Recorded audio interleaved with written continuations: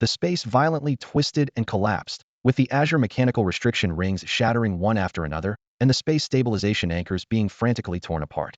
Energy storms raged across the universe, with brilliant explosions blossoming like fireworks. The collapse expanded, devouring everything in its path, until darkness engulfed all, and the world sank into eternal silence. Whoosh! Fang Qi suddenly sat up in bed, startled. The cool breeze from the air conditioner brushed his skin, and the memory of death remained vivid, making him smile wryly. As he walked to the balcony, a familiar voice rose from below. Fang, can't sleep either? Li Qing, call me that again, and I'll sew your mouth shut, Fang Qi said, his face darkening. We're buddies, no need to be so distant. Want to chat? Fang Qi leapt down effortlessly from the second floor. They lit cigarettes and strolled under the moonlight, with Li Qing excitedly discussing tomorrow's career choices. The three main professions aside from the luck-based psionics, both martial arts and mage are good, Fang Qi mused. I'm going for martial arts. If I could land a hidden class, even better, Li Qing said, rubbing his hands. Sword Immortal, Elf Hunter, Holy Priest ID, take any of them. When I make it big, I'll definitely bring you along. Fang Qi was indifferent to his words. If it weren't for Li Qing's class professional mother, he'd have been beaten down long ago. However, the mysterious obelisk, the career-changing device, caught his attention. After this career change, I'm leaving Mountain City, Li Qing suddenly said. Mom's been promoted and transferred, so the whole family has to move. Fang Qi looked up at the twin moons in the sky, feeling a strange sensation. This scene constantly reminded him that he was in a different world. His soul came from a pinnacle tech civilization world where he was a top-notch mechanic, until an accident during a dimensional collapse led to his rebirth here. Although reborn with class psionic parents, fate played a cruel hand. At 10, a secret realm shattered, monsters invaded, and his parents died in the defense battle. In his previous life, he was accustomed to life and death across the stars, but the pain of losing loved ones still lingered. Thinking about uncle and aunt again, Li Qing patted his shoulder. Fang Qi smiled faintly, but said nothing. While this world's extraordinary professions were powerful, his ambitions lay elsewhere. In his past life, human civilization conquered the stars through technology, with mechanics commanding vast mechanical armies across the universe. The obelisk not only inherited existing professions, but also had the potential to create new systems. It was time for this world to witness the power of mechanical civilization. Extinguishing his cigarette, Fang Qi's eyes reflected the starry sky, shining brightly. In Shancheng, Tianhai province of the Daxia Kingdom, nearly 300 students stood in neat rows on the Supernatural Academy's field, the air heavy with tension and anticipation. Today marked not only their graduation, but also the crucial moment when their career panels would be activated. On the platform, an elderly man with graying temples stepped forward slowly. Clearing his throat, he spoke in a voice that, though not loud, reached every ear clearly. Students, 3 years of hard study are about to conclude. I believe you have mastered the theoretical knowledge of your professions. Today, you will embark on a new chapter of your lives. His voice rose as his eyes sparkled with intensity. The world is not a peaceful place. Ahead lies danger and challenge. You may fall in secret realms or perish on the path of advancement. But, he paused, you might also soar to great heights, reaching the pinnacle of individual prowess, becoming the pride of Daxia, the pride of humanity. This rousing speech greatly boosted the morale of the students present. However, Principal Meng Lang, seemingly unsatisfied, added, well, maybe. But there's nothing wrong with being an ordinary person, at least it's safe. Fang Qi stood among the ranks, listening to the unique speech that unfolded every year, feeling a mix of emotions. He couldn't help but think, Principal Meng Lang is a good man, but he sure likes to talk a lot.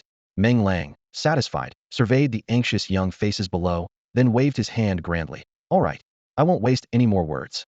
Let's begin. With that, he leisurely stepped aside, perfectly resembling an elderly figure. But Fang Qi knew well that this seemingly frail old man was, in fact, a powerful berserker. As Meng Lang's words faded, an obsidian obelisk slowly rose from the platform. A faint glow appeared on its surface, gathering into a pillar of light that shot straight into the sky.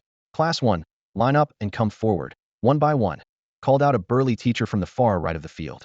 The students of the first class began to move in an orderly fashion towards the platform. Fang Qi's class, the 7th, was the last, and they had a long wait ahead. His classmates began to whisper amongst themselves, discussing their choices. However, some stood silently, already decided, not joining in the conversation. Fang Qi stood alone, bored, with no one to talk to. His friend Lu Qing was in a different class and couldn't keep him company at the moment. Just then, Fang Qi overheard a conversation between 2 students in front of him. Wang Ming, what job are you planning to take? Asked a chubby boy. Me? I've talked it over with my family, and I'm going to become a chef, replied the tall, thin Wang Ming. A chef? Aren't you considering a combat or support profession? The chubby boy asked, surprised. Wang Ming rolled his eyes and chuckled. Are you kidding? My family owns a dozen chain restaurants. Why risk my life? Isn't it better to be a wealthy heir? The chubby boy seemed doubtful. But no matter how much money you have, you still need strength, don't you? Yeah, that's what I have you for.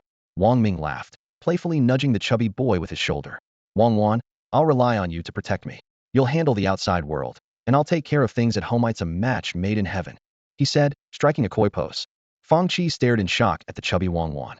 He squinted, trying hard to determine the person's gender, but still couldn't be sure. What surprised him even more was that Wang Wan seemed to be someone's girlfriend.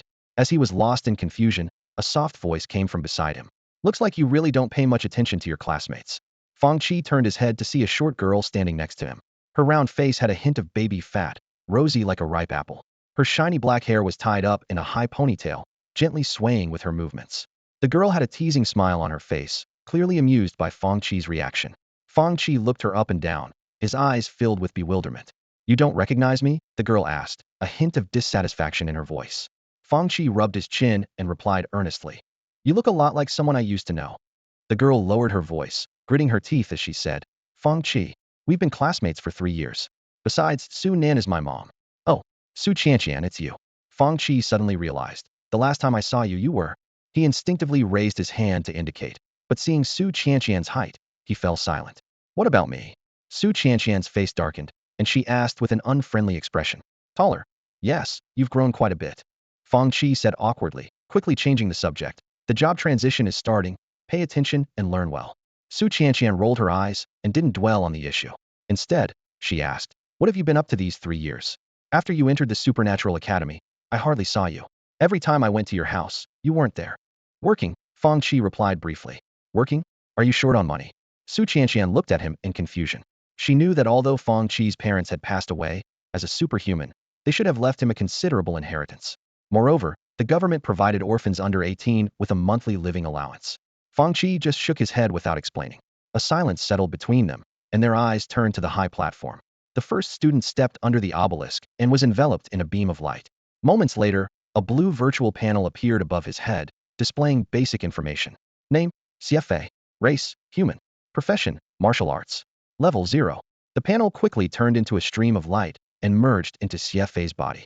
The subsequent students stepped up one by one, choosing their respective professions.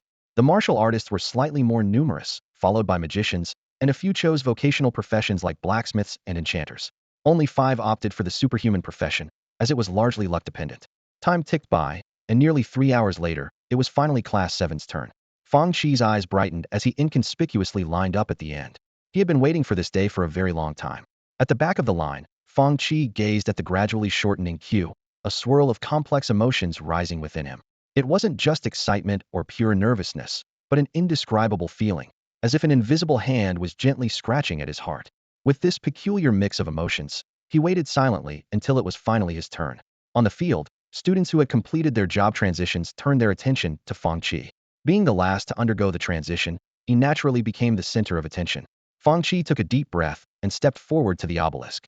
In an instant, a beam of light descended from the sky, enveloping him.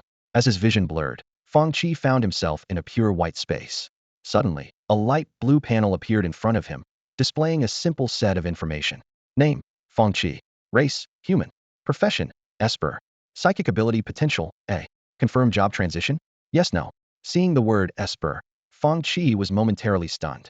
Lu Qing's prophecy had come true. Not only had he awakened an ability, but his potential had reached grade A, triggering the default choice. If he hadn't already planned, he might have been tempted. Fang Qi couldn't help but smile and unhesitatingly chose no. The panel immediately updated. You have given up the profession of Esper. You may now choose to select a legacy profession or create a new one. Relieved by the expected response, Fang Qi took a moment to think before tapping the Create option. The panel transformed into a form resembling a resume, with about a dozen fields to fill in, each with specific requirements. Fang Qi carefully reviewed it and began filling it out one by one. Discipline, mechanical. Advancement route note. Legacy systems can be inherited up to grade S. Beyond grade S, self-exploration is required. Seeing this note, Fang Qi frowned and muttered. Does that mean above grade S? I have to figure it out myself? Why is that? Unable to understand the reason for now, he continued reading. Next, he needed to fill in the logical framework to complete the discipline. After contemplating for a moment, Fang Qi decided not to divulge all his professional knowledge, but chose the most basic mechanical knowledge. There were several reasons for this. Advanced knowledge wasn't needed yet. More importantly, it was his first time creating a profession, and the situation was still unclear. If he gave away all his valuable knowledge without getting a corresponding return, it would be a loss. He entered basic materials science, basic chemistry, basic mechanical structures, basic weapon construction, basic magnetism, basic mechanics, basic structural engineering, and a dozen other fundamental subjects. The panel changed again, displaying verifying. Verification successful. Currently activated at grade D, magnetic ring mechanic. Further advancement locked. Please continue to fill in more knowledge to complete the discipline. Seeing this prompt, Fang Qi couldn't help but twitch the corner of his mouth. Fang Qi possessed a vast and complete knowledge base, allowing him to avoid the hardships of starting from scratch when creating a new career path. He understood deeply that pioneering an entirely new profession was not a task that could be accomplished overnight. It required years of accumulation. Gathering his thoughts, Fang Qi continued to focus intently on the panel information, as prompts such as exclusive specialty, special condition generated career specialty, automatically generated common specialty, automatically generated skills, and comprehension generated exclusive energy flashed by. An important message appeared. Congratulations, you have successfully created a brand new career path. The system then proceeded with mechanical character detection and panel generation. Fang Qi breathed a sigh of relief, feeling a surge of happiness. Everything was going according to plan. With enough theoretical knowledge, creating a new career path was indeed possible. He began to anticipate the changes in a mechanic after the job panel enhancements. Reflecting on the days of his past life when personal attributes were not displayed on a panel, Fang Qi cherished the present even more. Back then, mechanics relied entirely on self-learning and understanding, which led to an exceptionally high level of brain development. Every mechanic's brain was comparable to a quantum computer, necessary for mastering such vast knowledge and controlling large-scale army operations. After waiting for a minute, the dormant panel finally responded. A series of information appeared. Name, Fang Qi. Race, human. Profession, mechanical. Level, 002000. Experience. Rank, 0. Profession, magnetic ring mechanic D level. Base intelligence, 6012. Base strength, 10. Base agility, 100.5. Base defense, 10. Energy mechanic force, 100. Health, 100. Free attribute points, 0. Skills, none. Equipment, none. The system also detected that Fang Qi's brain development level was at 60, generating 2 exclusive specialties. 1. Perfect mechanic sense. Machines under your control gain an intelligence 3 bonus to attack and durability.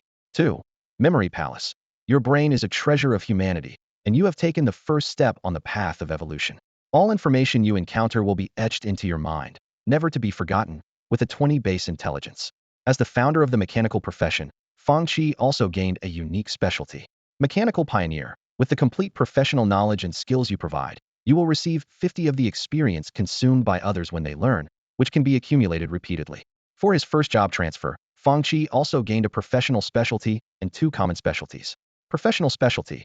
High focus increases mechanical manufacturing speed by 20. Common specialty 1. Basic life toughness. You will be immune to 5 of attack damage when attacked. Common specialty 2. Basic agility. Your base agility increases by 5. Seeing this information, Fang Qi was thrilled, unable to hide his excitement. He couldn't help but clap his hands, unable to contain his joy. The specialties, perfect mechanic sense, mechanical pioneer, and memory palace alone exceeded his expectations. For most people, the mechanical pioneer specialty might seem trivial, but for Fang Qi, who possessed a complete set of professional knowledge, it was undoubtedly a significant advantage. All he lacked now was time to grow. The bonus from perfect mechanic sense was particularly impressive, especially later on, when the mechanical army took shape. Individual mechanical soldiers' health and attack could benefit from triple the intelligence attribute, greatly enhancing their output and combat endurance. The memory palace was the specialty Fang Qi valued most. As a mechanic, output capacity was closely tied to intelligence. Considering that base attributes would increase with level, this specialty's bonus would become even more significant in the later stages. More importantly, acquiring new specialties after the first job transfer would become exceedingly difficult. Calming his excitement, Fang Qi decisively confirmed his job transfer choice by pressing yes. Outside, Fang Qi stood quietly beneath the obelisk as more than 10 minutes passed by unnoticed. The crowd around him began to murmur, their curious eyes frequently glancing at this figure who had remained motionless for so long. Principal Meng Lang adjusted his glasses, a thoughtful look crossing his face. He gestured toward the teacher of Class 7 nearby. Principal Meng, what can I do for you? The Class 7 teacher asked as he approached quickly, speaking in a low voice. Meng Lang cleared his throat. What's this student's name?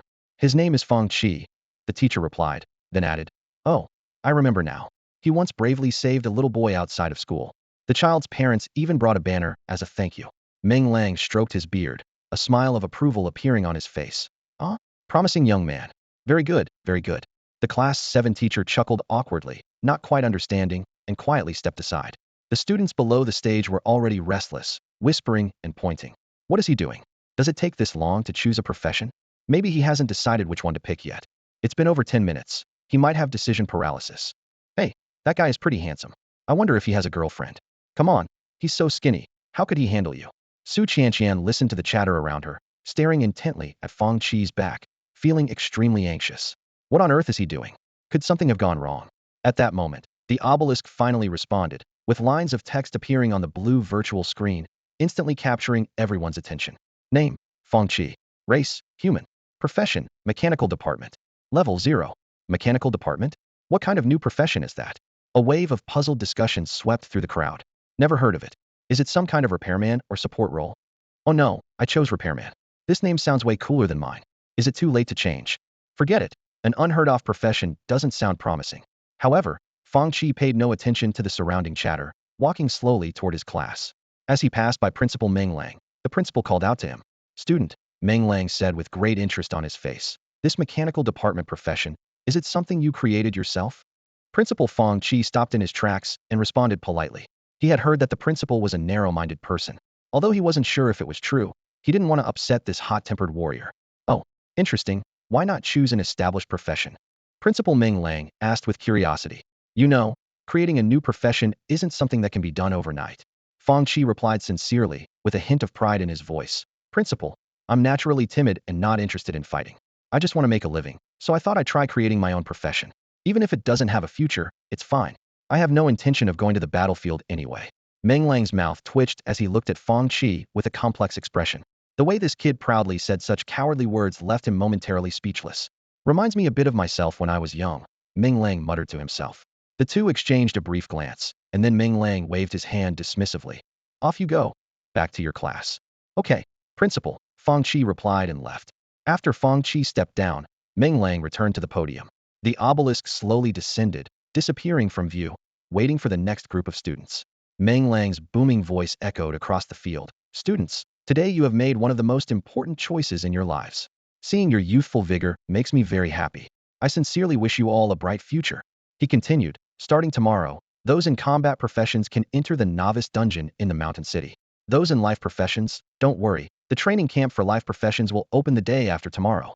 You have 2 months to become stronger, and in 2 months, it's time for the advancement exams. Students who reach level 30 can participate. Work hard, everyone. We'll meet again in 2 months. This time, Principal Meng Lang refrained from saying anything that might unsettle the students. He waved his hand, signaling everyone to disperse. Fang Qi was about to leave when he suddenly felt someone tugging at his clothes, almost causing him to stumble. He turned around and was surprised to see Su Qianqian. You chose the martial arts department? Su Qianqian asked. Yes, the martial arts department, Fang Qi nodded. What about your mechanical department? What does it mainly do?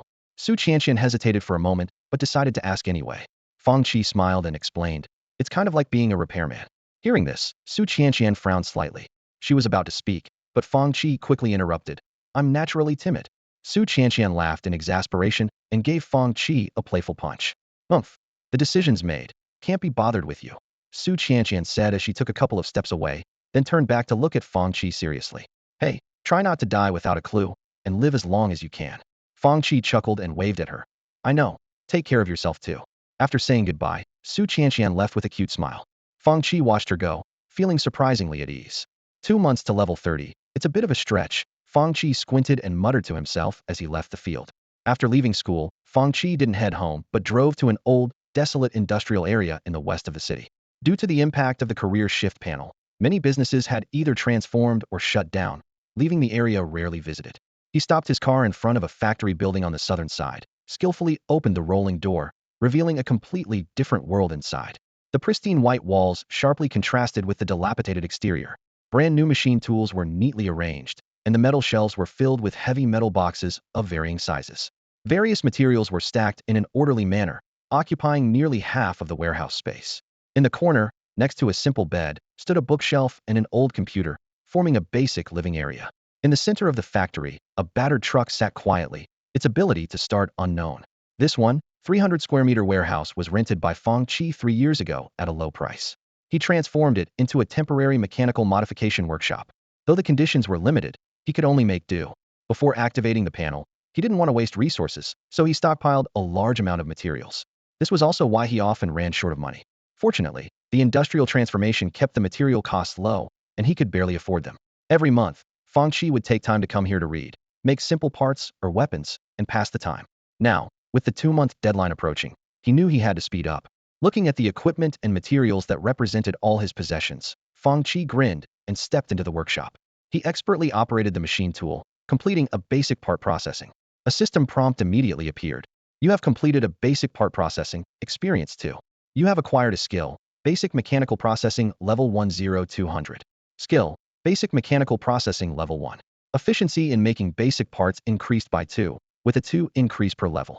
Fang Qi picked up the newly processed part, a knowing look in his eyes. Skills are much simpler than I imagined, he thought, casually placing the part aside and continuing to focus on his work. After completing another processing, the system prompted again. You have completed a basic part processing, experience 2, proficiency 1. Skill, basic mechanical processing level 1200. Fang Qi realized that skills are improved through constant repetition and practice. Although as the level increases, the experience gained from the same part will gradually decrease and eventually may no longer provide experience. He didn't care about these details, simply focusing on continuing his work. The bright white lights in the workshop dispelled the darkness, making it hard to distinguish between day and night. The hum of the machine tools was incessant throughout the day. Only when he was exhausted did Fang Qi eat something simple and collapse into bed. The next day, before dawn, the workshop lights came on again. Fang Qi, with a piece of bread in his mouth, skillfully started the machine tools and then turned to a metal table to begin assembling parts. His movements were smooth and focused, as if he were one with the machines, fully immersed in the world he had created, dedicating himself entirely to the work of mechanical modification. Fang Qi completed a series of tasks involving weapon assembly, mechanical repairs, modifications, and enhancements, each of which increased his experience points. With the acquisition of new skills, his basic abilities in weapon assembly, mechanical repairs, modifications, and enhancements all reached level 1. Although repeatedly working on the same weapon resulted in diminishing returns in experience points, it did not dampen Fang Qi's enthusiasm. In the workshop, Fang Qi was hard at work, dedicating himself day and night to his tasks. His gaze alternated between focusing intently on the parts in his hands and swiftly scanning the spread-out blueprints. Even though this world in his mind contained a vast array of gunpowder weapon schematics, he was not content with that. Fang Qi understood that relying solely on manual work to gain experience was inefficient and not his ultimate goal.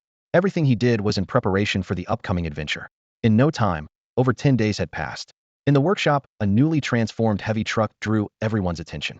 The once dilapidated body was now encased in thick black armor, exuding a cold mechanical sheen. Inside the cab, Fang Qi had installed a comfortable bed, and for a touch of whimsy, added a large screen and satellite antenna to receive some TV channels. The tires were replaced with heavy-duty, explosion-proof, self-sealing tires to ensure safety on the road. The previously open cargo hold was now fully enclosed, with solar panels mounted on the roof. The interior was meticulously designed, with several metal shelves neatly arranged and securely fastened. On the shelves were a dozen mechanical boxes filled with weapons and ammunition made during this period. On the weapon rack, over 20 brand new weapons of various types were neatly lined up, gleaming with a cold light. Near the front of the truck, a small machining lathe was firmly fixed in place. Fang Qi stood in front of the truck, satisfied with his creation. On his job panel, the truck now had its own information. Equipment, makeshift mobile logistics vehicle green. Durability, 4,200. Defense, 380. Note, you might be able to use it to process some simple items, but it cannot handle complex tasks. Bang! Fang Qi slammed the heavy tailgate shut, yawned tiredly, and dragged his weary body into the bathroom. As warm water cascaded over him, his mind gradually cleared. After a thorough half-hour shower, he emerged wrapped in a towel. Although his frame appeared somewhat lean, his muscle definition was quite pronounced. Fang Qi collapsed onto the bed, casually glancing at his phone. There were no missed calls, only some classmates boasting about their upgrades in the class group chat. He yawned again, tossed the phone aside, and buried his head under the covers to sleep. After working tirelessly for over 10 days, all he wanted now was a good rest to recharge. The next morning, Fang Qi got up early. After quickly freshening up and having a simple breakfast, he sat on the sofa with a steaming cup of tea. As was his habit, he opened the job transition panel. contemplating the results of his efforts over the past few days.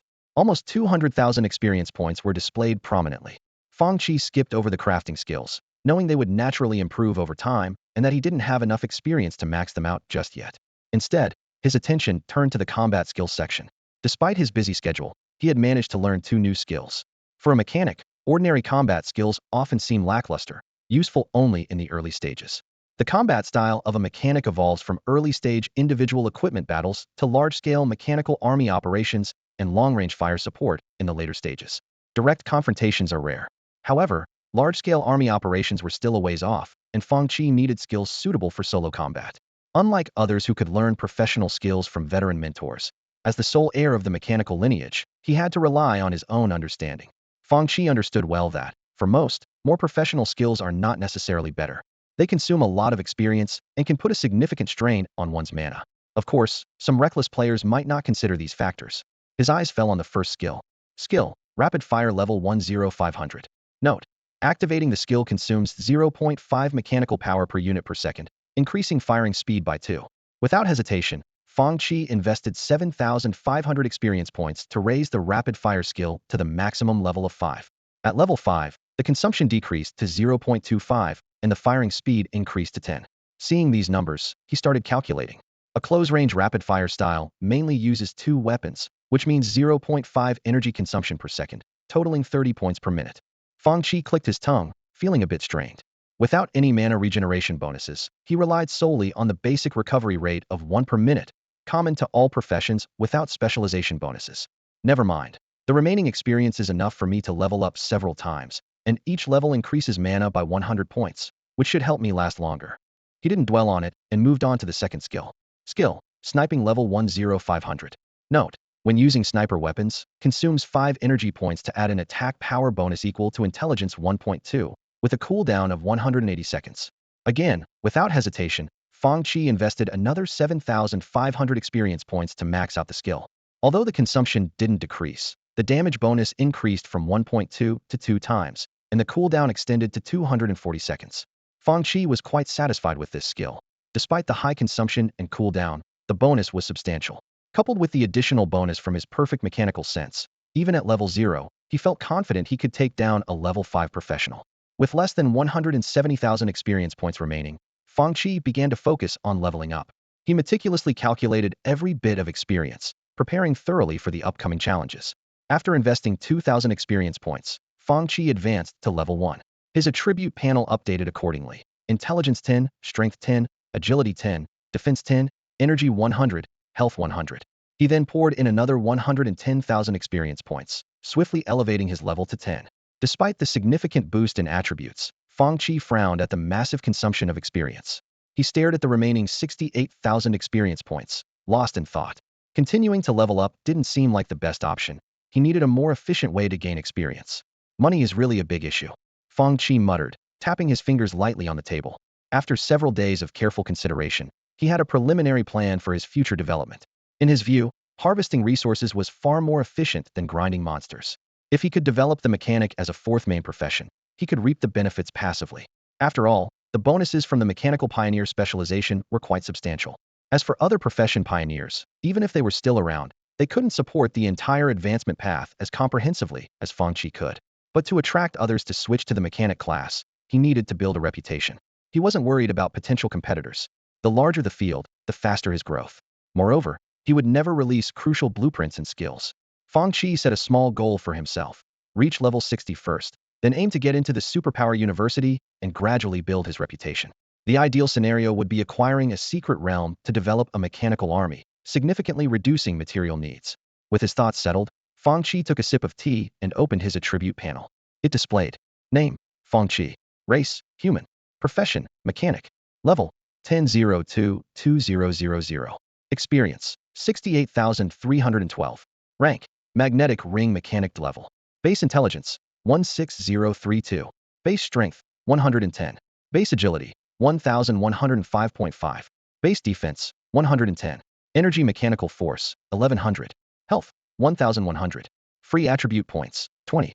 The Skills section listed several skills such as Sniping level 5, Rapid Fire level 5, and Basic Mechanical Processing level 3. The equipment section included items like a crude mobile logistics vehicle green and dual hunter 500 pistols green. In his exclusive specializations, perfect mechanical sense allowed the machines he controlled to gain attack and durability bonuses equal to intelligence 3. Memory Palace increased his base intelligence by 20.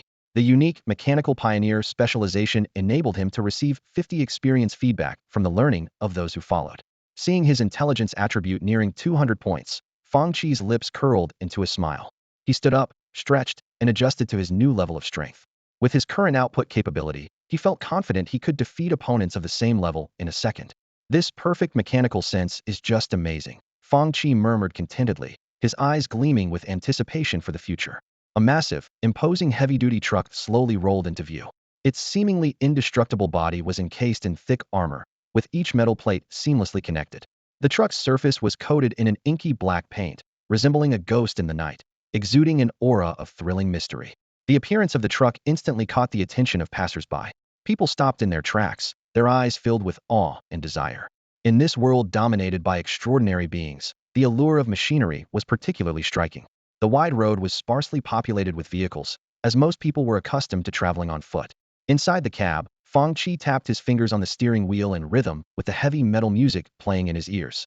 He relished the exhilaration of having the road to himself, pressing the gas pedal as the engine roared, propelling the truck forward like a wild beast. At the entrance of the novice dungeon, hundreds had gathered, with a dozen martial artists maintaining order. Suddenly, a deep engine sound and faint music emerged from afar. The crowd turned to see a black truck approaching like a beast. The truck stopped not far from the entrance, its sleek and stylish design leaving the crowd in awe. Some instinctively reached for their weapons, while others whispered about wanting to buy a similar model. All eyes were drawn to the cab, curious about the identity of the driver. Fang Qi, with a cigarette in his mouth, grabbed a tactical backpack from the passenger seat and jumped out. The heavy door slam snapped the onlookers out of their daze. They noticed that Fang Qi's outfit was unlike anyone else's present. Most martial artists wore tight suits or flowing robes, equipped with cold weapons. Mages favored a vintage style, wielding small, cute wands. In contrast, Fang Qi wore a black trench coat, a gray tactical vest, camo cargo pants, and sturdy electromagnetic kinetic sneakers. His trench coat was stuffed with magazines, and he carried a silver pistol on each hip. His utility belt was adorned with a folding combat knife and various tactical tools. He casually slung a bulging tactical backpack over one shoulder, its contents a mystery. Though his outfit was unconventional, it exuded a unique, cool vibe. Unfazed by the stares, Fang Qi stepped forward confidently and greeted, "Hey, good morning, everyone." His friendly demeanor broke the silence, prompting some to start asking questions out of curiosity. "Hey man, what's with the outfit?" A guy dressed in black athletic gear couldn't help but ask, his eyes sparkling with curiosity. Fang Qi smiled slightly and gave a thumbs up in response. "Just something I threw together myself." "How does it look?" "Pretty cool," the guy genuinely praised. His friend was also drawn over, but his gaze fell on the car beside Fang Qi. "Dude, did you make that car too?" Fang Qi replied honestly. "It's a second-hand piece I picked up and did some minor modifications on." As soon as he finished speaking, the guy's eyes lit up, and he excitedly held out 5 fingers. "Want to sell it? I'll pay 300. No, 500,000 summer coins." Fang Qi leaned back slightly, taken aback. The offer was tempting since the total cost of the car was less than 300,000. However, he politely declined because he didn't have time to work on a new one. After being pestered by the guys for a while and satisfying their curiosity, Fang Qi finally reached the entrance to verify his identity. "Mechanical department?" The gatekeeper raised an eyebrow, looking Fang Qi up and down. "I don't really get it, but you seem quite impressive." He shot Fang Qi a meaningful glance. Fang Qi felt a chill run down his spine and quickly walked away without looking back. "What's going on? Why are all the people talking to me, guys?" he muttered under his breath, diving into the dungeon entrance. Outside, a number of people waiting for their energy to recharge gathered around his mobile support vehicle. Under the supervision of the staff, they curiously poked and prodded, as if they'd discovered a new world. Suddenly, a skinny young man with glasses exclaimed, "Whoa, this is actually a piece of equipment. And it's green quality." The crowd immediately crowded around, bombarding him with questions. The young man opened his skill panel and shared the assessment results. The blue virtual panel displayed all the information about the support vehicle. Green equipment, for 1,200 durability, 380 defense. 380 defense? Does that mean I can't even scratch it? A guy dressed like a martial artist scratched his head in confusion. Someone next to him asked, "What level are you, man?" "Level 12. "No wonder. I'm level 15 and can just barely get through. But wearing down that durability will take forever." The guy who had wanted to buy the car earlier muttered regretfully, "I should have offered more." As everyone discussed animatedly, someone suggested asking Fang Qi to make equipment for them. The idea was immediately met with approval. Meanwhile, Fang Qi, who had already entered the dungeon, peeked out to observe the situation around his support vehicle. A glint of cunning appeared in his eyes, and he wore a satisfied grin. Looks like the opportunity has arrived, Fang Qi thought to himself, as if he were looking at a field of ripe crops ready for harvest. In the replica space, Fang Qi stepped into a region of overgrown weeds and twisted trees.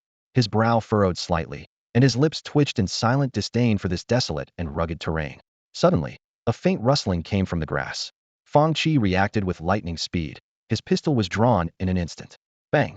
The sharp crack of a gunshot shattered the silence, and then he skillfully twirled the pistol before holstering it. The panel popped up a notification. Killed level 1 wild wolf, experience 10. Just about worth the effort. Fang Qi glanced casually at the wolf's corpse and continued deeper into the replica. As he ventured further, the level and number of monsters steadily increased. Fang Qi encountered various creatures along the way, gradually leveling up, though not as swiftly as he had hoped. About half an hour later, he finally found his true target. Bang! A muffled gunshot alerted a pack of zombie-like corrupted bears. They stood up, fixing their fierce gazes on Fang Qi.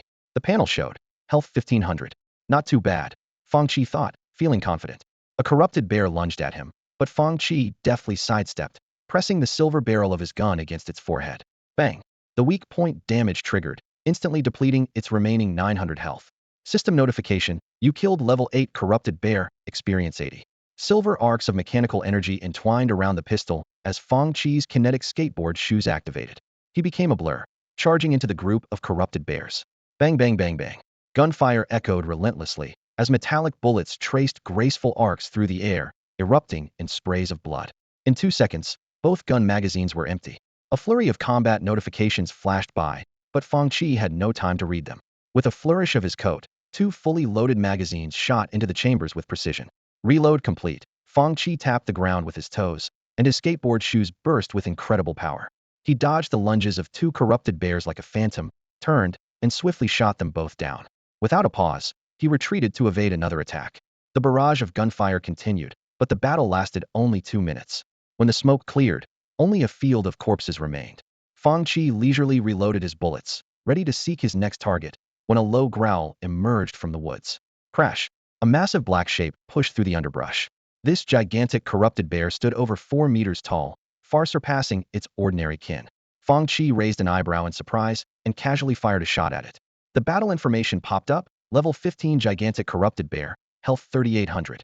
Wow, its health is nearly 4 times mine, Fang Qi marveled, eyeing the formidable opponent with caution. The corrupted bear's roar echoed across the open field as it charged towards Fang Qi on all fours. Squinting his eyes to focus, Fang Qi gave a slight shrug of his shoulder, and a long mechanical strip shot out from the side of his backpack. With a flick of his wrist, he caught the metal strip, casually tossing it to hear a click as the foldable tactical sniper rifle instantly unfolded. The gun gleamed coldly as Fang Qi quickly checked its attributes. Attack power 288, durability 1200, defense 80. Special effect, 3 chance to trigger a critical hit, dealing triple damage. Raising the gun to aim, silver mechanical energy wrapped around the rifle like threads. This sniper skill activated, doubling his intelligence bonus. Perfect mechanical sense, enhanced again, tripling the intelligence bonus. The tactical sniper rifle's attack power surged to an astonishing 1248 points. Goodbye, Fang Qi murmured, squeezing the trigger. The bullet, wrapped in mechanical energy, whistled out, hitting the giant corrupted bear's head with precision. Blood splattered as the critical hit on its weak spot was triggered, and the massive body collapsed, sliding with inertia until it stopped at Fang Qi's feet. The system notification chimed. You have slain the giant corrupted bear level 15, experience 2000. Without a change in expression, Fang Qi put away the sniper rifle and continued forward. The monsters in the dungeon didn't drop equipment or materials, only experience points, so he saw no reason to stop and check. For the next 6 hours, Fang Qi roamed the dungeon space. Although the process was monotonous, his experience points increased rapidly. There was no distinction between day and night here. Only the hunger in his stomach reminded him of the passing time. Checking his panel, he saw his experience points had increased by about 80,000. Fang Qi raised an eyebrow, quite satisfied with the efficiency. Even though the battles were one-sided, he didn't realize that his monster farming speed was enough to leave countless others astounded. A fully equipped 4-member team might not earn even half the experience he did in 6 hours. Fang Qi's output capability at his level was truly overpowered. It's time to check on my dear cash cows. Can't keep them waiting too long, Fang Qi thought. a slight smirk appearing on his lips as he chose to exit the dungeon. Unbeknownst to Fang Qi, in the few hours he was away, his treasured supply truck was nearly looted. Wow, it's really a green tier item, and it's huge. Let me touch it, exclaimed a martial arts student excitedly, reaching out to touch the armored vehicle that had just emerged from the dungeon. Where do you think you're touching? Said another burly man, joining in with a gleam of excitement in his eyes. You guys are such perverts, the mage girl in the four-person team remarked with a look of disdain as she watched her three teammates jump around. What's so fascinating about this hunk of metal? I have a green tier item too, but you don't see any of you being this attentive. She waved her small, exquisite staff. TCH, it's small, not interesting. The other martial arts student turned his head away with disdain. The mage girl's face darkened, and her grip on the staff trembled slightly, as if suppressing the urge to cast a spell on him. Fang Qi, who had just come out of the dungeon, also looked displeased. The uninhibited behavior of these people made him extremely uncomfortable. Hey, enough, everyone. Fang Qi raised his voice, pushing through the crowd surrounding the vehicle. Touch it again, and I'll start charging you, he said irritably, clearly unhappy. Brother. No. Big brother. You're finally out, a skinny guy with glasses exclaimed, jumping up with delight at Fang Qi's arrival. Is there something you need? Fang Qi asked, feigning ignorance, as he opened the car door and tossed his tactical backpack onto the passenger seat. Big brother, let me introduce myself. I'm Lu Hong, an appraiser, Lu Hong said earnestly. I'd like to ask you to make me a couple of self-defense items. We can negotiate the price. And me. Big brother. I want gear too. Me too. I want to buy some. Before Fang Qi could respond, two more martial arts students raised their hands, shouting eagerly. You guys are putting me in a tough spot, Fang Qi said, pretending to be troubled as he stroked his chin. We're in different professions, so you probably can't use this gear. As he turned, his coat flared, revealing the folding combat knife at his waist. The sleek black mechanical structure caught Lu Hong's eye. As an appraiser, Lu Hong instinctively used an appraisal skill on the knife. Equipment, folding combat knife white. Attack power, 160. Durability, 1,500. Defense, 75. Note, I'm fast. Bear with it. 160 attack power for a white-tier item. Lu Hong exclaimed, causing everyone present to be momentarily stunned. Realizing his outburst, he quickly covered his mouth and looked at Fang Qi with an awkward smile. Big brother, I don't need green tier gear. I'm quite satisfied with this white-tier one. Fang Qi frowned, removing the folding combat knife from his waist. He gripped the black handle, and with a flick, the silver blade unfolded, displaying the equipment stats. Whoosh. The silver blade glinted in the sunlight, especially with its 160 attack power, captivating the martial arts students. You guys don't even have white-tier gear? Fang Qi tilted his head, puzzled. Mine has an attack power of 68, one martial arts student said sheepishly, awkwardly swinging his sword. Mine's 72, another said, staring at the folding knife. It's not just the high attack power, it's also stylish. His eyes gleamed with desire. I really love it. In front of everyone, Fang Qi pressed the button on the side of the knife's handle, and the blade quickly retracted, transforming back into a sleek black mechanical structure. Even those who weren't interested before now looked intrigued. This thing is so convenient to carry, someone couldn't help but exclaim. Fang Qi straightened his coat, sighed, and with a pained expression as if revealing a cherished secret, said, I'm Fang Qi, and I assume you all know me. Everyone nodded repeatedly, many remembering Fang Qi's name, as he was the last to awaken that day. The air was thick with anticipation and curiosity, and all eyes were on Fang Qi, waiting for what he would say next. Since we're all classmates, I can't really refuse you guys, Fang Qi said. The market price for a white weapon is 5,000 each, so I'll stick to that price. Whoever wants one, follow me. With that, he turned and walked towards the back door of the vehicle. Lu Rong's eyes lit up, and he quickly followed, along with a sizable group of martial arts students. With a heavy click, the thick tailgate slowly opened, revealing the inside of the logistics vehicle. The sight of the finely crafted small machine tools, racks filled with gunpowder weapons, and rows of neatly arranged mechanical boxes left everyone in awe. It brought back childhood fantasies of secret bases, and they couldn't help but hold their breath. Fang Qi deftly pulled out a mechanical box and opened it to reveal neatly packed folding combat knives. He glanced around at the eager crowd and said, line up and come one at a time. The transaction proceeded quickly, with 38 knives sold, including 2 purchased by magicians. Even though a sizable crowd remained to watch, Fang Qi remained unfazed. He closed the car door, waved goodbye, and drove off. The students who bought the knives couldn't wait to try them out. One team member imitated Fang Qi's casual flick, only to find the folding combat knife unresponsive. Did we buy a dud? He wondered, staring at the black mechanical structure in his hand. Try pressing that button. His teammate pointed out a button on the side of the handle. Another teammate was surprised to discover the button is so cleverly designed that even with your big hands, You didn't accidentally hit it. As the button was pressed, the blade instantly shot out, gleaming coldly. Upon closer inspection, they found the blade flawless. Craftsmanship is impressive, he remarked, swinging it a few times to appreciate the stable mechanical structure and excellent feel. After checking the weapon's attributes, he recommended to his teammates, "This feels great. I suggest you all get one too." Admiring comments echoed around, with some regretting not buying immediately and others praising the fair price of 5,000. Curiosity about Fang Qi, the mechanical engineering student, grew as they realized they had only seen a glimpse of his capabilities. Inside the car, Fang Qi hummed a tune, feeling pleased. He mused, selling a folding combat knife with a cost of 300 for 5,000 is really generous. With such generosity, how am I going to make money in the future?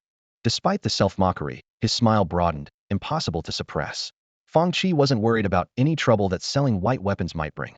White equipment is just transitional gear for beginners below level 20, with a small market and limited profit, hardly worth anyone's dedicated business. But for Fang Qi, it was different. Like blacksmiths, mechanics gain attribute bonuses from blueprints, though there are nuances. It's akin to the difference between handcrafted items and mass-produced goods. In fact, Fang Qi could upgrade the folding combat knives to green quality and sell them with magnetic control armor.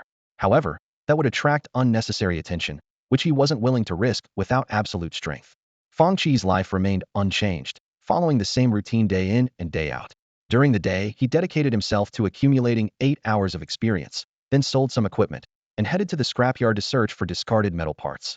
During this period, he mastered 2 new skills: basic material refining and basic energy refining. These skills are crucial for a mechanic, both now and at more advanced stages. Fang Qi quickly leveled these skills up to the maximum level of 10, but unfortunately, he couldn't progress further due to level restrictions. The sales of folding combat knives met Fang Qi's expectations, with over 100 sold in a short time. Although lowering the quality could have increased profits, Fang Qi adhered to his professional ethics as a mechanic and refused to produce any substandard products. With his equipment updated once again, Fang Qi's leveling speed improved significantly. However, he deliberately controlled his leveling pace, using a large amount of experience to enhance and develop blueprints. He understood that level is the most noticeable indicator, and standing out too much might attract unwanted attention. Although Fang Qi had plans to become famous, at this stage, he chose a more cautious approach. At this moment, Fang Qi was unusually not out and about, but was instead sitting on the sofa in his warehouse. Soothing music filled the air as he leisurely sipped tea, surrounded by various snacks on the table. All preparations were complete. He had developed more than a dozen new blueprints and leveled them all to the maximum, just waiting to start making new equipment after moving. Fang Qi's level had reached 30, just meeting the standard to take the exam. His panel attributes had once again increased significantly, yet he prudently saved 60 free attribute points for emergencies. His panel also stored over 1 million experience points to handle any unforeseen changes. The materials he had accumulated were all refined, and although the conversion rate wasn't high, they filled 2 mechanical boxes. He even sold his beloved logistics vehicle, as it was becoming meaningless with his imminent departure from the mountain city. Now, the warehouse seemed particularly empty, except for the old car that carried memories of his father. Just as Fang Qi was enjoying his leisure, his phone suddenly vibrated. He picked it up and, after a moment of thought, sent a location before casually tossing the phone aside. The sender was a generous old customer who had left a deep impression on him. Before long, an expensive car slowly stopped at the entrance. The driver's door opened, and a young woman in a green dress gracefully stepped out. Her skin was fair, her appearance both cool and strikingly beautiful, with her dark hair casually draped over her shoulders.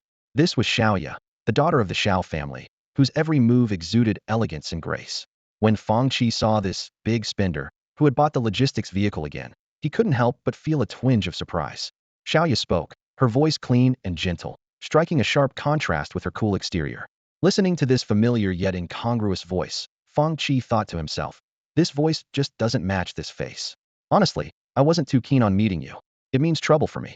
Fang Qi clicked his tongue lightly, feeling resistant, yet politely pouring her a cup of tea. Xiaoya sat down on the sofa without any pretense, sipping the tea with a calm demeanor. Fang Qi leaned back and got straight to the point. So, what's the big deal? Xiaoya pointed to herself, looking serious. Me. Fang Qi leaned back warily. I perform, not sell myself. Xiaoya was momentarily at a loss, giving Fang Qi a peculiar look before explaining. You've misunderstood, that's not what I meant. I want to apply to the Superpower University too. That's great. Fang Qi responded with encouragement, giving a thumbs up. Unmoved, Xiaoya continued. There are 4 superpower universities. Longdu Academy is mostly for martial artists, Arcane Academy for magicians, Mobius Academy for those with special abilities. The 4th is Whale Island Academy, located on the front lines of the northern battlefield. That's the one I want to apply to. I want to invite you to join me. Fang Qi waved his hand. Xiao, I think you're mistaken. I'm just in logistics and have no plans to apply to any university. I saw it. Xiaoya suddenly said. You will be very strong in the future. Fang Qi squinted at Xiaoya, tapping the table with his finger. A prophet. Xiaoya nodded. What did you see? A silhouette. Fang Qi was incredulous. Just from a silhouette? You're sure it's me? Are you out of your mind? And you just thought of killing me. Now you still want to. After Xiaoya finished, an awkward silence fell between them. Fang Qi forced a smile. Ahem. No offense. I'm naturally timid and insecure. Xiaoya explained. My prophecies are passively triggered. I can't control them. Fang Qi sighed. You could be more subtle. No need to be so honest. Prophets don't live long. You should know why. Suddenly, Fang Qi sensed something was off. You didn't change careers at school, did you?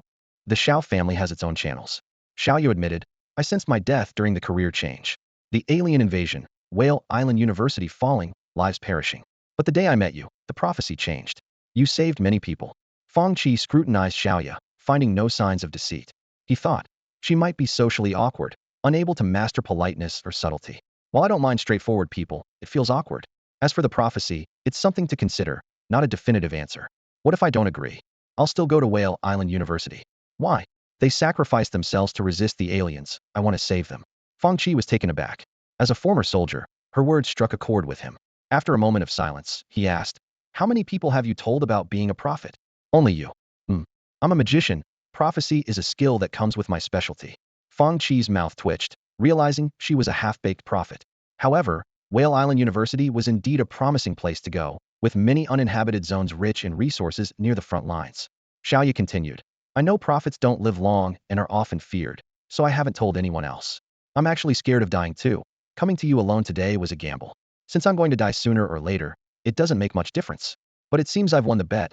You didn't kill me. A smile appeared on Xiaoya's face, her tone becoming lighter. Fang Qi interrupted her joy. You're happy too soon. Since it's a business, let's talk about the terms. No problem. Xiaoya smiled radiantly, as if 100 flowers had bloomed, stunningly beautiful. Fang Qi hadn't yet decided on what to ask in return from Xiaoya, but seeing her accommodating attitude made it difficult for him to voice his request. After a moment of thought, Fang Qi drafted a detailed list of supplies, enumerating various items and their quantities. Despite the significant value of the items, Xiaoya agreed without hesitation. Fang Qi wasn't trying to make things difficult for Xiaoya. He needed to quickly enhance his strength based on her prophecy. His understanding of the alien races was limited to textbooks and videos, and he was not well acquainted with the actual situation at Whale Island Academy. Xiaoya's foresight abilities were limited. She could only sense that something would happen in the future without knowing the specific details. As Fang Qi was looking down at his phone, Xiaoya softly asked, what would happen if I reported my prophecy ability? Fang Qi looked up at her and replied bluntly, you would die. Xiaoya let out a bitter sigh, her eyes reflecting a complex expression. Fang Qi added, of course, you might also end up wishing you were dead. Xiaoya's usually calm demeanor was momentarily disrupted. I was just speaking offhand. Don't mind it. Fang Qi shrugged innocently. You didn't have to explain, Xiaoya replied. Next time for sure. They exchanged a glance and fell into silence. Fang Qi initially wanted to ask Xiaoya to leave, but considering he had just accepted her items, he thought it might come off as hurtful. He scratched his face awkwardly and continued to look at his phone. Xiaoya, on the other hand, simply wanted to spend more time with Fang Qi, feeling relieved after sharing her secret. She sensed Fang Qi's slight disdain, which surprisingly eased her pressure. Seeing Fang Qi remain silent, Xiaoya started making tea for herself, appearing quite at ease. Fang Qi watched her familiar manner out of the corner of his eye, feeling a bit uncomfortable, and couldn't help but ask, don't you need to go level up? I'm already level 34, ready for the assessment. Xiaoya replied. Fang Qi's eyes lit up as he stood up and said seriously, well then, you take your time.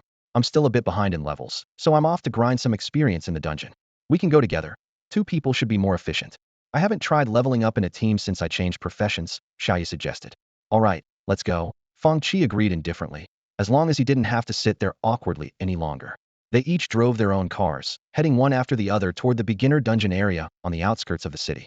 The dungeon entrance was as bustling as ever, and Fang Qi's arrival attracted quite a few glances and enthusiastic greetings. A young man with a buzz cut and a folding combat knife at his waist greeted Fang Qi. Hey Fang, hitting the dungeons today? You're a bit late. Not too late, it's just past 9:30. Perfect timing, Fang Qi replied with a smile.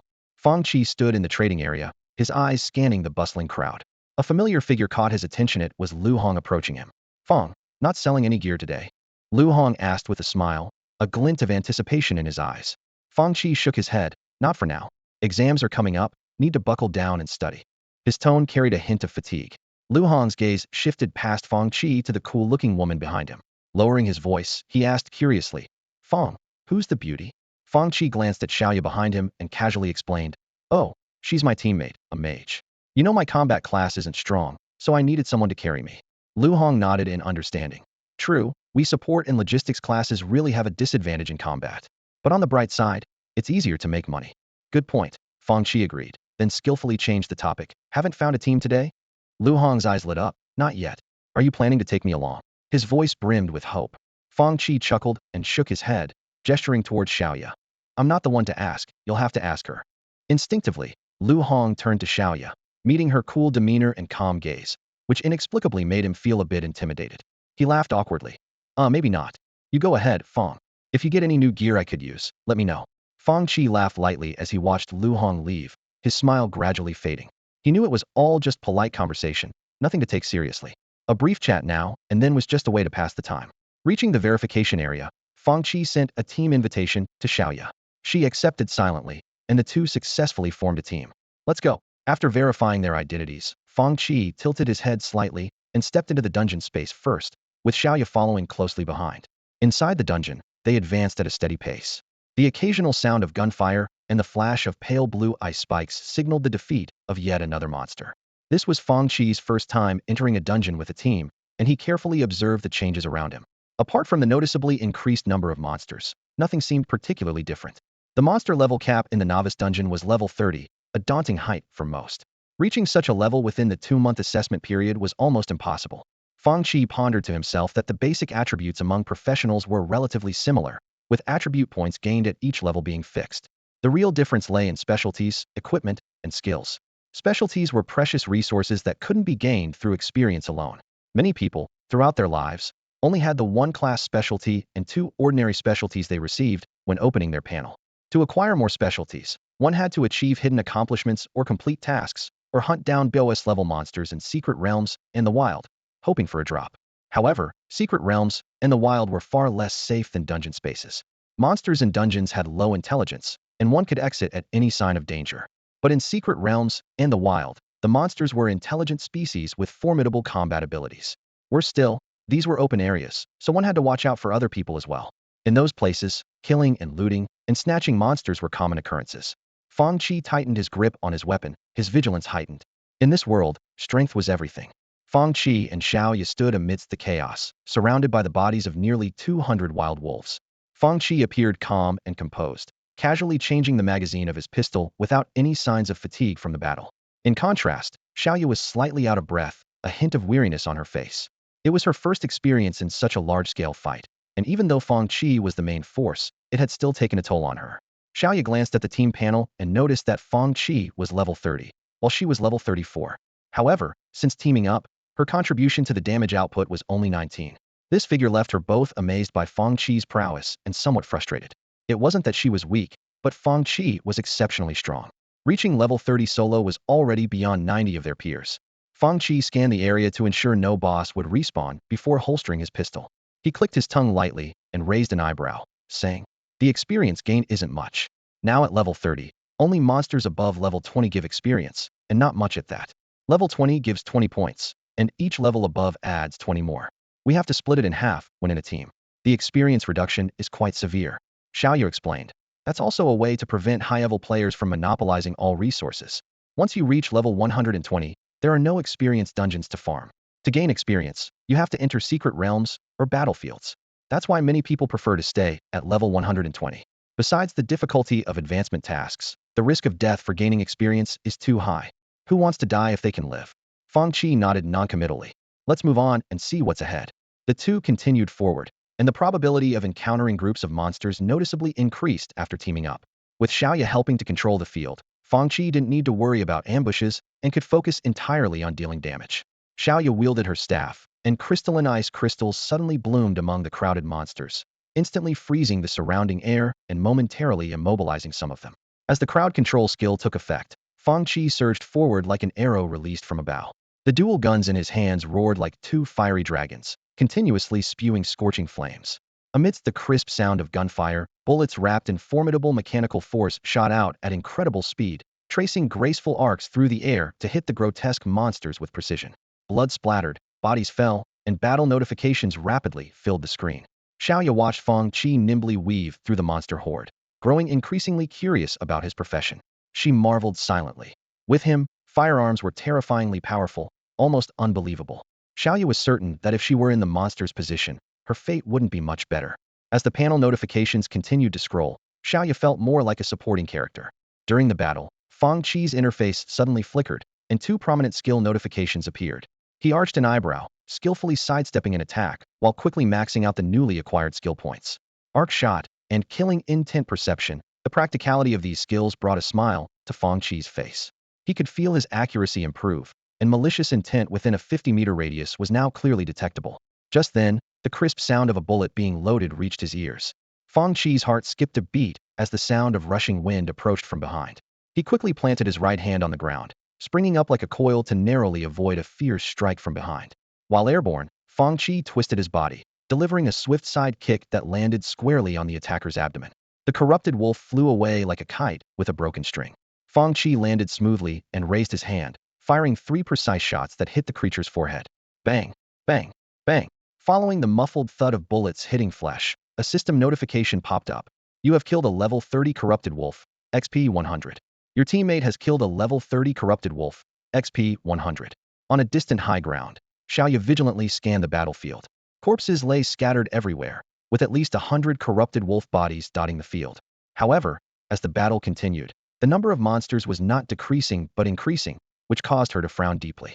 Be careful, there are too many monsters, this isn't normal, Xiaoya warned Fang Qi while casting 3 spell skills. Fang Qi also sensed something was off. He activated his kinetic hover shoes, dodging 3 attacks in quick succession, and said with a frown, I noticed. These monsters are attacking faster. After shooting a nearby monster, he triggered the battle information. Fang Qi glanced at the monster's interface, his pupils narrowing. Corrupted Wolf, level 30. Health, 3,750. 75 buff, Wolf King's Inspiration. Effect, increases attack speed by 25, increases health by 25, duration 1 hour. This buff, Fang Qi muttered. No wonder they're so tough. It looks like something big is coming.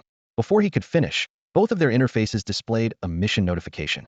Emergency mission, Revenge of the Wolf King. Mission description, due to your mass slaughter of wolf tribe members, the enraged Wolf King seeks revenge against you.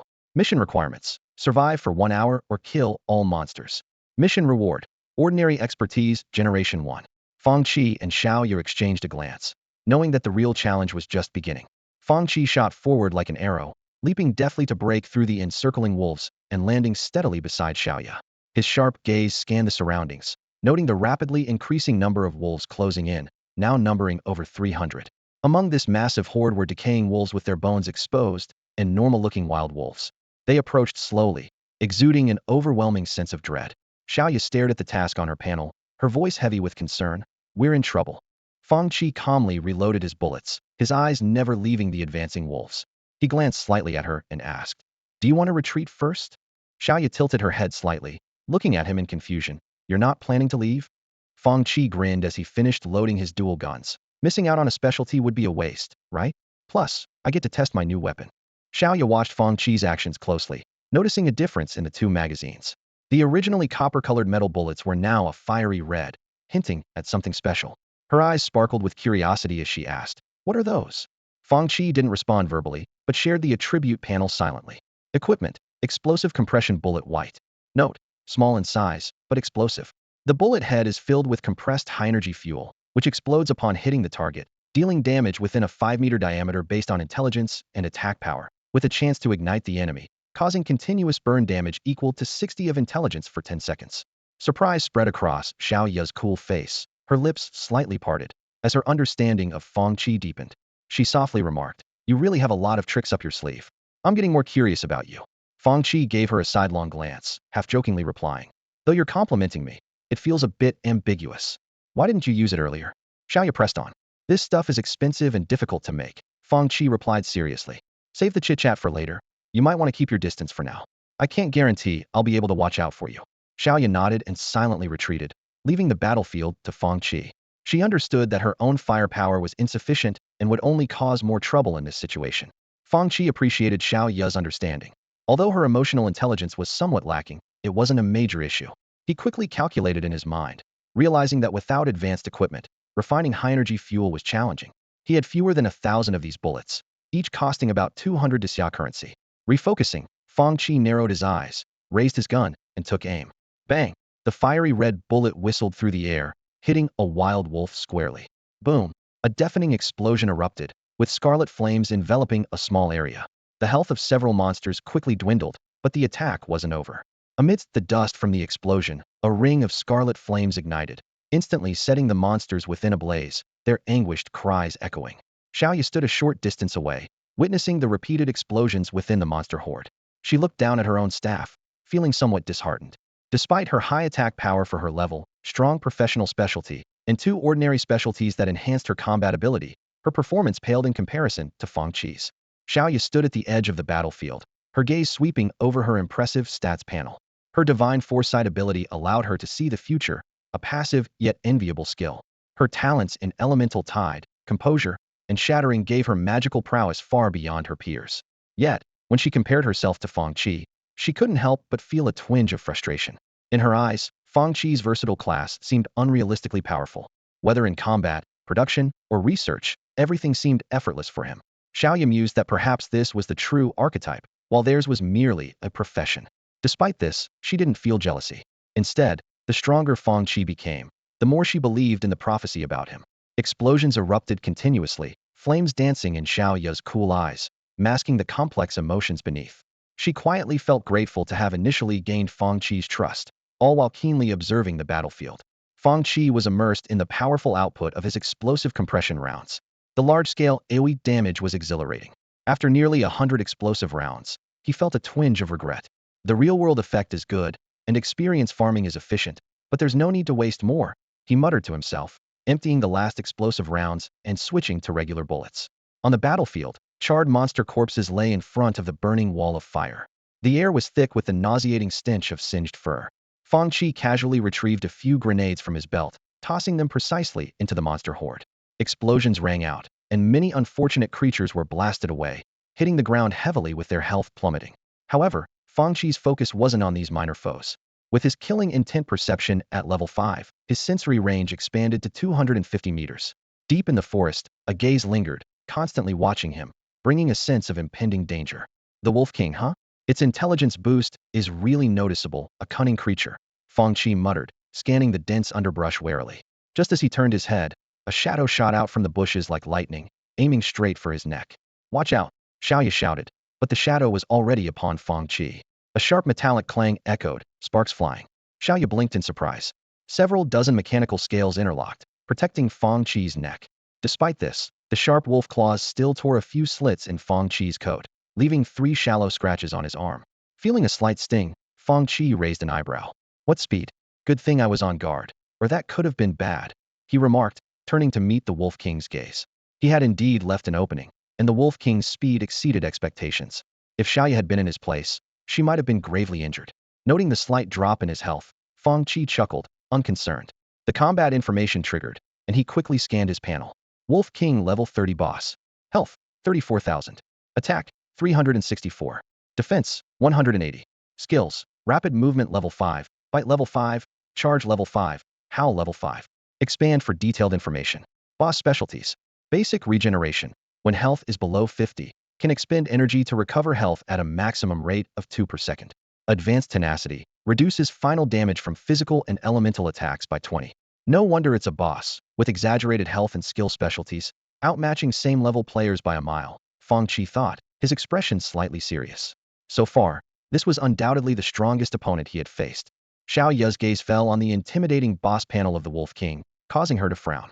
She glanced at Fang Qi, a hint of worry in her eyes. This level of boss was far from ordinary monsters. Even a level 60 professional would struggle to defeat it alone, not to mention it possessed a rare regeneration ability. The surrounding smaller monsters, watching intently, only added to the difficulty. However, Fang Qi remained calm, showing no intention of retreating. Xiaoya bit her lip and ultimately chose to stay silent. She didn't want to disrupt Fang Qi's rhythm at such a critical moment. Quietly retreating a considerable distance, Xiaoya understood her current capabilities were limited, unable to contribute to such an intense battle, and she could only avoid becoming a burden. On the battlefield, the sudden appearance of the Wolf King caused the situation to come to a standstill. The next moment, with a thunderous howl from the Wolf King, all remaining monsters surged towards Fang Qi like a tidal wave. Fang Qi's eyes sharpened, moving with lightning speed.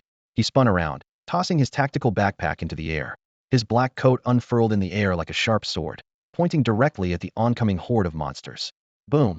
A loud explosion erupted in midair, the shockwave sweeping in all directions, smoke and dust filling the air. Seizing the fleeting opportunity, Fang Qi caught the falling tactical backpack. His right hand reached inside, and with the sound of interlocking gears, a silver mechanical glove instantly covered his right hand. The glove was sleek and agile, mechanical energy coursing through it. A faint red glow emanated from palm to fingertips, while a row of curved blades sprung from the back, gleaming coldly. Meanwhile, the fish scale-like mechanical structures on his left arm rapidly converged under mechanical power, enveloping the entire arm. The information for both pieces of equipment then appeared on the panel. Equipment: Magnetic Control Adhesive Armor Green. Durability: 58006000. Defense value: 300. Notes: comprised of dozens of magnetically controlled mechanical components. This defensive tool can transform into various shapes, perfectly fitting most body parts, though its overall coverage is limited. Equipment: High Energy Cutting Glove Green. Attack: 313. Durability: 1800. Defense: 88.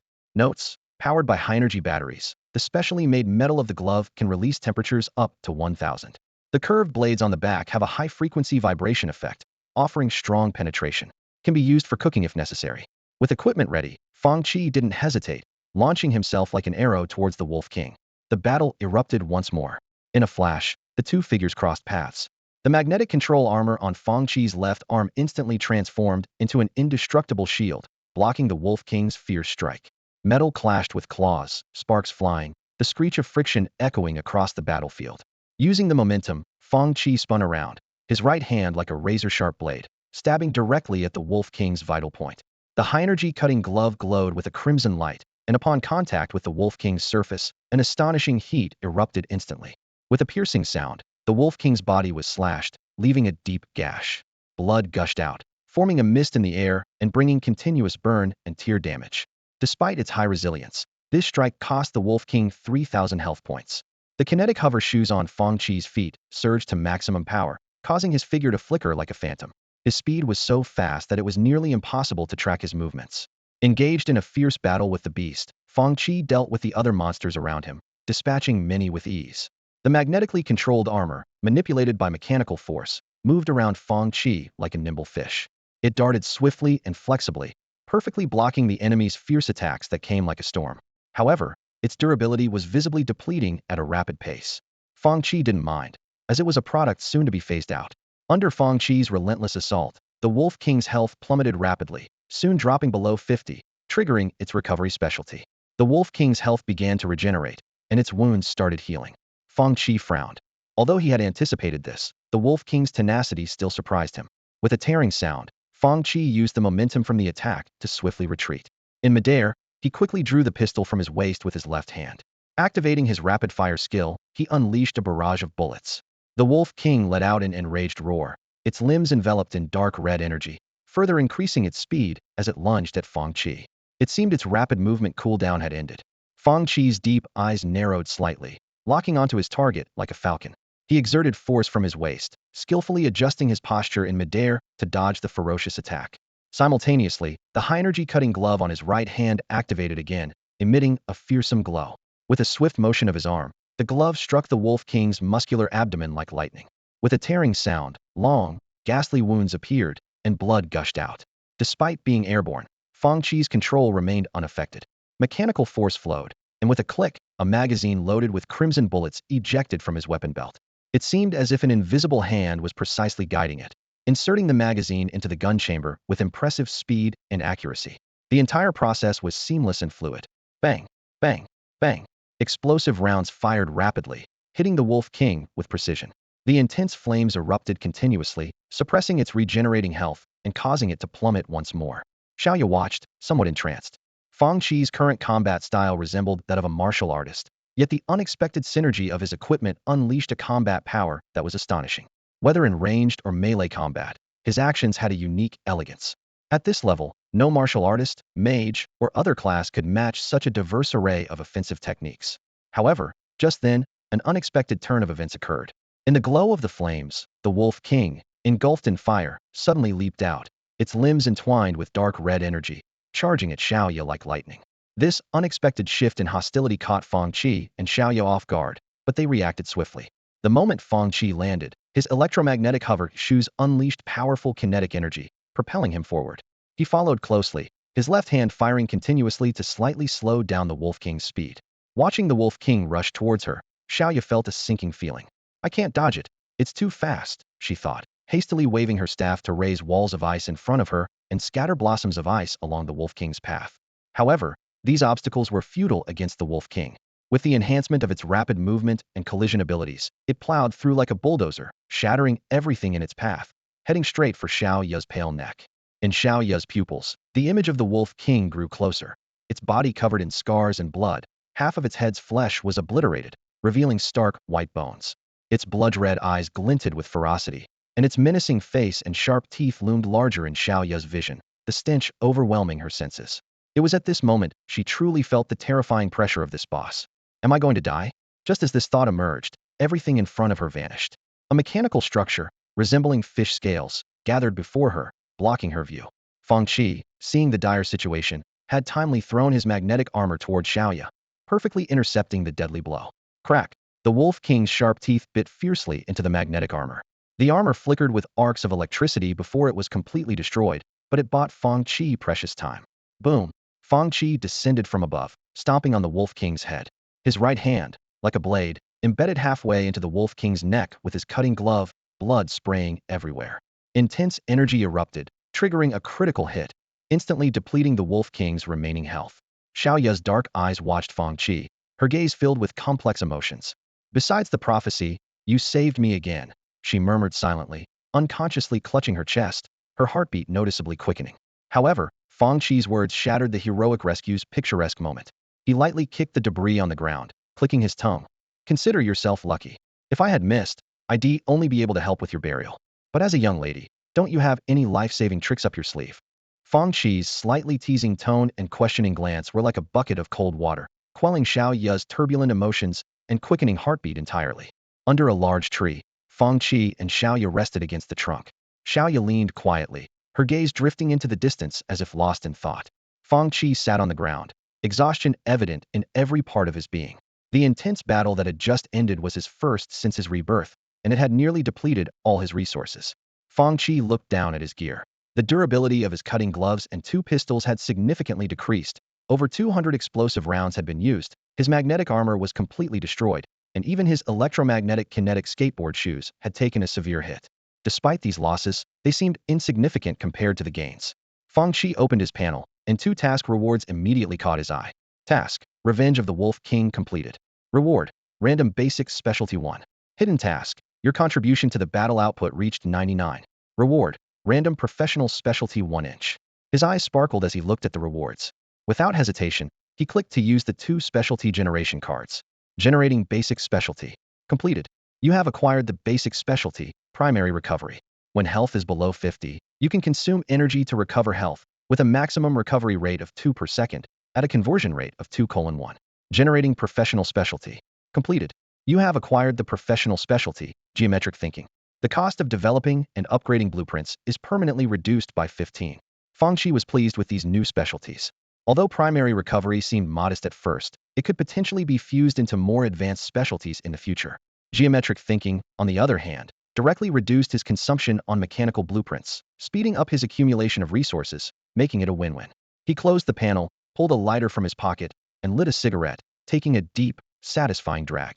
Turning to Xiaoya, he noticed she seemed preoccupied. Why the long face? Not in a good mood? Fang Qi asked with a smile. Xiaoya heard him and glanced down at Fang Qi, who sat beside her. His face was clean and handsome, with black hair gently swaying in the wind. His bright eyes held a smile, yet there was a hint of weariness beyond his years. Fang Qi's once pristine and stylish black trench coat was now ruined, leaving only a tight-fitting black vest that outlined his broad, solid chest and well-defined abs. His exposed arms showed clear muscle contours, not bulky but full of strength. The 3 long scars on his left arm added to his masculine appeal. Xiaoya felt a slight warmth at the tips of her ears and instinctively looked away. Her voice was gentle, tinged with concern. Are your injuries okay? Fang Qi glanced at his already scabbed wound and shook his head. It's just a minor issue. After a moment of silence, Xiaoya spoke again. Thank you for today. You could have left. Fang Qi said. I chose to stay. Xiaoya responded. Their eyes met briefly before they both looked away in unison. Fang Qi nodded slightly, implicitly accepting Xiaoya's apology. An awkward silence lingered in the air as Xiaoya pressed her lips together, momentarily at a loss for words. Breaking the silence, Fang Qi spoke in a calm tone. You still have room to improve your combat awareness. If you have the time, practice more. After all, you only have one life. Xiaoya's eyes sparkled with determination as she responded earnestly. I will. This incident made me realize how much weaker I am compared to you. Fang Qi shook his head and gently reassured her. Don't always compare yourself to others. Just focus on being the best version of yourself. There are many who are stronger than us, so there's no need to overthink it. Just concentrate on what you need to do. A hint of resolve emerged on Xiaoya's otherwise serene face as she softly said, You're right. I haven't been working hard enough. Fang Qi stood up, dusting off his clothes, and with a smile, he said, Then keep at it. It's getting late, we should get going. Xiaoya nodded in agreement, and together they exited the dungeon space. The square outside the beginner's dungeon entrance was still bustling with people. They walked side by side through the crowd towards the main gate, drawing curious glances. Those who knew Xiaoya looked surprised, and only began whispering among themselves after the pair had walked away. A gentle breeze blew by, and Xiaoya tucked a few stray strands of hair behind her ear as she turned to ask, The exams are just a few days away. Do you have any plans? Fang Qi lightly tapped the gun at his waist and casually replied, I'll be repairing my gear. I've taken quite a bit of damage this time, and it'll take a few days to get everything in order. Concerned, Xiaoya asked, Do you need any help? After a moment's thought, Fang Qi shook his head, No need. After the exams, just deliver the materials we agreed on to the area near Whale Island University. Make sure to store them close to an unoccupied area. I need a decent amount of space. Xiaoya smiled and agreed. All right, no problem. As they reached the parking area, Fang Qi casually said goodbye. That's it then. I'll handle the rest myself. See you at the exams. With that, he turned and walked away.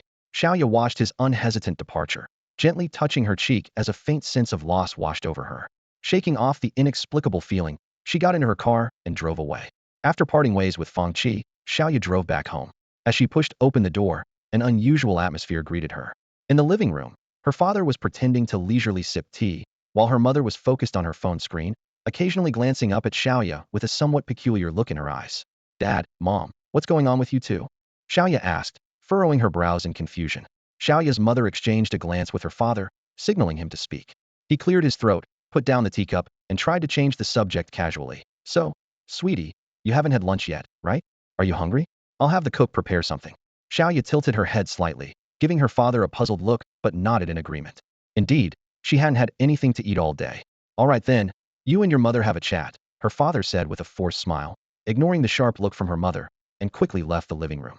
Sweetie, come sit. Mom has something to ask you, her mother said, patting the sofa beside her.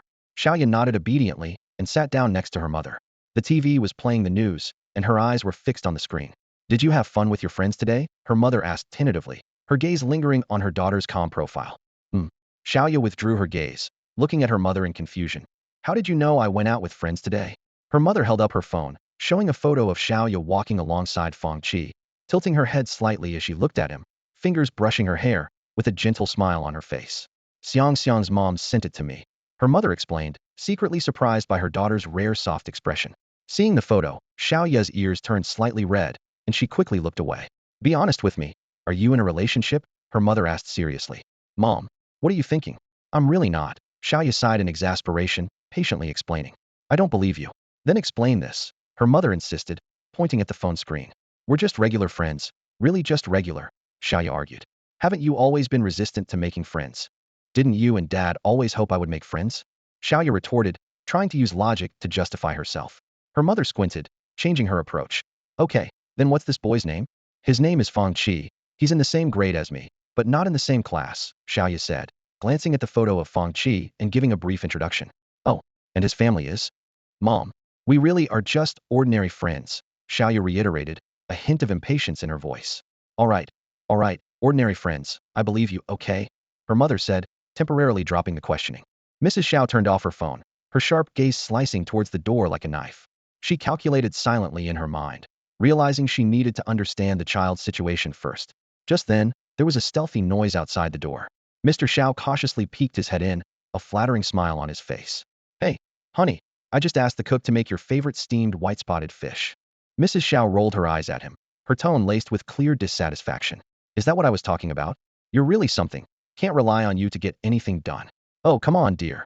Mr. Xiao quickly walked behind Mrs. Xiao, gently massaging her shoulders while explaining. Xiaoyu is not a child anymore. She's straightforward, but not stupid. She knows who she can and can't associate with. You've watched her grow up. How can you not understand her? You're just worrying too much. Mrs. Xiao turned to glare at him, her tone slightly annoyed. Are you saying I'm meddling? Mr. Xiao quickly waved his hands. Of course not. I just think that since she finally has a more outgoing personality, we shouldn't pressure her too much. He paused, lowering his voice to suggest, if you really want to know, we can investigate quietly. If all else fails, we can ask Dad. He surely knows. Mrs. Xiao sighed, her eyes filled with concern. I'm just afraid Xiaoya might get deceived. She's so innocent. How could she possibly know how dangerous the world is, or how bad people can be? Mr. Zhao's expression turned serious, a hint of coldness flashing in his eyes as he firmly promised. Don't worry. If anyone dares to bully our daughter, I'll chop them up and feed them to the dogs. Meanwhile, elsewhere. Achoo. Fang Qi sneezed involuntarily as he stepped out of the bathroom. He rubbed his nose, puzzled, and looked out at the bright sunshine. This is weird. I keep feeling like someone is badmouthing me behind my back. He muttered to himself as he walked towards the living room, drying his damp hair. Fang Qi didn't return to the small warehouse, as there was nothing left there. His only remaining mechanical workshop in the mountain city was the garage at home. The Fang family was middle class, living in a detached house with a garage. Just as Fang Qi was about to cook something, there was a sudden knock at the door. Coming, he called out, heading for the front door. As soon as he opened the door, before he could even see who it was, a soft cry of surprise reached his ears. Why aren't you wearing clothes, you pervert? Su Qianqian covered her eyes with her hands, her voice playfully scolding, yet giving off a pitiful vibe. Fang Qi looked at her helplessly, his face expressionless. Could you at least close your fingers before saying that? And I'm wearing pants. With that, he lifted the towel tied around his waist to reveal his swim trunks. If you're wearing pants, why the towel? Su Qianqian pouted, clearly displeased. Before she finished speaking, she had already nimbly slipped under Fang Qi's arm and into the house. Fang Qi couldn't help but feel exasperated, thinking to himself that this little shorty's personality hadn't changed a bit. As soon as Su Qianqian entered Fang Qi's home, she lazily sprawled on the sofa and stretched. Fang Qi didn't say much about her casual behavior. He just went to his room to change clothes before coming back out. He walked into the kitchen, opened the fridge, and took out a can of soda and a carton of milk. What would you like to drink? Fang Qi asked. I'll pass. I'm on a diet, Su Qianqian replied. Fang Qi rolled his eyes and handed her the milk. Have some milk, it'll help you grow. Su Qianqian shot him a sideways glance and retorted. Are you trying to pick a fight? Just kidding. I'm just looking out for you. All right, I'll forgive you this time, she said, taking the milk and sipping it. By the way, what are your plans for the future? Fang Qi opened the soda, watching the bubbles rise, and took a big gulp before answering. If I pass the assessment, I'm planning to go to Whale Island Academy. Huh. Su Qianqian sat up straight, frowning at him. Are you serious? Yeah, I'm serious. Is it because of Xiaoya? Fang Qi looked at her, puzzled. Well, she has something to do with it, but not much. Su Qianqian clicked her tongue and shook her head. I never realized, Fang, that even you could have a change of heart. So, how did you and Xiaoya get involved? Fang Qi replied, speechless. It's really not about her. And why are you being so nosy? I'm going to Whale Island Academy for my own reasons. Seeing that Fang Qi didn't seem to be lying, Su Qianqian nodded, though it was unclear if she believed him. She sighed, her eyes filled with worry. I'm at level 32, and if I pass the assessment, I'm planning to go to Dragon Capital Academy. But I don't want to leave my mom. She raised me all by herself, and I don't want to be apart from her. Isn't Aunt Su planning to go with you? No, she wants to stay in Mountain City. Fang Qi smacked his lips, knowing it wasn't his place to judge. Maybe Aunt Su has her reasons. You shouldn't worry too much. She's not the type to act rashly. Otherwise, she couldn't have raised you so well. Su Qianqian didn't seem to listen, instead saying softly, forget it. Let's talk about this after the exams. What if you don't get in? Fang Qi asked. His question left Su Qianqian a bit deflated, her mood visibly darkening.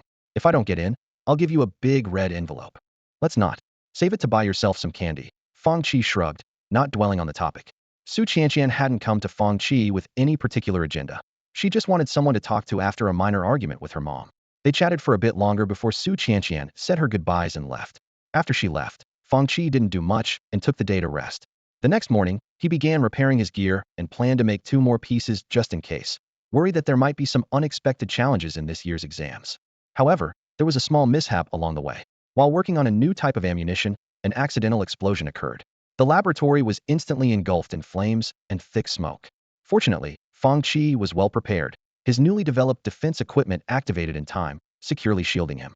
The garage's pre-installed automatic fire suppression system quickly responded, releasing foam that soon brought the fire under control. Although it was a thrilling incident, it ended without any harm. At 7 a.m., Fang Qi woke up right on schedule. He skillfully operated the kitchen appliances and soon prepared a sumptuous breakfast. The aroma of fried eggs, golden crispy toast, and freshly squeezed juice made for a perfect breakfast combination. As he enjoyed his meal, Fang Qi habitually opened his professional panel. Compared to when he first changed jobs, his current strength was a world apart. The flickering data on the panel was overwhelming. Name: Fang Qi. Race: human. Class: mechanical.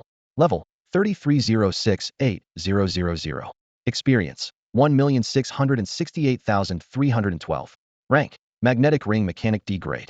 Base Intelligence: 39078. Base Strength: 340. Base Agility: 34,015.5. Base Defense: 340. Energy Mechanical Power: 3,400. Health: 3,400. Free Attribute Points: 66. In the skill slot, both sniping and rapid fire had reached level 5, basic mechanical processing was level 4, and basic weapon assembly and basic mechanical reinforcement were level 3. In the equipment slot, the Hunter 500 dual pistols, foldable tactical sniper rifle, electromagnetic kinetic skateboard shoes, magnetic control absorption armor, hovering split blade, and high-energy cutting gloves all gleamed with a green glow. His exclusive specialty, perfect mechanical sense, granted his controlled machines triple the intelligence attack power and health bonus. Memory Palace increased his base intelligence by 20. The unique Mechanical Pioneer specialty allowed him to gain 50 experience feedback from learning subsequent professional knowledge and skills. Seeing his rapid growth over the past 2 months, Fang Qi felt a strong sense of accomplishment. He reviewed his blueprint inventory. A total of 67 blueprints were illuminated, with 38 of them enhanced to the maximum level. Fang Qi carefully selected and invested some of the no longer needed blueprints into the mechanical inheritance tree. The pricing on the job change panel satisfied him. White equipment blueprints were worth 10,000 experience each. Green equipment blueprints, 30,000 experience each. Basic mechanical knowledge was as high as 100,000 experience per course, with 16 basic courses totaling 1,600,000 experience. Fang Qi calculated silently, amazed at the figures. For ordinary people wanting to learn the full set of knowledge and blueprints, it would require considerable effort. As for more advanced knowledge, the prices would likely be astronomical. However, these were not Fang Qi's concerns, as everything was dictated by the job change panel. After breakfast, Fang Qi carefully checked the doors and windows. Looking at the place he had lived for 18 years, he couldn't help but feel a twinge of nostalgia. In a few days, he would be leaving. Today is the annual examination day. Tianhai Province is divided into 5 testing zones, with Shanxing being one of them, attracting a large number of candidates from other regions. The usually quiet streets are unusually crowded, with traffic and people bustling everywhere. The exam is divided into 2 stages, with the first being an indoor test. The Southeast Training Ground, the most advanced venue in Shanxing, is reputed to withstand the full-force combat of a level professional, making it the central stage for the exam. When Fang Qi arrived, the plaza was already packed. Teams from various schools, dressed in different uniforms, created a colorful spectacle. He skillfully located the team from Shanxing Superpower Academy in the crowd and quietly approached. Although he spotted familiar faces like Xiao Ye and Su Qianqian, he decided to keep a low profile due to the special occasion and found a corner to wait quietly. Amidst the constant noise, Fang Qi roughly estimated that nearly 10,000 people were participating. This number far exceeded his expectations, considering Shanxing is just one of the many test centers in Tianhai Province. He calculated that across the entire Daxia, consisting of 28 provinces, the total number of candidates could reach 1.4 million, while the 4 major academies only accept about 100,000 students each year. The competition is evidently fierce. As time passed, the school teams gradually took their positions. Under the guidance of their teachers and invigilators, the candidates formed orderly lines, waiting to enter the venue. In the exam monitoring room, the invigilation team from the provincial training base was busy at work. Dozens of screens on the wall displayed real-time footage of the exam venues. Several school principals were also present, creating a tense atmosphere. An imposing elderly man with a cane turned to Meng Lang, a provocative smile on his face. "Old Meng, this year you're slacking a bit. Only 56 students above level 30, and not a single hidden profession. You're slipping." Meng Lang smirked coldly. "Do you think hidden professions are like cabbages you can just pull out of your field?" "Hey, don't say that. Really don't," the old man said smugly. "Our school just happened to have one this year. A paladin, ever heard of it?" Meng Lang twitched, cursing the old man internally for his lack of decency. Why aren't you laughing? Not fond of smiling. The old man leaned in, wearing a smug expression. Hee. Qin Jinghong, do you want to fight? Come on, I'm not afraid of you. The two pressed their foreheads together, glaring at each other. The surrounding staff pretended not to notice, focusing on their tasks. At that moment, another elderly man dressed as a scholar stepped in to mediate. All right, old Meng, it's not a big deal. Old Chun, say less. If you start fighting and the younger ones see, won't you both lose face? Humph. Meng Lang and Qin Jinghong exchanged a knowing glance, then simultaneously turned their heads away. The atmosphere in the monitoring room fell silent once more, with everyone's eyes fixed on the surveillance footage on the wall, each searching for candidates that piqued their interest. Suddenly, Meng Lang's voice broke the silence. Huh? Is this guy 32? His gaze was locked on the footage of Fang Qi entering the examination hall. His remark caught the attention of those around him, and they all turned their eyes toward the screen. A graceful woman slowly asked, Old Meng, who is he? Do you know him? Meng Lang stroked his beard with one hand while the other was clasped behind his back, his eyes never leaving the screen. He replied, his name is Fang Qi, a very interesting young man. He had a feeling this guy might bring some surprises. Intrigued, the others also turned their attention to Fang Qi's test, eager to see what set this young man apart. Inside the examination hall, not far from Fang Qi, stood a humanoid target. The target was entirely white, embedded with crystals forming a somewhat peculiar symbol, evidently crafted by an enchanter.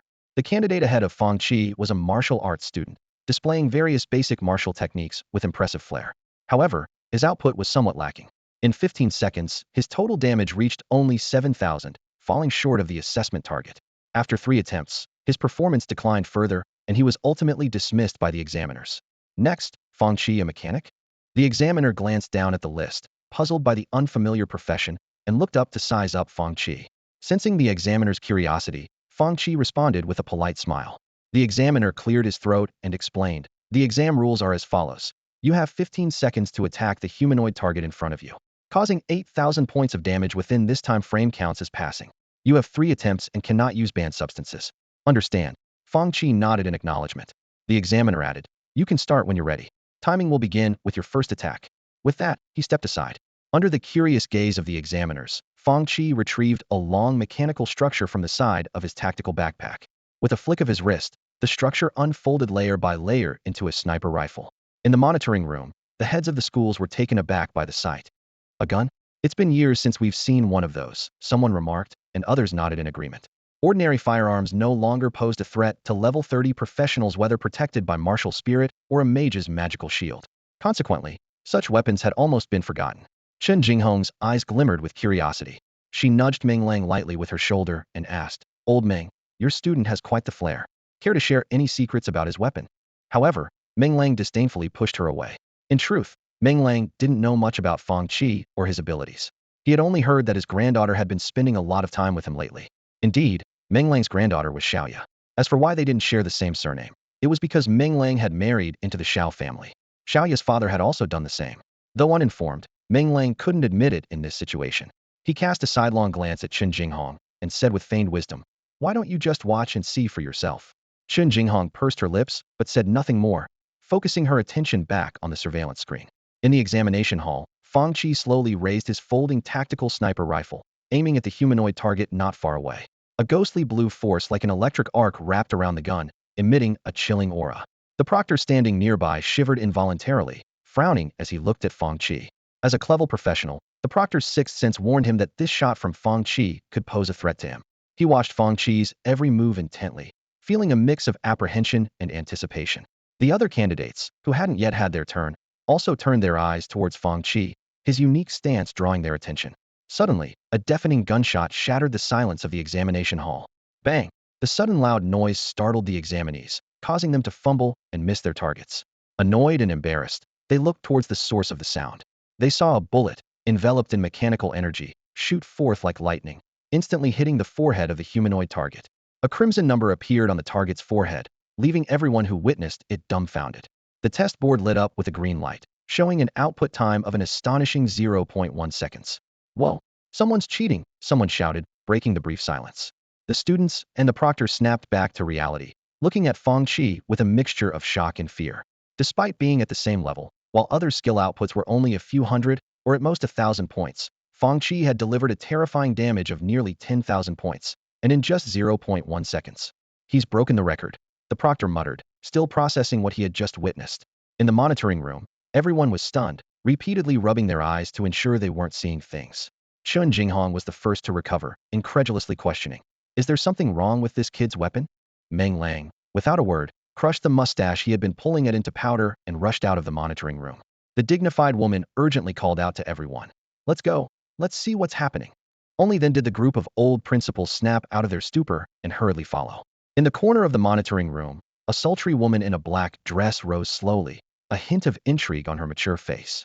"What an interesting little guy," she murmured to herself before also leaving the monitoring room. In the examination hall, Fang Qi put down the rifle, slightly surprised by the unexpected number. "Looks like my luck worked again," he murmured to himself. The combination of perfect mechanical sense and sniping skills granted the folding sniper rifle a 5-fold intelligence attack bonus. Adding the weapon's original 288 attack points, this shot's base attack reached 2,448 points. Even more astonishing, the weapon had a 3 chance to trigger a critical hit, causing triple damage. With an additional 30 weak point damage, the result was this incredible outcome. Nonetheless, Fang Qi didn't place too much importance on this performance. He knew that sniper rifles, as long-range weapons, were better suited for assassination, and true sustained output required other methods. Folding the sniper rifle away, Fang Qi politely asked the proctor, "Hello, I've finished my exam. May I leave now?" Before the invigilator could finish speaking, a gaunt figure, enveloped in martial energy, shot into the examination room like lightning and appeared instantly in front of Fang Qi. Startled by this sudden turn of events, Fang Qi instinctively activated his skateboard shoes, swiftly retreating. At the same time, his hands moved with astonishing speed, drawing the twin pistols from his waist and pointing them steadily at the newcomer. Upon recognizing the face of the intruder, Fang Qi was shocked to find it was Principal Meng. He slowly lowered his guns, his face full of confusion, not understanding the purpose behind Meng Lang's actions. Meng Lang's eyes sparkled with excitement as he exclaimed, "Well done, young man. You have more tricks up your sleeve than I thought." Fang Qi's mouth twitched slightly, and he humbly replied, "Haha, you're exaggerating. They're just minor tricks."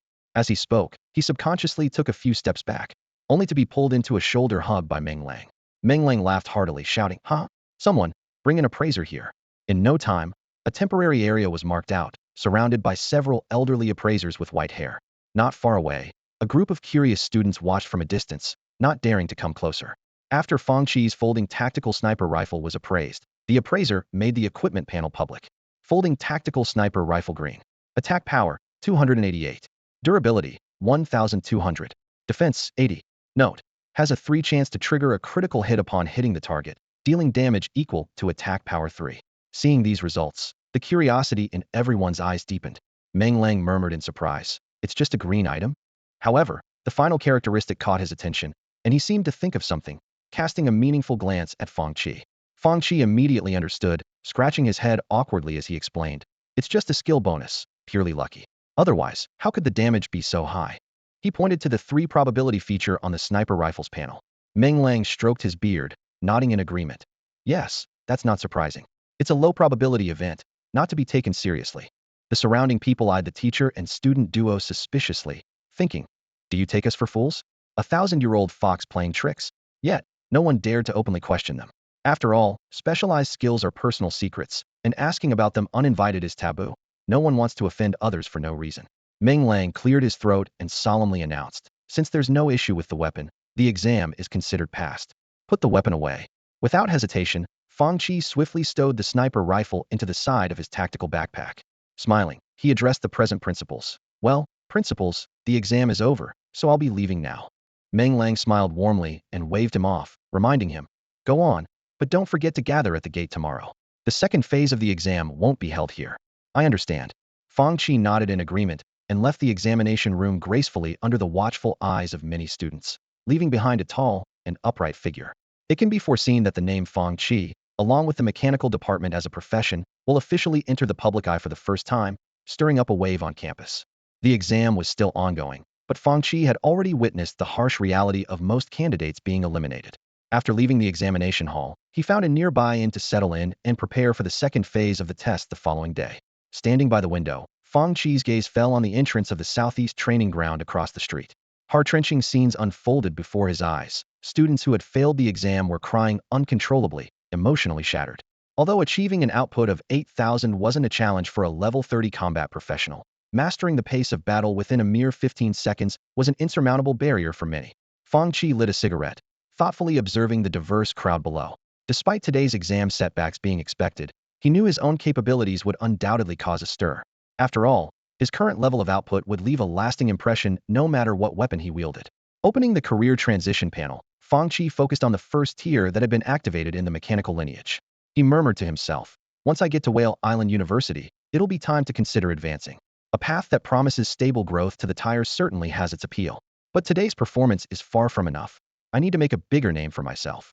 As his level increased, Fang Qi's combat style would evolve accordingly. He had meticulously planned for the tire stage, centering on a powerful and agile single-soldier mech, supplemented by modular intelligent chip-driven small robots and drones. He aimed to build a completely new combat system. In terms of weaponry, he intended to completely abandon traditional gunpowder weapons in favor of advanced energy weapons. This shift was not only to enhance shooting accuracy and lethality, but also to prepare for the creation of a mechanical barracks. With the continuous advancement of energy technology, Fang Qi would be able to manufacture a wide variety of defense and attack equipment with higher intelligence levels. These new types of equipment would not only effectively withstand enemy attacks, but also adjust their state in real time based on battlefield conditions to select the best attack methods. Whether in intense frontal engagements or complex guerrilla warfare, this system would provide Fang Qi with greater tolerance for errors. He planned to discard all existing blueprints and make them available in the mechanical profession tree for future generations to exchange. However, the key to achieving all this lay in acquiring more advanced materials. This was precisely why Fang Qi chose to head to Whale Island. The vast uninhabited areas surrounding it represented a stable resource treasury for him. As his strength grew, the significance of money gradually diminished. What truly held value were the various rare resources. Fang Qi understood that only by mastering these resources could he remain undefeated in future competitions. As Fang Qi was lost in thought, the hotel room door suddenly received a knock. He looked up cautiously towards the entrance, sensing a familiar presence. The door's lock turned gently, revealing Xiao Ye's usually cool face, now adorned with a warm, captivating smile. "I figured you might not have eaten yet." Xiao Ye's voice was soft and pleasant as she gracefully lifted her hand, offering a bag of food to Fang Qi. Fang Qi raised an eyebrow as he took the bag, surprised. "How did you know I was here?"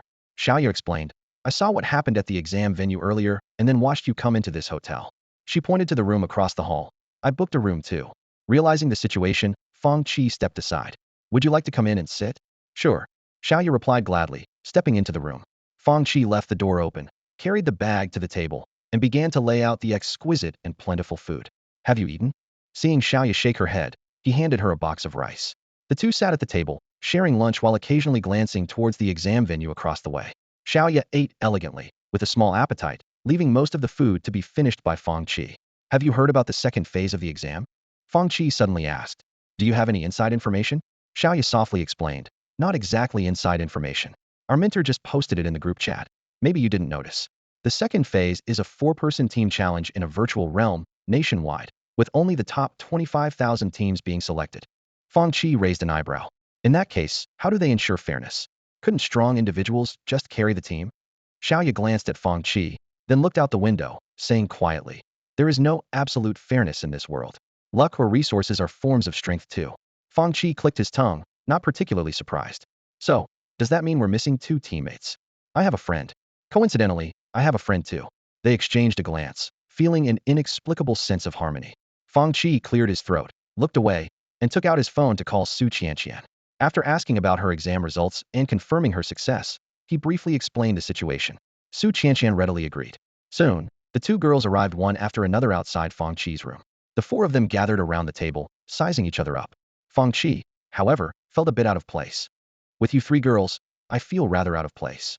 Su Qianqian propped her chin on one hand, her eyes gleaming mischievously. "I could do your makeup to make you look like a girl."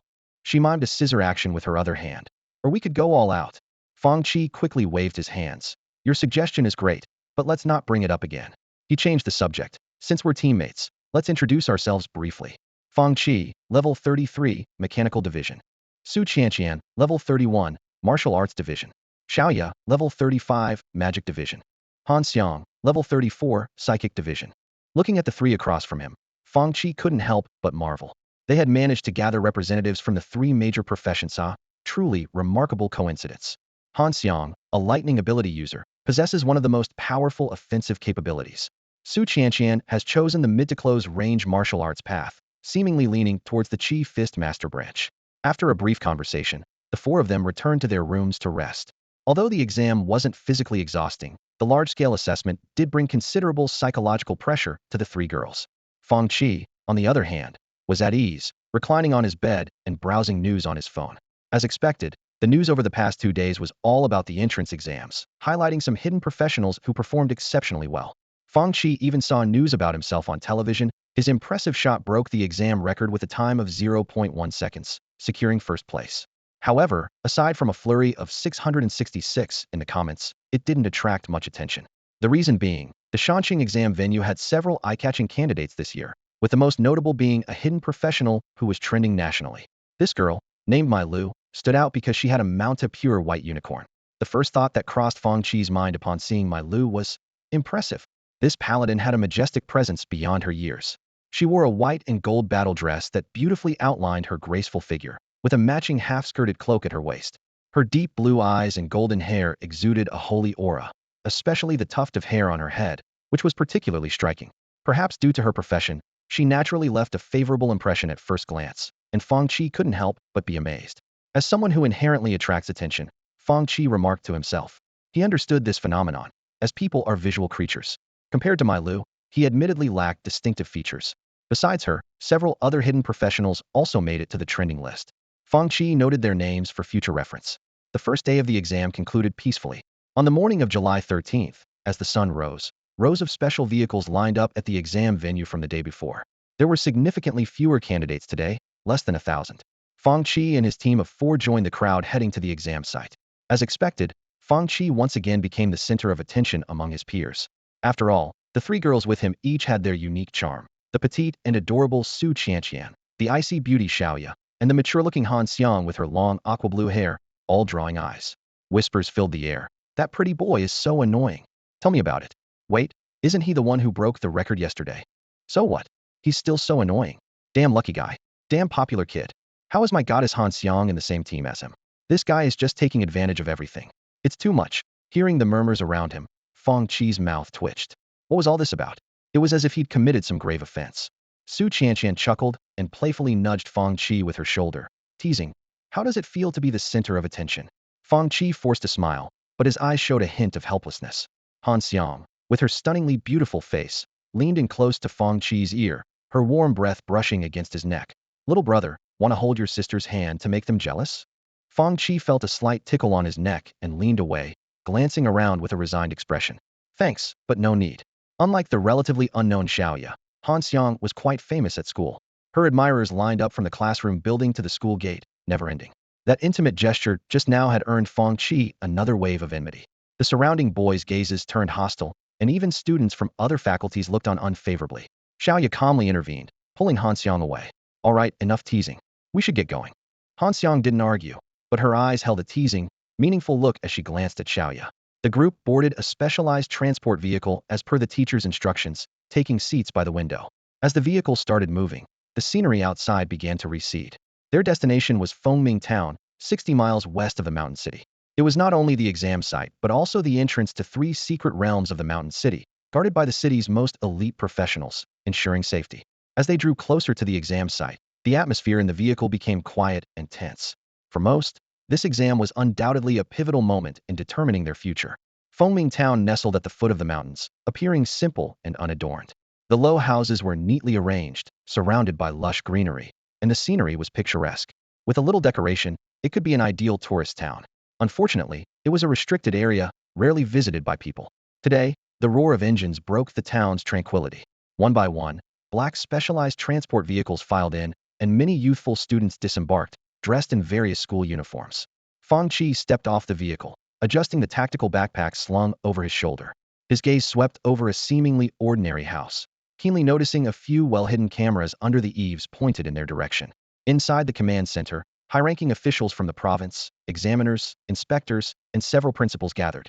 They watched the vibrant young students on the surveillance screens, their faces showing unanimous satisfaction. This batch is one of the best from Tianhai province this year, even better than last year's, commented one official. As expected, considering the increasing resource allocation to extraordinary schools by the state in recent years. Starting next year, More dungeons will be added across provinces, another replied. With the second phase of the exam yet to begin, these bigwigs had nothing urgent to attend to, so they chatted idly. Their conversations extended beyond the exam, touching on information inaccessible to ordinary professionals. I've heard that foreign terrorist organizations have been increasingly active lately. Just the other day, even the capital of a small country was attacked. A middle-aged man in a Zhongshan suit flashed a cold look in his eyes. Those madmen, just a bunch of traitors. If they weren't so good at hiding, they'd have been wiped out long ago. There were 2 terrorist attacks in Tianhai province last year. Are there any preparations for this year? Asked a bigwig from the inspection team. The head of the examination group confidently responded, rest assured, Commissioner Lin. This year, we've arranged 30 inspection teams, each led by a brank professional, with detection professionals secretly monitoring the entire Fengming town. Moreover, nearly 10 rank professionals are present today, so there won't be any issues. Commissioner Lin nodded. That's good. After all, this is the first year of live streaming the entire exam, and we can't afford any mistakes. His gaze turned to the surveillance screen. Standing before it was a person whose silky, straight black hair cascaded down her back like a waterfall, obscuring her fair shoulders and neck. The black fitted gown she wore perfectly accentuated her graceful figure, exuding an aura of mystery and nobility, like a goddess of the night descending to the mortal world. She carried an air that discouraged strangers from approaching. This was a true bigwigone of the representatives of the superpower department at Whale Island University and shrank spatial superpower user, Wen Lingwei. Commissioner Lin approached her and softly asked, Professor Wen, do you have any students you are particularly interested in this year? Wen Lingwei's breathtakingly beautiful face showed a hint of an intrigued smile. She gazed at one of the screens and softly said, I'm quite interested in this student. Commissioner Lin followed her gaze, seeing on the screen Fang Qi just stepping off the vehicle, scanning his surroundings before looking directly at the camera. It seemed as if Fang Qi was making eye contact with them through the screen. At the entrance of the small town, a live broadcast van from a television station slowly approached, its wheels kicking up dust on the road. Once the vehicle came to a stop, the door opened, and several people filed out. Leading the group was a woman dressed in professional attire, her meticulous makeup glistening in the sunlight, gripping her microphone tightly, as if it were a lifeline. Following closely behind were a cameraman hauling heavy equipment and a flurry of busy assistants. After undergoing a rigorous check by the professionals, they were finally granted permission to enter the town. However, as soon as they stepped in, their faces were filled with awkwardness and confusion. The streets before them were empty, as if the examinees had vanished into thin air. Just as they were at a loss, a kind-hearted person directed them to the training grounds deeper within the town, sparing the live audience from the awkwardness of witnessing only desolate scenery. Compared to the grandeur of the Southeast Training Hall, this smaller training facility was nevertheless well-equipped, exuding a high-tech vibe. As they entered, the bustling examinees immediately caught everyone's attention. Ji Qing scanned the surroundings like a radar, suddenly drawn to a boy furiously attacking a training dummy. Her eyes lit up, and she quickly approached him. Hello, student. May I interview you? Her words were abruptly cut off by a cold, dismissive voice. No, I can't. I'm busy, the boy said, casting a glance at the camera before returning to his relentless assault on the training equipment, his martial skills on full display, exuding an unstoppable aura. Though unspoken, his stern expression seemed to convey that a woman was merely a hindrance to his efforts. Ji Qing forced a smile and turned her attention to other students. However, after making her rounds, she was met with either outright refusals or perfunctory responses, nearly driving her to a breakdown. Meanwhile, the viewers of the live broadcast were thoroughly entertained, as this unexpected car crash of a scene turned out to be quite engaging. After yet another rejection, Ji Qing suppressed her urge to lose her temper, taking several deep breaths to calm herself before regaining her professional composure. Facing the camera, she spoke confidently. Dear viewers, behind me is the preparation area for the final exam. The individuals you see are the outstanding candidates who have emerged from numerous professional trainees, and they are the examinees for this exam. The cameraman skillfully panned the lens across every corner of the training hall, capturing the diligent training of the examinees. Ji Qing continued. From the details, we can see that the examinees are working extremely hard, seizing every opportunity to hone themselves. Their achievements are a testament to this fighting spirit. After briefly introducing the situation, Ji Qing collected her thoughts and turned to leave the training grounds. She muttered through gritted teeth, Let's go. I refuse to believe we can't find a single candidate willing to be interviewed. At the entrance of the town's only supermarket, Fang Qi sat alone in the outdoor seating area. A freshly purchased drink sat on the table, its bottle still emitting wisps of cold mist, as if silently advertising its chill to passersby. His 3 teammates had long abandoned him to go sightseeing on their own. From a distance, Ji Qing spotted Fang Qi sitting in the seating area, her eyes lighting up. She recognized him as the special trainee who had broken the exam record. She quickly made her way toward Fang Qi, with the cameraman hurrying to keep up. Hello, I'm Ji Qing from the Mountain City Times. I'd like to conduct a brief interview with you. Do you have a moment? Her voice was clear and bright, like the tinkling of wind chimes, giving off a comfortable vibe. Fang Qi looked up, his gaze shifting between Ji Qing and the camera, a small smile appearing on his face as he nodded slightly. Ji Qing, who had braced herself for a rejection, couldn't help but feel a surge of joy and quickly took a seat opposite Fang Qi. Her eyes settled on the cold drink on the table as she slowly began. Did you come here to rest right after training? Fang Qi shook his head, his tone flat. No, I came straight here after getting off the car, haven't been to the training ground yet. Ji Qing was momentarily taken aback, a hint of awkwardness crossing her face. She inwardly remarked, this guy is a bit too straightforward. Stuck on the first question, she felt a bit uncomfortable. Seeing Ji Qing at a loss for words, Fang Qi smiled reassuringly. It's okay, no need to be nervous. It's just an interview, we can just chat casually. Ji Qing was speechless inside. Who's interviewing whom here? She thought for a moment and spoke again. We all know you broke the record in the first phase of the exam. Did you expect that? Fang Qi frowned slightly, pondering for a moment before explaining. I was actually a bit surprised myself. According to my plan, it should have taken 2 to 3 attacks, about a second. Ji Qing was surprised. This answer wasn't quite what I expected. Although you were being modest, isn't your humility a bit misplaced? Despite being caught off guard, as a professional journalist, she quickly adjusted her line of questioning. So, to achieve such excellent results, your usual training must be tough, requiring effort beyond what most people can imagine, right? Fang Qi answered earnestly. Of course, the main thing is my self-discipline. I drink a glass of milk every morning, spend a fixed 8 hours battling monsters in the dungeons, and never work overtime. After coming home, I make sure to spend 2 hours catching up on the news to stay informed about national affairs. Then I wash up and go to bed, refusing to stay up late. I do this every day without fail. Listening to Fang Qi's nonsense, Ji Qing felt a bit dazed. Although she successfully interviewed a student, for some reason, she felt an emptiness inside, lacking motivation. She couldn't help but recall her own early days after graduation. Back then, she would spend 13 to 14 hours a day in the dungeons. The cameraman quickly captured Ji Qing's dazed expression. In front of the live broadcast screen, many viewers were laughing heartily, some even to the point of tears. Ha, this guy is hilarious. What a character.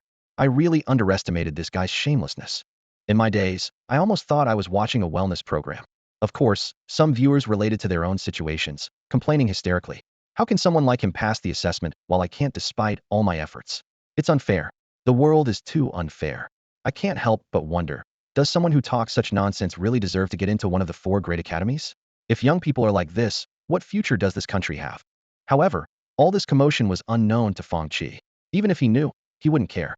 To him, this was just an insignificant episode in the journey of life. 2 days later, just as dawn broke, the sound of the reveille shattered the morning silence. On the training ground, squads of candidates were already lined up neatly, awaiting the examination arrangements. Meanwhile, television stations across the country began broadcasting live coverage of the exams, marking the first time such an event was televised nationwide. This drew significant attention from both officials and the public. Those who had failed in previous attempts watched intently, eager to see firsthand the differences between themselves and others. On a high platform, a burly man with a commanding presence surveyed the candidates below. In a deep, authoritative voice, he announced the exam rules. Each team has only one chance. The exam ends when all members lose their combat ability or when they clear all 30 levels of the illusion training tower. During the process, the use of ultra-blue quality equipment and prohibited items is not allowed. You have half an hour to prepare, so take care of any last-minute tasks now. Once the exam starts, you cannot leave the test area. Fang Qi's team of 4 was already in place, exchanging serious, determined glances. Su Qianqian took a deep breath and asked, which round are we in? Xiaoya glanced at the number card in her hand, her cool expression tinged with seriousness. We have 3 more rounds. We're in the 4th. Fang Qi looked around and pointed to a quiet corner, suggesting, let's find a place to rest and see what this so-called illusion dungeon is all about. The 4 of them moved to the corner and sat down in unison. Although the 3 women usually attracted attention, at this crucial exam moment, few people were in the mood to look around. As 10 teams entered the field, a large screen lit up, displaying the participants' information. Fang Qi's attention was drawn to the first team, where Mai Lu, with her hidden profession, was prominently listed. In the upper right corner of the screen, their levels and professions were clearly displayed, along with a damage output ratio bar. Mai Lu, Paladin, level 40. Qin Wan, Mage, level 35. Zhang Lan, Martial Artist, level 35. Yun Qiqi, Psychic, level 33. Fang Qi leaned back in surprise. Wow, Mailu's level is really high, and her teammates aren't low-level either. Han Xiang crossed her arms, speaking with a serious tone. That Yun Chi-Chi is a healer-type psychic, and a very strong one. Su Qianqian asked curiously, you know her? Han Xiang replied calmly. Yes, she's a friend. It's starting, Fang Qi murmured, eyes fixed on the screen. The dungeon space was about the size of 2 football fields, teeming with monsters emerging from all directions, 120 blood mosquitoes, at level 30. Mailu's team moved with seamless coordination and grace. The Mage Qin Wan initiated the attack, casting a dark energy ball that landed precisely among the monsters, rapidly expanding and creating a powerful gravitational pull, drawing the creatures together. Mailu, her body aglow with a golden energy, gripped her knight's lance tightly and hurled it with force. The lance streaked through the air like a meteor, hitting the center of the monster cluster with pinpoint accuracy. With a thunderous explosion, golden energy erupted, sweeping through the area, causing the monster's health bars to plummet. With a graceful leap, Mailu darted into the midst of the monsters like a streak of light. She swiftly drew her spear, unleashing a golden slash from its tip that swept through the weakened creatures, clearing the first wave of enemies in an instant. As the battle concluded, Mailu stood with her spear in hand, her golden hair cascading to her waist, her face set in a resolute and pure expression that captured the attention of nearly all the exam candidates present. Meanwhile, the martial artists and psychics in the team remained in place, seemingly not yet ready to join the fray. Su Qianqian's eyes sparkled with admiration as she exclaimed, "Amazing!" Fang Qi and the others nodded in agreement, acknowledging Mailu's strength and the crucial role of the crowd control mage. The second wave of monsters appeared, now at level 31, with increased health, attack, and defense. The number of monsters remained the same at 120. Fang Qi frowned in thought. Does each level increase by 1 with every stage? Then the 30th stage would have level 60 monsters. This realization made him uneasy, and other candidates began to notice this pattern, though further confirmation was needed. As the exam progressed, many candidates grew increasingly anxious. Mailu's team was the first to reach the 10th stage, facing level 40 monsters and a boss of the same level. Although this boss was not particularly strong among its kind, its presence was undoubtedly ominous. At this point, Zhang Lan, the martial artist in the team, finally made his move, drawing the boss's attention. The psychic Yin Chi-Chi began restoring the state of her teammates. Mailu and Qin Wan quickly regained their strength, first dispatching the ordinary monsters before moving to support their companions against the boss. In the monitoring room, a group of influential figures observed their coordination with satisfied expressions. This girl Mailu is quite strong. Her potential is limitless, one remarked, while another added, truly a rare talent. Praise filled the room. The principal of Mailu's academy, Chen Jinghong, beamed with pride, causing Meng Lang to feel a twinge of envy. Given the current situation, it seemed unlikely that anyone in this exam hall could surpass Mailu's team's performance. Even Meng Lang, who had high hopes for Fang Qi, was uncertain if he could outdo Mailu. Only when Lingwei stood quietly aside, lost in her own thoughts. As time passed, the differences in skills among the candidates gradually became apparent. Most of the first batch of candidates stopped at the 8th or 10th level, with only Mailu's team standing out and breaking through the ranks. When the second batch of teams completed their exams, Mailu's team was still fighting, steadily advancing to the 16th level. Their tactics adjusted accordingly. The martial artist protected the psychic while clearing out isolated monsters. The mage controlled the battlefield, and the psychic's buffs were all focused on Mailu. Mailu became the absolute powerhouse on the front lines, using not only a lance, but also unveiling a second piece of equipment, a Platinum Knight's shield. With these two formidable tools, she bore the entire pressure of the front lines, leaving the other candidates in awe. Even Xiaoya and Han Xiang couldn't help but admire Mailu. Fang Qi observed Mailu's combat carefully, gradually understanding her strategy. He pondered. The skills of hidden professions are indeed systematic, with 4 offensive skills, 2 buffs, 1 recovery skill, and 1 defensive skill, all perfectly timed to maximize output. Truly fascinating. Fang Qi stroked his chin, his eyes flashing with admiration. He realized clearly that the depth of these inherited professions was far beyond his current reach. In terms of skills, they indeed had an advantage. Although mechanics rely mainly on firepower, he couldn't afford to lag behind. It seemed it was time to work on developing skills. As someone who was never arrogant, Fang Qi knew that recognizing and addressing his weaknesses was the path to progress. Every excellent mechanic harbors a thirst for knowledge and a love of learning. As time ticked by, the battles of other groups went largely unnoticed, with all eyes focused on Mailu's team. When the third batch of candidates retreated in defeat, Mailu's team also stopped at the 20th level with regret. Despite their failure, the 4 of them exited the dungeon to a round of applause. Fang Qi smiled and clapped, truly impressed by the performance of this hidden profession user. Let's go. It's our turn, Fang Qi said, standing up and shaking out his new coat with a slight smile. At the entrance of a dungeon, the number 32 glowed softly. On the big screen, Fang Qi and his team's images appeared. Not only did Fang Qi's distinctive attire catch attention, but the striking looks of the three women also drew many eyes. In the monitoring room, many watched with interest, remembering Fang Qi's record-breaking performance in the first phase of the exam. Meng Lang, who usually slouched, now stood straight, his eyes fixed on the screen.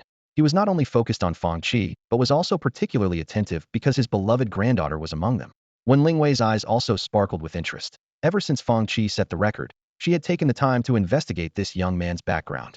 The result left when Lingwei astonished Fang Qi had personally created the mechanical class.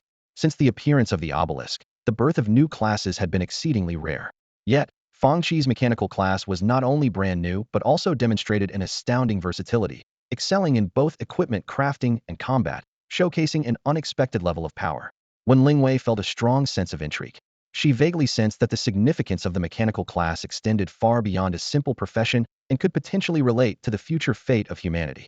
She murmured softly, "Let me see your true strength." Her anticipation was palpable. Meanwhile, Fang Qi had just entered a dungeon when a notification suddenly popped up on his screen. You have met the conditions to trigger a hidden quest, breaking the best historical record in the first phase of the entrance exam with a score 10 times better. The historical best is 1.4 seconds, and your score is 0.1 seconds. Condition met. You have triggered the hidden quest, record creator. In the second phase of the exam, clear 30 stages with personal output accounting for no less than 70. Quest reward, random class specialty X1. Upon seeing class specialty, a gleam flashed in Fang Qi's eyes. While not as valuable as a unique specialty, this reward was still quite good, and he was determined to obtain it. Taking a deep breath, Fang Qi opened his class panel and began rapidly consuming experience points to level up. This action stirred quite a commotion outside. The screen representing Fang Qi's team displayed the team members' information in the upper right corner. Fang Qi, level 33, mechanical class. Su Qianqian, level 31, martial arts class. Xiaoya, level 35, magic class. Han Xiang, level 34, psychic class. Initially unremarkable, the data suddenly changed as Fang Qi's level began to soar. 34, 35, 36, 37. The onlookers started discussing. This guy actually saved up experience points. That's interesting. Does he think leveling up now will make any difference? That's foolish. If he leveled up earlier, he could have gained more experience, right? Most people believed that hoarding experience points was pointless and that it was better to convert them into combat power sooner. Besides, no one thought anyone could break the record set by the Mailu team. However, Fang Qi's level continued to rise rapidly. 40, 43, 45, 49, 50. Finally, Fang Qi's level stabilized at 50 on the screen. Holy crap, level 50. What's going on with this guy? Is he cheating? How much experience did he save up? That last surge must have been at least over 1 million. Many people stood up, wide-eyed and slightly open-mouthed, in disbelief. It wasn't surprising for Mailu to reach level 40, given her hidden class and special attention from the school. But for Fang Qi and the little-known mechanical class to reach level 50, it was as shocking as a typically poor student suddenly scoring first in the nation. In the monitoring room, a group of officials also stood up abruptly, looking incredulous. Reaching level 50 just 2 months after changing classes. Old Meng, did you help him farm experience? That can't be right. You can't team up across levels. Even with 3 level 60 class holders grinding non-stop, reaching level 50 is unlikely. They discussed various possibilities, analyzing the situation. As levels increase, experience gains diminish, and experience from team farming is divided among members, reducing individual gains. Higher-level players can't enter beginner experience dungeons, and entering secret realms requires crank or higher authorization. Farming monsters in the wild? Even a max-level crank player at level 120 risks sudden death. Meng Lang shook his head blankly, indicating he was also unaware. Everyone looked at him as if he were a ghost, silently accusing him of being an incompetent principal. Wen Lingwei, however, wasn't too surprised. Even she hadn't reached Fang Qi's speed in leveling up. She thought to herself, "You've certainly given me a surprise, Fang Qi." Fang Qi's level suddenly surged to 50, a change that drew a puzzled look from Xiaoya. Fang Qi merely shook his head lightly, offering no explanation, but Xiaoya seemed to understand something. She swiftly ran her fingers over her magical equipment, and 2 heavy mechanical boxes thudded to the ground. These were the items Fang Qi had entrusted to her for safekeeping earlier, as he lacked spatial equipment. Xiaoya initially intended to give Fang Qi some spatial equipment, but he politely declined. In his view, mastering new energy would allow him to use similar technology without needing such aids. After completing these preparations, Xiaoya exchanged a glance with Fang Qi, and after receiving his confirmation, she immediately led her two teammates to retreat behind him. Su Qianqian and Han Xiang looked confused and asked, Xiaoya, what's going on? Aren't we going to help? Xiaoya took a deep breath and calmly explained, our only task is to protect ourselves until the battle ends. Fang Qi, I think, plans to clear the level. As she spoke, she opened the team panel and pointed to Fang Qi's striking level 50, leaving the two in shock. So all we can do is protect ourselves and not be a burden to him. Trust me, I have experience. Hearing this, Su Qianqian and Han Xiang stopped asking questions and focused on observing Fang Qi's actions. Outside, numerous spectators were fixated on Fang Qi. Although they didn't understand his intentions, they were inexplicably intrigued. Seeing his teammates step back, some began to question, is he planning to solo this? Even with a high level, isn't this a bit arrogant? I'd like to see how he plans to handle this. These discordant voices made my Lu frown, yet she too was eager to see her classmates' performance. However, the ensuing battle process completely defied everyone's expectations. A swarm of 120 giant fly-like creatures slowly emerged, each with sharp proboscises and scythe-like forelimbs, exuding a strong sense of aggression. But Fang Qi moved even faster. With a step forward, his azure mechanical energy arced like electricity, connecting to the two mechanical boxes. Accompanied by the sound of metal grinding, the boxes split open, their mechanical structures rapidly transforming, meshing, and extending, ultimately forming two waist-high multi-barrel turrets positioned on either side of Fang Qi. The lower halves of the boxes became turret bases, with four hook-like claws anchoring firmly to the ground.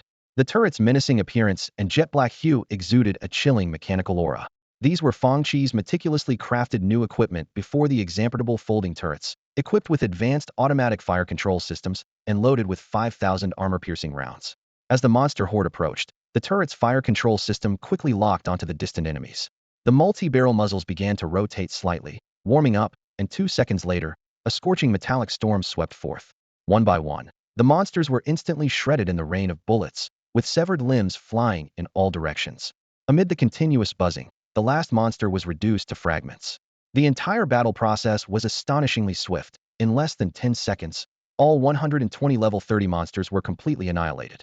The roar of the rotating turrets gradually ceased, leaving only a scene of devastation on the battlefield. Witnessing this scene left everyone in shock, their mouths slightly open and expressions blank. The terrifying firepower unleashed by the two turrets was like a thunderous force, instantly intimidating all the examinees.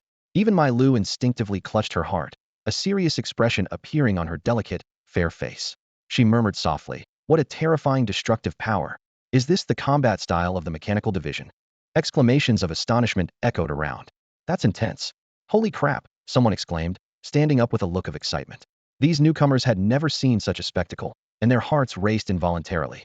The sheer beauty of that unrestrained firepower was incomparable to any other profession. All eyes were drawn to the figure standing between the two turrets. Clad in a black trench coat, his face was calm, as if detached from the chaos around him. Many of the male onlookers felt a surge of envy, wishing they could stand in that position. At that moment, both the professionals present and those watching the live stream had a shared thought. The mechanical division seemed like a pretty good choice after all. However, this was just the beginning. Wave after wave of monsters were swept away by the machine gun turrets, and Fang Qi was far from idle, firing his dual guns with precision to pick off the remaining monsters. Although his three teammates were also fighting, maintaining a safe distance to attack or control enemies with ranged skills, Fang Qi's output ratio remained above 90. Soon, they reached the 10th level, and as soon as the level 40 boss appeared, Fang Qi engaged it at close range with rapid fire. He emptied his magazine, taking down the boss in an instant, his terrifying damage output leaving all the examinees numb and aghast. Many felt as if Fang Qi was from another world, unable to imagine what it would be like to face him as an enemy. Watching the monsters on the screen being ruthlessly torn apart by metal bullets, some felt a twinge of pity, wondering if they would meet the same fate if they were in that position.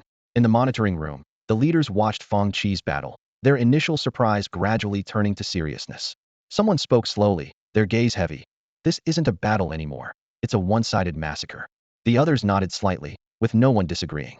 An elder in a mage's robe sighed softly. 3 minutes, 10 levels, truly terrifying. His tone carried a hint of complexity. Another person added, it's fortunate he's human.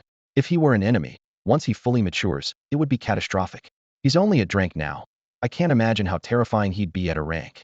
One man, an army, someone commented, which was met with silence. Everyone was lost in their own thoughts, unsure of what to make of it. Suddenly, when Ling Wei chuckled lightly, her eyes sparkling as she spoke softly, we'll take this person for Whale Island Academy. The exam room was silent. except for the constant booming of cannon fire from the screen, which rattled everyone's nerves. 10 minutes in, they cleared the 20th level, with the monster level reaching 50. As the 20th level concluded, two mechanical turrets, like Grim Reapers, ceased operation due to depleted ammunition, prompting a collective sigh of relief from those present. The impact of those turrets was so intense that even through the screen, one could feel the looming threat of death. Fang Qi leisurely reloaded his bullets, glanced at the two inactive turrets, and clicked his tongue twice. This was precisely why he wasn't fond of gunpowder weapons. Maintaining continuous output required a massive ammunition capacity, meaning they were bulky and hard to carry. The turrets automatically folded back into mechanical boxes. Fang Qi kicked each one toward Xiaoya. Xiaoya adeptly collected the two mechanical boxes, and their seamless teamwork stirred complex emotions within Su Qianqian. The surrounding spectators had their own thoughts. He's probably reached his limit, right? Without those two pieces of equipment, his attack frequency has plummeted. He shouldn't be able to continue. 20 levels is impressive enough. If it were me, I'd be satisfied, and he seems hardly exhausted. It looks too easy. I really envy his teammates. I wish I could be behind him too. It must feel so secure. Suddenly, a high-pitched, rough voice interrupted their thoughts, causing everyone to jolt. Turning their heads, they saw a muscular man in a pink tank top, looking bashfully at Fang Qi, his eyes filled with envy for the three girls huddled behind Fang Qi. Instinctively, everyone shifted a bit to distance themselves from him. Mai Lu appeared contemplative, her gaze fixed on Fang Qi on the screen. Qin Wan gently patted her shoulder and curiously asked, "Lulu, how far do you think he can go?" This question not only caught the attention of her teammates, but also drew curious glances from many around, eager to hear the opinion of the strongest candidate. Mai Lu snapped back to reality, her eyes still on Fang Qi's figure on the screen, and slowly uttered two words, 30. In the monitoring room, several people discreetly wiped away cold sweat. The 10 minutes felt incredibly long, and now, during this brief respite, they inexplicably felt a sense of relief. Chen Jinghong nudged Meng Lang with his shoulder and asked curiously, "Old Meng, what do you think?" Meng Lang shook his head, admitting that his understanding of Fang Qi had been completely overturned. As the crowd was discussing, when Ling Wei's gentle voice interrupted the conversation in the monitoring room, everyone exchanged glances and refocused on the surveillance footage. When Ling Wei reminded, "The monsters after the 20th level aren't mindless beasts but intelligent species created based on aliens, and the difficulty will increase significantly." Despite Wen Lingwei's remarks, the experts present were skeptical about Fang Qi's ability to progress further, especially since he was accompanied by three dead weights. On the screen, Han Xiang's face was slightly flushed, looking coquettish and a bit excited as she asked, "Shall we continue?" Today's unique battle truly broadened her horizons. She couldn't help but marvel at her friend's sharp eye. The person she had her sights on was truly extraordinary, and she liked it a lot. On the battlefield, Fang Qi's calm voice was accompanied by the crisp sound of a bullet being loaded. "Keep going. In the upcoming battle, just take care of yourselves." This brief and forceful command helped steady the three of them. Suddenly, more monsters appeared in their line of sight. This time, the enemies were different from before. They could walk upright and were armed. Some wielded sharp swords and knives, others held bows and crossbows, and they even knew how to coordinate with each other. Fang Qi immediately recognized these stout creatures, orcs. Without a moment's hesitation, Fang Qi activated his rapid-fire skill, both guns blazing. The crimson bullets, entwined with mechanical energy, whistled out and exploded upon hitting the orcs. The shockwaves from the explosions, along with the blinding flashes, spread out, causing the orcs' health to plummet like water from a burst dam. Screams and wails filled the air, the red firelight and explosions were relentless. The orcs couldn't organize an attack before they fell one after another. Under Fang Qi's overwhelming firepower, 120 monsters of the same level were completely annihilated in less than 3 minutes. When the battle ended, the only sound left was the crisp clinking of bullet casings hitting the ground. Clink, clink. Outside the venue, silence reigned as everyone stared dumbfounded at Fang Qi's battle footage, seemingly shocked by how effortlessly he slaughtered monsters as if it were as simple as eating or drinking. The examinees only then realized with terror that Fang Qi's own damage output was far more terrifying than the two turrets, and that he had been holding back in the previous 20 rounds. However, time doesn't pause for anyone's desires. The battle within the dungeon continued, and the consumption of explosive ammunition was rapid. After the 26th round, Fang Qi had to stop again. By then, most of his magazines and tactical equipment were depleted. Fang Qi holstered his guns and took off the tactical backpack he had been carrying. With a click and the sound of mechanical gears meshing, his high-energy cutting gloves were equipped. He took off his coat and stuffed it into the backpack, casually tossing it to Xiaoya. Xiaoya carefully stored the tactical backpack and gently reminded him, "Be careful." Fang Qi nodded slightly and slowly stretched his body. His exposed skin, with its well-defined muscles, was particularly eye-catching. Several female spectators' eyes lit up as Fang Qi's perfect physique struck a chord in their hearts. Is he planning to fight in close combat? Someone swallowed, feeling parched. Probably. No one present could give a definite answer to this question. Everyone knew little about the mechanical profession, only witnessing a glimpse during today's exam. If this long-range powerhouse was also formidable in close combat, how could others compete? At that moment, Fang Qi on the screen suddenly looked toward the camera. He wore a meaningful smile, as if making eye contact with the audience. Then, an equipment panel was shared, coming into view for all.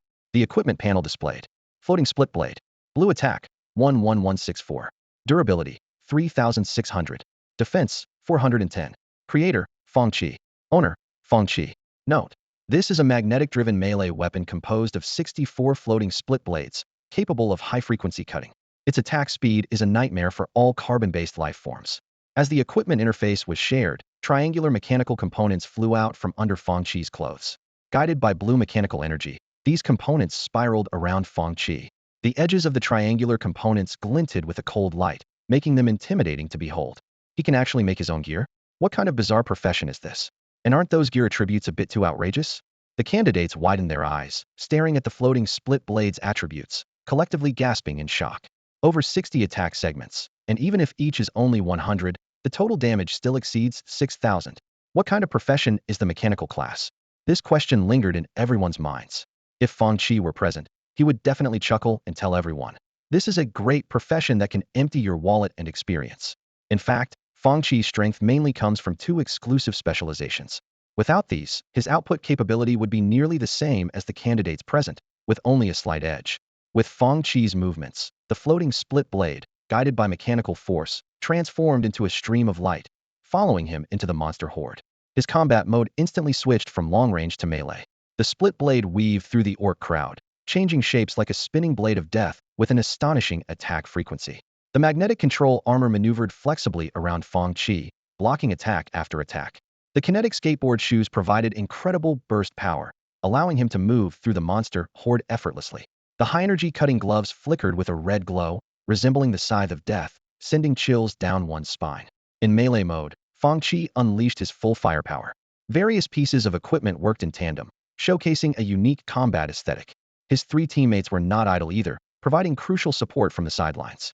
Xiaoya's ice magic had a wide-ranging immobilizing effect. Han Xiang's lightning abilities could paralyze, and Su Qianqian's martial arts waves provided hard control and interruptions. Of course, the battle was not without danger. Orc archers launched 2 rounds of long-range attacks at the trio, but the clever Xiaoya skillfully used an idle mechanical turret as temporary cover.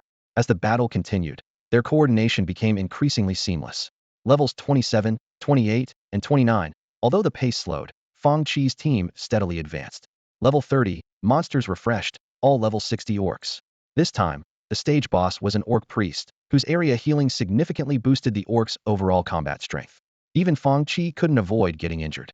The examination hall fell silent as all candidates held their breath, eyes glued to the screen. Even with a wound on his side, Fang Qi remained calm, maintaining control over the battle's rhythm. The entire hall was silent, but everyone felt a strange sense of witnessing history. Rip! The floating split blade danced among the monsters like a butterfly, the sound of tearing flesh echoing. Fang Qi followed closely, weaving through the monsters like a nimble fish.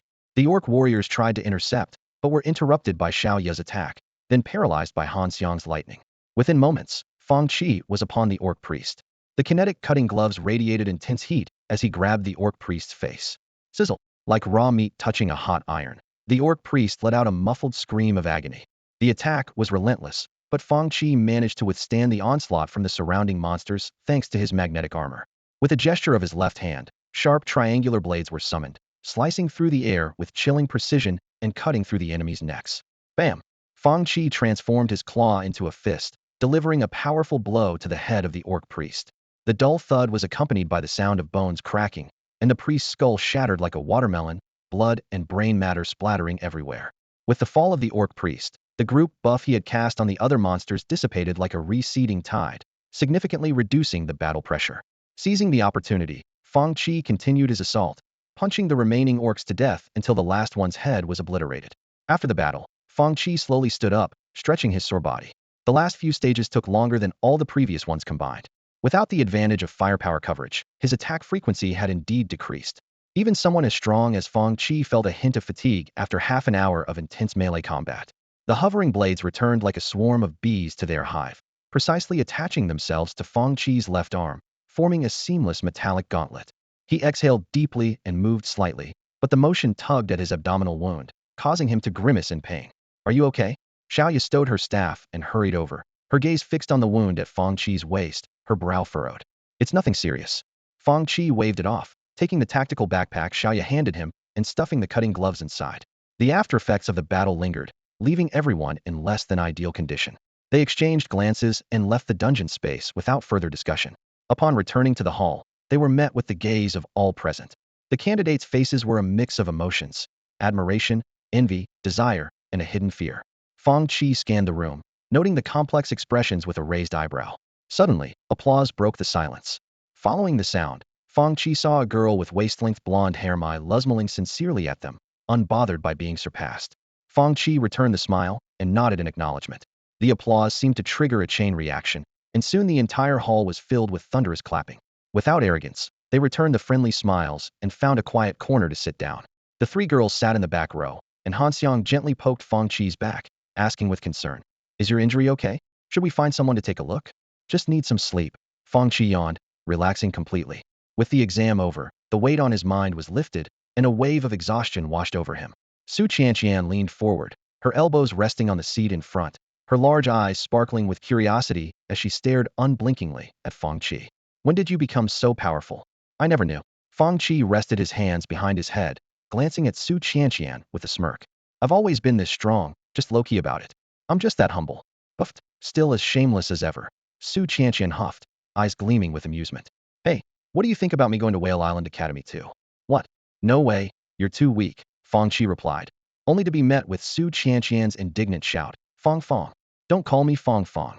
Fang Qi's face darkened instantly, giving a light knock on Su Qianqian's head. Han Xiang leaned in close to Fang Qi's ear, her breath warm as she teasingly suggested, "Whale Island Academy, huh? Sounds like a good choice. How about I join you?" Fang Qi tilted his head away from Han Xiang's teasing, scratching his neck awkwardly. "You're not that strong either, so maybe not." "You're so blunt, but that's what I like about you," Han Xiang chuckled. Beside them, Xiaoya watched the three joking around, her eyes lowered, lost in thought. After the exam, Fang Qi returned to his room and enjoyed a refreshing shower. He picked up his phone and started browsing online for information about the exam. Clips of his battle with Mai Lu, set to adrenaline-pumping music, were going viral, with an impressive number of likes and comments. Netizens were buzzing about the new mechanics class, though most of it was speculation. Fang Qi smiled with satisfaction, feeling like his plans were finally starting to take root. However, his smile quickly faded as he realized that being in the spotlight might bring trouble.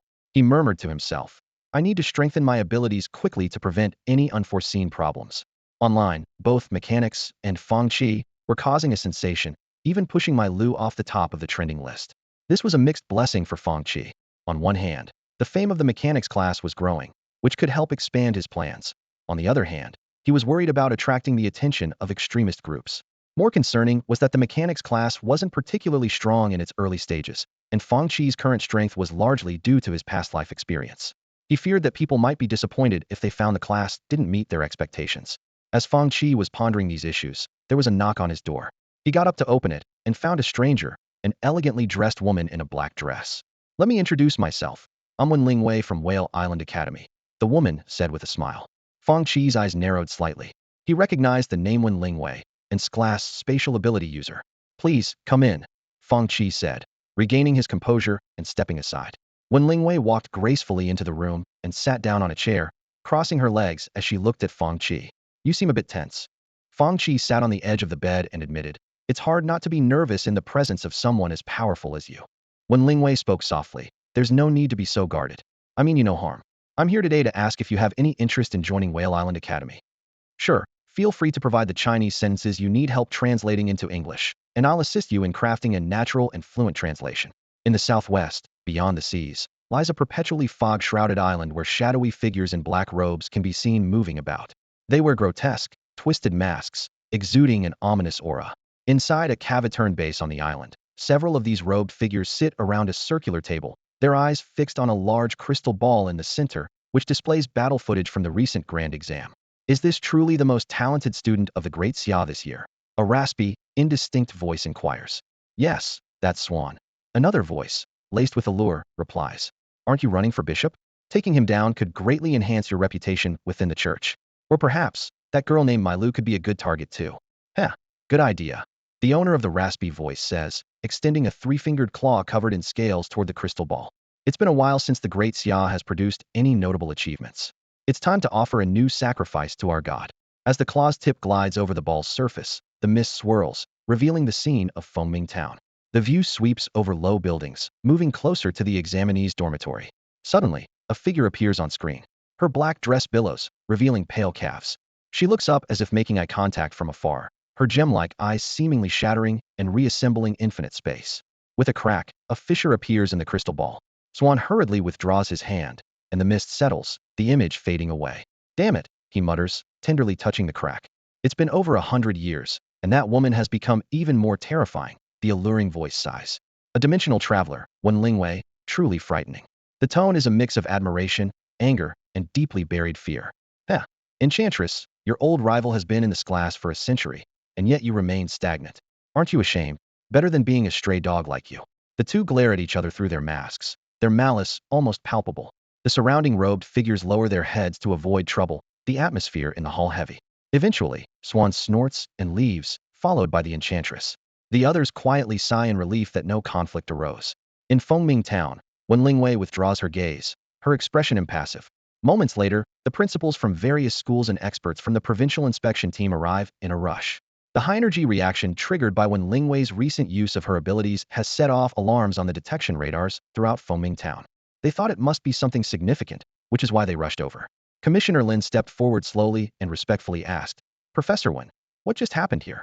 Wen Lingwei glanced at him indifferently and replied calmly, just some rats from the Divine Grace sect. As soon as those words were spoken, the expressions of those present immediately became complex. Some frowned, while others gritted their teeth, as if they'd heard something unpleasant.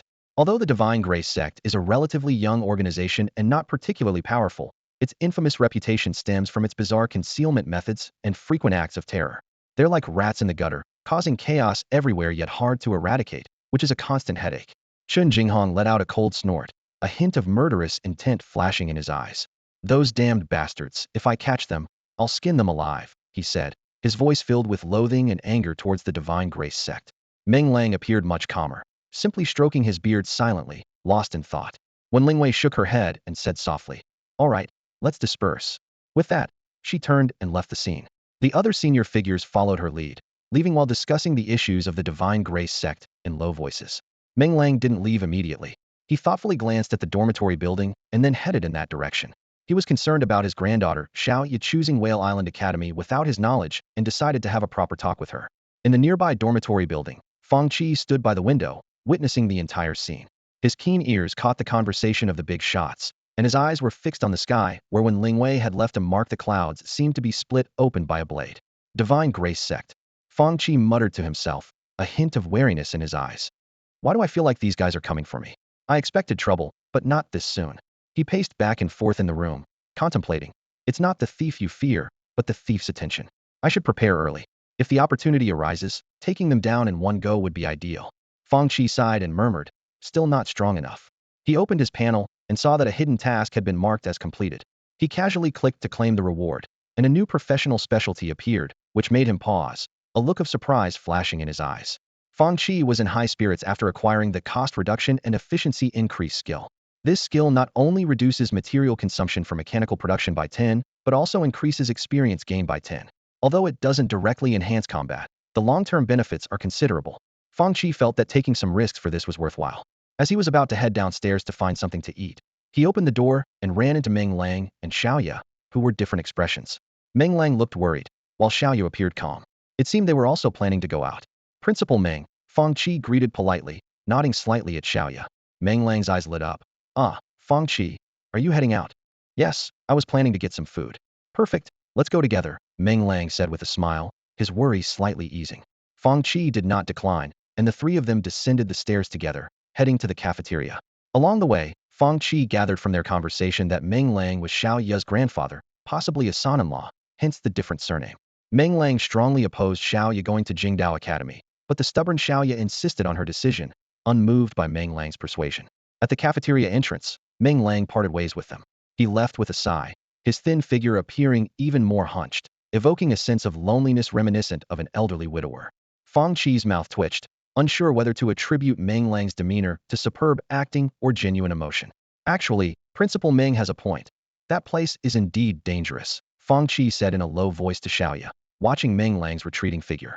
Xiaoya turned to face Fang Qi directly, responding firmly. I'm not afraid of danger.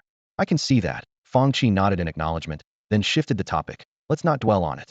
The exams are over. Let's enjoy a good meal. The cooks here are quite talented. With that, he walked into the cafeteria with his hands in his pockets, and Xiaoya quietly followed. The cafeteria was bustling with activity. The students freed from exams were like untethered horses, their faces beaming with relief. Groups of students gathered together, chatting animatedly. Fang Qi and Xiaoya got their food and found a corner to sit in. The entire cafeteria was filled with lively tables of 4 or 5 people, making their spot seem rather quiet. Fang Qi noticed Su Qianqian and Han Xiang not far away, both happily chatting with their friends, smiles on their faces. Han Xiang applied to Mobius Academy. Xiaoya said softly, resting her chin in her hand, her gaze directed towards Han Xiang. Su Qianqian applied to Longdu Academy. Fang Qi raised an eyebrow and replied with a light laugh. It was clear that their previous talk of going to Jingdao Academy was just a joke. For ordinary people, that place was indeed too dangerous. Unlike Fang Qi, Han Xiang and Su Qianqian had family considerations. Fang Qi glanced at Xiaoya and said slowly, you don't necessarily have to go there. Maybe you'll have better opportunities at Arcane Academy. Xiaoya shook her head, a slight ripple of emotion crossing her calm eyes. My grandparents and parents all graduated from Whale Island Academy, so they'll understand me. Xiaoya thought to herself as she watched her peers laughing and playing around her. She wasn't really any different from them. She just chose a different path in life. Thinking of this, Xiaoya couldn't help but smile. Fang Qi noticed the change in Xiaoya's expression, raised an eyebrow, and nodded slightly without saying much. He knew well that Xiaoya was not someone who changed her mind easily, and he had no position to persuade her otherwise. From the moment they first met, Fang Qi saw a strong sense of responsibility and justice in this girl. Although she could be a bit straightforward at times, this quality was not off-putting. At a table not far away, a group of boys sat together, and the cheerful atmosphere was suddenly interrupted by the sound of quiet sobbing. Fang Qi perked up his ears and gathered from the fragmented conversation that one of the boys had done well in the first phase of exams, but had failed the second phase. His hard work and dreams for the future seemed to vanish in an instant. Although this didn't mean his life was over, the feeling of failing at the last moment, the unwillingness, the heartache, and the indignation were too much to hold back, turning into tears. Fang Qi looked at the boy who was quietly crying and sighed softly. His experience was like that of most professionals. Even though everyone starts on the same line and puts in the effort, some succeed while others fail. Even someone like Fang Qi, who had special advantages, had to work unimaginably hard. Without effort, he wouldn't have the resources to craft equipment, gain experience, or achieve what he had today. Life is like this. Even though everyone has the magical tool of the job panel, only a few can reach the pinnacle. I'm glad I met you, Xiaoya said, picking up a drink provided by the cafeteria and giving it a gentle shake as she gestured to Fang Qi. Fang Qi chuckled softly, picked up his drink, and clinked it lightly with hers. Indeed, we should celebrate a bit. We'll be classmates for the next 4 years. They exchanged smiles, understanding each other without words. The exams were over, and it was time to part ways. The candidates each set off on their journeys home. Fang Qi boarded a vehicle back to Shanqing, and once the exam results were announced, he would use the school's teleportation array to head to Longdu and then transfer to Whale Island. Xiaoya couldn't accompany him. She needed to go home to be with her family and deal with the consequences of secretly enrolling in Whale Island Academy. Before they parted, Fang Qi joked, "Hope you don't get in trouble when you go home." This joke only earned him a slightly reproachful look from Xiaoya. After returning to the mountain city for a 2-day rest, Fang Qi took the opportunity to go home and repair his slightly worn-out equipment. On the morning when the results were announced, before dawn, their homeroom teacher, Lao Gu, burst into Fang Qi's home, pulling him and Su Qianqian out of their warm beds. Dazed and sleepy, the two were hurriedly taken to school by Lao Gu. Upon entering the office, they found Xiaoya and Han Xiang already sitting on the sofa, nodding off, clearly also forcibly awakened. The office was packed with people, led by Principal Meng Lang, along with various leaders and homeroom teachers, all filled with tension and anticipation. Lao Gu pushed Fang Qi into a chair in front of the computer. Yawning and somewhat helpless, Fang Qi remarked, "Is it really that exciting?" The discipline director patted Fang Qi's shoulder, unable to hide his excitement. "Of course it's exciting. You guys broke the record, ranking first nationwide in the group category." Although the honor was primarily due to Fang Qi, the beauty of Xiaoya and the others also attracted significant attention to the school, enhancing its reputation. Online, They were even humorously dubbed the Iron Straight Man and his three beautiful accessories. Meng Lang and the other school leaders stood by, looking at the young group with a sense of nostalgia. They realized that in a few years, when these students are invited back as honorary alumni, their social status might far exceed most of those present. The cameraman eagerly focused the camera on Fang Qi, almost pressing it into his face. Fang Qi, somewhat exasperated, said, "Brother, I know you're eager, but your camera is almost in my face." The cameraman chuckled apologetically and took a step back. Lao Gu urged, "Quick, quick, you can check the results now." Fang Qi entered his student number into the already open results list. After a brief pause, the scores appeared. Name, Fang Qi. Stage 1 Individual Ranking, 1. Stage 2 Group Ranking, 1. The office erupted in cheers. Fang Qi couldn't help but smile. In comparison, Xiaoya and the others' individual scores seemed less impressive. Han Xiang was near the bottom of the 20,000s. Xiaoya was in the mid-30,000s, and Su Qianqian was around 150,000. However, the three were mentally prepared for this and showed no signs of disappointment. After the assessment, the four strolled across the campus field, savoring the rare moment of tranquility. From afar, admiring glances were frequently cast their way. Su Qianqian nudged Fang Qi with her elbow and asked with a smile, Fang, do you enjoy the admiring looks from the juniors?" Fang Qi glanced around at the juniors watching from a distance and couldn't help but smile. "Did you enjoy it? It just feels a bit odd," Fang Qi said, just as Su Qianqian's face lit up with a bright smile, as if she had just thought of something delightful. "Speaking of which, my mom's job transfer has been finalized. The province arranged it for her, so she'll be going to Longdu with me," Su Qianqian said, unable to hide her excitement. "Fang Qi, I really appreciate your help." Fang Qi shook his head dismissively. "No need to be so formal. Your mom helped me a lot back then." He clearly didn't want to dwell on the topic. Just then, Han Xiang approached, holding Xiao Ya's hand, a rare serious expression on his face. "Are you and Xiao Ya really planning to go to Whale Island Academy?" he asked, a note of concern in his voice. Fang Qi shrugged, replying casually, "No need to worry so much. We're going to study, not to fight a war. Besides, if the sky falls, there's always someone taller to hold it up. We've already registered, so there's no changing it now." Xiao Ya nodded quietly in agreement. Han Xiang sighed. "Honestly, I thought you two were joking. If I had known, I would have tried to talk you out of it." His concern was still evident. Su Qianqian hesitated, then simply sighed softly. At that moment, Fang Qi's phone rang. It was a message from Lu Qing, filled with flattery and requests for support, which made Fang Qi laugh. It was as amusing as a roommate suddenly calling you father. Fang Qi replied briefly, learning that Lu Qing had moved to Wan City and was doing well. They agreed to meet for a meal when possible, and then ended their brief chat. In the afternoon, the four of them followed Meng Lang's arrangements and went on stage to offer some encouragement to the younger students. With that, today's activities were mostly over. Su Qianqian, Xiaoya, and Han Xiang left first, as they had families waiting for dinner.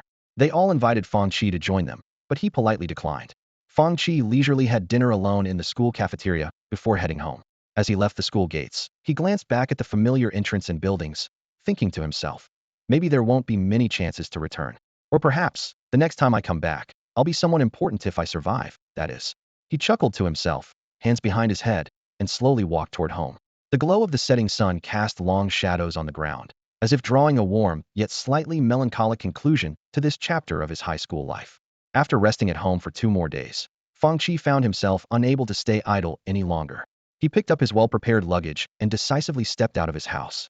Although the registration for new students was scheduled between the end of July and early August, and arriving early wouldn't grant him entry into the school, Fang Qi had a plan in mind.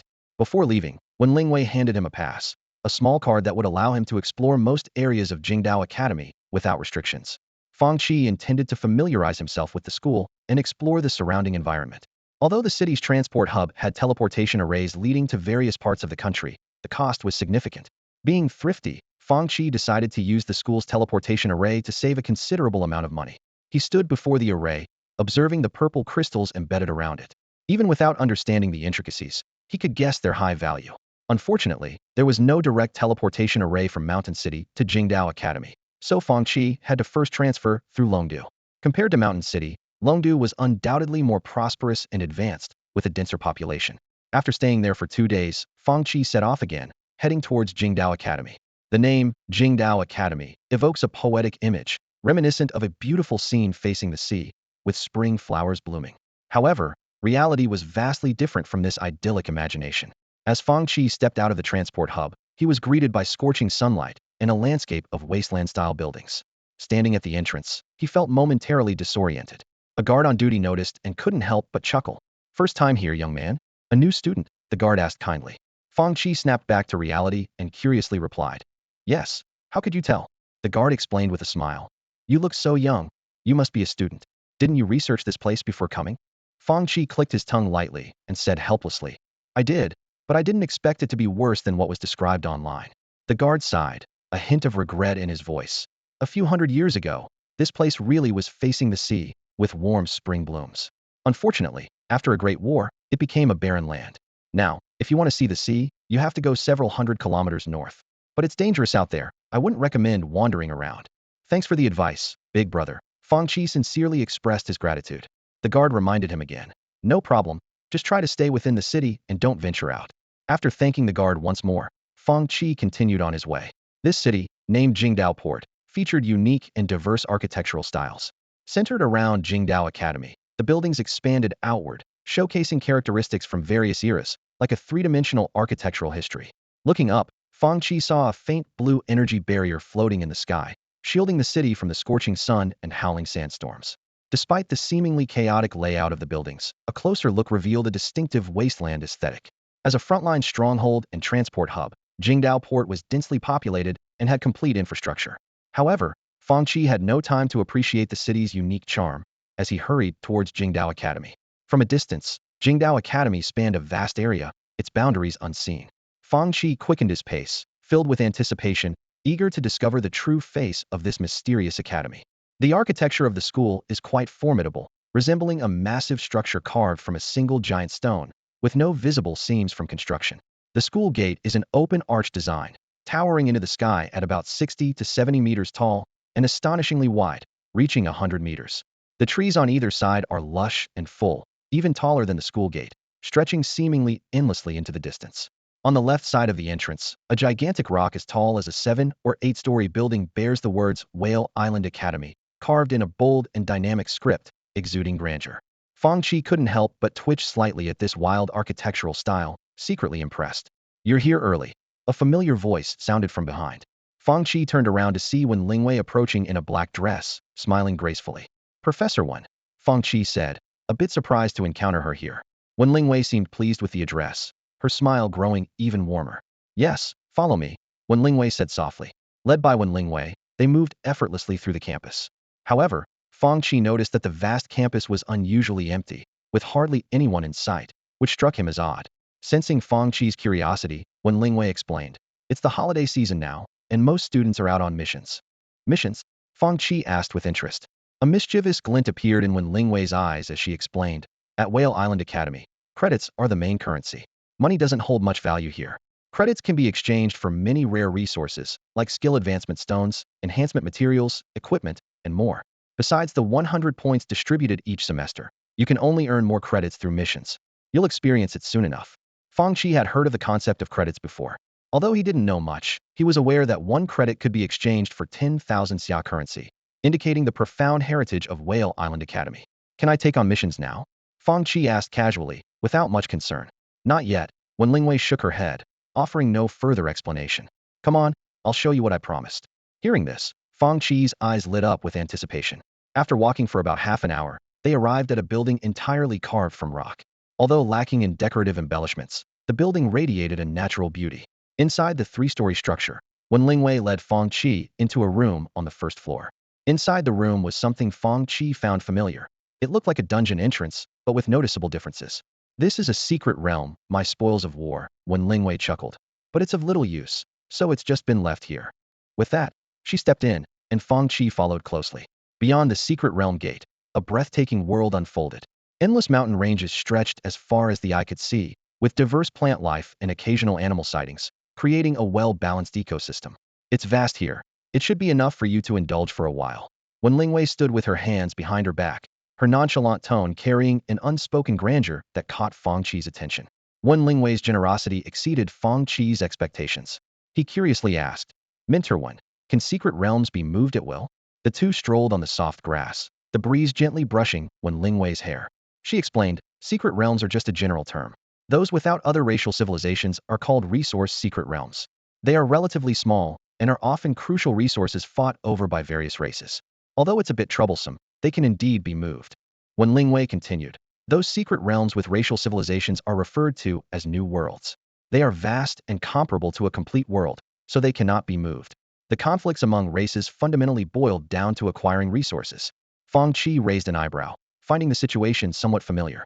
During the exploration era of his previous life, there was a similar scenario. Races in the universe fought fiercely over resources. Although he didn't personally experience those bloody times, he could glimpse them through historical records. Occasionally, when exploring undeveloped universes, he would encounter indigenous civilizations. By then, years had passed since the war ended, and the treatment of natives was relatively gentle, focusing on education. Of course, any resistance would be met with the Human Federation's strong suppression. Coming back to the present, Fang Qi asked, "Does letting me use this place affect you?" When Lingwei shook her head, her black dress swaying in the wind, exuding an elegant and sacred aura. "This is my own property. You don't need to worry." After taking a tour of the secret realm, they left. To Fang Qi's surprise, when Lingwei went straight upstairs, revealing that she lived above. Without overthinking it, Fang Qi began planning his next steps. When Lingwei's unexpected generosity was advantageous for him. Compared to the unknown dangers of uncharted territories, this secret realm was evidently safer and more manageable. The entrance was at the school, with an rank expert residing upstairs, ensuring safety. Before he had sufficient self-protection capabilities, leveraging Wen Lingwei as a safeguard was understandable. The priority was to use the resources she provided to quickly enhance his strength. Of course, Fang Qi was well aware that nothing comes for free, and he didn't take anything for granted. Stretching a bit, Fang Qi took out his phone and briefly updated Xiaoya on the situation. The original plan was scrapped, and he asked Xiaoya to deliver all the scheduled supplies to Whale Island port. Xiaoya readily agreed, stating that the first batch of resources would arrive in 3 days. Fang Qi checked his account balance, which was just enough for some initial preparations. The clinking of metal echoed in the courtyard. When Lingwei stood on the 3rd floor, watching Fang Qi's busy figure with interest. The once tidy and spacious front yard was now filled with various materials, and 4 or 5 machine tools were operating continuously, with the processed mechanical parts neatly stacked to the side. Fang Qi's figure occasionally flickered into view as he swiftly packed a pile of materials, disappearing immediately into the entrance of the secret realm. The tranquility of the holidays enveloped the resting area belonging to Wen Lingwei, with few visitors, making this scene almost unnoticed. Wen Lingwei was surprised to find that Fang Qi seemed to have turned into an unstoppable machine, tirelessly working from dawn till late at night. Driven by curiosity, Wen Lingwei descended the stairs and quickly stepped into the secret realm. As soon as she entered, a deafening roar greeted her, and the overwhelming noise made her frown. The sight before her was astounding. A massive bonfire reactor emitted a blinding red light, continuously powering a 4-meter square device that resembled a Rubik's Cube. This cube-like apparatus distributed energy to various machines surrounding it. A dozen heavy-duty tracked robots busily scurried about like worker ants, shuttling back and forth with mining transport vehicles. They dumped the collected resources into the smelting device's entrance, utilizing the different melting points of materials for preliminary decomposition. Wen Lingwei was amazed to see that these devices all bore attribute tags. Basic unmanned mining vehicle, white durability value 6,000, defense value 260. The note read, "This is a basic mining device equipped with a high-energy battery, roughly made, perhaps the work of a bored mechanical apprentice. Ant multipurpose robot generation 1, white durability value 3,600, defense value 180. The note joked, "Have we been sent back to the surface age?" Bonfire reactor, green durability value 8,900, defense value 680. The note introduced an energy reactor capable of consuming most basic materials to produce energy, though this old model is rare, possibly appreciated by some surface-dwelling civilizations. Cube energy storage facility, white durability value 4,200, defense value 180. The note was slightly sarcastic. A device that looks cool but serves little purpose, beware it might explode. These slightly humorous notes left Wen Lingwei both amused and exasperated. Nevertheless, from her perspective, while the equipment seemed simple, they were quite practical, contrary to what the note suggested. Fang Qi was engrossed in his work, oblivious to Wen Lingwei's presence. Centered around the energy storage facility, several hundred square meters of land had been cleared, with a layer of sturdy, smooth alloy plates laid down. At the edges, a few ant robots tirelessly expanded the work area. Wasteland and vegetation were dumped into the bonfire reactor's intake, as if they were mere garbage, providing it with a continuous supply of fuel. Various mechanical parts were neatly categorized and piled nearby, resembling a small hill from a distance. Fang Qi's hands moved like nimble butterflies, weaving through the parts incessantly. He seemed to need no thought. effortlessly placing each part where it belonged. Although Wen Lingwei did not understand technology, she could see that Fang Qi was constructing a production line, with the mechanical arms serving as the best evidence. Seeing Fang Qi wholly absorbed in his work, Wen Lingwei chose not to disturb him. She silently surveyed the busy yet slightly chaotic scene before quietly retreating. At that moment, Wen Lingwei could hardly imagine that the future awe-inspiring nation of machines would sprout from these seemingly simple mechanical structures. Time flew by, and before they knew it, it was early August. Xiaoya arrived at the school as promised with the last batch of materials, looking for Fang Qi. When she finally found him, her usually calm face showed a hint of surprise. The Fang Qi in front of her seemed like a different person. His hair was a tangled mess, his clothes were filthy, and he had noticeable dark circles under his eyes. At first glance, he looked like a miner who had just escaped from a coal mine. What happened to you? Xiaoya murmured in shock. At that moment, when Lingwei was standing on the third floor, silently observing the scene, she chuckled softly, also surprised by the intensity of Fang Qi's work. Huh? I feel fine. Fang Qi replied, scratching his head in confusion. Xiaoya sighed helplessly and waved her hand, conjuring a transparent ice mirror out of thin air to reflect Fang Qi's current appearance clearly.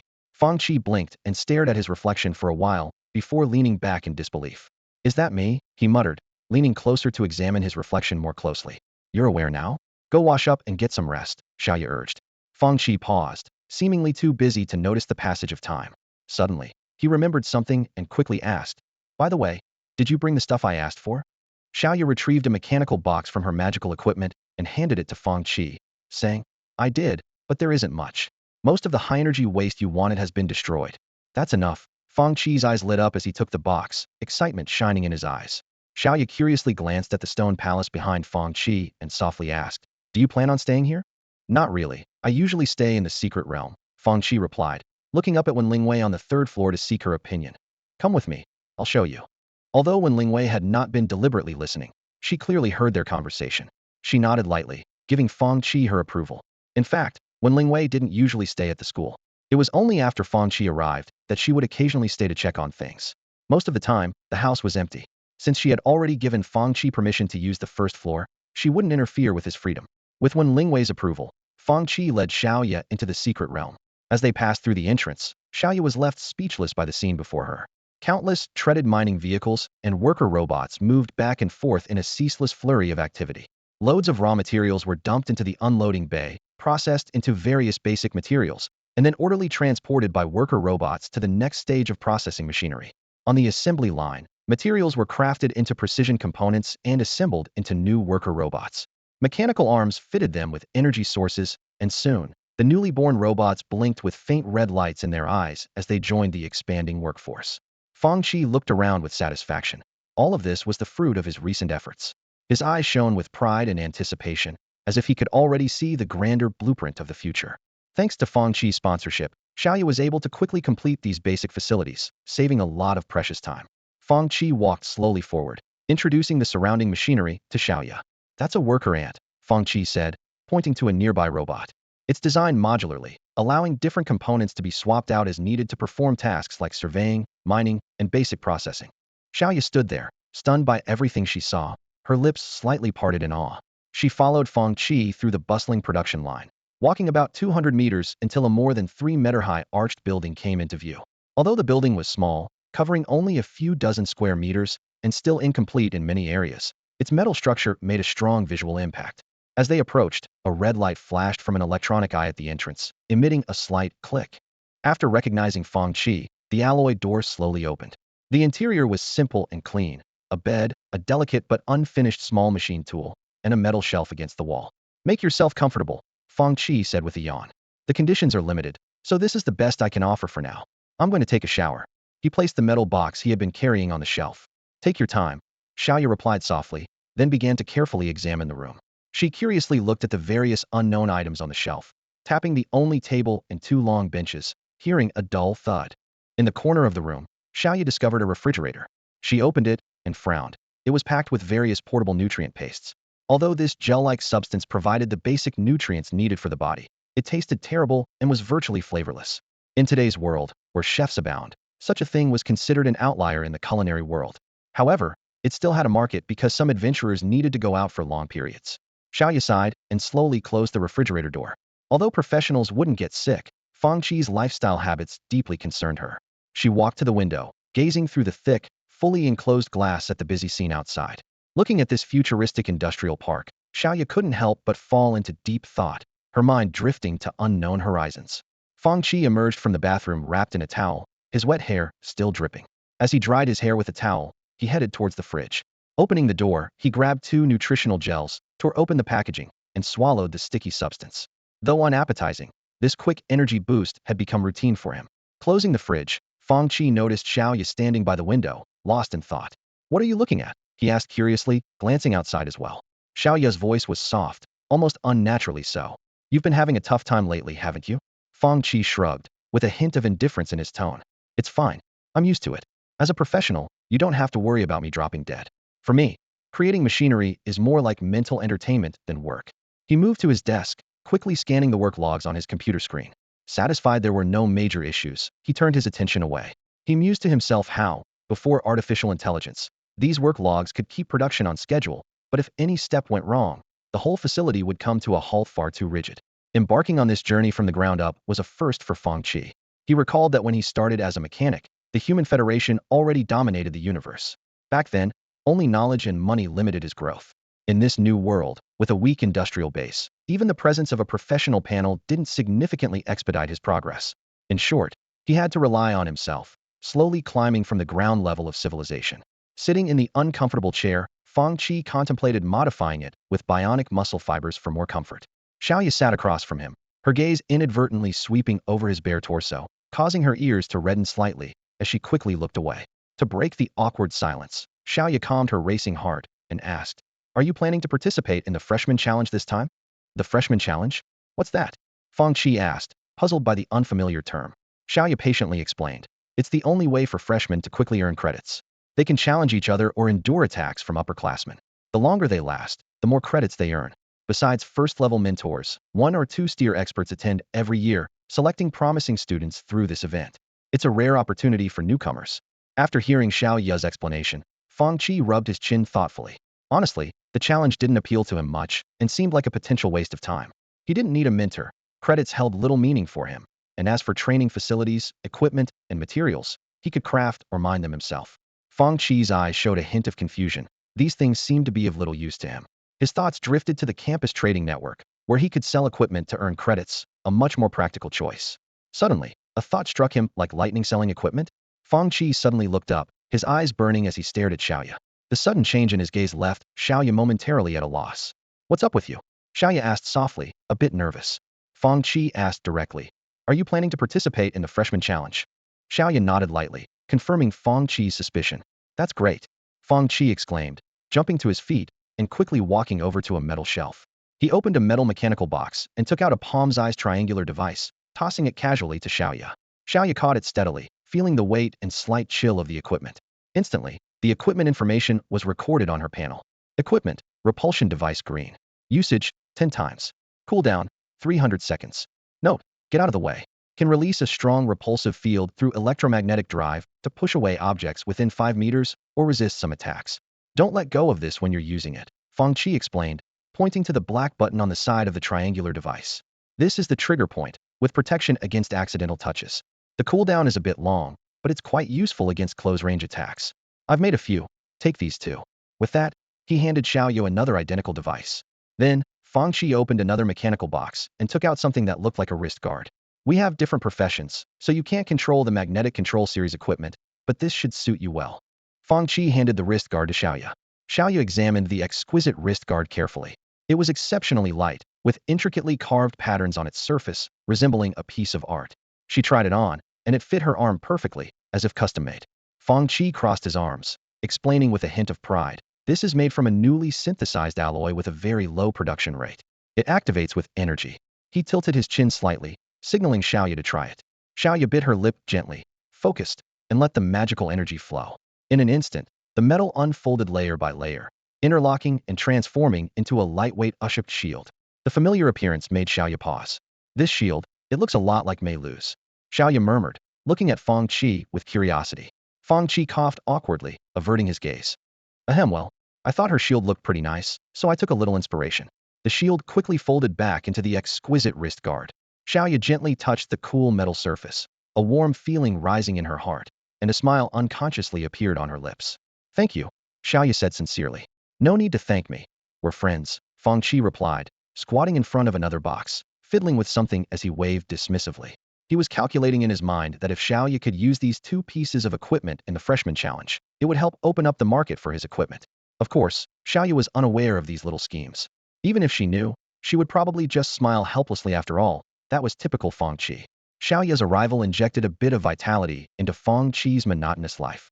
After a brief chat and lunch together, they went their separate ways. Fang Qi was able to temporarily escape his relentless work routine, while Xiaoyu was busy with enrollment procedures and setting up her dorm room. With nothing else to do, Fang Qi strolled around the campus. Jingdao Academy's architecture was unique, blending wildness with practicality. To the north was the student dormitory area, where heavy stone exteriors hid exquisite interior designs. The walkways were wide and smooth, dotted with greenery, rock gardens, and pavilions, creating a lively atmosphere. In the clear lake, various ornamental fish swam leisurely. To the east were the training facilities, reputed to be among the best in the country and capable of withstanding the full force of an rank fighter. The faculty housing was to the south, with spacious intervals between buildings, reflecting the academy's special regard for its teachers. To the west was the main entrance, where the administrative offices, library, and leisure facilities were located. Fang Qi's attention was drawn to a large, curved building in the center of the campus. It was not only the mission center, but also the entrance to experience dungeons. Leaning on the stone railing, he contemplated strategies for utilizing the dungeons. Although the 60 hours of free time each semester wasn't much, it should suffice if used efficiently. As he was deep in thought, a massive, snow-white creature caught his eye. It was a unicorn, slender and graceful, with a sharp, striking horn on its head. It quickly snatched the beer bottle Fang Qi had placed beside him, tilting its head back to gulp down the contents. What the heck? Fang Qi exclaimed, stepping back in surprise. Only then did he get a good look at the scene before him. The unicorn, about as tall as he was entirely white and elegantly built. Its saddle was adorned with shields, a broad-bladed sword, and a platinum-laced lance, all of which seemed oddly familiar. Cautiously, Fang Qi stepped forward and asked, "Is your owner named Mai Lu?" It is said that unicorns are very spiritual, and Fang Qi had only seen them in videos before. This was his first time observing one up close. As he gazed at the magnificent creature before him, pure white with a shimmering crystal horn on its forehead, he couldn't help but hold his breath. The unicorn elegantly placed the empty beer bottle back on the table with a crisp clink, then nodded slightly, its gaze drifting toward the task hall not far away, emitting a gentle whinny. "Is your owner over there?" Fang Qi asked tentatively. The unicorn nodded again, its eyes, full of intelligence, glinting with wisdom. Such a smart and beautiful creature. Even Fang Qi couldn't help but feel a fondness for it. However, looking at the beer bottle it had downed in one go, Fang Qi felt a twinge of doubt. Weren't unicorns supposed to be noble and sacred in legends? Why was this one so unorthodox? And out of all the people passing by, why did it choose to approach him? "Do you know me?" Fang Qi pointed at himself and asked. The unicorn nodded, its eyes showing a look of approval. This gave Fang Qi a peculiar feeling, as if he had been taken advantage of by a unicorn. "Rice cake," a clear and ethereal voice suddenly called out. Fang Qi turned to see a young girl in a white and gold battle dress approaching quickly, her golden hair fluttering in the breeze, and her fair, beautiful face showing a hint of anger. The sacred aura she exuded and her sense of justice beyond the ordinary immediately made Fang Qi recognize her identity, a paladin named Mai Lu. They soon arrived at an ice drink shop by the roadside. Fang Qi and Mai Lu sat across from each other, while the unicorn, now in a miniature form the size of a palm, was intently enjoying a cake on a plate. "Yes, it's called rice cake, and it's my partner. I'm sorry for the trouble today, Fang Qi," Mai Lu explained with an apologetic smile. "No worries, meeting here must be fate." Fang Qi waved his hand, then asked, "By the way, why wasn't it with you in the last battle?" Mai Lu glanced at rice cake, her eyes showing helplessness. "I was worried about rice cake getting hurt, so I didn't let it join the fight. It's still young and a bit reckless, sometimes even a little stubborn." Fang Qi understood the affection girls have for cute creatures, but unicorns are an important part of a paladin's strength, and having a mount just watch from the sidelines seemed a bit off. "I understand," Mai Lu smiled sheepishly. "That's why I enrolled in Whale Island Academy, to hone my skills. Compared to you, I still have a lot to learn, and so does rice cake." "You're too kind, you're very strong too. I just have some equipment advantages," Fang Qi replied modestly, then changed the subject. "Didn't your teammates come with you?" "Except for Chi-Chi, the other two chose different academies," Mai Lu said, showing a sisterly affection when mentioning Yin Chi-Chi. "Chi-Chi said her abilities might be needed here. She's such a kind-hearted girl." Fang Qi remembered Yin Chi-Chi well. As a healer-type psychic, she was not only capable of restoring health, but also mana. making her incredibly powerful. This kind of support role, though not high in output, is indispensable in any team, truly the team's darling. Especially a particularly strong healer like Yun Chi-Chi, who would be welcomed anywhere she went. After chatting with My Lu for a while and exchanging contact information, Fang Qi stood up to leave. Although My Lu was a highly regarded hidden profession holder, as a freshman, she too had many matters to attend to. As they parted, My Lu's unicorn, Mi Gao, turned back and gave Fang Qi a somewhat regretful look. This inexplicable glance left Fang Qi puzzled, but in the following days, he soon understood the reason behind it. Whenever Fang Qi wasn't in the secret realm, Mi Gao would always manage to find him, seeking food and drink. This made Fang Qi wonder if My Lu ever let Mi Gao eat to his heart's content. Interestingly, Mi Gao seemed to have a particular fondness for beer, always eagerly asking for more. Fang Qi didn't mind the consumption of supplies, treating it as if he were amusing a pet. However, Mi Gao's frequent disappearing acts finally exasperated My Lu.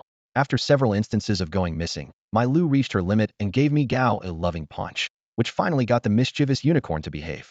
Because of Mi Gao's antics, the distance between Fang Qi and My Lu naturally lessened, and they soon became ordinary friends. Besides that, Fang Qi also met Yun Qichao, lively, cheerful, and kind-hearted young girl. In the spirit of mutual assistance, Fang Qi introduced Xiaoye to both My Lu and Yun Qichi. Perhaps due to their shared strong sense of justice, Xiaoye quickly became fast friends with the two girls. Life went on in a calm and uneventful manner, with new students arriving every day. The popularity at Whale Island Academy gradually increased, and the official start of the semester on August 20th was drawing near. When Lingwei returned to the secret realm after a few days away, she was taken aback by the sight before her. The expansive floor was constructed from alloy, smooth, and even. Various functional module worker ant robots tirelessly went about their tasks, visible everywhere. When Lingwei's mental scan swept across the entire area, discovering that the previously large bonfire reactor and smelting facilities had been moved underground, continuing their operations uninterrupted. The energy storage facility seemed to have been upgraded, not only larger but also more refined in appearance. Hidden beneath the floor, bioelectric wires continuously drew energy from the storage facility, distributing it in all directions. The production line had expanded from 1 to 2, with output steadily increasing. Occasionally, damaged worker ant robots were brought back by their companions to be placed in the smelting device for reconstruction.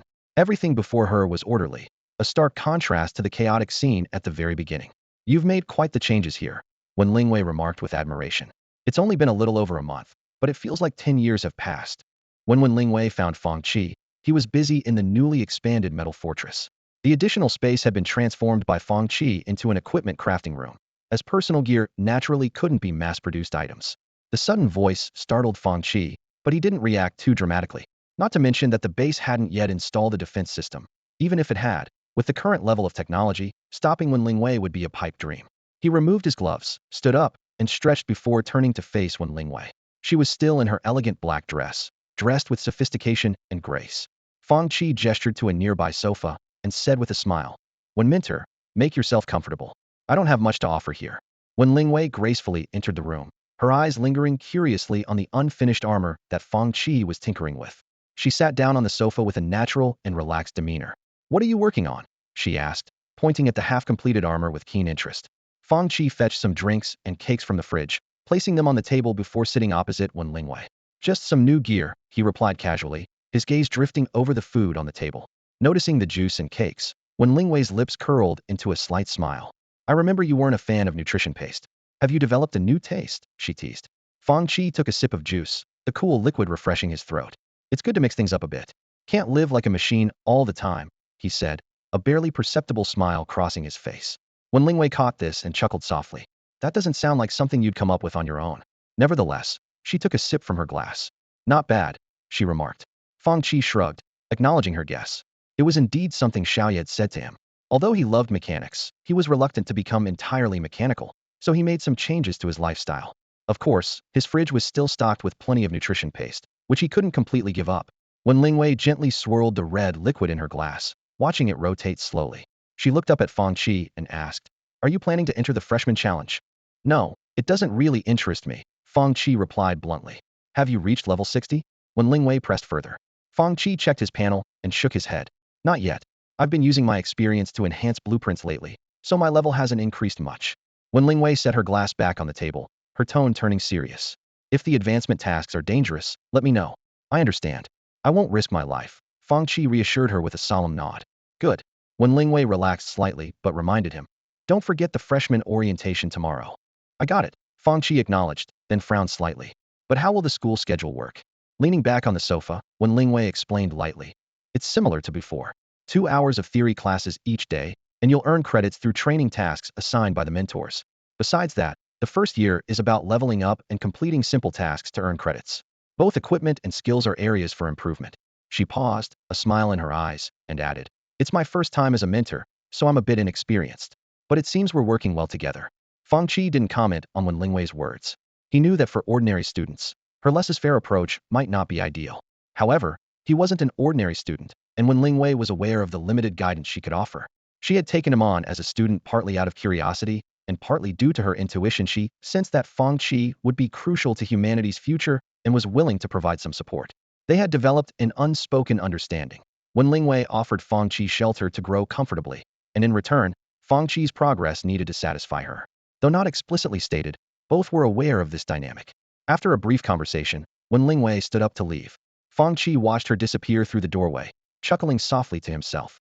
Their relationship was quite nuanced, not a traditional mentor-student bond, nor merely a transactional one. To call them friends didn't quite capture it either. When Lingwei's generosity and indulgence often made Fang Qi feel like he was being pampered by a wealthy benefactor. His gaze lingered on the nearly untouched glass of juice, and he mused, to have a truly equal conversation, I need to be on the same level. He rose and strode to the weapons workshop, resuming his work. The room was filled with the sound of machinery, echoing his aspirations and determination for the future. On August 20th, the sun was shining brightly, and the intense heat was still glaring. The massive stone monument of Whale Island Academy shimmered with a faint white glow in the energy shield outside the yellow sand, exuding an invisible authority. The entrance was bustling with people, as parents accompanied their children, with some families bringing 4 or 5 members along. However, due to strict school regulations, the parents could only watch their children leave with reluctance from outside the gates. In the crowd, Fang Qi, Xiaoya, Mai Lu, and Yun Qiqi were observing the lively scene, each lost in their own thoughts. In Mai Lu's pocket, a palm-sized Migao peeked out, curiously observing the surroundings. This time of year is always the busiest at Whale Island Port, Xiaoya remarked, her gaze sweeping over the crowded school entrance. Fang Qi gently tapped Xiaoya's shoulder to regain her attention. Let's go find seats in the auditorium first, or it'll be troublesome if we can't find any later. The group nodded in agreement and slowly made their way toward the auditorium with the crowd. The advantage of arriving early was evident, as there were plenty of seats available in the auditorium. The 4 found a row of seats against the wall and sat down, waiting for the opening ceremony to begin. However, Yun Qiqi couldn't sit still and started sharing snacks with Migao from her stash. Fang Qi, would you like some? Yun Qiqi warmly offered a bag of appealing jerky to Fang Qi. Fang Qi looked at Mai Lu in confusion. Does Migao eat meat? Mai Lu awkwardly turned away, her ears turning red. Well, maybe. Fang Qi watched Migao chew on the jerky and couldn't help but smile wryly. Aren't unicorns supposed to be pure and noble? Your unicorn seems different from the ones in books. Is it some kind of hellish skeletal horse in disguise? Xiaoya was amused by Migao's adorable appearance. Fang Qi curiously took a bite of the jerky, finding it tough but flavorful. What kind of meat is this? He asked. It's from the giant lizard tribe. Yun Qiqi replied with a cheerful smile, making Fang Qi feel uneasy. He silently put the remaining half of the jerky back in his pocket and then held Migao, whispering, Good buddy. It's all yours. Migao looked back gratefully. Xiaoya and Mai Lu glanced at Fang Qi with a hint of sympathy, hoping he wouldn't be too traumatized by the experience. Whale Island Academy typically admitted fewer students than the other 3 academies, with less than 20,000 new students this year, making the spacious auditorium seem a bit sparse. Since classes hadn't been assigned yet, most people didn't know each other, and seating arrangements were rather casual. The school leadership seemed unconcerned with appearances, focusing more on students' abilities and character. On the podium, only 3 representatives from the school were present. Once most of the students were seated, a middle-aged man in the center stood up. Fang Qi recognized him as Vice Principal Duan Yang, and a rank martial artist. As for the principal, it was rumored that he was an rank magician, whose mysterious whereabouts meant that most students might graduate without ever seeing him. Silence. A booming and stern voice echoed through the auditorium, instantly quelling the noise and leaving a profound stillness in its wake. Duan Yang nodded slightly in satisfaction as he surveyed the now silent students, then began to speak slowly. First of all, welcome to Whale Island Academy. Next, I will unveil the mysteries of this institution for you. For the next several minutes, Duan Yang eloquently recounted the Academy's long history and potential dangers. As he spoke, some newcomers, unfamiliar with the Academy, grew increasingly pale, while most of the students remained unfazed, having clearly prepared themselves mentally. Fang Qi raised an eyebrow, appreciating the academy's straightforward approach. However, he couldn't shake the feeling that Duan Yang's words carried a hint of intimidation. In essence, Duan Yang was saying, attending Whale Island Academy is a near-death experience. Fang Qi mused that if this were true, the academy would have closed long ago. But there's no need to worry, Duan Yang continued. Whale Island Academy always respects human rights. Any student having second thoughts can leave now, and we won't stop you. You have 10 minutes. With that, he glanced at his watch and sat down, seemingly ready to wait the full 10 minutes. As soon as Duan Yang stopped speaking, the auditorium buzzed with chatter again. While feeding lizard jerky to his pet, Fang Qi chuckled and remarked, "This opening ceremony at Whale Island Academy is truly unique." My Lu, puzzled, whispered, "Is it really appropriate to do this? Some students might actually leave." Xiaoyu shook her head, her eyes serious. "This is the right approach. It gives those who aren't fully committed a chance to leave, so they don't become a burden to their teammates in life-threatening situations." Yun Qiqi also reflected, life always fears death. She wasn't too concerned about Duan Yang's words, thinking that if she, a healer, had to lead the charge, what was the point of having those muscular martial arts students? While they chatted quietly, the first student finally decided to leave, walking out of the auditorium with a guilty expression. Once one left, a second and third followed. Most of those who left looked similarly guilty, and some, unable to handle the pressure, even shed tears under the watchful eyes of the crowd. The remaining students watched them go. Their expressions varied. Some showed disdain, others sympathy, and many understood. After all, this was the front line of a battlefield, where danger could strike at any moment. The scene was a microcosm of humanity's varied responses. Though not many left, Fang Qi estimated fewer than 300, it was enough to make the atmosphere in the auditorium more somber and tense. When the 10 minutes were up, the auditorium doors closed again. Duan Yang rose, his previously stern expression slightly softened. He said nothing about the students who had left. Instead, he moved directly to the main topic. The orientation ceremony for new students at Whale Island Academy was underway. Principal Duan Yang stood at the podium, his gaze sharp as he surveyed the students below. His voice was loud and firm, resonating throughout the hall. "Next, I will outline some important matters, so please listen carefully. These concern the future of each and every one of you." Duan Yang paused to ensure all eyes were on him, then continued. "First, Whale Island Academy is a cradle for nurturing the strong. Your presence here is proof of your abilities. But this is only the beginning. I want to see you become capable and responsible individuals. To support this, the school will allocate certain resources in your favor." His eyes sharpened. "But remember, this is not free. Here, credits are the most vital resource. Everything on the campus trading network can be exchanged for credits. Your mentors will explain how to earn them, so I want to elaborate further." Duan Yang's tone suddenly grew stern, carrying the authoritative pressure typical of an A-rank professional. "Second, the school rules must be strictly followed by everyone. I expect you to remember every word I say. I don't want to see any of you on the disciplinary platform someday. Remember, this is no joke." His words caused unease among many new students, with some even starting to tremble slightly. Duan Yang continued. "Third, the freshman challenge will begin today at 1 p.m. and continue until 5 p.m. tomorrow. It will be held at the training ground. The rules are simple. Freshmen can challenge each other, and if you are confident in your abilities, you can even challenge multiple opponents at once. Each victory earns you some credits." He smiled slightly. "Of course, you can also form a team of 4 to challenge senior students. The longer you last, the more credits you earn. The training ground has comprehensive safety measures in place, so no real harm will come to you. This is also the fastest way for you freshmen to earn credits this semester." Duan Yang's speech was brief but impactful. After finishing, he returned to his seat with a smile. Subsequently, batches of mentors began arriving at the venue, and the hall gradually grew lively. Mentors at Whale Island University are divided into 3 levels. Level 3 mentors are usually rank professionals, relatively weaker but sufficient for guiding freshmen. Level 2 mentors include both rank and A-rank professionals, possessing stronger abilities and expertise in specific fields. The scarce Level 1 mentors, however, only seek out promising students during the challenge and do not participate in these orientation events. The different levels of mentors not only vary in strength, but also in the resources they control. Therefore, students need to choose their mentors carefully. Fang Qi, Yun Qiqi, Mai Lu, and Xiaoyu remained seated. Yun Qiqi, due to her special status, had already been assigned a dedicated mentor before enrollment. Mai Lu, being a hidden professional, was similarly given special attention. Although Xiaoyu wasn't particularly outstanding, her strong abilities and her family's history as graduates of Whale Island Academy made finding a suitable mentor easy.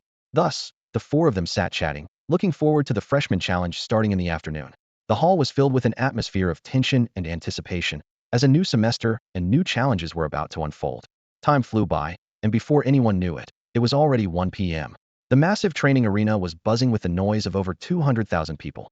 The battles in the ring were intense, with new students either engaging in unknown duels or chaotic group fights. Some overconfident newcomers challenged multiple opponents, only to be swiftly defeated. Cheers and gasps mingled, creating a lively atmosphere. Fang Qi, wearing a mask and holding rice cakes, was intently observing a particular arena. A three-ginstone challenge was underway. Mai Lu, Xiaoya, and Yun Qiqi were teaming up against a senior from the magic department. Though it was their first time working together, the three girls displayed remarkable coordination. However, due to the difference in their levels, their attacks had little effect on the senior. Mai Lu stood at the forefront, wielding a shield in one hand and a broad, double-edged sword in the other, fending off most of the magical attacks. Her expression was serious as she swung her sword, creating opportunities for Xiaoya to attack. Xiaoya's ice magic had clearly improved, with faster casting speeds and a higher attack frequency, putting pressure on their opponent. Yet, her ice spikes were still blocked by the magic shield. The senior magic student looked tense, her eyes sharp. She deftly dodged Mai Lu's consecutive strikes and, spotting a moment of vulnerability in Mai Lu's defense, launched 3 fireballs at Yun Qiqi. Let's get rid of this pesky little healer first, she thought to herself. Just as Yun Qiqi was about to dodge, Xiaoya stepped in front of her. Don't worry, Xiaoya said calmly, as her right wrist guard quickly expanded to block the attack for Yun Qiqi. Watching the equipment's durability drop by nearly 200 points, a hint of distress flashed in Xiaoya's eyes, but she quickly refocused. She swiftly retracted her shield, keeping her eyes on the opponent, while casting a magic shield on Mai Lu.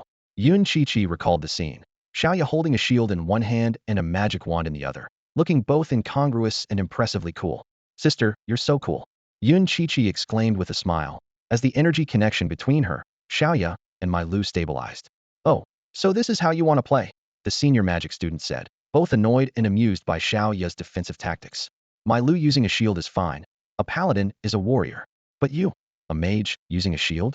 Why not just grab a greatsword and become a magic swordsman? Mai Lu, unaware of the senior's frustration, was relieved to see Yun Qiqi unharmed. She then raised her platinum-accented shield and launched a charging attack. Wrapped in golden energy, Mai Lu's speed surged, posing a significant challenge to the senior magic student. The senior quickly waved her staff, casting 2 control spells in succession, but Mai Lu broke through them effortlessly. No wonder it's a hidden profession, thought the senior student, her face showing surprise and her eyes slightly narrowed. A crystal-clear ice mirror appeared out of nowhere, and she stepped into it without hesitation. On the other side of the arena, another ice mirror emerged, and she gracefully walked out from it. As soon as she appeared, countless ice crystals bloomed like flowers around her. This was clearly an attack Xiaoya had prepared in advance. A faint white glow appeared on the senior's body, effortlessly blocking the wave of ice magic. It seems you know a lot about ice magic, Xiaoya smiled slightly. But this magic shield, although low level, is strong enough against my current output. Plus, its cooldown is short and its energy cost is low. No wonder it's a staple for mages. Just then, a jingling sound caught the senior's attention. A triangular metal object mixed in with the ice crystal attack landed precisely in front of her. Immediately after, a sharp ice spike came whistling through the air, hitting the button on the side of the metal object. With a buzz, before the senior could react, the edges of the triangle rapidly unfolded, releasing a powerful repulsive force. Although the force itself wasn't particularly aggressive, the senior was standing at the edge of the arena. The sudden push caused her to lose her balance, and she involuntarily flew out of the arena. The onlookers were stunned into silence, staring blankly as Xiaoya calmly walked over and picked up the mysterious metal triangle, her eyes still showing a hint of disbelief. What was that thing? Someone finally couldn't help but ask. But no one answered, everyone feeling that the battle had ended too abruptly. The senior managed to steady herself and looked up at Xiaoya, her eyes filled with confusion. She put away her staff and asked sincerely, Junior, what was that? Don't get me wrong. It's not that I can't accept losing. I'm just curious. Xiaoya instinctively glanced at Fang Qi, who nodded slightly, prompting her to reveal part of the equipment panel. The equipment information appeared instantly. Repulsion device green. Uses, 910. Cooldown, 300 seconds. Creator, Fang Qi. Holder, Xiaoya. Note, get out of here. Releases a strong repulsive field via electromagnetic drive, pushing away objects within 5 meters or deflecting some attacks. Folding arm shield green. Durability, 745-37600. Defense, 630. Creator, Fang Qi. Holder, Xiaoya. Note, a folding shield made of high-strength alloy might save your life at times. Fang Qi. The senior murmured, frowning slightly before realization dawned on her. Oh, that mechanic? I've seen him fight, he's strong. Many of the students watching were also familiar with the name. Someone excitedly shouted, isn't he the straightforward Iron Man? Hey, hey, hey, I remember Xiaoya too. Another student chimed in. She was in a group with Fang Qi during exams, and they ranked first. So lucky. Why can't I get such strong teammates? What? You want to coast along too? Why not? Sure, sure. But with your size, you're better off in the front. Listening to the murmured conversations around him, Fang Qi couldn't help but twitch his lips. The one lying in front? Are you serious? He muttered to himself. Meanwhile, the senior mage became very interested in the repulsion device. She recalled the force from earlier and nodded to herself, thinking it would be effective against close combat monsters, which are the bane of fragile mages like her. Even though she wanted the device, she decided not to ask about it right there, planning to inquire privately later to avoid causing trouble. Although the battle ended rather abruptly, the senior's health remained intact, but falling out of the arena meant she lost the match. As the first newcomer to defeat a senior in the challenge, Xiaoya and her two teammates each earned 100 credits, drawing envy from many. There isn't really a ranking in the challenges. Winning a challenge at the same level earns you rewards. Although the rewards for each challenge aren't much, the accumulated credits can be quite significant. Challenges against senior students are more difficult, so not many choose them. To support Yun Qiqi, Mai Lu and the others usually team up for these higher-level challenges. By the end of the day, although the credits earned weren't as much as the first round, each of the three had gained nearly 300 points. Fang Qi, noticing their exhaustion, handed some leftover lizard jerky to them and jokingly asked, is it really worth pushing yourselves so hard?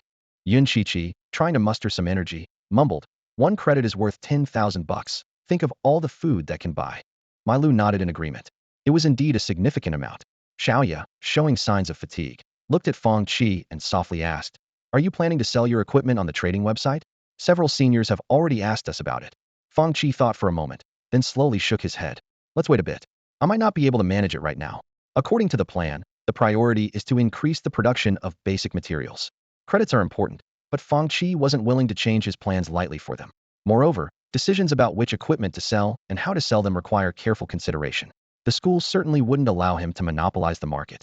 While monopolies can be lucrative, Fang Qi didn't have the power to do so yet. Selling one or two custom-made pieces occasionally is fine, but mass private sales could clearly infringe on some interests. Fang Qi furrowed his brow, planning to discuss this with Wen Lingwei later. Suddenly, Yun Qiqi perked up, looking at Fang Qi with a grin. Speaking of which, someone was looking for you during the later battles when you weren't around. He seemed pretty fierce. Be careful. He might be looking to cause trouble. Her eyes seemed to hold a hint of anticipation. Fierce. Fang Qi frowned, trying to recall if he had offended anyone like that. His mind raced, flipping through faces until it settled on someone he had only met once. Wow, he got into Whale Island Academy too. Fang Qi murmured to himself, feeling a bit surprised. Curious, Yun Qiqi asked, did you remember? Who is it? Fang Qi casually replied. Someone from the martial arts department who bought equipment from me. He satisfied Yun Qiqi's curiosity a bit. After all, the only equipment he had sold so far, besides a folding combat knife, was a logistics vehicle bought by Xiaoya. Martial arts department? That does fit. Yun Qiqi thought of the person's strong build and nodded in agreement. Fang Qi changed the subject, asking, by the way, did you find a mentor today? Yes, we found a suitable mentor, and it's the same person for all of us, Xiaoya replied. One person? How can one mentor cover all three of your professions? Fang Qi asked, a bit surprised. Yun Qiqi hummed happily, her eyes smiling with a hint of pride. Because she's in rank mentor, she sees potential in us as a team. Plus, she's from a hidden profession, a dreamweaver. Ever heard of it? Dreamweaver, master of illusions, Gu Lingyao. Fang Qi squinted slightly, mentioning a name. Mai Lu and the others exchanged glances, then nodded seriously, confirming Fang Qi's guess. Fang Qi clicked his tongue softly, furrowing his brows. Another tricky hidden profession, he muttered to himself. Mai Lu rested her chin in one hand, while gently stroking Mi Gao's soft mane with the other. She said, somewhat apologetically, it's a bit embarrassing to say, but the principal had already arranged a mentor for me. Now it seems I might have to let that mentor down. Fang Qi nodded in understanding. That's not really a big issue. A student chosen by an rank professional is not something a first-level mentor can easily compete for. Mai Lu sighed. Exactly. Who would dare to refuse an rank expert? Today, there were 3 rank professionals who came, but apparently, besides us, only 2 other students were chosen. That ratio is astonishingly low. They chatted leisurely in the restaurant, the atmosphere relaxed and pleasant. However, things were quite different elsewhere. Whoa, Wen Lingwei, are you serious? A sharp scream pierced the air. A white-haired girl was thrown from the 3rd floor, landing heavily on the ground, hitting the ground with her rear. Gu Lingyao stood up, brushing the dust off her skirt in dissatisfaction. She put her hands on her hips and glared upward at the woman in a black dress standing on the third-floor balcony, her eyes flashing with anger. When Lingwei raised an eyebrow with a teasing smile. Gu Lingyao, did you think I was joking? Unfazed, Gu Lingyao adopted a righteous stance. It's just a student, and you don't lack people to teach. You're used to being alone, so why not let me have him? It's for his own good. You certainly won't teach him wholeheartedly. A dangerous glint flashed in Wen Lingwei's eyes. Fine, how about you trade your eternal sanctuary for him? Uft, you must be dreaming. Gu Lingyao rolled her eyes and retorted bluntly. When Lingwei's eyebrow twitched, her eyes suddenly cold. Seeing this, Gu Lingyao quickly laughed it off. Ahem, just kidding. She awkwardly scratched her silky white hair, giving a couple of dry laughs. When Lingwei said coldly, You're in rank professional too? Can't you maintain some decorum? Stop acting so impulsively. Gu Lingyao remained unfazed, her face displaying a mischievous grin. I'm not impulsive. I'm just curious about what makes someone so important to you. When Lingwei became serious. I warn you, Fang Qi is very important to me. Even if you offered the eternal sanctuary, I wouldn't agree. Gu Lingyao chuckled, her eyes glinting with mischief. Don't worry, I won't do anything weird to him. But the more you emphasize it, the more curious I become. When Lingwei sighed helplessly. Over the years, Gu Lingyao's personality hadn't changed a bit. If it were any other rank professional, Wen Lingwei would have already taught them a lesson and kicked them out. But dealing with this white-haired girl, even when Lingwei found herself at a loss. In some ways, Gu Lingyao seemed to have a knack for restraining her. For the moment, Wen Lingwei couldn't think of a good way to handle this tricky situation. As the training hall doors swung open in the early morning, a wave of eager students surged inside. Leading the pack, a few students rushed forward to claim the empty platforms. Upperclassmen, dressed in referee uniforms, were already stationed beside the platforms, their expressions serious. Today marked the final battle of the freshman challenge, and the newcomers, eager to earn credits, were brimming with fighting spirit. The air was thick with tension and excitement. However, Fang Qi wasn't part of the commotion. He was alone in the workshop, meticulously adjusting the production logs. Once satisfied, he immediately began preparing to refine high-grade materials. The current production facilities weren't equipped to handle this task automatically, prompting Fang Qi to personally improve the equipment. His primary goal was to complete the production line for grade advanced materials. In the workshop, Fang Qi worked shirtless, sweat glistening on his welted muscles. He was fully absorbed in crafting each precision part. The machines here had been specially modified, offering precision far beyond standard production lines. Fang Qi's hands deftly maneuvered various tools, his eyes reflecting a deep passion and focus for technology. While Fang Qi was engrossed in his work, two influential figures at the academy were discussing matters related to him. In the principal's office, a silver-haired, slender old man was leisurely brewing tea. Dressed in a Zhongshan suit, he appeared to be in his 60s, yet his face bore few wrinkles.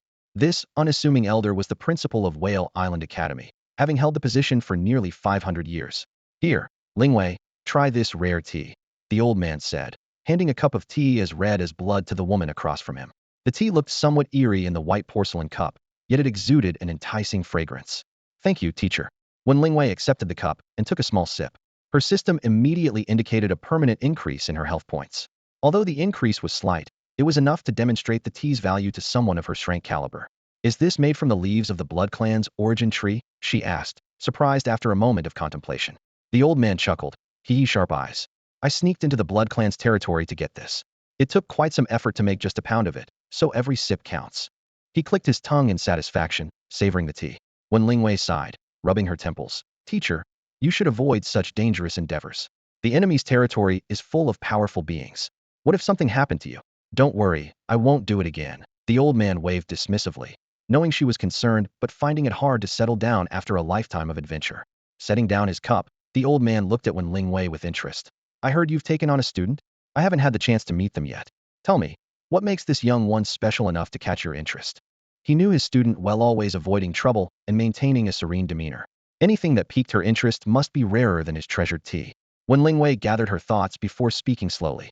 Her voice was gentle, with a hint of confusion in her eyes. He's quite an unusual person, as if he doesn't belong to this world. I've observed him for a long time, and even though he acts normal and cheerful, there's always this sense of detachment about him. The elder listened quietly, with a thoughtful expression, nodding occasionally. His gaze was focused, as if trying to understand every word Wen Lingwei said. When Lingwei continued, there's not much for Fang Qi and I to talk about. Our conversations are always so businesslike and monotonous. I don't know if my decision was right or wrong, but I always feel that he's important. She paused, frowning slightly. But during this time together, I've realized how little I know about him. There's a thick wall around his heart that refuses to let anyone in. She rested her chin on her hand and gazed out the window, lost in thought. Perhaps Gu Lingyao is right. Maybe I'm not suited to be a teacher. I really don't have much to teach him. Her tone carried a hint of frustration, as it was her first time being a teacher, and dealing with a student like Fang Qi had indeed shaken her confidence, even if she didn't admit it. Sensing Wen Lingwei's emotions, the elder chuckled softly and said, "Everything has its reason for existing. Since he chose you, it shows that, deep down, he does trust you to some extent." Wen Lingwei tilted her head, puzzled. "Isn't it possible that he just couldn't refuse because I'm stronger?" "That's possible too." The elder's candid response left Wen Lingwei speechless, her mouth opening without finding the right words. The elder continued, "You're very strong, but perhaps a bit low on emotional intelligence. Imagine if you were a drank professional and an strength powerhouse suddenly wanted to take you as their student. How would you feel?" Wen Lingwei was silent for a while, then tentatively said, "Suspicious of ulterior motives?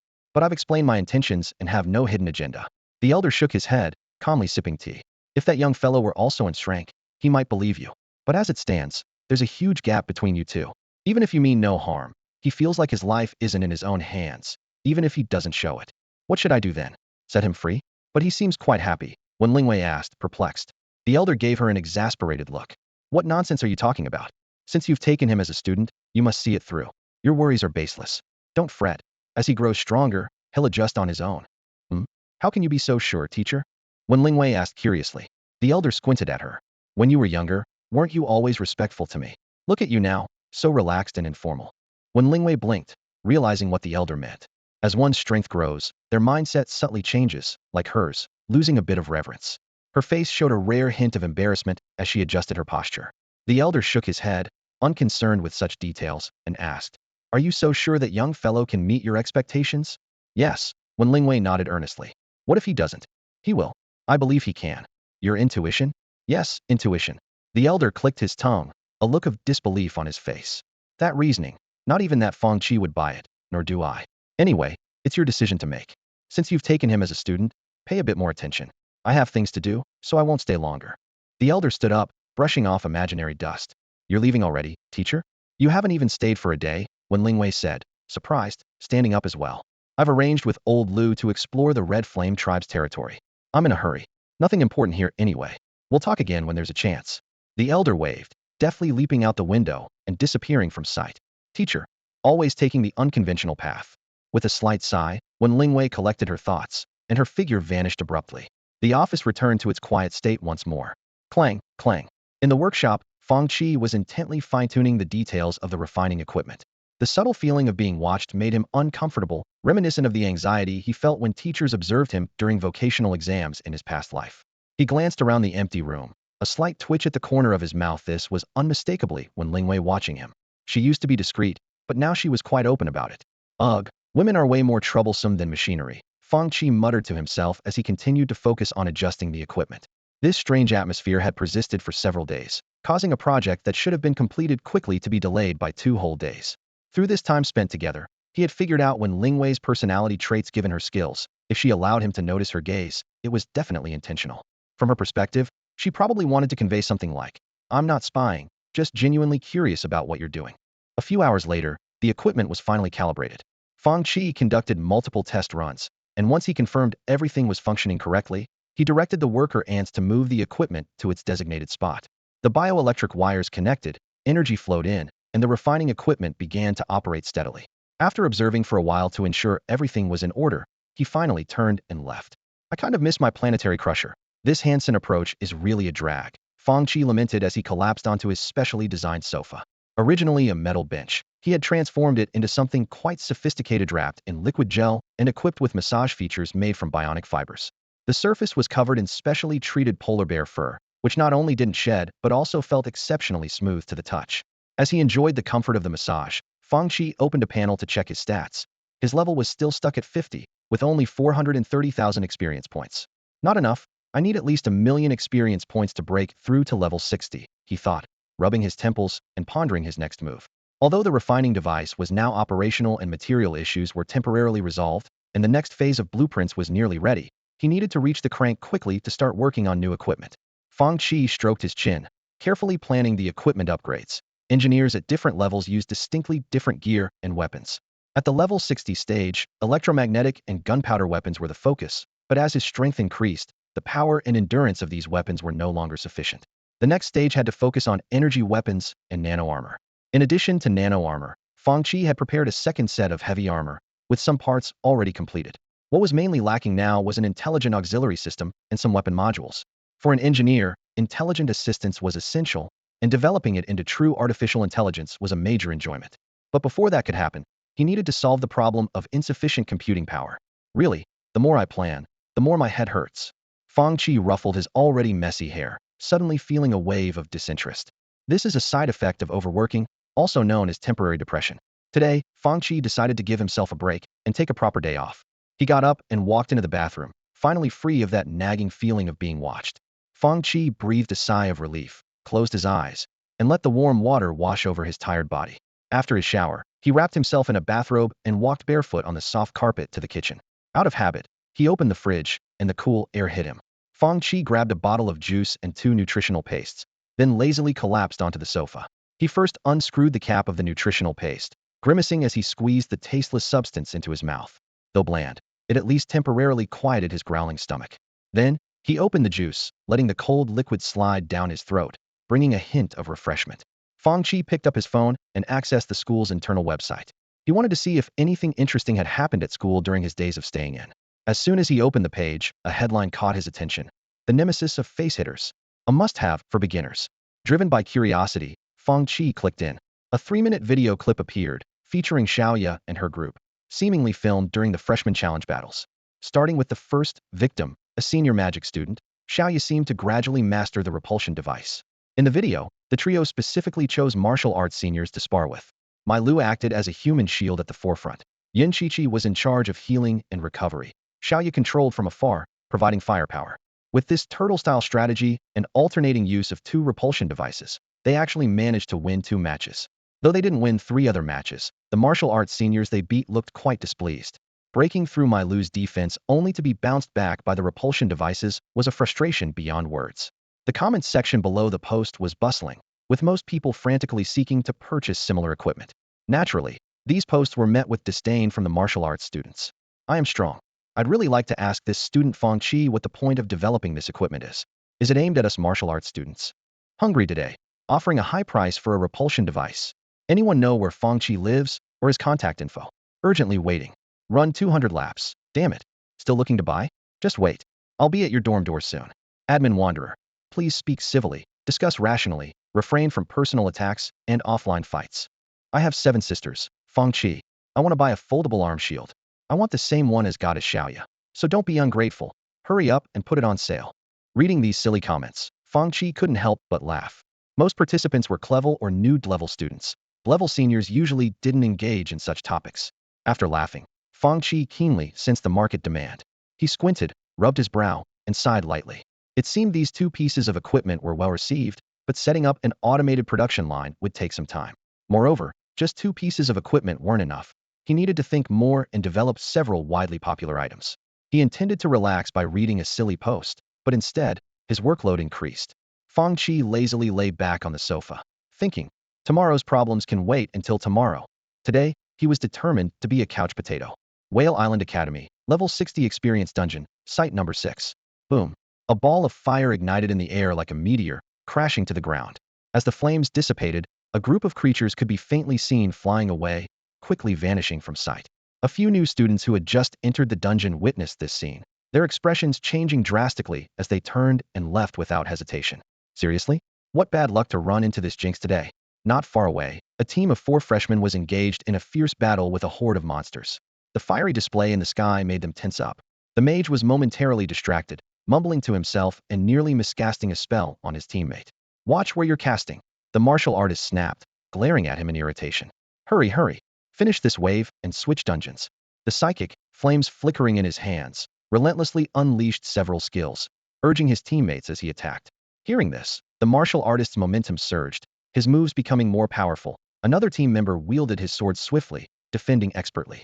The team's main attackers unleashed their signature moves, dealing massive damage.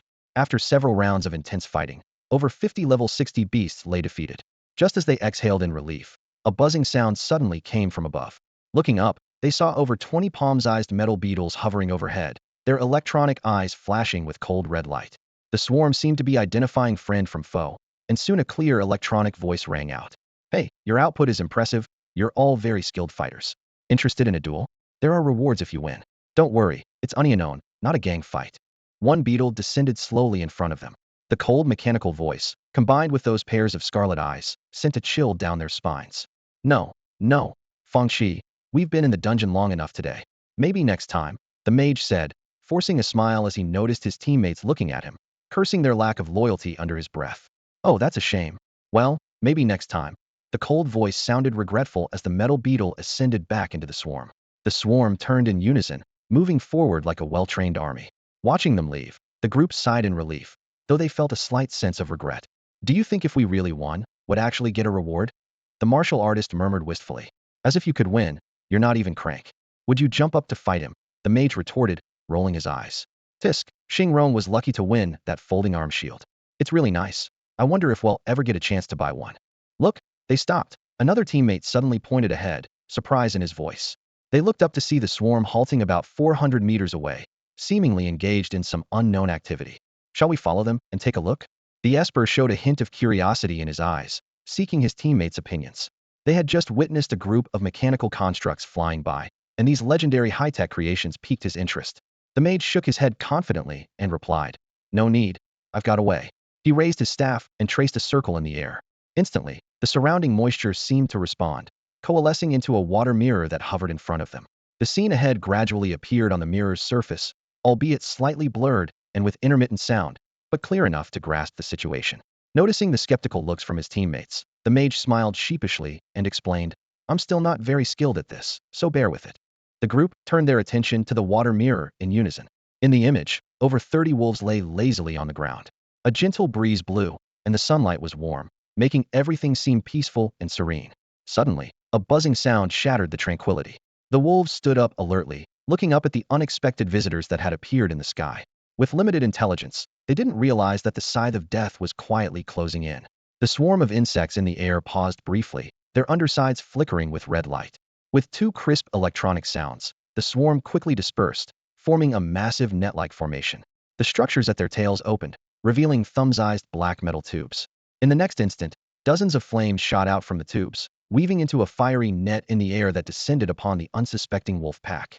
The wolves were instantly engulfed in a sea of flames, writhing and struggling in agony. Not far away, the four-member team of professionals witnessed the scene and swallowed hard, exchanging glances. The mage forced a smile, trying to ease the tense atmosphere. This is quite similar to a summoner's combat style, huh? The others just nodded silently, feeling conflicted. The battle quickly ended, with the wolves having no chance against these flying, fire-spewing insects, and within minutes, they were all slaughtered. The swarm retracted their weapons and continued flying forward, soon disappearing from sight. Only then did the group breathe a sigh of relief, exchanging looks that revealed complex emotions. Someone mumbled under their breath. Maybe that's why no one wants to be in the same instance with him. Then, without another word, they exited the instance. Meanwhile, under the shade by the river, Fang Qi was focused on adjusting his soldier ant combat robots. Suddenly, a system notification popped up. Scout Swarm killed wolves 32. You gained 6,400 experience. A slight smile appeared on Fang Qi's lips as he felt a sense of satisfaction. The modified Scout Swarm was performing well. Although its cruising and stealth capabilities had slightly decreased, its offensive power was impressive. He pondered, considering the next steps for adjustments. Perhaps developing face-exploding swarm types could be useful, despite the limited combat modules they could carry. Fang Qi planned to integrate the Scout Swarm as a weapon module for heavy armor, hoping they could adapt to various combat scenarios. However, there were still some challenges. While dealing with monsters and instances was easy, there was little data on engagements with intelligent beings. He had visited the training ground, but except for rare cases, most professionals declined to spar with him, leaving Fang Qi slightly disappointed. Fang Qi glanced at the control terminal. After confirming the swarm was functioning properly, he turned his attention to the mechanical creation before him. It was a half-human height, 1.5-meter-long metal ant, with a menacing appearance far surpassing that of an ordinary ant. This was Fang Qi's first prototype, not yet painted, but already exuding an intimidating aura. This soldier ant robot, a simplified version of a mechanized combat unit, was equipped with several advanced features. Its 6 mechanical limbs could rotate 360 degrees, embedded with barbs to enhance grip and adapt to various terrains, even serving as melee weapons. The 2 slender antennae on its head functioned as detection radars, with an obstacle detection range of 500 meters. The sides, abdomen, and mandibles were all firepower outputs, capable of firing miniature energy beams with armor-piercing power, offering long-lasting endurance without the need for reloading. Fang Qi carefully placed a fist-sized campfire reactor into the energy chamber, and the protective armor closed over it. A barely audible hum followed as energy began to flow along the transmission lines to various modules. The once rigid soldier ant seemed to awaken, slowly beginning to move. After checking the auxiliary program to ensure humanoid forms were listed as safe options, Fang Qi issued a simple patrol command. The soldier ant moved its 6 limbs and quietly disappeared into the forest. Fang Qi didn't follow but instead leaned against a tree trunk, lit a cigarette, and leisurely picked up the control terminal. The screen displayed the soldier ant's perspective, with a 3D model in the upper right corner showing data for each part. The energy levels were sufficient, and everything was normal. Let's see how it performs in action, Fang Qi said, exhaling a puff of smoke, his eyes gleaming with anticipation as he focused on the screen. The soldier ant roamed the woods, its mechanical limbs snapping twigs with a soft crackling sound. It moved slowly and quietly, its electronic eyes glowing with a cold red light. After advancing along the riverbank for a while, its detection radar picked up biological signals. The soldier ant immediately changed direction, delving deeper into the forest. Fang Qi saw the radar feedback and became intrigued. Looks like a pack of spiked boars, he mused. These creatures were known for their needle-like fur and barbed tails, making them formidable adversaries in the simulation. On the screen, more than 20 spiked boars appeared behind low bushes. They were highly alert to the sudden appearance of the mechanical entity, emitting grunting warning noises to signal the soldier ant to stay away. The soldier ant halted, performing a secondary scan for confirmation. The auxiliary system quickly processed, target confirmed without safety identification, locking on, fire authorized. The output devices on its sides, abdomen, and head activated simultaneously. Amidst a buzzing sound, energy beams arced out, precisely striking the pre-locked targets. The sudden attack threw the herd of spiked boars into a frenzy. They let out sharp squeals and charged toward the soldier ant like a tidal wave. However, under a relentless barrage of precise strikes, most of the spiked boars fell before they could even get close to their target. Suddenly, a larger spiked boar broke through the barrage and slammed into the soldier ant's frontal armor. The force of the impact caused the massive body of the soldier ant to sway slightly, but it quickly regained its footing. The soldier ant's razor-sharp mandibles snapped shut, clamping down on the boar's head with a deadly grip. The immense pressure made the boar's eyes bulge from their sockets. At this critical moment, a blinding arc of electricity suddenly shot out from the soldier ant's mouth.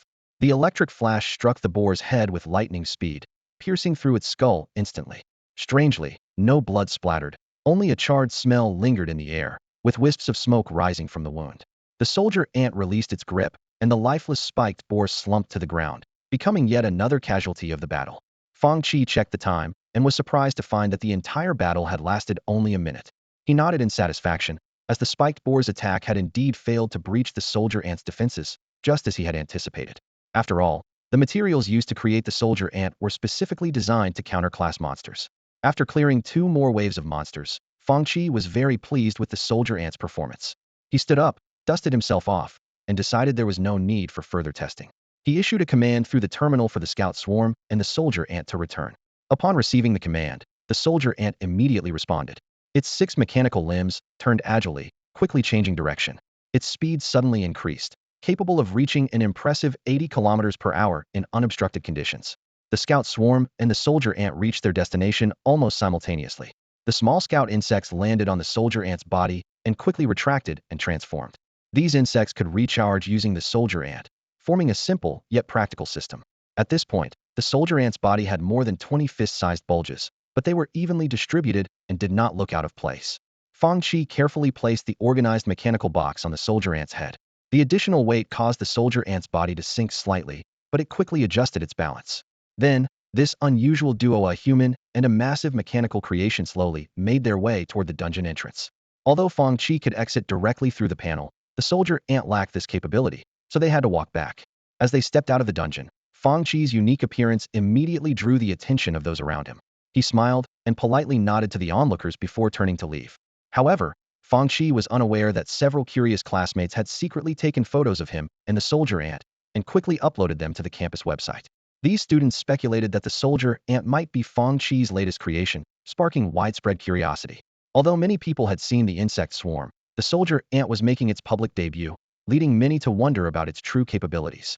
What these curious onlookers didn't realize was that the equipment they saw in the form of the soldier ant actually represented a powerful army. When Fang Qi pushed open the door, he immediately saw Wen Lingwei lounging lazily on the sofa. Her visits had become so frequent that Fang Qi wasn't surprised.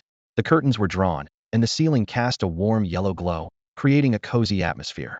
When Lingwei turned her head slightly, her gaze landing on the soldier ant that had followed Fang Qi inside, she curiously asked, "You're back? How did the test of your new equipment go?" Fang Qi instructed the soldier ant to return to the weapon modification room to rest, then headed towards the fridge. He opened the door and was surprised to find it packed with various snacks. "Not bad, pretty much as I expected," he replied. "Did you buy the snacks?" "Yeah, I wasn't sure what you'd like, so I bought a bit of everything," Wen Lingwei answered, recalling something with a glint of anticipation in her eyes. "By the way, other mentors have already started special training with their students. What about you? Do you need me to give you some special training?" Fang Qi opened a carton of milk and took a sip through a straw. He remembered how Xiao Ye and the others had been put through the ringer by Gu Lingyao's special training recently, and he couldn't help but shake his head. "No thanks, I'm not a fan of pain." Suddenly remembering the main topic, Fang Qi closed the fridge door, picked up a tablet from the computer desk, and handed it to Wen Lingwei. "Oh, Mentor 1, as we agreed, I can provide the school with a stable supply of useful equipment. Here's the list for you to check." Wen Lingwei carefully browsed through the document, which detailed more than a dozen practical pieces of equipment, including repulsion devices, folding arm shields, extendable shield walls, folding machine gun turrets, and spectral veils. These items were not only suitable for crank professionals, but also had unique features. The folding machine gun turret could both output and attract fire, making it highly effective in group combat. The extendable shield wall could not only block damage, but also be assembled into a temporary safe house, ideal for field missions. The spectral veil was a high-level stealth tool that could prevent light reflection on surfaces and even partially block thermal detection. After reviewing the list, Wen Lingwei set the tablet down and asked, "Are you able to produce all of these now?" Fang Qi sat down across from Wen Lingwei and stretched, explaining, "Some of them can be mass-produced initially, and in about 2 to 3 months, the production can be stabilized for all. However, if we're selling these, the school will need to handle that part. I'm just responsible for production." Wen Lingwei looked at Fang Qi in surprise. "Really? That's a significant and ongoing profit. Are you just going to give it up?" "My small resources can't handle such a big venture," Fang Qi replied with a helpless smile. "With me around, no one would dare trouble you," Wen Lingwei said seriously. Fang Qi paused for a moment, then chuckled lightly, explaining, "But you can't be with me all the time. You can guard against a thief for 1,000 days, but not against a thief every single day." In truth, there were things Fang Qi left unsaid. He understood that interests needed to be distributed to win people over. He had to build his own network and interest group, even if he might not need to rely on them. He appreciated Wen Lingwei's goodwill, but knew that when real trouble arose, he couldn't place all his hopes on someone else. Wen Lingwei nodded slightly, a thoughtful look in her eyes. She recalled the documents she had just browsed through, noticing that almost all the equipment was priced between 2 to 5 credits, which seemed quite low. She frowned slightly and asked, "I'll take care of discussing this matter. Are you sure about these prices you've set? Aren't they a bit too low?" Fang Qi looked at Wen Lingwei, a faint smile playing at the corners of his lips. He explained, "It's not too low. After all, you're providing the materials at cost. This was one of the conditions we agreed upon from the start." Despite his words, Fang Qi had his own calculations in mind.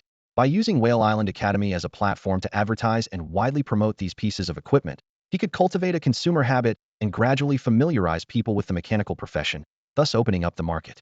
In the future, those who have not yet chosen a profession might opt for the mechanical path, only needing to exchange for the corresponding professional knowledge and blueprints from the heritage tree to craft these common pieces of equipment. While it might not lead to vast wealth, a modest prosperity was certainly achievable. This was Fang Qi's way of giving back to future pioneers of the mechanical profession. As for whether this would impact the forging profession, that was beyond Fang Qi's concern. After all, if something is phased out by the times, it means it's no longer needed by the era. When Lingwei didn't dwell too much on this topic and instead inquired about Fang Qi's progress, she elegantly leaned forward and picked up a glass from the coffee table. The glass contained a greenish liquid that sparkled with silver glints as it swirled, a sight to behold. "You've been running dungeons every day this week. Are you level 60 already?" she asked softly. Fang Qi rubbed his temples and sighed, a hint of helplessness in his tone. "Yes, I'm at 60 now, but the advancement quest is a bit tricky." Hearing this, Wen Lingwei's eyes showed a glimmer of curiosity. "Oh? Is it dangerous?" "Not exactly," Fang Qi shook his head, "but it does require some time." "What kind of quest?" Wen Lingwei inquired further, her tone laced with interest. Fang Qi opened the panel and double-checked the quest details, clicking his tongue as he said, "I need to craft 3 different pieces of purple equipment." Wen Lingwei was momentarily stunned before she showed an expression of surprise mixed with sympathy. "Some blacksmiths get stuck on that quest for a lifetime, but it shouldn't be a problem for you." Fang Qi chuckled, a hint of self-deprecation in his voice. You really have high hopes for me. With that, he slowly got up and moved to the computer, pulling up the production log. With the addition of the auxiliary system, the development of the entire base had accelerated. Even the stock of advanced materials was quite sufficient. Fang Qi scratched his face, murmuring to himself. With so many materials, crafting 3 pieces of purple equipment should be doable. He calculated in his mind. The blueprint determines the maximum potential quality of the equipment, the materials set the minimum, and the crafting process decides the final quality. In theory, using advanced materials to craft a simple mechanical piece like a folding combat knife has a high probability of resulting in a purple item. Although such a purple item might not be of much use to Fang Qi, it could potentially fetch a good price. The efficiency of Wen Lingwei is truly impressive. In just one day, she managed to organize the entire process for selling equipment. The win-win solution proposed by Fang Qi was irresistible. The logistics department took full responsibility for the specifics, including selection, pricing, and regular pickups, ensuring that Fang Qi's time remained unaffected. Although some were concerned that such a large-scale sale might lead to an excessive accumulation of credits for Fang Qi, potentially causing uncontrollable consequences, Wen Lingwei's assurance quickly put these worries to rest. Meanwhile, Fang Qi, having hit a roadblock with his advancement tasks, fully immersed himself in equipment crafting, temporarily halting his troublemaking in the novice dungeons, much to the relief of many freshmen. In contrast to Fang Qi's calm routine, the situation for Mai Lu and her companions was becoming increasingly difficult. The Eternal Sanctuary is a world both surreal and real, composed solely of black and white, evoking a sense of desolate monotony. Gu Lingyao lounged lazily on a massive throne suspended in midair, her petite figure starkly contrasting with the imposing seat. Holding her phone, she browsed through the latest equipment updates from Whale Island Academy, exclaiming, "Oh my, this Fang Qi is truly a rare talent. It's a pity that when Lingwei got to him first. If I had met him earlier, I could have nurtured him into a formidable force." Her interest in Fang Qi stemmed mainly from his astonishing creativity and imagination, which were remarkably similar to her own profession. Putting away her phone, Gu Lingyao looked down at the battlefield below. 2 vastly different species were locked in fierce combat, the scene chaotic in the extreme. Attacks flew in all directions, and those unlucky enough to get hit were instantly killed.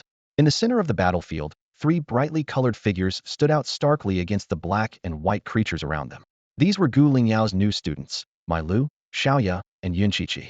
However, unlike their usual composure, the trio was now flustered amidst the chaos, chased relentlessly by swarms of enemies. The creatures, composed of black and white lines, were far more intelligent than beasts, and their attacks rained down with relentless intensity.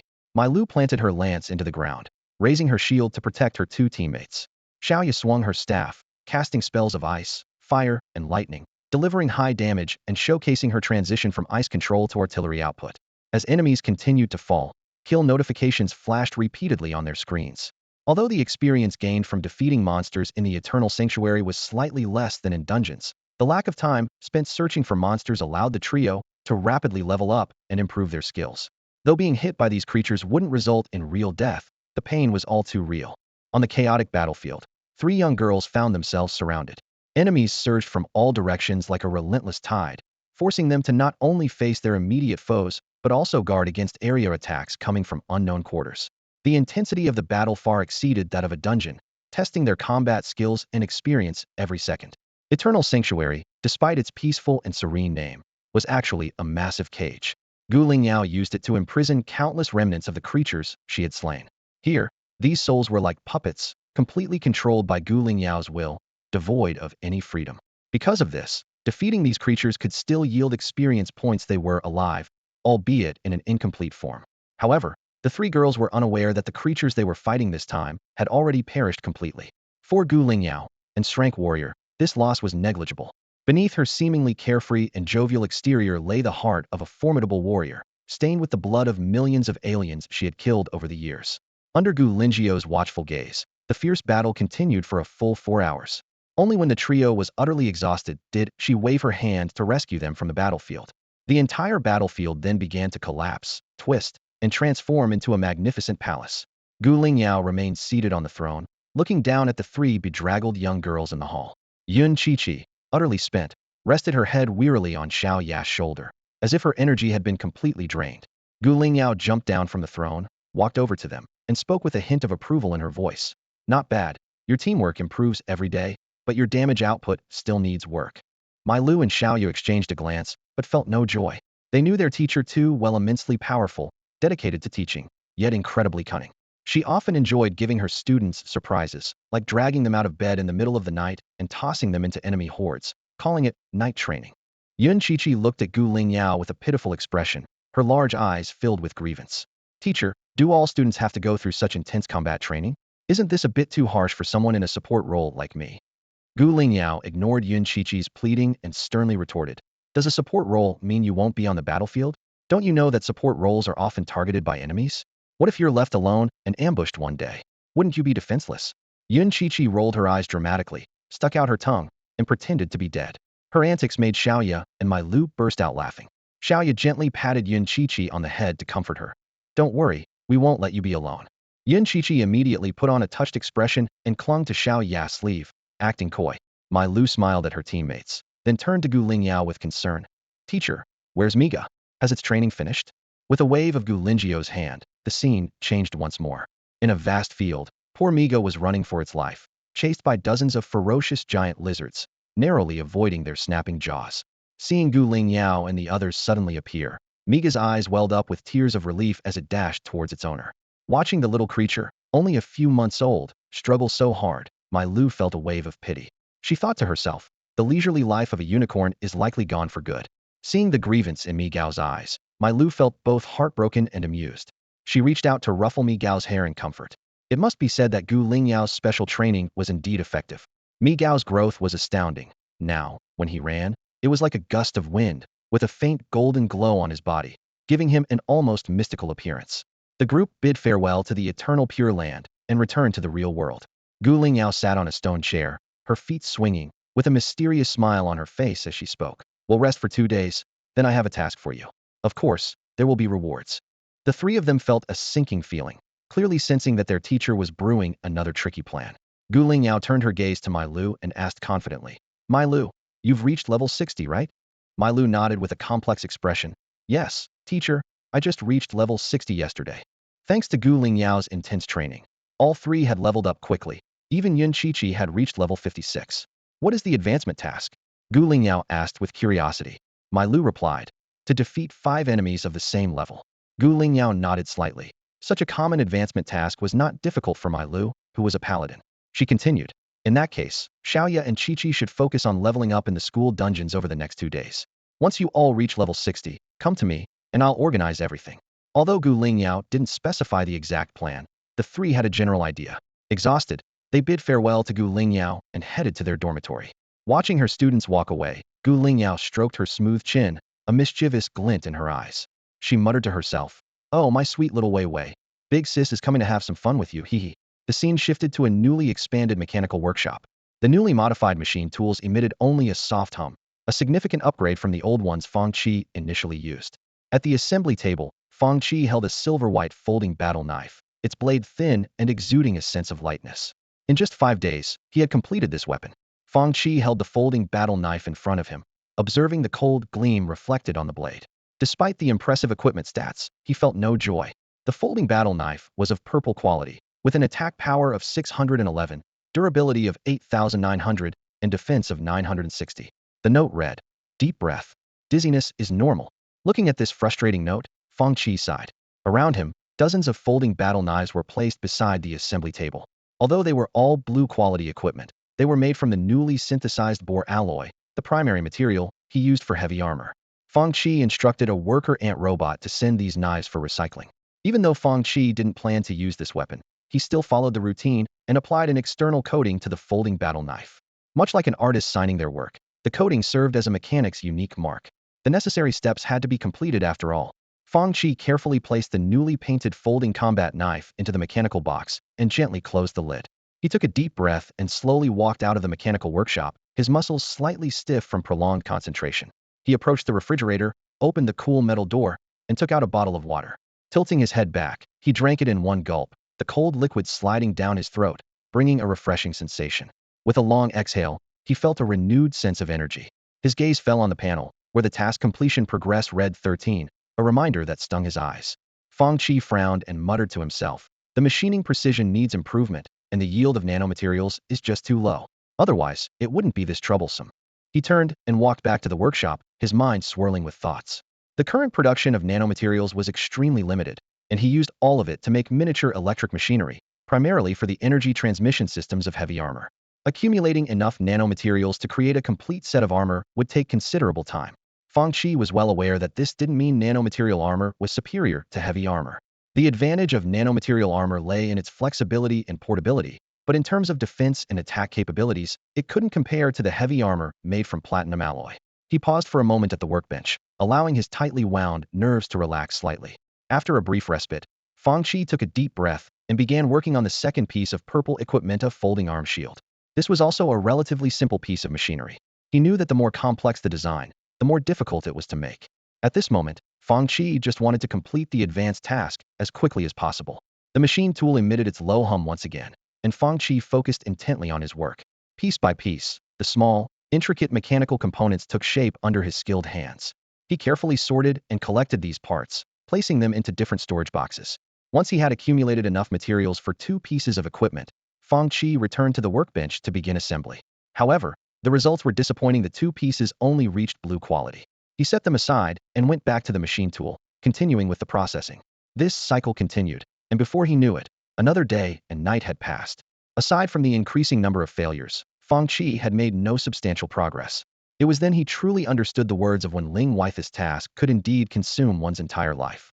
4 blacksmiths from humble backgrounds, lacking the luck to acquire high-quality materials, this was almost a death sentence.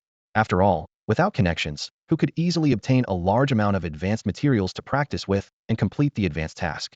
The next morning, Fang Qi yawned as he shuffled out of the weapons workshop. His steps were unsteady, and his eyes were bloodshot. Upon entering the living room, he collapsed onto the sofa, his eyelids unable to stay open, and he instantly fell into a deep sleep. During this period, Fang Qi had slept for less than 10 hours, and the ongoing intense focus had led to extreme mental exhaustion. In such a state of fatigue, Fang Qi never forced himself to continue working. He knew that in that condition, he would only produce a pile of scrap, with nothing of value. The training ground at Jingdao Academy presented a peculiar scene today. 2 mage practitioners stood on the stage, strikingly similar in appearance, each wielding a shield in one hand and a staff in the other, circling each other like a dance, searching for a flaw in their opponent's defense. Suddenly, one of them made a move. "Quicksand," he murmured, swinging his staff, and a beam of light shot towards his opponent's feet. The ground began to soften, threatening to turn into a swamp. However, his opponent reacted swiftly, executing a nimble roll to evade the attack. "Freeze," the other mage retaliated, frost rapidly spreading from his staff. But the opponent was prepared, tapping the ground and commanding, "Rise." Instantly, earth and stones surged upwards, lifting him off the ground. From his elevated position, the mage's eyes were sharp as he suddenly leaped. "Taste my mage's dive strike," he shouted, bringing his staff down heavily, only to be stopped by the opponent's shield. "I was ready for you. Take this staff strike." The 2 then clashed shields and started hitting each other with their staffs before quickly pulling apart. The ensuing magical attacks were astonishing, all aimed below the belt. This bizarre spectacle left passing spectators dumbfounded. Seriously? Do mages now resort to such low tactics? Each with a shield? Someone murmured in shock. Not just that, they seem to be targeting below the belt on purpose. Where did they learn this? Another bystander remarked, shaking their head. "Hey, I don't like what you're implying," a mage watching from below the stage retorted indignantly. "What do you mean by low tactics? It's called breaking conventional thinking and developing new strategies. Aren't the martial arts students the same?" He pointed to another stage. Following his gaze, the crowd saw 2 martial arts students fiercely clashing with weapons and foldable arm shields. Despite the prolonged skirmish, their attacks were all blocked by each other's shields, causing no significant damage. It turned out that the foldable arm shields, being both portable and highly defensive, had recently become popular among students. Many, eager to showcase their new gear, flocked to the training ground, leading to the current comical scene. Of course, most were just playing around and not fighting seriously. This scene also indirectly reflected the successful sales of the newly released equipment. Many onlookers found it amusing, taking out their phones to record and share online, sparking quite a reaction. Xiaoya, who happened to pass by, was drawn by the noise from the training ground and stopped to watch. However, the absurd scene left her stunned. She instinctively touched the foldable arm shield on her left hand, her expression turning complicated. "It feels embarrassing to use the same gear as them." This inexplicable thought crossed her mind. Shaking her head to dispel such thoughts, Xiaoya checked her phone and frowned. 3 missed calls caused her some concern. He wouldn't be in trouble, would he? Although she knew it was unlikely, Xiaoya decided to skip the spectacle and quicken her pace towards Wen Lingwei's residence. When she arrived at Wen Lingwei's place, she found it eerily quiet and still. Xiaoya called out tentatively a couple of times, but received no response. She took a deep breath and stepped into the secret realm. Perhaps her access was granted due to her friendship with Fang Qi or Wen Lingwei's favor. The sight before her left Xiaoyu amazed. In just a month, the secret realm had transformed completely. Everywhere she looked, there was the cold sheen of metal. A wide metallic road stretched from the entrance, leading directly to a grand semicircular building in the distance, Fang Qi's residence, now more magnificent than before. On either side of the road stood an array of metal structures, arranged in a unique and streamlined fashion. Busy worker ant robots moved between them, adding a touch of life to this cold metallic world. Suddenly, a crisp electronic sound echoed above her. Xiaoya looked up to see a mechanical beetle hovering in the air. As she watched in confusion, the beetle wobbled and flew to the rooftop of a nearby building, seamlessly blending into its surroundings. This was one of Fang Qi's new defense measures, perhaps unnecessary in the secret realm, but a testament to his preparedness. Xiaoya tilted her head slightly, marveling at the transformation. Just a month, yet it felt like a lifetime of change. Driven by curiosity, she quickened her pace along the metal road, feeling a profound weight beneath her feet. Soon, she arrived at the hemispherical metal building. Before she could knock, the closed alloy doors slowly opened. Xiaoya stepped inside, and the doors quietly shut behind her. The interior hadn't changed much. The bedroom and living room were combined. She immediately spotted the figure sleeping on the sofa, and a sense of relief washed over her. At that moment, Fang Qi suddenly opened his eyes, a sharp glint in them. Recognizing Xiaoya, the sharpness faded slightly. He yawned and said, "Oh, it's you. Long time no see. Are you done with your work?" Xiaoya smiled and replied, "Yes, our teacher gave us a break today. I haven't visited in a while, so I came to see you. Did I interrupt your nap?" Fang Qi waved his hand dismissively. "Not at all.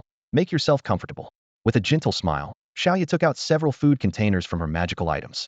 The aroma of the dishes immediately awakened Fang Qi's stomach, which had been empty for a day and a night.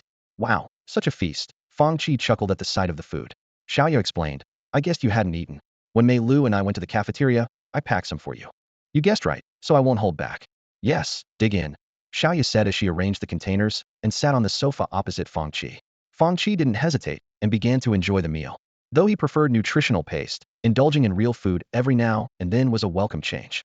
The meal Xiaoya brought was abundant and varied, but for Fang Qi, it wasn't a problem.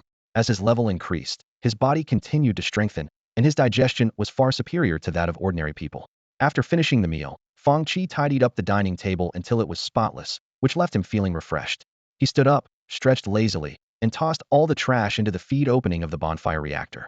Turning to Xiaoya, Fang Qi curiously asked, "How have your special training results been lately?" Xiaoya walked lightly beside Fang Qi, her hands clasped behind her back.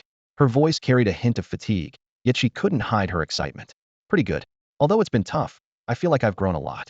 She began to share her experiences in detail as they strolled between the silent metal structures, with the undeveloped primitive scenery of the secret realm faintly visible in the distance. Recalling the information he had looked up, Fang Qi couldn't help but marvel. "Your teacher is quite something. There are a lot of stories about her online, and they're really impressive." He continued, "The last recorded battle of Guling Yao was 15 years ago, and it wasn't against aliens but a small country to the south. The reasons aren't detailed online, but it was noted that she single-handedly devastated the country, causing tens of thousands of casualties. Her reputation is indeed fearsome." Xiaoya nodded in agreement as she remembered what she had seen and heard in the Eternal Pure Land. "Although she can be a bit unconventional, she's actually very good to us." She looked around in surprise and said, "Speaking of which, it's only been a month since I last came here, and there's been such a big change. It feels like it's been a long time, and it's a bit unfamiliar." Fang Qi explained, "We've added a few equipment production lines recently, so we expanded a little." He surveyed the surroundings, thinking that this scale was just a drop in the ocean compared to his previous arms factory. Suddenly, Xiaoya brought up, "Speaking of equipment, I saw a lot of people buying folding arm shields when I passed by the training ground today. They seem to be selling well and are quite popular, but they look a bit odd." Her expression was complex, as if she didn't quite know how to describe it. Fang Qi wasn't surprised, knowing that humans have a strong curiosity for new things. "Well, a melee mage is still a mage. I think the magic swordsman, a melee branch of mages, is quite good." He knew that this was just a temporary interest in something new. The folding arm shields being sold were merely mass-produced green items without using bore alloy, which had limited use for crank professionals. The main reason they became popular was because of Xiaoya's influence. After all, attractive girls always draw more attention. Talking about magic swordsmen, Fang Qi suddenly remembered something and curiously asked, "By the way, aren't there different branches for mages and martial artists when advancing at the crank? Have you decided which one you'll choose?" Xiaoya answered softly, with a hint of regret in her voice. Branch-wise, if nothing unexpected happens, I'll have to choose the Elemental Mage branch. But I'm more inclined towards the Dimension Mage branch. Although the risk factor for Dimensional Mages is quite high, with occasional accidents leading to self-harm, this branch boasts powerful control skills and strong self-preservation abilities. Xiaoya appreciates this aspect. However, her awakened specialty, Elemental Tide, dictates that she can only maximize her benefits by following the elemental path. After all, the 15 elemental damage bonus is quite significant. Fang Qi nodded lightly, not surprised by this. Ever since he had known her, Xiaoya had primarily focused on ice magic, which is a traditional form of elemental magic. He suspected this might be linked to her personal specialty. Elemental mages are pretty good, Fang Qi commented. It's the most traditional path, with a much deeper skill pool than other branches, making it quite comprehensive. He went on to explain, originally, there weren't so many branches. Some predecessors found the single inheritance system too broad and costly to learn, so over time, they categorized professional knowledge, creating different branches. Fang Qi detailed the 5 different branches of mages and martial arts. The traditional elemental mages, the support and healing light mages, the control-focused dimensional mages, the lone wolf-suited dark mages, and the melee-oriented magic swordsman. Each branch has its pros and cons, with no absolute strengths, just different areas of expertise, he said. Suddenly, Xiaoya remembered something and asked with a hint of concern in her eyes. By the way, I haven't asked you yet. You should be level 60 by now, right? Is the advancement quest difficult? Her concern stemmed from Fang Qi's unprecedented class, the Mechanic. If it involved an unheard-of advancement quest, it could be tricky. Fang Qi, with his hands behind his head, nonchalantly replied. The difficulty of my quest is manageable. I need to craft 3 purple-grade pieces of equipment, and I've completed 13 so far. Xiaoya was slightly surprised. Although she thought Fang Qi might have some bad luck, she didn't doubt his ability to succeed. As they chatted and walked, they passed through the entire metal complex. The view suddenly opened up to sprawling mountains covered in lush greenery, with clear rivers flowing at the foot of the mountain's vibrant scene. Fang Qi explained that after the initial phase of aggressive mining, he changed his resource collection method, shifting from surface mining to underground mining, using the excavated space to expand the base. Standing on the edge of the metal platform, gazing at the beautiful distant scenery, Fang Qi felt at peace, and his minor annoyance gradually dissipated. A gentle breeze stirred, playfully lifting Xiaoya's skirt, creating an aesthetically pleasing scene. Xiaoya gently tucked a strand of hair behind her ear and spoke softly. In a few days, I might have to go out. My teacher said they've arranged a task for us. Although I don't know what it is, I'll probably be away for a while. A task, huh? Fang Qi mused, stroking his chin with narrowed eyes. He also planned to go out after his advancement, but the current quest had slowed him down. Make sure to find me before you leave, Fang Qi said, lighting a cigarette with a light laugh. I've got 2 new pieces of equipment. You can help me test their effects. Sure, I'll bring you back a gift. Xiaoya smiled, not refusing, and her slightly upturned lips indicated she was in a good mood. All right, I'll be waiting for it. Fang Qi chuckled, gladly accepting. Although Xiaoya was well off and Fang Qi now had a lot of credits, what mattered to them was the thoughtfulness between friends. In the following days, Xiaoya became a frequent visitor at Fang Qi's workshop. She would always bring an array of delicious food during lunch or dinner, adding a touch of warmth to Fang Qi's monotonous research life. However, a week ago, Yun Qiqi also reached level 60. Gu Lingyao assigned new tasks for the 3-person team, and Xiaoya and the others were about to set off. On the eve of their departure, they gathered for a farewell dinner. Fang Qi generously gifted them with several practical mechanical devices to ensure their comfort during outdoor excursions. Xiaoya received a second gift from Fang Xia folding arm shield upgraded to purple quality. Despite the significant enhancement in defense, Xiaoya did not discard the green quality shield Fang Qi had previously given her. Instead, she carefully preserved it. Gu Lingyao, though having a cunning personality, was quite generous with her students. She prepared 4 pieces of purple equipment for each of them, a lavish gesture that even made Fang Qi a bit envious. With Wen Lingwei's departure, Fang Qi's only 3 familiar friends also embarked on their journey. His life returned to tranquility as he buried himself in the weapons workshop day and night. With a click, a high-energy battery was embedded into the gun body, and blue energy lines flashed across the silver, triangular frame. Fang Qi checked the profession panel and found that the advancement task was marked as completed. Instead of immediately opening the job transition panel, he first reviewed his equipment list. The new weapon, a Hunter 2 high-energy pistol, was prominently listed. With purple quality, an attack power of 556, a durability of 6,400, a defense value of 889, and energy of 240,240. The notes indicated that compared to the Type 1, the new version had an expanded energy chamber and increased firing rate, though stability and attack power had slightly decreased. Fang Qi's lips curled into a smile, his eyes gleaming with joy. Although the Hunter series was considered obsolete among humans, it still belonged to the realm of science fiction in this world. Given his current materials and processing precision, this was his masterpiece. He picked up the Hunter, casually aimed at the floor, and pulled the trigger. A blue energy beam shot out like an arc, instantly piercing through the thick metal plate. The area around the bullet hole turned red hot, with molten metal droplets falling. Fang Qi calculated. In basic attack mode, each shot consumed 5 energy points. He frowned in thought, realizing that the overload mode might not last long, and the performance of the high-energy battery still had room for improvement. Inserting the 2 Hunter pistols into the holsters at his waist, Fang Qi glanced at the scattered parts on the table and, as usual, tossed them into the refining equipment for reconstruction. After completing these tasks, he leisurely opened the profession panel. Although the transition task was completed, the C rank was still locked. Fang Qi murmured to himself, "Looks like I need to finish acquiring the remaining professional knowledge first." He opened the mechanical inheritance tree, where all the professional knowledge for the D stage was illuminated. Fang Qi set his sights on the C stage, ready to embark on a new learning journey. Fang Qi cautiously input advanced knowledge into the legacy tree, including advanced materials science, micro-mechanical modification, advanced mechanical dynamics, and high-density material compression. The system immediately began verifying this new mechanical profession knowledge. Verification successful. Mechanical class, data mechanic class C unlocked. Seeing this result, Fang Qi narrowed his eyes slightly, confirming his suspicions.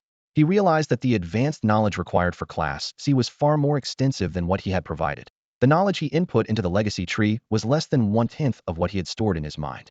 Yet, this was enough to unlock class C. It seems much simpler than I imagined, Fang Qi thought to himself. If unlocking a class required all the professional knowledge, humanity would have been wiped out by other races long ago. He stared at the virtual profession panel, pondering whether to continue supplementing the complete professional knowledge. What benefits would this bring him? And what potential risks? This comprehensive way of thinking was a common trait among mechanics. Their minds were developed differently, leading them to consider things more thoroughly and lean towards self-interest. Fang Qi's curiosity extended to the obelisk. Unfortunately, it was an immovable resource, fixed to its location. If only I could get my hands on an obelisk, he thought.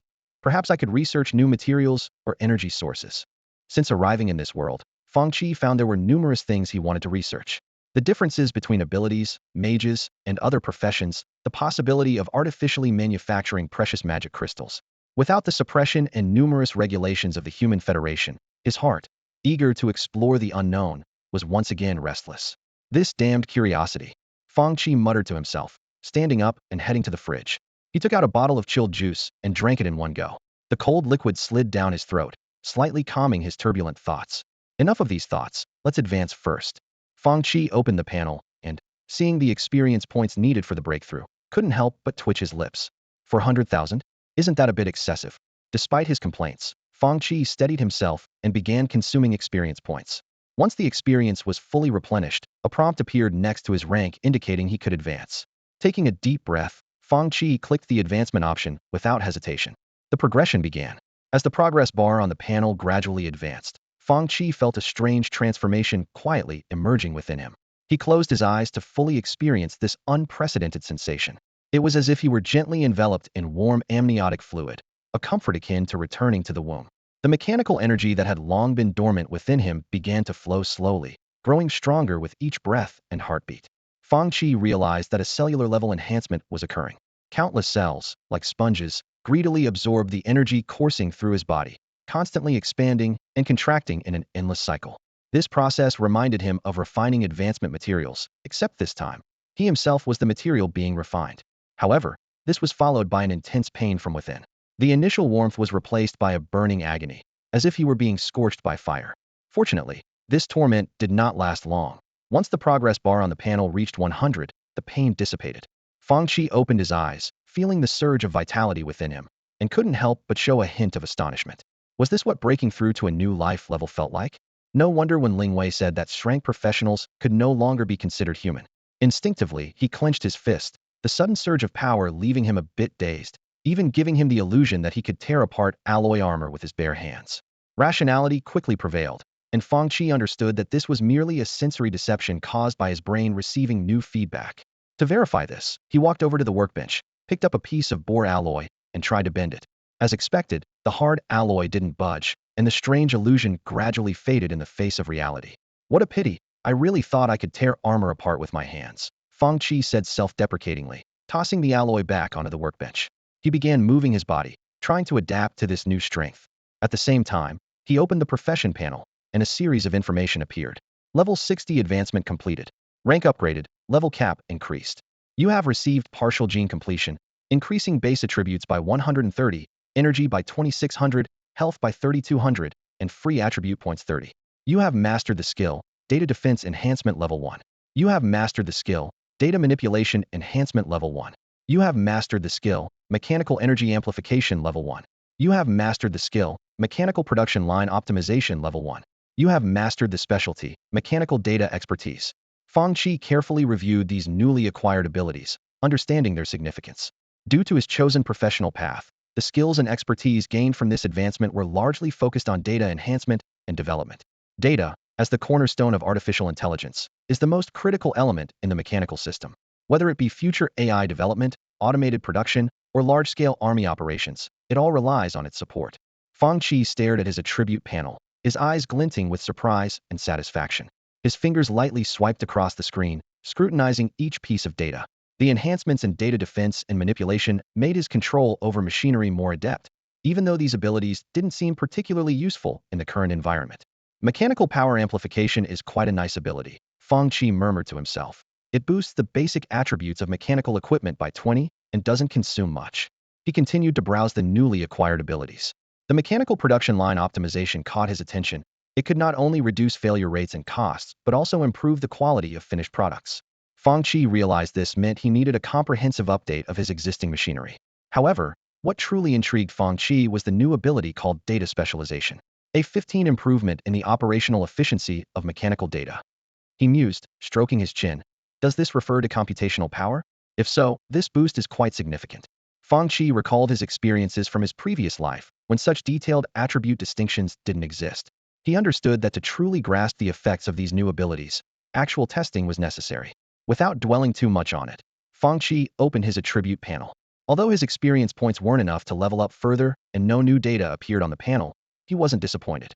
He decisively allocated all 120 accumulated free attribute points from leveling up and 30 points from advancement entirely into intelligence. The changes brought by this advancement were remarkable. Fang Qi carefully examined the updated attribute panel. Name, Fang Qi. Race, human. Class, mechanical. Level, 61042-0000. Experience, 386,512. Rank, Data Mechanics E-Class. Base Intelligence, 940188. Base Strength, 740. Base Agility, 74037. Base Defense, 740. Energy Mechanics, 8700. Health, 9300. Free Attribute Points, 0. His skill list included sniping, rapid fire, basic mechanical processing, and several other skills, all at quite high levels. Although he didn't possess much equipment, what he had was of high-quality purple and blue grade. A slight smile played on Fang Qi's lips, feeling quietly proud. Among peers of the same level, his attribute panel was quite impressive. While some might possess more skills, in terms of the quality of expertise, Fang Qi was confident in himself. Breaking the 1,000 mark in basic intelligence, Fang Qi muttered, means I can now provide over 3,000 attack power bonuses to my equipment. Wow, that's exciting. However, he soon recognized that his equipment was becoming outdated. I've been too busy completing advancement tasks to make new equipment, he contemplated. The priority now is to perfect the heavy armor. A gleam flashed in Fang Qi's eyes as he whispered, then, it's time to head out. He was never one to put all his eggs in one basket. Fang Qi had been brewing another plan in his mind, and now, it seemed time to put it into action. A week later, the pressure release valve of the sealed workshop hissed open slowly. The silver-blue armor glistened under the lights, standing nearly 3 meters tall with a sleek, streamlined design that was both angular and aesthetically pleasing. Fang Qi surveyed the armor with satisfaction. It was the first creation he had made since arriving in this world. The core of the armor consisted of 3 small bonfire reactors, located on either side and at the chest, powered by energy crystals refined from high-energy waste provided by Xiaoya. This power system was capable of supporting 12 hours of full-scale combat. The external defense modules and framework were made of platinum alloy, while the interior was filled with high-pressure bionic fibers that functioned as muscles, offering both strength and agility, as well as shock absorption. The control system was based on Fang Qi's cherished professional knowledge neuron signal reading technology. The weapon modules included a high-frequency cutting arm blade for close combat, an energy shoulder cannon, and a reconnaissance swarm. The auxiliary modules were equipped with a repulsion drive, a micro-mechanical defense field, and a small anti-gravity module, significantly enhancing its aerial combat capabilities. Fang Qi closed the equipment panel and looked at the displayed data. Equipment: heavy armor. Durability: 16,800. Defense: 2,100. Weapon modules: 3. Auxiliary modules: 6. Energy: 120,001,2000. Note: it looks powerful, and it truly is.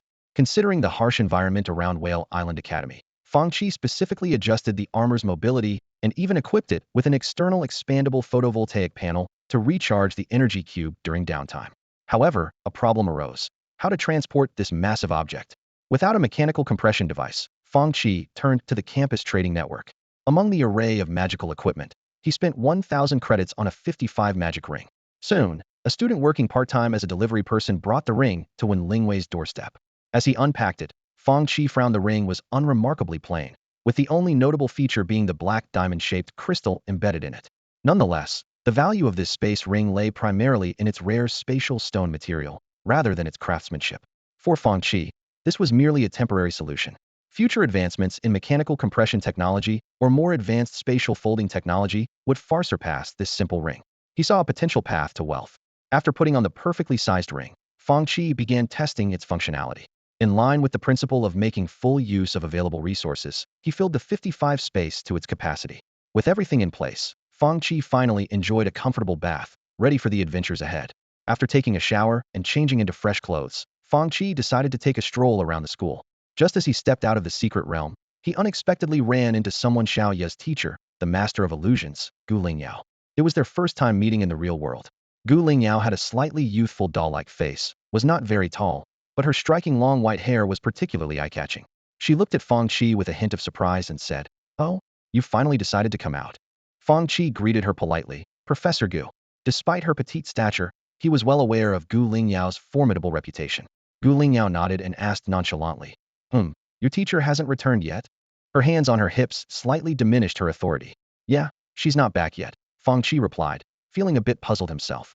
Wen Lingwei had been missing for nearly a month without any news. However, he wasn't worried, knowing that with Wen Lingwei's abilities, she could handle any trouble on her own. Gu Lingyao suddenly shifted her tone, her expression becoming serious. "Tisk, what an irresponsible teacher.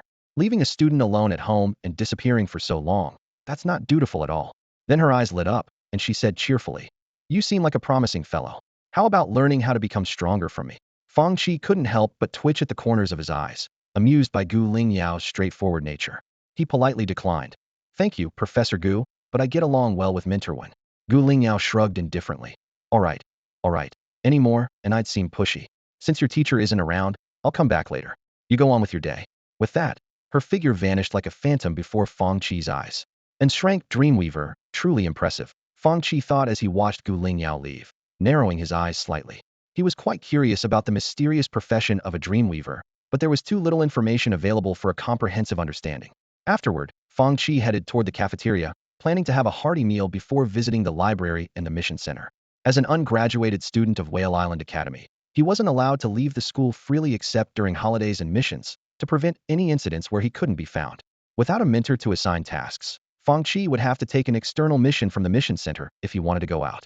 Fang Qi strolled leisurely through the campus of Whale Island Academy, heading towards the cafeteria. His relaxed pace drew various glances from passers-by. At this academy, where geniuses gathered, Fang Qi had gained fame for his unique role as an equipment vendor. His habit of keeping a low profile added an aura of mystery around him. Suddenly, a hearty voice interrupted his thoughts. "Hey, Fang Qi." A burly man with a fierce look on his face approached, his smile more intimidating than reassuring. Recognizing the man, Fang Qi chuckled and replied, "Xing Rong, long time no see." He took in Xing Rong's face, which exuded a bad guy vibe. This fellow townsman and classmate had once purchased a folding combat knife from Fang Qi back in the Mountain City, and later participated in the mechanical beetle tests on Whale Island. As one of the few who accepted Fang Qi's requests for sparring, Xing Rong had left a lasting impression on him. Xing Rong came up to Fang Qi, scratching his head and smiling sheepishly. "I didn't expect to run into you here, what a surprise." Noticing Xing Rong's full gear, Fang Qi asked curiously, "Are you heading out on a mission?" "Yeah, I teamed up with some friends for a mission to capture smugglers." "We're about to meet up," Xing Rong replied. Fang Qi squinted slightly, advising, "Smugglers can be tricky. Be careful out there." "Sure thing, see you, Fang." Xing Rong waved goodbye with a smile and quickly walked away. Watching Xing Rong leave, Fang Qi continued towards the cafeteria, pondering the complex state of the world. The concept of nations was relatively weak here, aside from the four major countries. Numerous small nations, armed factions, and terrorist organizations made the situation extremely chaotic. Smugglers referred to human criminals on the run, while invaders were from other races. Conflicts between the two were often brutal, life-or-death battles. Entering the bustling school cafeteria, Fang Qi made sure to inquire about the ingredients while ordering. This was due to a previous experience with Yun Chi-Chi's lizard tribe jerky, which had startled him. Although the lizard tribe belonged to a different race, they were still intelligent beings, which made him somewhat uncomfortable. After finishing his meal, Fang Qi continued wandering around the campus. He noticed that most of the people active on campus were new students, with very few seniors in sight. This curiosity was resolved when he arrived at the mission center. The mission center's tasks were divided into 5 levels, corresponding to rank to a rank professionals. The rank tasks were clearly intended for some of the instructors, rare but highly rewarding. At Whale Island Academy, the level of a professional determines the type of tasks they can take on. This system ensures fair distribution of resources and prevents higher-level professionals from monopolizing simpler tasks. Fang Qi stood in front of the task bulletin board, his eyes scanning over several level tasks. These tasks were mostly confined to the academy or port area. Although they were simple, the rewards were correspondingly low. His gaze lingered on task number 111. Clean the main road at the East Garden entrance, totaling 4.3 kilometers, with a time limit of 5 hours and a reward of 3 credits. The task notes clearly stated, no time extensions, abilities are allowed, but damaging plants or facilities will result in the forfeiture of rewards, and severe cases may even lead to a deduction of credits. Fang Qi recalled the cleaning scenes he had witnessed. Some students used fire abilities to burn leaves, while others controlled breezes to sweep away trash. These seemingly simple tasks actually tested the precise control of abilities, as slight carelessness could harm nearby plants. He noticed that there were about 100 such fixed tasks, and all the cleaning tasks had already been taken. The next opening time was at 7 the following morning. Wouldn't getting some cleaning robots beat everyone? Fang Qi mused, then shook his head with a self-deprecating smile. Better not cause trouble, lest I get ambushed one day. Curiosity drove him to browse other campus tasks. Most were odd jobs like running errands, inspections, and repairs. There were also some tasks issued by mentors, varying in levels and offering relatively generous rewards, such as research assistantships, drug testing, and substitute teaching. The rewards were diverse, including credits and material resources.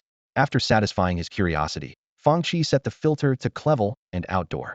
Immediately, a series of more complex tasks appeared: resource detection, material collection, pursuit and combat, and security maintenance. These tasks offered considerable rewards, starting at 10 credits, with some even reaching up to 100 credits. However, these tasks often required an investment of about 15 days, and security maintenance tasks were calculated monthly, almost equivalent to a full-time job. After careful selection, Fang Qi finally settled on a task. Task number 3321, capture the stowaways. Task description: 2 days ago, 2 clever professionals, Saiban and Saibu, illegally crossed the border from the East Line. They were last seen near Yunhai Town a day ago. The task objective is to capture or eliminate these individuals. Reward: 30 credits. Notes: it is recommended to work in pairs. For detailed information, please contact the patrol group at the Yunhai Town Training Center. East Line, what a place, Fang Qi smirked, quickly inputting his personal information to accept the task. His destination happened to be the East Line. The most notable feature of this area was the vast stretches of desert and the network of underground fissures. Centuries ago, when this region was still covered by the sea, the East Line was where the ocean trench was located. Across the vast wilderness, a smooth road made of solid rock cut through the desert, likely the handiwork of a sorcerer or someone with special abilities. The endless blue sky stretched above, while the undulating Gobi mountain range reached the horizon. The mountains were not tall, with sparse greenery, and a cool breeze carried an overwhelming sense of desolation. Suddenly, the roar of an engine shattered the solitude. In the distance, a black dot sped along the straight road. In the desert, spiders the size of washbasins were startled and quickly buried themselves in the sand. In the sky, a black bird with a wingspan of 3 to 4 meters and red eyes couldn't keep up with the lightning-fast figure. On a sleek silver off-road motorcycle, Fang Qi wore a black jacket and a silver-white helmet. The speedometer read 110 miles per hour.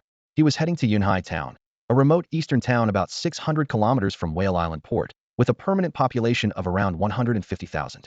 This wasn't an urgent mission, so Fang Qi chose to ride, taking the opportunity to observe the wild surroundings. Along the way, Fang Qi witnessed the ferocity of various high-level mutant creatures. Abandoned buildings were everywhere, some well-preserved, others dilapidated with cracked walls and signs of attack. These rugged structures were often makeshift shelters crafted by adventurers. 3 hours and not a soul in sight, Fang Qi mused. The wilderness is truly harsh. At sunset, Fang Qi stopped the bike and removed his helmet. The setting sun painted the sky red, and he decided to camp for the night. To his left was a flat area with a small semicircular rock structure that caught his eye. Parking the bike at the entrance, Fang Qi entered the building. The thick rock walls were about half a meter thick, and the interior was spacious but dusty. He tapped his foot on the stone floor and raised an eyebrow. Quite sturdy, but too dark. The building had no windows, only a bit of light coming through the doorway. Fang Qi snapped his fingers, and a flicker of blue energy sparked from his fingertips. The motorcycle at the entrance automatically started, drove inside, and transformed into a comfortable bed. Nodding with satisfaction, he took out an expandable wall shield, tossing it at the entrance. The mechanical layers unfolded instantly, forming a tumter-high metal wall, adding a layer of protection to his temporary shelter. At the edge, metal anchor bolts shot out like arrows, embedding deeply into the rock, securing the entire structure firmly. Most of the entrance was sealed off, leaving only a narrow slit, 5 fingers wide, at the top to barely allow air to circulate. With a click, the car's headlights shifted upwards, transforming from a focused beam to a scattered one, instantly illuminating the dim, cramped space. Fang Qi looked around and frowned. The conditions were basic, but they would have to do for one night. He brushed the dust off his clothes and tiredly lay down on the makeshift bed. He took out his phone, noticing the signal was intermittent, but it was enough to pass the time. He opened a news app, and the top headline immediately caught his attention. Violent attack in downtown Nanning. B-class fire elemental abilities rampage. Casualties being counted. Fang Qi's brow furrowed as he quickly scanned the report. The attacker was a white male, who had been shot dead on the spot by the patrol team. More unsettling was the fact that an overseas criminal organization claimed responsibility for the incident and threatened further terrorist attacks unless the 11 members previously arrested in Nanning were released. After reading the news, Fang Qi thoughtfully stroked his chin. His focus wasn't on the attack itself, but rather on the 11 captured members of the organization. What secrets were they hiding? Considering the vast scale of the organization, a dozen people shouldn't warrant such drastic measures. Moreover, provoking Xia was an inherently risky move. Fang Qi's thoughts drifted to the origins of the organization. It was initially founded by a group of homeless wanderers, with the sole intent of self-preservation. However, as it expanded, its membership became increasingly complex. Hardened criminals, armed militants, religious zealots, and even traitors all flocked to it. With such a diverse makeup, internal conflicts were inevitable. One act follows another, with internal strife from morning till night, Fang Qi thought sarcastically. Since its inception, the organization had never been at peace, and it's a miracle it still existed. The original founders were either dead or long gone. Their quest for a haven ended in a fate worse than their wandering days, leaving one to wonder if they regretted their initial decision. Fang Qi lay with one hand under his head and the other holding his phone, his gaze fixed on the organization's statement. The words were filled with anger and chaos, clearly written by someone in a rage. For such a disordered group to momentarily unite, those captured must be holding incredible secrets. What could it be? Fang Qi murmured to himself, his curiosity fully piqued. As he browsed through the comment section, filled with the wild ideas of netizens, his mind wandered freely. In this silence, the sky gradually darkened, and night quietly descended. The bright moonlight bathed the land, making the vast desert and Gobi appear desolate. As night fell, the wilderness became a stage for non-human creatures. The rustling sounds of insects crawling on the ground echoed through the silent night, amplified dozens of times, sending shivers down one's spine. Predators hidden in the sand gently shook their bodies, causing dust to fall. Suddenly, a sharp sound pierced the sky. A spider, the size of a wash basin, had just emerged from the ground but was immediately attacked by a shadow from above. Sharp claws slashed long wounds across its back, causing blood to gush out. The spider screeched in pain, its 8 furry limbs flailing as it turned to fight back. It shot a white mass from its abdomen towards the attacker. However, it was no match for the shadow's speed. In less than a minute, the large spider became prey. A bizarre bird with a wingspan of less than a meter landed next to the spider's corpse, ready to enjoy its prize. At that moment, a snake as thick as an arm shot out from the sand, wrapping around the bird like lightning. Its fangs pierced through feathers and skin, sinking deep into the flesh. The roles of hunter and prey switched once again, with victory seemingly favoring the snake. In the shadow of a weathered rock nearby, a palm-sized beetle observed everything silently. Its faintly glowing red eyes took in the entire scene. Similar beetles were scattered throughout the sand and crevices, their presence ubiquitous. Fang Qi adjusted his position to make himself more comfortable. The faint glow from the control terminal illuminated his face, outlining a mischievous grin. He muttered to himself, "Such a lively night. Surely they won't mind if I join in? Hee hee, with a long night ahead and no sleep, it's perfect for collecting some field data. His fingers tapped lightly on the control terminal, and the screen displayed a series of messages. Environment scan complete. Patrol route generated. Patrol mode activated. Command generation complete. The reconnaissance swarm scattered around the temporary shelter responded immediately. They crawled out from their hiding places, their biomimetic wings trembling slightly, emitting a low hum. The snake, busy with its meal, suddenly sensed something amiss and raised its head to look around. Unlike ordinary snakes that detect vibrations through their jawbones, this one was different. Its eyes reflected a heat source rapidly growing larger. Boom. Intense flames suddenly illuminated the cold, silent night sky. The snake had no time to react before it was turned into a cooked snake, collapsing limply to the ground. Fang Qi glanced at the prompt on his terminal. Reconnaissance swarm has killed a level 60 ancient rock snake. You gained 500 experience. He raised an eyebrow in surprise. Oh, more experience than a dungeon at the same level? Then he grinned. Battles should be grand and spectacular. Let me lend you a hand. With that, his fingers swiftly moved across the terminal, directing the swarm to fire at will. Blazing fireballs fell like meteors, startling many creatures hiding in the dark corners. The once silent and deadly hunting ground turned into a unique fireworks display. Creatures not yet affected by the chaos began to stir, revealing themselves and launching fierce attacks on their chosen targets. The entire desert and Gobi transformed into a chaotic battlefield, filled with the intense clash between survival and destruction. The swarm drifted through the air like a massive living net, ready to capture the scent of battle at any moment. The local creatures seemed unusually excited by the arrival of these uninvited guests, engaging in intense interactions across the open field, creating a lively scene. Suddenly, a large figure caught Fang Qi's attention. A vulture with a wingspan nearing 4 meters was approaching at an astonishing speed, its feathers and talons glinting with a faint metallic sheen, clearly not an ordinary predator. This extraordinary vulture had locked onto the reconnaissance swarm that was pursuing several large trapdoor spiders. Fang Qi didn't intervene immediately, but focused intently on the reactions of the control terminal's auxiliary system. He wanted to use this opportunity to test for any shortcomings in the system. At that moment, the swarm's biological radar detected the vulture's approach, and the auxiliary system swiftly issued a series of counter-instructions. The swarm's formation scattered instantly, nimbly evading the vulture's attack.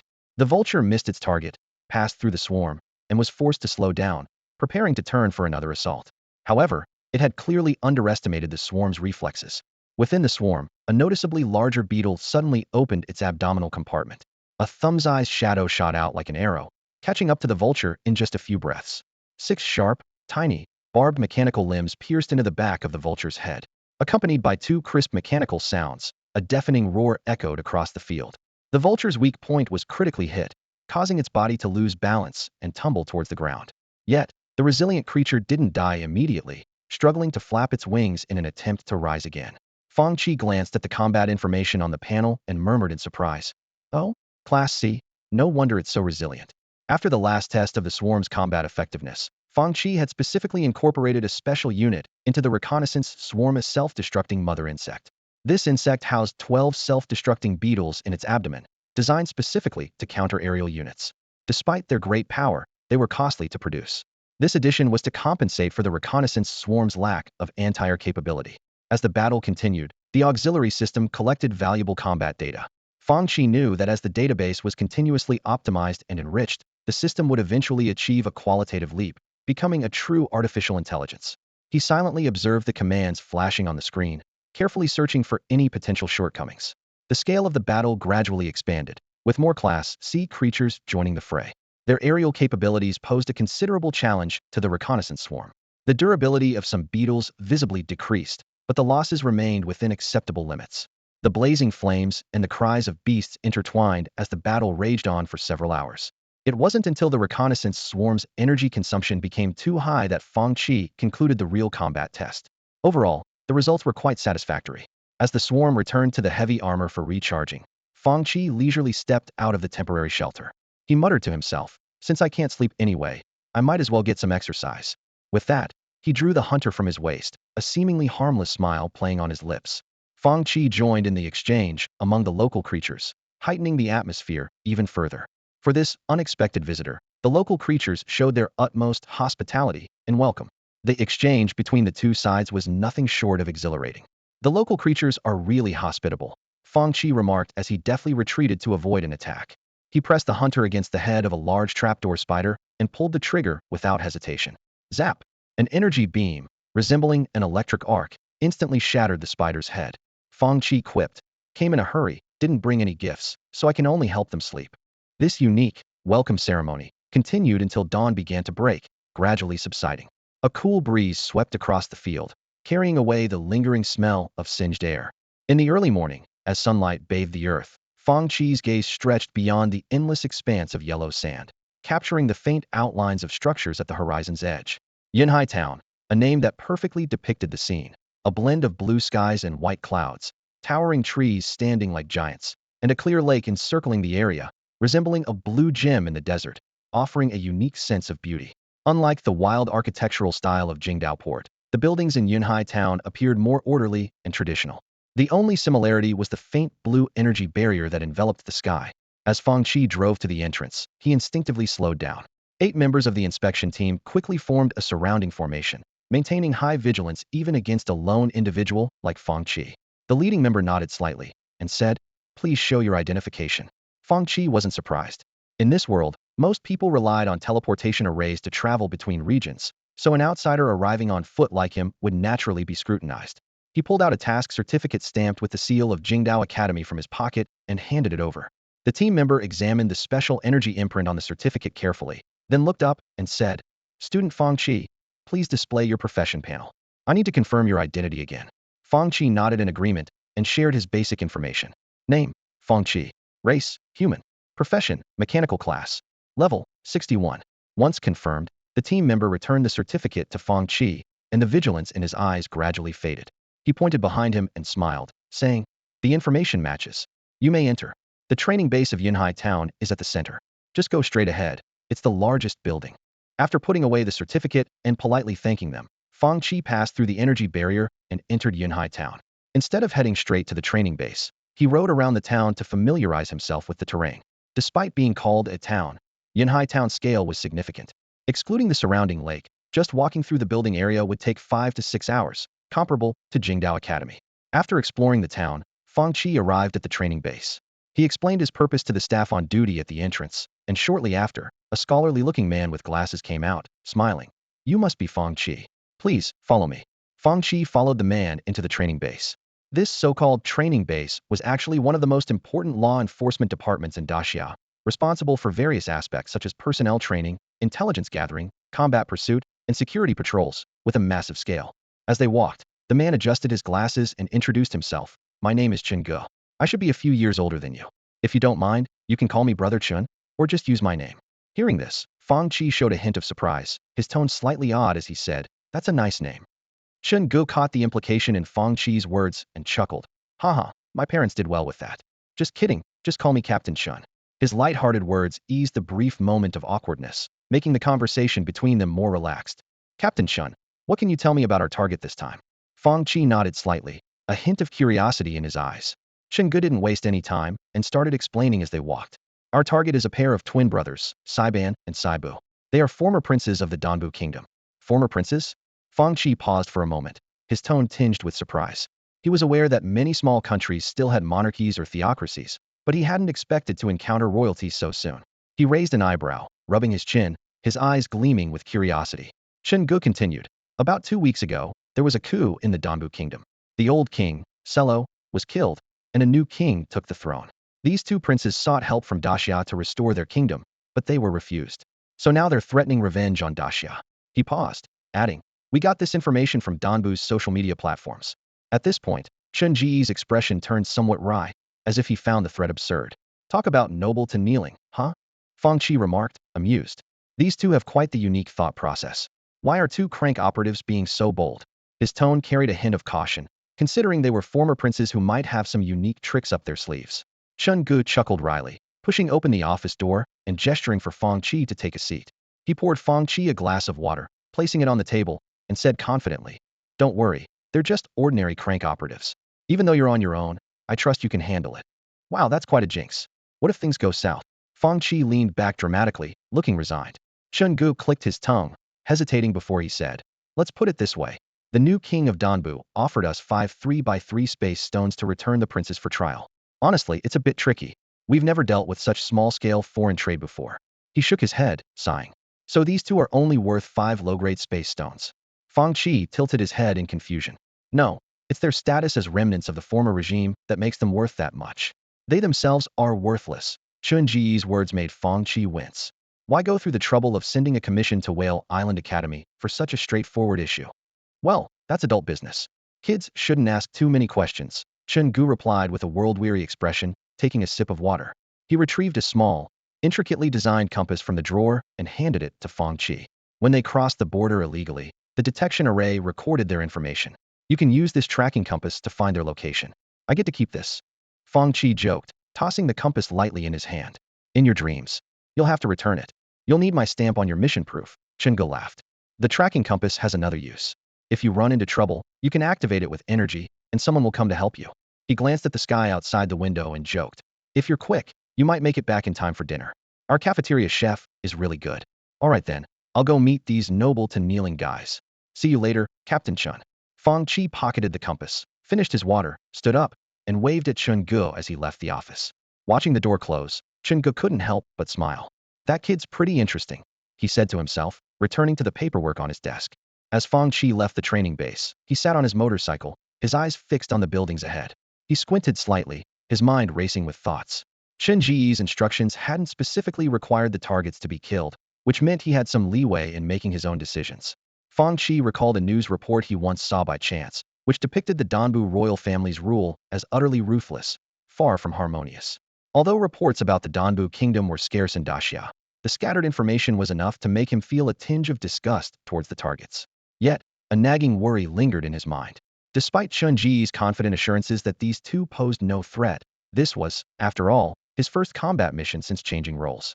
To be cautious, Fang Qi decided to adopt a more prudent strategy.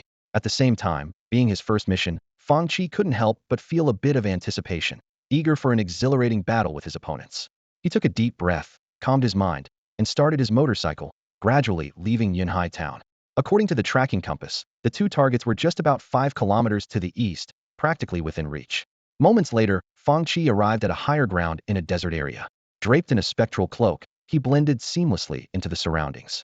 However, the oncoming sandstorm was relentless, and the fine sand caused him to spit repeatedly in discomfort. Frowning, Fang Qi watched the control terminal, puzzled by the images sent back by the reconnaissance swarm. In an abandoned temporary shelter, a campfire burned brightly, roasting 6 palm-sized spiders. Through the high-definition images, he clearly saw the spiders' abdomens bursting from the heat. White, worm-like creatures writhed within, unable to escape, as yellow-brown liquid slowly dripped, creating a nauseating scene. What surprised Fang Qi even more was that 2 plump men were staring at the spiders, swallowing hungrily. Aben, aren't they ready yet? I'm starving, one of them asked. They should be done. I'll try it. The taller man, called Saiban, replied. He picked up one of the sizzling spiders, tentatively took a bite, and his eyes widened in delight. Delicious. Really? I want some too, the other man said eagerly. Watching this unsettling scene, Fang Qi placed the control terminal back on the ground, his expression serious. He took a deep breath to steady himself. Then, he reopened the terminal and remotely directed a few large trap spiders to approach the 2 brothers. Abu, monsters are coming. Upon hearing the commotion outside, the brothers sensed trouble. Don't worry, I'll take care of them, Saibu said seriously, slowly getting up and moving outside the shelter. In his blind spot, a beetle silently burrowed into the sand. With the trap spiders losing their target, they turned their attention to the brothers, hissing as they attacked. I'm serious now. Saibu's expression hardened as he took a deep breath. His body swelled like a balloon, and with a powerful swing, he aimed a massive punch at the oncoming trap spider. However, perhaps due to his large size, his movements were a bit sluggish. The trap spider deftly sidestepped and bit down hard on Saibu's arm. Ouch, that hurts. Saibu cried out in pain, his face contorted in agony. Saiban looked at his brother Saibu's miserable state, filled with anxiety. Instantly, he conjured a fireball the size of a basketball in his hand and hurled it at his brother without hesitation. The fireball hit Saibu's backside with precision, causing him to let out a heart-wrenching scream. Fang Qi watched the absurd scene coldly, frowning slightly as he muttered to himself. Tisk, doesn't look like they're acting. He then remarked, never reveal your true abilities easily, or others will realize you don't have much to show. Just as Fang Qi was ready to act swiftly, new information came from the scout insects on the perimeter.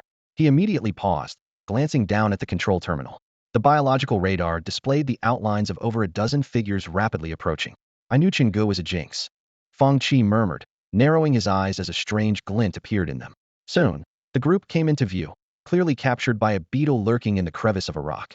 They wore black robes and grotesque masks, a familiar attire that made Fang Qi instantly recognize them as members of the Divine Grace cult. The dozen figures quickly surrounded the Saiban and Saibu brothers. One of them spoke, his voice hoarse and unpleasant, like dry bark scraping. Is it them? The descendants of King Settlein. Another extended a hand covered in snake-like scales towards Saibu, sneering. Haha, they look like useless wretches. Such a waste of King Settlein's renown. Saiban and Saibu glanced around nervously, retreating unconsciously but finding no escape. Who are you? What do you want? They asked in terror. One of the robed figures chuckled darkly. No need to be nervous, princess. We've been sent by the gods to take you to the divine kingdom to receive divine grace. Come with us. The others joined in with eerie laughter. Through the scout insect surveillance, Fang Qi heard the conversation clearly. He thought, the so-called receiving divine grace was likely just a cover for some sacrificial ritual. Fang Qi recalled his world history lessons, remembering King Settlein as a legendary figure who single-handedly opposed an army of 1,000,000 foreign tribes 1,000 years ago. Despite the late king's illustrious reputation, Fang Qi had little regard for the descendants before him.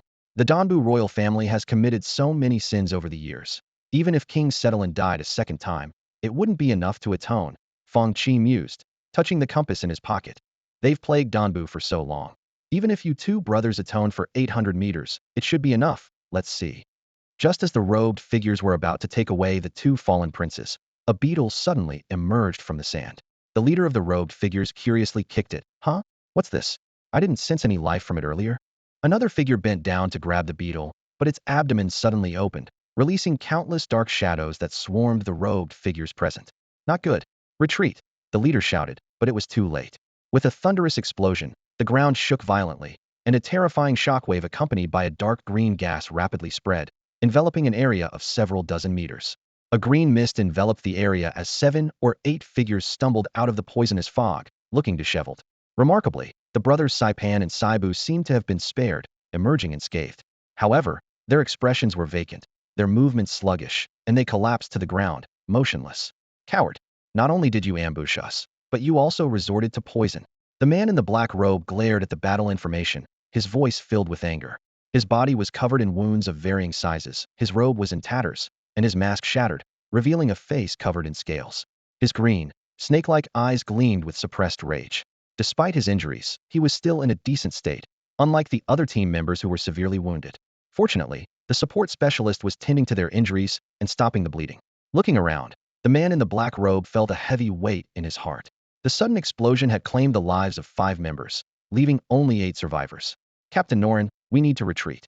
The others are already dead, the support specialist urgently called out after attending to the wounds of his teammates. I'm afraid it's not as simple as just leaving now, Norin replied in a low voice, his slit pupils scanning the surroundings warily. The absence of detectable hostility with his sensing skills only heightened his vigilance. Anyone still alive, get ready to move out, Norin ordered firmly. The group of injured soldiers looked around cautiously, with 2 of them dutifully binding and carrying Saipan and Saibu. Captain Norin, should we fly out? Asked one of the less injured team members. Norin frowned and looked up at the sky, feeling an inexplicable tension. He had a strong premonition that taking to the air would lead to disaster. No, we'll walk out. About 800 or 900 meters away, Fang Qi huddled behind a rock, listening to the conversation through the control terminal screen. He couldn't help but feel a twinge of regret. If only they would take to the air, he sighed to himself, then furrowed his brows as he reviewed the battle information. They're all God servants. Fang Qi muttered. God servants are the primary profession of the core members of the Divine Grace cult, and their appearance differs greatly from ordinary humans. The higher their rank, the more they diverge from human form. God servant groups usually consist of 13 members, and their extraordinary stealth abilities might be linked to this, though no one has been able to confirm it. The Divine Grace cult is renowned for its skill in concealment, like grass that can never be fully eradicated, and the origins of its members remain a mystery. Fang Qi glanced at the traction compass and noticed that the only unusual targets nearby were still Saibu and Saipan. He watched the group retreating on the control terminal screen, raising an eyebrow in contemplation. 7 individuals over level 80, one whose level couldn't be discerned. Fang Qi calculated silently, realizing the gap between them was likely more than 30 levels. Despite this, the enemy was losing health significantly, indicating they had not yet reached Tyre. He decisively put away the control terminal and summoned a magical artifact. In an instant, a set of heavy armor with a silver blue finish appeared out of thin air. With a hissing sound, the mechanical structure of the armor unfolded one by one, fitting onto Fang Qi's body as if it were alive. A crisp click was heard as the faceplate closed, and a surge of energy flowed through the nanostructure channels, enveloping his entire body. The built-in virtual tactical screen lit up, providing a 270 panoramic view of the surroundings. Fang Qi clenched his fists, feeling the high-pressure bionic fiber-filled armor muscles compress and twist slightly, a sensation of unparalleled power coursing through him. This familiar feeling brought a wave of nostalgia. Now, it's my turn, Fang Qi murmured, as the eyes of the heavy armor glowed with a ghostly blue light, like two flickering ghost fires. Meanwhile, Nuo Lin and his group, accompanied by two princes from the previous dynasty, cautiously treaded on the sandy ground. Their sensory skills were fully activated, meticulously checking each step they took. The sudden emergence of a self-destructing beetle earlier had left a significant impression on them. However, what one fears often comes to pass. With a buzzing sound of vibrating wings, more than 20 beetles soared from hidden corners all around. Confronting these professionals, the scout swarm employed a divide-and-conquer tactic. Nuo Lin knew well that tire combat professionals had far superior anti-air capabilities compared to beasts of the same level. While fighting in formation could expand their attack area, it also made them larger targets. Quick and decisive, he ordered, taking the lead in the attack. A storm of attacks from Nuo Lin surged towards the airborne swarm like a tempest. The swarm scattered and danced, evading attacks while continuously raining firepower on the people below. Over 20 streams of fire came from all directions, plunging the scene into chaos. Under the relentless assault, the durability of the scout swarm rapidly decreased. However, the people on the ground were also injured, their movements restricted, making it difficult to completely eliminate the erratic bugs overhead. The situation reached a temporary stalemate. Nuo Lin understood that these swarms were merely appetizers. The real enemy had yet to reveal themselves. His hands moved continuously, unleashing wind blades one after another. A mechanical beetle, unable to dodge in time, was slashed open by a wind blade, sparks flying. Yet, the damage wasn't enough to destroy it completely, and the resilient mechanical beetle quickly regained its balance, continuing its assault. Mechanical constructs, no wonder there's no life signal, Nuo Lin thought grimly, his expression darkening. And so troublesome, he couldn't help but suspect that this seemingly simple task might conceal a trap. Was someone lying in wait, ready for them to fall into the ambush? Just as this thought surfaced, Nuo Lin's peripheral vision caught a glimpse of a figure. From behind a nearby abandoned shelter, a silhouette emerged. The emotionless, ghostly blue electronic eyes were fixed on them, like the gaze of death itself, sending a chill down his spine. Norin was about to alert his teammates when a figure raised their hands, with brilliant light emanating from their shoulders and palms. Without wasting a moment, Norin darted towards the direction of the attack, swiftly erecting an invisible barrier to shield the team from the front. Bang! For pale blue beams crashed against the barrier, creating ripples of energy. The intense heat surged forward, with the temperature rising steadily. Norin let out a hoarse roar, his robes billowing as red light glowed from his hands, stubbornly holding back the fierce assault. As the beams dissipated, Norin lowered his hands, gasping for breath. His hands trembled slightly as he stared intently at the slowly approaching figure, the pressure from the earlier attack still lingering. Well, you're quite resilient, Fang Qi remarked, raising an eyebrow with mild surprise. His voice, emitted through an external module, was cold and emotionless, like a ruthless machine. Who are you? Norin asked in a low tone, his gaze fixed on Fang Qi. Someone here to take your life, came the chilling mechanical reply as energy beams shot from Fang Qi's shoulder cannons. Boom. One of Norin's squad members reacted quickly, their hands glowing with an earthy hue as they slammed them onto the ground. The surrounding sand gathered instantly, forming a 2-meter thick, 6 to 7 meter high wall in front of the team. Taking advantage of the terrain, sand continuously flowed to repair the damage, allowing them to barely withstand the barrage. Attack together, take him down first, Norin ordered, and the team opened fire. A kaleidoscope of abilities interwove, launching a concentrated assault on Fang Qi. With a thought, Fang Qi deployed a micro-mechanical defense field from his right arm, forming a shield in front of him. The shield's surface shimmered with electromagnetic force, repelling the relentless attacks. Seems like the team from the Divine Grace Church is well-rounded with control, healing, offense, and defense. Quite professional, Fang Qi assessed internally. Suddenly, his energy detection radar issued a warning of an attack from behind. Unfazed, Fang Qi's heavy armor-back thrusters flared with intense light, propelling his massive form rapidly forward, enduring the frontal assault. He'll start with you, Fang Qi decided, locking onto the enemy controlling the sand, his eyes flashing with cold determination. The opponent's abilities were too advantageous in this endless desert and needed to be dealt with first. The high-pressure bionic fibers compressed and rebounded, unleashing tremendous power. Fang Qi's speed surged, charging like a raging bull through the dense firepower, swiftly closing in on the enemy formation. The micro-mechanical defense field deflected most attacks, with only a few sparks flying off the armor's surface, its durability slowly depleting. So fast, Norn exclaimed. Unable to face the charge heat-in, he sidestepped, inadvertently exposing his teammate to the attack range. The targeted squad member realized they couldn't dodge in time and gritted their teeth, conjuring a curved sand wall in front of them. However, the high-frequency blade, gleaming with cold light, sliced through the fragile defense in an instant. The mech's massive body crashed through the sand wall unabated. Screech. The sharp blade cut through, slicing the unfortunate member in half as effortlessly as cutting through tofu. Blood splattered, and the severed body fell heavily onto the scorching sand. The mysterious scales on his body proved useless as blood and filth splattered out, quickly buried by the collapsing sand wall. Fang Qi, without hesitation, swiftly redirected his shoulder cannon to fire continuously at another approaching enemy.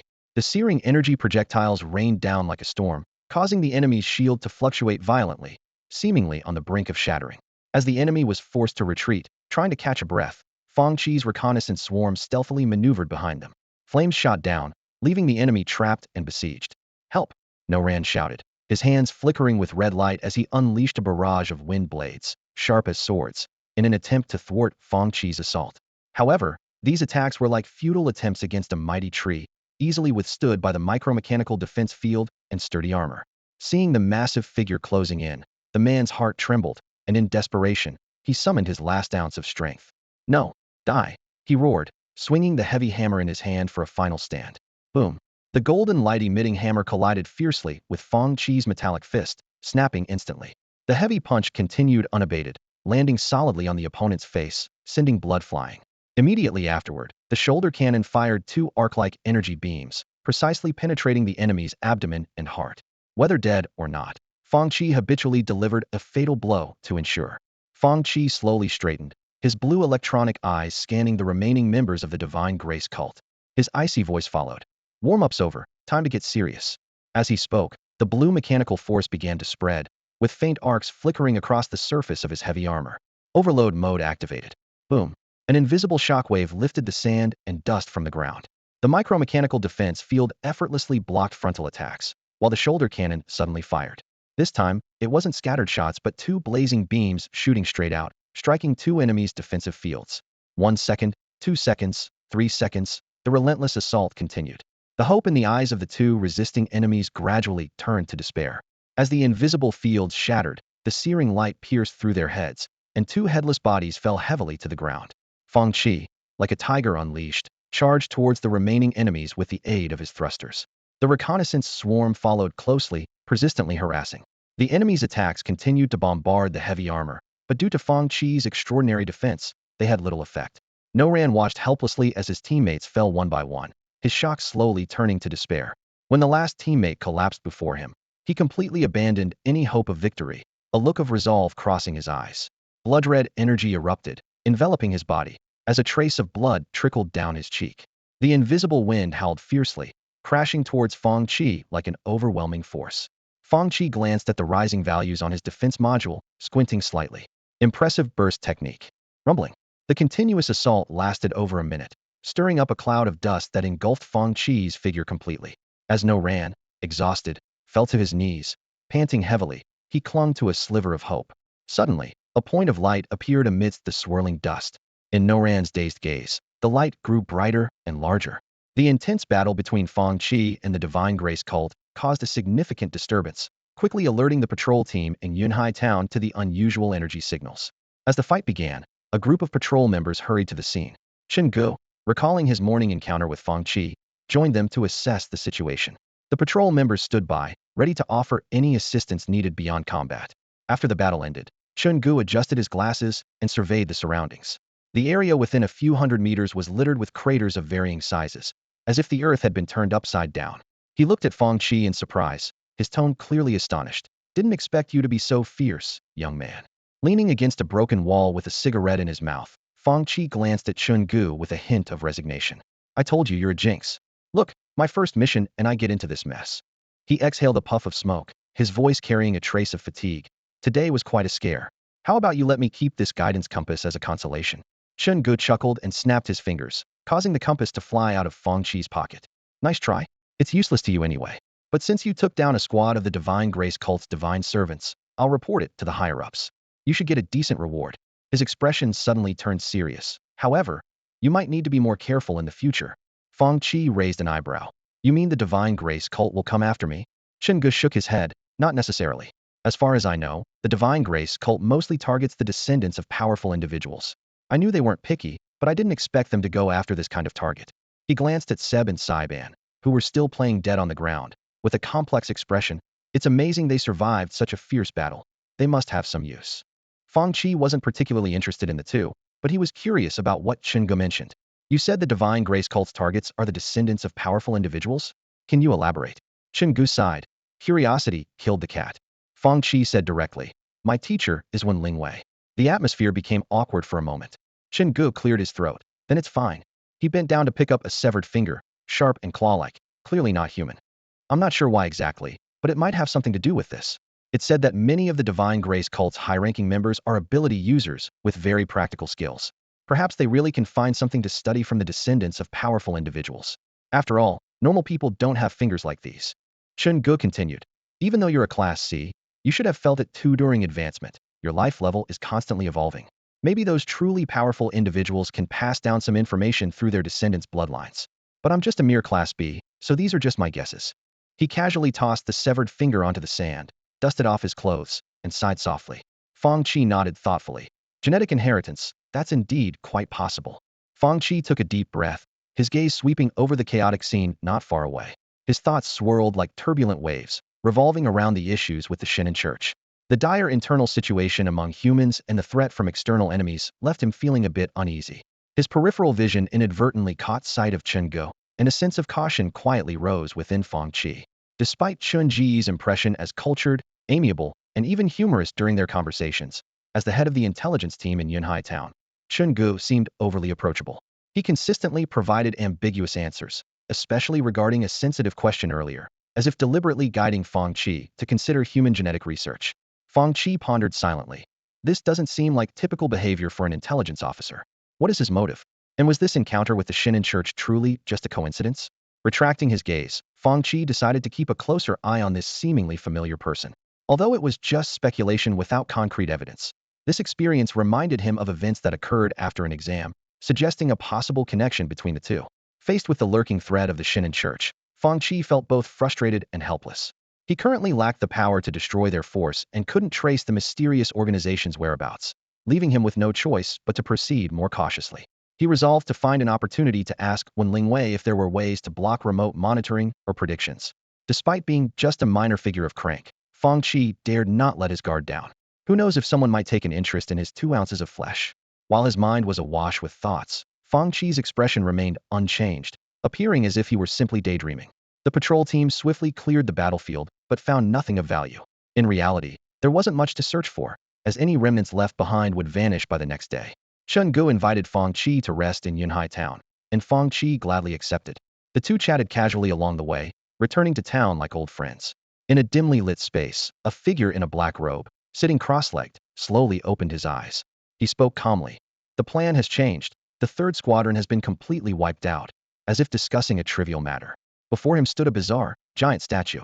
It resembled neither a human nor any known animal, appearing as if it were pieced together from parts of various creatures. The statue's eyes flickered with a faint glow, seemingly conveying some message. The black-robed figure nodded almost imperceptibly, softly saying, I understand. With his response, the glow in the statue's eyes gradually faded. The space fell silent once more, harboring an eerie undertone amidst the tranquility. Returning to Yunhai Town, Chen Gu warmly invited Fang Qi to have dinner at the training base's cafeteria. As they entered, Fang Qi noticed the environment was quite similar to that of Whale Island Academy, with the dishes and flavors bearing a striking resemblance. He picked up a piece of golden, crispy fried food and savored it. Although the taste was indeed good, the sense of sameness made him ponder. Perhaps it's because no one easily shares their true skills, Fang Qi thought. After all, everyone's understanding of their profession differs, and there are always those uniquely talented individuals who can create something extraordinary. During the meal, Chen Gu, sitting across from Fang Qi, casually suggested, why don't you stay the night before heading back? Yunhai Town is quite lively in the evening. You might want to check it out. Fang Qi readily agreed. Sure, I don't mind taking my time. To be honest, the scenery here is indeed nice, much better than Whale Island Port. He had no objections to staying an extra day, given that the task's deadline was 7 days, and there was ample time before he had to return to school. Gu continued. This place used to be nothing compared to Whale Island. Whale Island's unique location can't be altered at will. Here, we don't have those concerns, and after many people spontaneously renovated it, it became what it is today. Fang Qi recalled when Lingwei mentioning the unique aspects of Whale Island Academy. It was said that the place itself was made of a special material, crafted over the years by many experts. However, when Lingwei hadn't disclosed its specific purpose, suggesting it was quite secretive. After dinner, Fang Qi politely declined Chunji's further invitations and left the training base alone. The sunset painted the sky red, and most of the town's residents had finished their day's work, strolling in small groups on the streets, enjoying the rare leisure time. Fang Qi wandered aimlessly, observing the surrounding shops. There were stores selling equipment, clothing, and various snack stalls. Although there weren't many entertainment options, taverns and card rooms seemed quite popular, bustling with activity. His attention was drawn to a tavern with a natural vibe, and he decided to take a look inside. Although he had no pressure to relieve, the tavern was a place where people from all walks of life gathered, and he might overhear useful information in casual conversations. Welcome to the forest of nature. What would you like to order? A tall male waiter, dressed neatly in bartender attire, asked with a smile. Forest of nature? Nice name. Fang Qi remarked as he casually browsed the menu, noticing all the drinks were fruit wines with quite a hefty price tag. He ordered a drink called Winter's Blossom and handed the menu back to the waiter. The waiter politely explained, feel free to sit anywhere on the first floor. The second floor is a private area, and customers aren't allowed upstairs. Thank you for your understanding. With that, he turned to prepare the drink. Fang Qi glanced at the staircase leading to the second floor, but had no intention of exploring. Soon, he paid for his drink, took his glass of pale blue liquid, and found a seat by the window. Amidst the surrounding chatter, he quietly savored his drink, keeping his ears open for any snippets of conversation. Have you heard?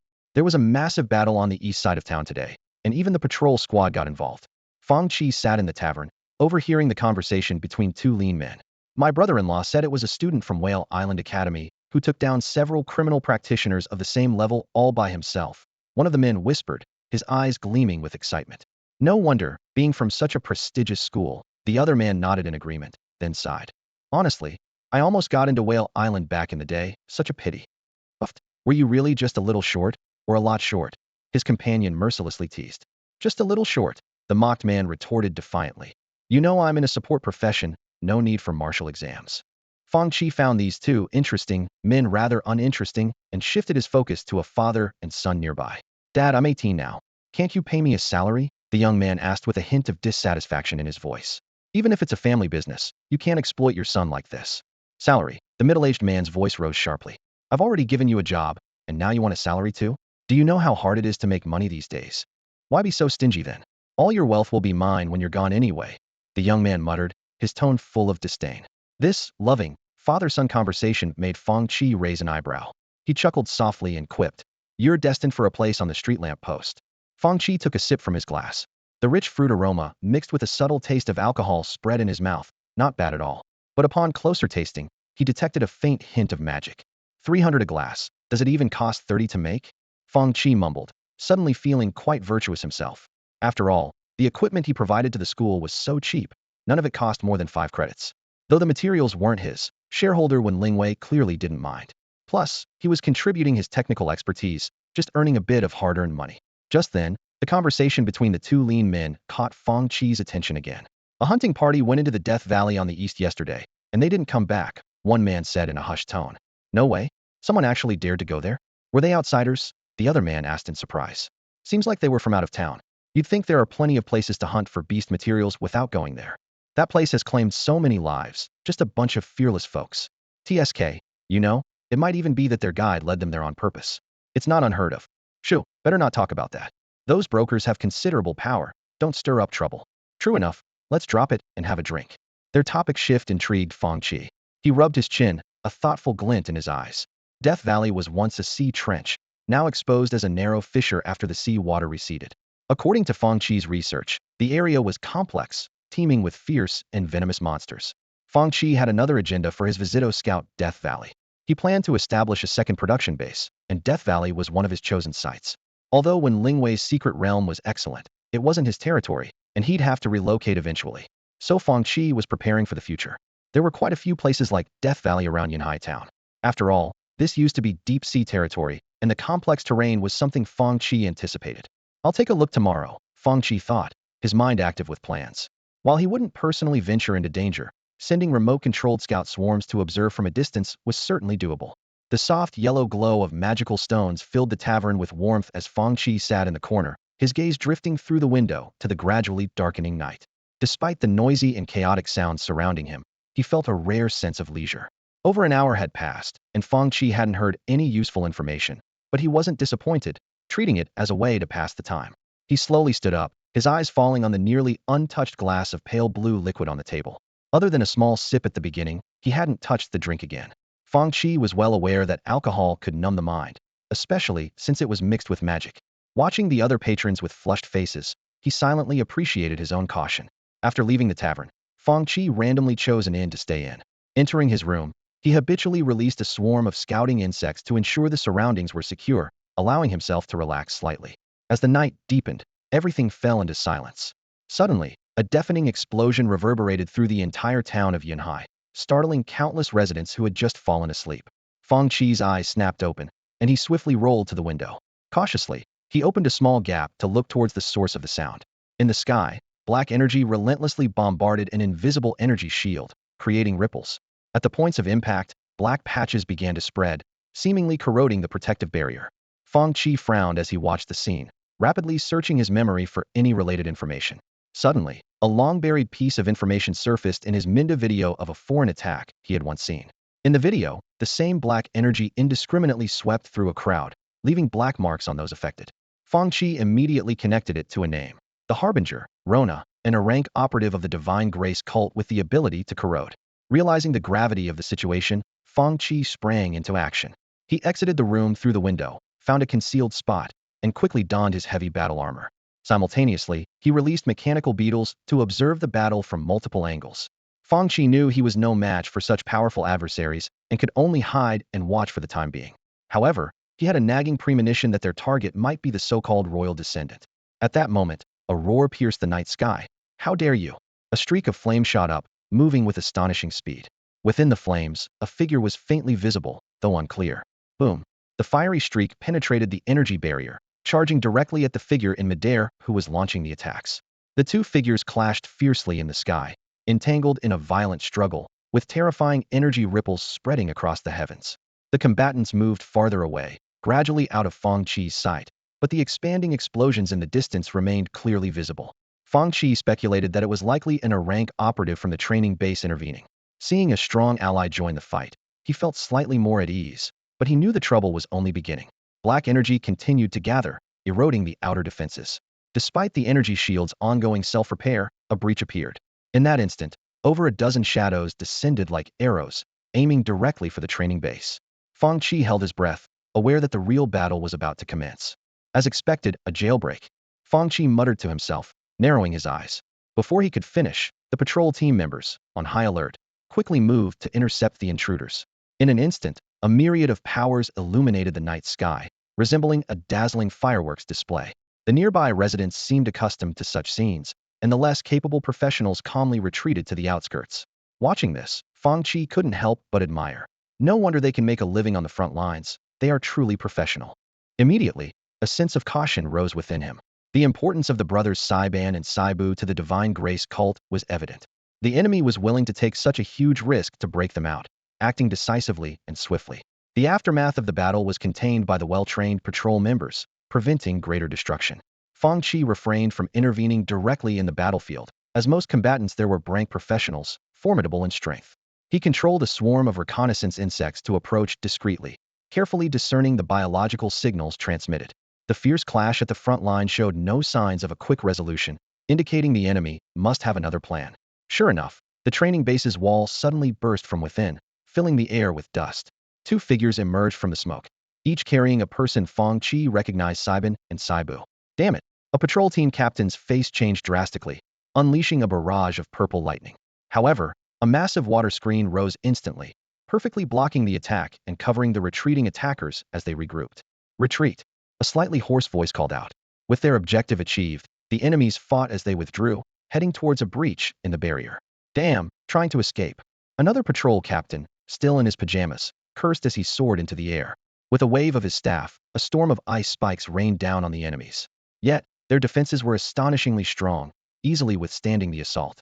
The pajama-clad captain, seething with rage, unleashed a relentless barrage of ice, fire, and lightning magic, intensifying the pressure on the retreating foes. Both sides were locked in aerial combat, but the two carrying Saiban and Saibu led the charge, showing no signs of stopping. It seems these two are worth far more than 5 spatial stones. The Divine Grace cult moves swiftly. Chungu adjusted his glasses, his expression serious. He quickly flipped through his spellbook, unleashing chains of energy that surged towards the leading pair. However, the enemy's rearguard was well prepared, intercepting the attack flawlessly. What a nuisance! Chungu frowned, looking up at the energy barrier in the sky. The breach remained unchanged, its edges tainted with black energy, clearly being remotely controlled. For a rank professional, such control was effortless. Lao Lu Lao Zhang. Chungu called out decisively. His two teammates nodded in understanding, activating a small teleportation array beneath their feet. Suddenly, a magical array lit up in the center of the enemy formation, and two figures, enveloped in martial energy, burst forth. The previously orderly defensive formation was thrown into disarray. The patrol captains seized this fleeting opportunity, and the battle resumed with renewed intensity. However, the two carrying Saiban and Saibu were nearing the breach, ignoring the combat behind them, on the verge of escaping.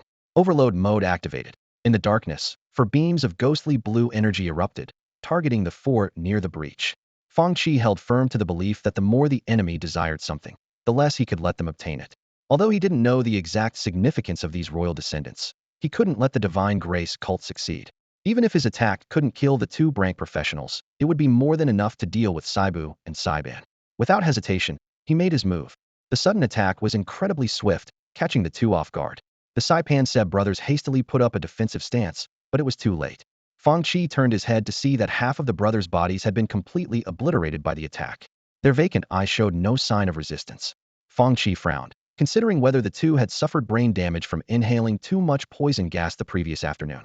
After all, the neurotoxin had not been tested in battle, and the dosage might indeed have been excessive. The battlefield fell into a brief silence. Fang Qi pondered, unsure if bringing back only half of the target's body would anger the archbishop. Just as their minds were racing, a buzzing sound suddenly filled the air. They turned back, alarmed, to see over 20 beetles rapidly approaching. Their expressions hardened as they launched an attack.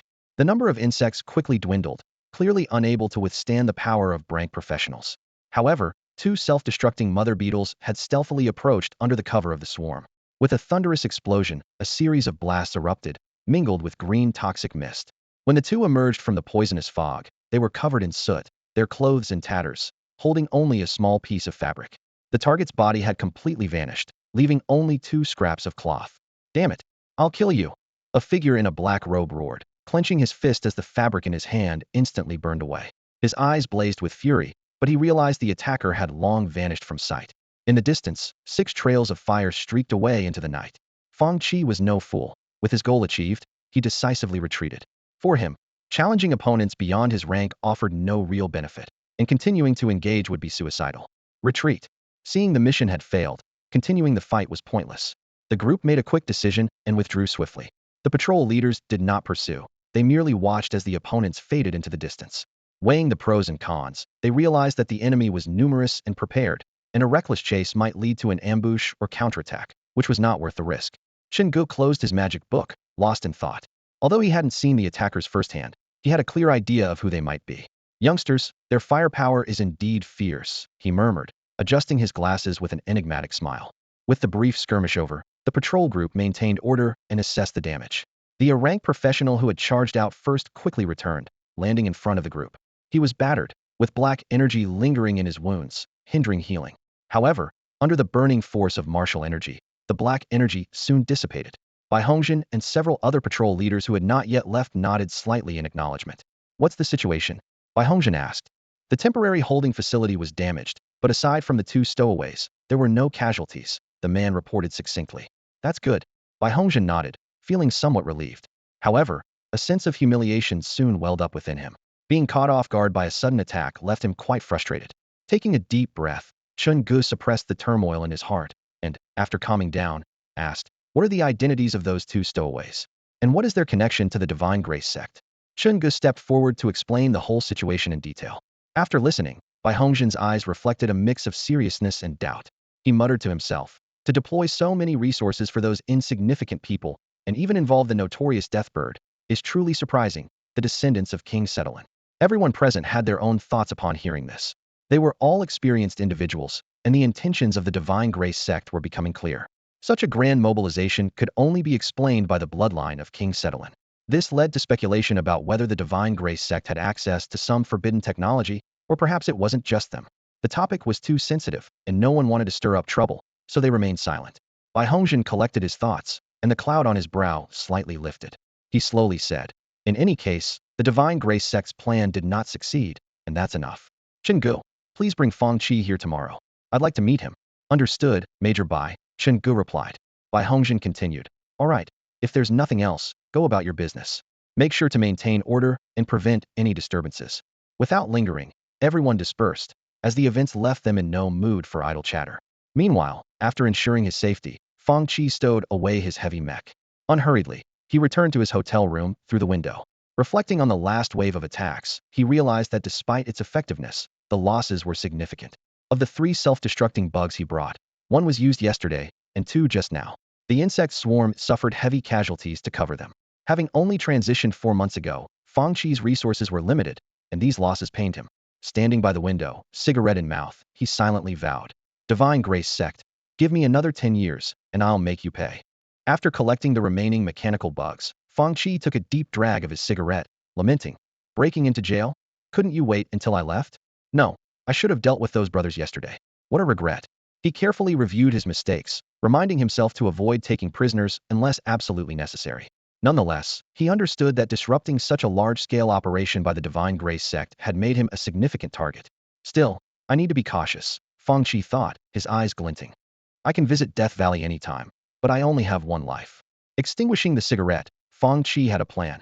Return to Whale Island Academy the next day, replenish his equipment at home, consult Wen Lingwei for ways to block remote detection, and then consider his next steps. The next morning, Fang Qi yawned as he walked into the bathroom. His reflection showed a slightly weary face, with the echoes of last night's intense battle still lingering in his muscles. After freshening up, he wobbled downstairs, ready to find a breakfast spot to fill his stomach. Just as he stepped outside, a familiar voice called out, Fang Qi. Chenggu stood not far away, waving to him. Raising an eyebrow in mild surprise, Fang Qi asked, why aren't you at work so early? What brings you here? Before long, the two were seated across from each other in a breakfast shop. The table was laden with fragrant dishes, but Chenggu showed no intention of starting. Maintaining his usual gentle and refined demeanor, he spoke slowly. You probably know what happened last night. Our leader wants to meet you, and I'm here to take you to him. Hearing this, Fang Qi raised his eyebrows again. The leader Chenggu referred to must be the mysterious rank martial artist from last night. Although he wasn't sure of the man's intentions, Fang Qi saw no reason to refuse. With a light chuckle, he said, all right, but you're paying for breakfast. The meal ended quickly, and the two chatted as they headed towards the training base. Along the way, Fang Qi asked Chenggu about the leader. Bai Hongzhen, Chenggu replied.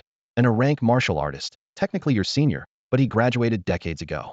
Upon arriving at the training base, Fang Qi was surprised to find all the damage from last night's battle completely repaired, with no trace remaining. The staff passing by seemed accustomed to such occurrences and showed little interest. Chenggu led Fang Qi to an office before departing. Inside, two people sat at a meeting table. Steam rose from a kettle of boiling water, and Bai Hongzhen's strong, square-jawed face broke into a smile as he pushed a steaming cup of tea towards Fang Qi. Fang Qi, may I call you that? He asked gently. Fang Qi responded with a professional smile, courteous and polite. You're the senior, whatever you prefer is fine. Bai Hongzhen nodded and continued. Thank you for last night. I'll report everything to Whale Island Academy, and rest assured, the rewards you deserve won't be missed. Chenggu mentioned you took down a team of crank divine envoys by yourself yesterday. That's impressive for someone so young. His tone carried a hint of admiration, clearly surprised by Fang Qi's accomplishments. Facing the senior's praise, Fang Qi habitually replied modestly, you're too kind.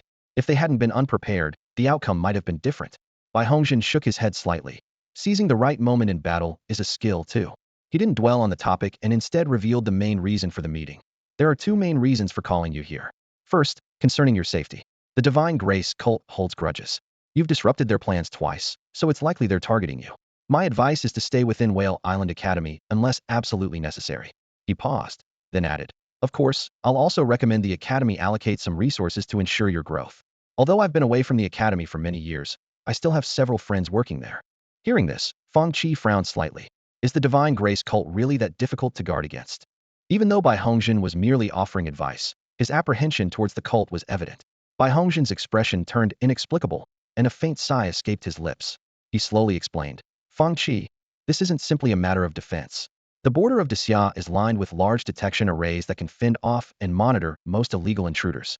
However, the Shun insect possesses a special tool, the ink shadow feather. His voice was low, as if revealing an unknown secret. This tool can bypass most detection arrays, allowing them to move freely between countries. Yet, it has its limitations. It's costly to produce, and each feather can only cover 13 people, which is why their squads are usually composed of 13 members. Bai Hongjin looked directly at Fang Qi. So, if they are determined to target you and are willing to pay the price, success is possible. Fang Qi nodded thoughtfully, suddenly thinking of something, and asked, then yesterday. Bai Hongjin waved his hand, interrupting him, don't dwell on it. The ink shadow feather self-destructs upon the user's death. Yesterday's squad left nothing of value behind, so we can't study its principles further. If you don't believe me, you can check the public records at Whale Island Academy. Fang Qi nodded slightly, without much doubt. This explanation also indirectly suggested that the Shun insect's strength might not be as formidable as he imagined, as they focused much of their efforts on concealment. Bai Hongjin shifted the topic. There's a second matter, concerning your personal privacy. He took out a familiar item, to Fang Qi guiding compass. The compass emitted a faint light, forming a scene of Fang Qi's crushing defeat of the Shun insect's squad the previous day. After watching, Bai Hongjin appeared contemplative, while Fang Qi raised an eyebrow, his eyes flickering as if pondering something. Bai Hongjin explained, don't worry, this isn't surveillance. The guiding compass automatically records the combat situations around its carrier, though it has range limitations. He glanced at the energy barrier in the blue sky outside the window and continued, apart from ensuring student safety, it's mainly a self-check method to prevent adverse situations. Putting away the compass, Bai Hongjin spoke calmly. We want to post your combat footage online. Since the Shun insect openly attacked the Yunhai town base, we need to respond. Fang Qi rubbed his chin, leaning back slightly, puzzled. Isn't this something you wouldn't usually explain in such detail? Bai Hongjin nodded slightly. Indeed, I wouldn't normally go into such detail. But you're different, and besides your performance, there's another important reason your teacher. Fang Qi's lips twitched in understanding. A ranked professional, the highest authority in Yunhai town, explaining things so courteously was unusual. It's undeniable that when Ling Wei's influence within Xia was indeed beneficial. Fang Qi had no reason to refuse Bai Hongjin's proposal. From every angle, it was advantageous for him. Since he had already crossed paths with the Shun insect, offending them further was no issue. However, he did have one request to clearly label his name and profession. After all, it was a great opportunity to promote the mechanics field. The actions at the training base in Yunhai town were executed with lightning speed. No sooner had Fang Qi and Bai Hongjin finished their casual chat than the Yunhai town authorities released detailed accounts and videos of the previous day's series of operations against the Divine Grace cult. The news headline was striking. Malicious incident in Yunhai town, Whale Island district. Divine Grace cult criminals attempt terror attack. The report highlighted the heroic deeds of Fang Qi, a student from Whale Island Academy. The footage showed a silver-blue figure slicing through enemy ranks like a sword, with cold blue electronic eyes flickering. The high-frequency cutting blades buzzed through the air, while energy shoulder cannons thundered against the adversaries. 13 cranked Divine Grace cult criminals perished in this encounter, with 2 more captured alive. However, the cult's retaliation was swift and fierce. Late at night, they launched a surprise attack on the Yunhai town training base in an attempt to rescue their captured comrades. Fortunately, aside from 2 cult members being killed, there were no casualties on our side. The news concluded with a strong condemnation of the cult's actions, pledging to pursue justice relentlessly. Fang Qi stared at his phone screen, raising an eyebrow. He noticed that the names of the Saipan and Sibu brothers were absent from the report, replaced by the label Divine Grace Cult. Once mere stowaways, they had been transformed in the public eye into fearsome terrorists. Fang Qi understood that there were many secrets behind this, and revealing everything could trigger unnecessary panic. Refocusing on his combat footage, Fang Qi couldn't help but admire the exquisite editing. The perfect coordination of the silver blue armor and the blue electronic eyes, along with the invincible micro-mechanical defense field, left the audience in awe. In the latter part of the video, his performance during the major exam was cleverly inserted, creating a stark contrast and further amplifying the impact. Driven by curiosity, Fang Qi clicked on the comments section. A flood of messages immediately filled his screen. Is this the same person? You can't tell me these are the same person. The styles don't even match. How long has it been since the exam ended? He's crank already? And his combat skills are so fierce, crushing those at the same level. How is this not nerfed? Was the balance made by amateurs? Holy crap, that's my classmate. We used to be in the same class. Keep bragging. I was in the same dorm with him. Not saying anything more, I've decided to switch to the mechanical department after graduation next year. Where's the Ministry of Education? Aren't they updating the career content? Add the mechanical department. I want to see the career intro. My husband is so handsome. No more talking. I'm going to make breakfast for him. Wake up, you don't have a husband. Amused by the comments from these quirky netizens, Fang Qi chuckled and casually slipped his phone into his pocket. As soon as the news was released, its impact spread like wildfire. Besides the official channels, other regional training bases also shared the news, exponentially increasing the event's influence. The news of the Divine Grace cult's attack on the Yunhai Town training base hit with the force of a sledgehammer, overshadowing the news of the Black Society. The nature of the two incidents was vastly different. The Black Society's attacks mostly targeted weaker combatants, which, though vile, were not uncommon, and the public had grown desensitized. However, an attack on a training base, an official institution, by the Divine Grace cult was a rare and bold move, marking a qualitative shift in nature, akin to an open declaration of war. With the Dachau training base headquarters sharing the news and pledging thorough investigation, the storm's influence surged once more, snowballing into a massive wave engulfing the entire online space. Some of the smaller nations embroiled in internal conflicts suddenly quieted down, and even the usually arrogant Black Society dared not provoke under such tense circumstances, opting for temporary silence. Despite their formidable strength, including the presence of an enshrank powerhouse, they knew all too well that if Dachau couldn't find trouble with the Church of Divine Grace, they might very well turn their attention to them. In this atmosphere of tension, Fang Qi's personal information once again became a hot topic among netizens. People eagerly shared everything about Fang Qi, a mechanical genius, top scorer in the 963rd national exams, apprentice to enshrank powerhouse, a dimensional traveler, and his relationship with Wen Lingwei, among other things. This information stirred up great waves among ordinary professionals and attracted the close attention of many factions. The reason was simple. The significance represented by Fang Qi's battle armor was too immense. Many were making calculations in their minds, but Wen Lingwei's formidable reputation forced them to temporarily suppress these thoughts. Overall, after this incident, Fang Qi gained fame and influence far beyond his current strength. However, with it came potential dangers.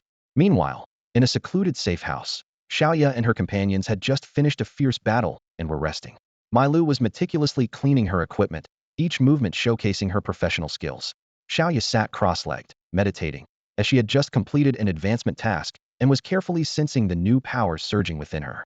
Suddenly, Yin Qiqi, wrapped in a blanket, sat up abruptly, her face full of surprise. She urgently called out, "Mai Lu, Xiaoya, look, there's news about Fang Qi." The two were taken aback by her words and quickly moved to Yin Qiqi's side. After reading the news, they both showed expressions of astonishment. Mai Lu furrowed her brows, a hint of surprise and admiration in her voice. "I didn't expect his combat style to change so much after reaching Crank." Xiaoya noticed the news's popularity and couldn't help but frown, her tone filled with concern. This isn't a good thing. Not only the Church of Divine Grace, but surely many others will have their eyes on him. Xiaoya's words made Yin Qiqi and Mai Lu realize the seriousness of the situation, and they exchanged worried glances.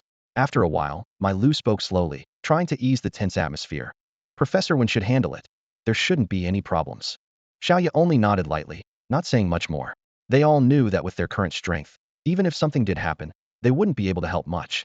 Similar scenes were unfolding among others who knew Fang Qi. People like Lu Qing, Su Qianqian, and Han Xiang also saw the shocking news. While they were happy for Fang Qi, they keenly sensed the undercurrents of danger lurking beneath. With things coming to a close, Fang Qi lost interest in wandering around and returned to Whale Island Port via the teleportation array. As soon as he stepped onto campus, he became the center of attention. Classmates swarmed around him, greeting him warmly. Some inquired about updates on the equipment list for sale, while bolder girls expressed a desire for a deeper conversation, even wanting to touch his heavy armor. Fang Qi struggled to extricate himself from the crowd and made his way back to his base. As his feet touched the solid metal floor, and he surveyed the busy mechanical creations around him, a sense of security washed over him. He took a deep breath and murmured to himself, "I still prefer staying home and working on machinery." Although he had only been away for a couple of days, the secret realm hadn't changed much. With a soft whoosh, the heavy metal door slowly opened, revealing the familiar surroundings. However, the most striking sight was Wen Lingwei, who had been missing for a month. She was lazily reclining on the sofa, with the monitor on the wall looping through announcements from Yunhai Town. "Back already?" Wen Lingwei asked casually. Fang Qi was used to her visits and wasn't surprised. "Yes, teacher, when did you return?" he inquired politely. "Yesterday." When Lingwei crossed her long legs and withdrew her gaze from the news to scrutinize Fang Qi, she nodded slightly, a satisfied smile appearing on her face. It's good you weren't injured. Your strength has grown faster than I expected, which is impressive. Fang Qi sat across from Wen Lingwei and asked with concern, will this matter cause trouble for you, teacher? Just a trivial matter, nothing for you to worry about. Wen Lingwei replied nonchalantly, then shifted the topic. By the way, I did come across something useful on my trip. This might be of some use to you. With a flick of her pale finger, a dark purple, irregular crystal flew into Fang Qi's hand.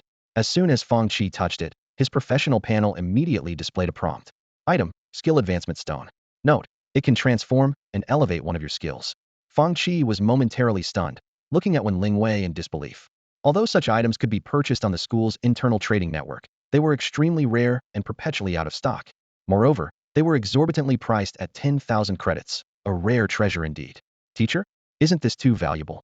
Fang Qi hesitated, tempted but also feeling it was too precious to accept.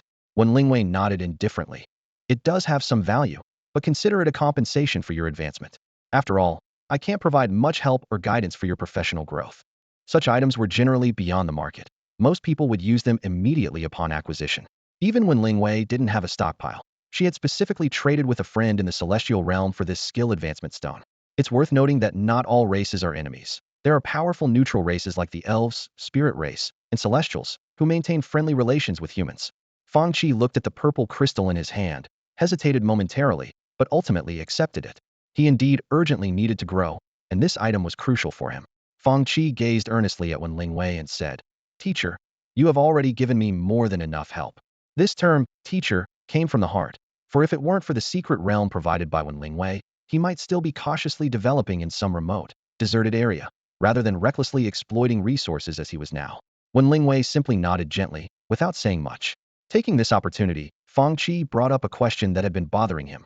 Teacher, does the Divine Grace sect possess any remote surveillance or prophecy abilities? Is there any way to defend against them? Wen Lingwei furrowed her brow slightly, contemplating for a moment before explaining. There are indeed numerous methods of remote surveillance, but most have clear limitations and are often accompanied by abnormal energy fluctuations.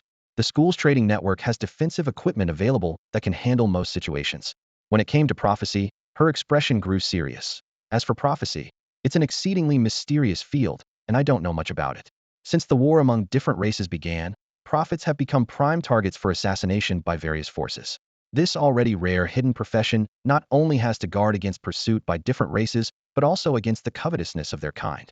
She sighed softly and added, the most recent case was 8 years ago when a prophet was killed the very night of their job transition. Fang Qi was all too familiar with this incident. The prophet, though under the protection of a training base, was attacked and killed before they could be relocated.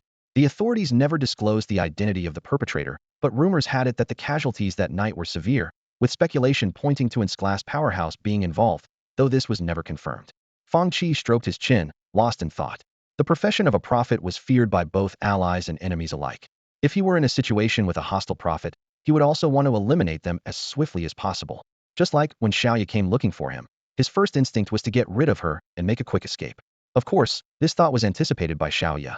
What ultimately changed his mind was not only the disparity in strength, but also Xiaoya's sincere attitude and her human identity. Sensing Fang Qi's concern, Wen Lingwei reassured him, don't worry too much, on Whale Island you are absolutely safe. To this, Fang Qi remained silent. Xiaoya's prophecy still lingered in his mind. Whale Island would face a catastrophe. It puzzled him endlessly. With so many glass powerhouses present, why would such a thing happen? Either Wen Lingwei and the other glass powerhouses would be preoccupied with other matters, or the worst-case scenario. At this thought, Fang Qi's eyes flickered, and the pressure in his heart grew heavier. As for whether to disclose this matter to Wen Lingwei, Fang Qi never even considered it. This kind of uncontrollable information was not something he was willing to risk sharing. Lingwei stood up to leave, reminding Fang Qi not to leave the school before she returned. She didn't disclose where she was headed, but Fang Qi understood the busy schedule of someone as high-ranking as her. In the modification workshop, Fang Qi frowned at the results from the energy analysis device. The molecular energy levels of the skill advancement stone were abnormal, and its material structure was perplexing. He regretfully stroked his chin, lamenting that he had only one piece, which limited further research. If he could obtain a few more, he might attempt to replicate it. Suppressing his eager research instincts, he carefully saved the data. Although he couldn't replicate it for now, Fang Qi gained valuable information from the skill advancement stone. The high-energy yet stable nature of its energy showed immense practical potential. Unfortunately, a single stone was too precious to risk dismantling for research, so he only collected some basic data. Fang Qi cautiously entered the information into the auxiliary program database, repeatedly checking the underlying code to ensure accuracy, before turning his attention to the production log. The number of worker ants had reached 632, with production speed increasing daily.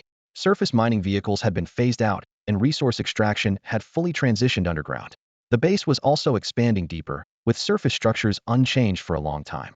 He squinted as he calculated material reserves and quickly planned the next steps. Experience was crucial, with numerous monsters outside. Although the experience dungeons were time-limited, the auxiliary program could now automatically monitor battles. He considered first creating a prototype mechanical unit while updating the mechanical production line to enhance the quality of the worker ants. Stretching and yawning, Fang Qi watched the data flickering on the screen, sensing the busy times ahead. With the unpredictable factor of the Divine Grace cult, he could only focus on immediate development for now. After a moment of daydreaming, Fang Qi got up and walked into the bathroom. The warm water flowed over his skin, inducing a slight drowsiness. After showering, he lazily lay on the bed, one hand behind his head, the other holding up the skill advancement stone for a closer look. The irregularly shaped rhomboid crystal shimmered with a captivating glow under the light. What a pity. Fang Qi sighed softly, opening the profession panel. His gaze skipped over numerous skills, landing directly on the maxed-out killing intent perception. This passive skill was extremely practical. Would you like to use a skill advancement stone to increase this skill's limit? Yes, no. Without hesitation, Fang Qi chose yes. Crack. The moment he confirmed, the purple crystal in his hand shattered, turning into light points that merged into his body. A warm sensation spread from Fang Qi's heart throughout his body, lacking the pain typically associated with advancing in rank, and instead offering a comforting and reassuring feeling akin to returning to the womb. A virtual interface appeared before his eyes, displaying the progress of his advancement. 10, 30, 90. Until the words, evolution complete, skill advancement successful, popped up. In an instant, the heat enveloping his body rapidly converged towards his brain, causing a slight tingling sensation. Fang Qi furrowed his brows and slowly closed his eyes. However, darkness did not engulf him. Countless points of light coalesced, forming a three-dimensional image of his surroundings in his mind, like a third-person perspective viewing a 3D model without any blind spots. Even more astonishing was that Fang Qi could see lines of various colors floating in the air, each with different frequencies. He focused his attention on a low-frequency black ripple, gradually sensing his heartbeat and breathing resonating with it. This was followed by a wave of fatigue and a flood of chaotic information into his mind. Fang Qi abruptly opened his eyes, and the surreal yet realistic sensation vanished instantly. He felt a heaviness in his whole body, or as the common folk would say, felt drained. What on earth is this? Fang Qi muttered, frowning as he opened the skill panel. The original killing intent perception had disappeared, replaced by a new skill, hypersensory perception passive. The skill notes indicated that this was an ability to gather external information without relying on normal senses, potentially yielding unexpected insights when resonating with certain energy frequencies. Unfortunately, experience points could not enhance this skill. Rubbing his throbbing forehead, Fang Qi recalled the Human Alliance's research on hypersensory perception.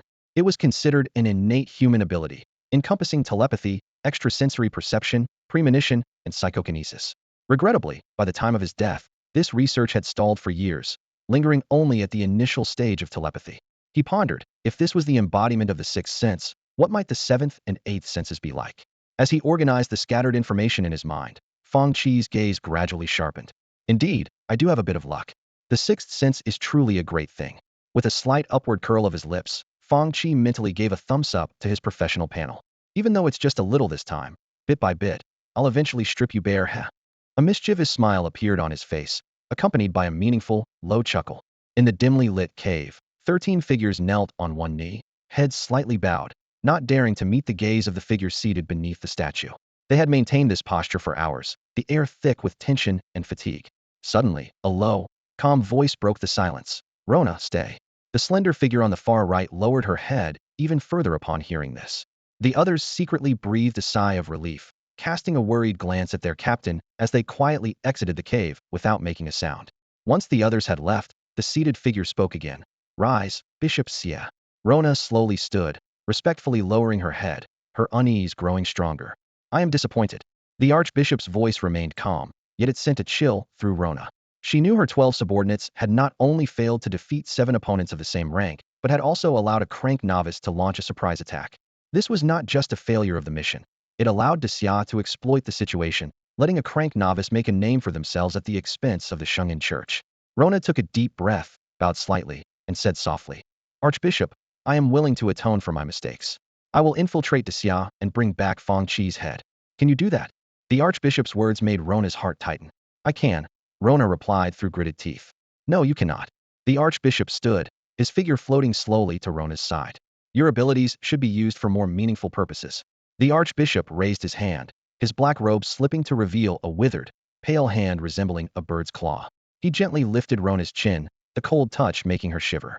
Rona obediently lifted her head, but could only see shadows beneath the hood. Go to Kindislu and bring back the descendant of the poet Stoker. The Archbishop's fingertips brushed against Rona's neck, sharp as a blade, sending a chill through her. Rona lowered her gaze and softly replied, Yes. Go. The Archbishop withdrew his hand and turned toward the statue. Rona bowed slightly and exited, passing through a cloud of black mist. The scene before her changed abruptly. The sun was warm, the breeze gentle, and birds sang sweetly, as if she had stepped from hell into the world. She instinctively touched her neck, her fingertips coming away with a trace of blood, glaringly bright under the sun. Rona looked at her hand, resembling a raven's claw, a hint of melancholy in her eyes before she tucked it back into her black robe. Captain, are you all right? Her team had been waiting outside and rushed to her as she emerged. One of them noticed the wound on her neck and asked with concern. Rona reined in the turmoil within her, her cold gaze sweeping over the team members before her. Her familiar icy voice cut through the air, as if it could freeze it. It's nothing. The team members exchanged glances, their shoulders unconsciously relaxing a bit. One of them cautiously spoke up. Captain, about this mission. That's not your concern, Rona interrupted, her tone as indifferent as ever. She succinctly communicated the new orders. The Archbishop has new plans. The target is in Kindislu. This mission must be completed at all costs. She gestured for them to disperse. Go back and prepare. The team exchanged another look, with no objections raised. They nodded and turned to leave. The previous operation in Daxia had been exhausting, and everyone needed time to recover. Watching them depart, Rona tilted her head back, gazing at the blue sky above. Kindislu, in the local language, meant dawn or hope. Ironically, this self-proclaimed land of dawn was far from peaceful or hopeful. Like many small nations, Kindislu was mired in endless chaos. The so-called vanguards controlled the obelisks, mercilessly exploiting the populace. People faced harsh choices: join the oppressors or become the oppressed. Tyranny reigned within, while predators roamed outside.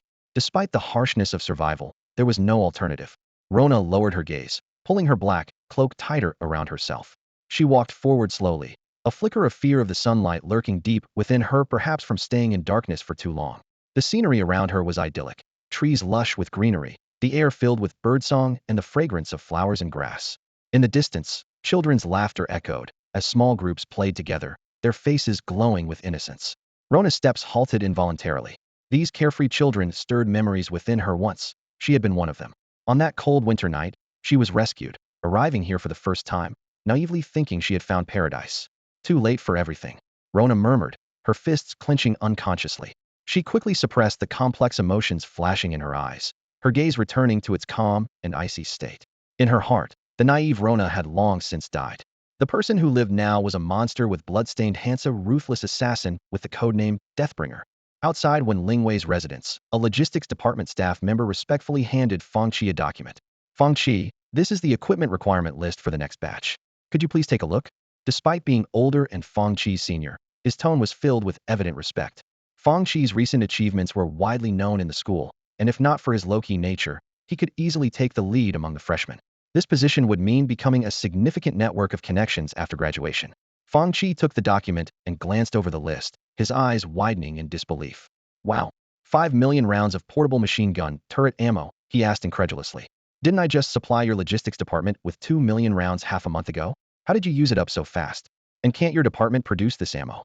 The logistics staff member scratched his head awkwardly and explained, the portable machine gun turrets are selling exceptionally well. Many freshmen bring two when they go on missions, so the ammo consumption is high. We tried producing it ourselves, but the power of the finished product was lacking. Our engineers are adjusting the production equipment, and it should be operational by early next month. Fang Qi was momentarily speechless, silently pondering the peculiarities of this world's industry. While the civilian sector seemed normal, the industrial field was baffling. Who were these weapons made for? How were they used? What purpose did they serve? Most professionals were either mages or martial artists, clearly not the intended users.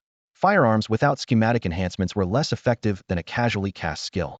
Moreover, technological advancement required significant time and effort, making it more sensible to focus on developing new magic or martial skills. All right, Fang Qi said, flipping through the document and nodding slightly. But for the new products you're launching, the initial production volume won't be large, right? The logistics staff member nodded repeatedly. Yes, that's not a problem. The department head specifically instructed us to prioritize your studies above all else. Okay, then there's no issue, Fang Qi said, signing the document and handing a copy back to the staff member. Oh, and next time, remember to bring back the mechanical boxes. We make dozens of them, and they're quite a hassle to produce. The logistics staff hesitated for a moment before cautiously asking, Fang Qi, are you selling those mechanical boxes? Fang Qi was taken aback, watching the staff member walk away, scratching his chin with a peculiar expression. Could it be that I made the boxes too aesthetically pleasing? Well, they have good taste. Although he declined to sell them, Fang Qi decided they could be given as gifts. After all, aside from looking nice and storing items, they had no special function. He gently patted the ant-like robot beside him and spoke to the air. Qiyuan, place an order for 300 magic energy crystals on the campus internal trade network. Yes, master. A monotone mechanical voice responded in his ear. Fang Qi nodded in satisfaction. Since completing the auxiliary system, he had continually fed it data, and its database had grown considerably, allowing it to execute simple commands and conversations. Nevertheless, it was still far from being true AI, currently just a collection of rigid data. The ability to engage in conversation is largely due to its extensive data pool, allowing it to execute most standard commands. Fang Qi named it Xiao AI, hinting at his aspirations for the future of this AI assistant. As for the magic crystal, it was merely an experiment by Fang Qi to explore whether this magical material could be refined into a new type of energy or material. In the principal's office at Whale Island Academy, an important conversation regarding Fang Qi is underway. The spacious room is occupied by an elderly man with silver hair sitting at the head of the table, dressed in a well-fitted wizard's robe. He is Xiao Lingyun, the principal of Whale Island Academy and Wen Lingwei's mentor. Vice Principal Duan Yang stands nearby, pouring tea for everyone. Opposite Xiao Lingyun sits an elderly man with a scholarly demeanor. He is Jin Chonglin, the director responsible for curriculum development at the Ministry of Education. Jin Chonglin smiles as he begins. Principal Xiao, I'm sure you've been informed about the purpose of my visit. Fang Qi's achievements online have sparked a lot of interest in the mechanics department among students who haven't yet chosen a specialization. Therefore, the Ministry of Education intends to incorporate the mechanics department into the curriculum. This would not only promote the mechanics field, but also offer students more career options. Jin Chonglin pauses before continuing. Of course, this plan requires the cooperation of Fang Qi. After all, he is the creator of the mechanics field, and our understanding of this profession is still quite limited. Xiao Lingyun doesn't respond immediately, but gently places a freshly brewed cup of tea in front of Jin Chonglin. He speaks slowly. I've already been informed about this matter. From every angle, it's a positive development. However, we still need to seek Fang Qi's consent. In fact, Xiao Lingyun hadn't planned to return to the school initially, but after understanding the situation, he changed his mind. He keenly recognized that Fang Qi was indeed a rare talent, and that this new profession held immense potential. Thus, he canceled an adventure invitation from an old friend and returned to the school directly. His actions were not only to support Fang Qi, but also to deter any potential troublemakers. Despite Wen Lingwei's considerable abilities, she was still seen as lacking influence by some of the older faculty members. Jin Chonglin nods in understanding and adds, although the mechanics field is emerging, our research indicates its prospects are quite promising. Even if it currently only reaches the crank, it remains viable. The Ministry of Education places great importance on this matter, so. He gives Xiao Lingyun a knowing look. Xiao Lingyun laughs heartily. Huh? Director Jin, we're all on the same side here. No need to be so formal. This isn't something that can be accomplished overnight. Since you've come all this way, why not take some time to experience the unique features of Whale Island Academy? He turns and calls out, Duan Yang. The vice principal, who was making tea, immediately responds, yes, principal. Xiao Lingyun pats Duan Yang on the shoulder. Take Director Jin for a tour and have a meal together. We'll discuss other matters in detail this afternoon. Duan Yang nods repeatedly. Sure, no problem. Jin Chonglin watches Xiao Lingyun's friendly smile, feeling a slight twitch at the corner of his mouth. He knows well that this cunning old fox likely has ulterior motives. Outside the office door, Fang Qi knocked gently. After receiving a response, he entered and closed the door behind him. In front of him sat a kindly, smiling elder principal Xiao Lingyun. Principal, you wanted to see me? Fang Qi asked politely, while carefully observing Xiao Lingyun's appearance to imprint it in his mind. Xiao Lingyun spoke slowly. Yes, please have a seat. Your teacher should have briefed you about the situation. I'd like to hear your thoughts on it. Fang Qi nodded. recalling the message he had just received from Wenling Wei, which gave him a rough understanding of the situation. He suspected that aside from textbook compilation, Xiao Yun might have other reasons for meeting him. Principal, if it's about textbook compilation, I'm willing to cooperate, Fang Qi stated directly, without raising any questions. Xiao Yun chuckled lightly and shook his head. You young man, why are you being so formal with an old guy like me? The textbooks are just one reason. The main reason I called you here is to ask if you have a detailed classification of your professional path. Classification? Are you referring to career branches? Fang Qi understood, beginning to grasp Xiao Yun's point. Yes, career branches, Xiao Yun continued. You should have learned about this. Initially, most careers didn't have clear branches, and their growth paths were quite vague. This not only increased the learning cost for professionals, but also wasn't conducive to career development and growth. The career panel is just a tool. The knowledge you learn from it needs to be understood, thought through, and integrated by yourself. Fang Qi raised an eyebrow, pondering. Although he hadn't learned anything from the career panel, he understood Xiao Yun's meaning. In his mind, he likened the career panel's knowledge to a mage's basic magic theory, contemplating how to extend these foundational concepts into deeper research directions. Taking a deep breath, Fang Qi responded, I do have some thoughts on this, but they're still a bit underdeveloped. Xiao Yun nodded, placing a freshly brewed cup of tea in front of Fang Qi. I understand, the progress of a school of thought is very slow. You'll need to discuss the specific details with Director Jean from the Ministry of Education. It's a complex and tedious task, so there's no need to rush. After thanking him, Fang Qi lifted the teacup and took a sip. The warm tea flowed down his throat, spreading a comforting warmth throughout his body. Just then, the career panel unexpectedly indicated, health increased by 2,000 points. Fang Qi looked at the tea in surprise, his eyes glinting with curiosity about this seemingly ordinary cup of tea. Fang Qi's first thought wasn't to savor another sip of the magical tea, but to figure out how to pack up the remaining leaves for a thorough analysis back home. He was well aware that the tea only had its miraculous effects on the first sip, and there were even better options available. However, given his current physical condition, he doubted he could handle the more potent teas. Xiao Yunshan saw through his student's thoughts and chuckled, saying, if you want better tea, let your teacher get it for you. This was undoubtedly a tricky situation for Fang Qi. Fang Qi quickly shook his head and politely declined. No need, Principal. This is already an unexpected delight. Thank you for your hospitality. With that, he downed the remaining tea in his cup and gently set it down.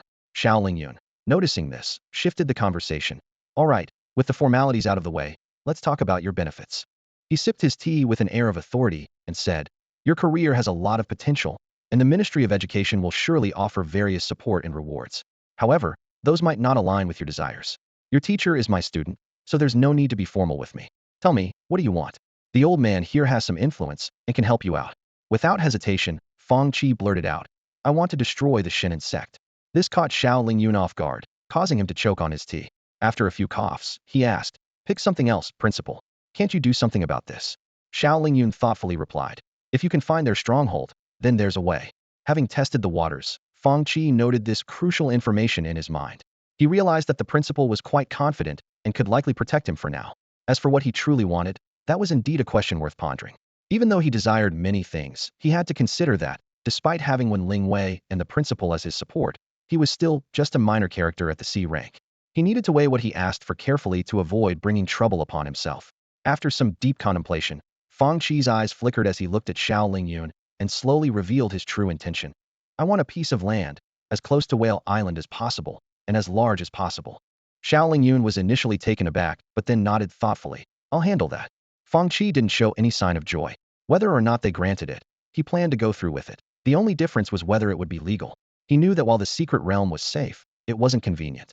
In the future, when the mechanical forces needed to operate outside, constantly coming and going from Wenling Wei's residence wouldn't be ideal. It just felt odd. Moreover, having a piece of land truly his own was a fundamental condition for developing his influence.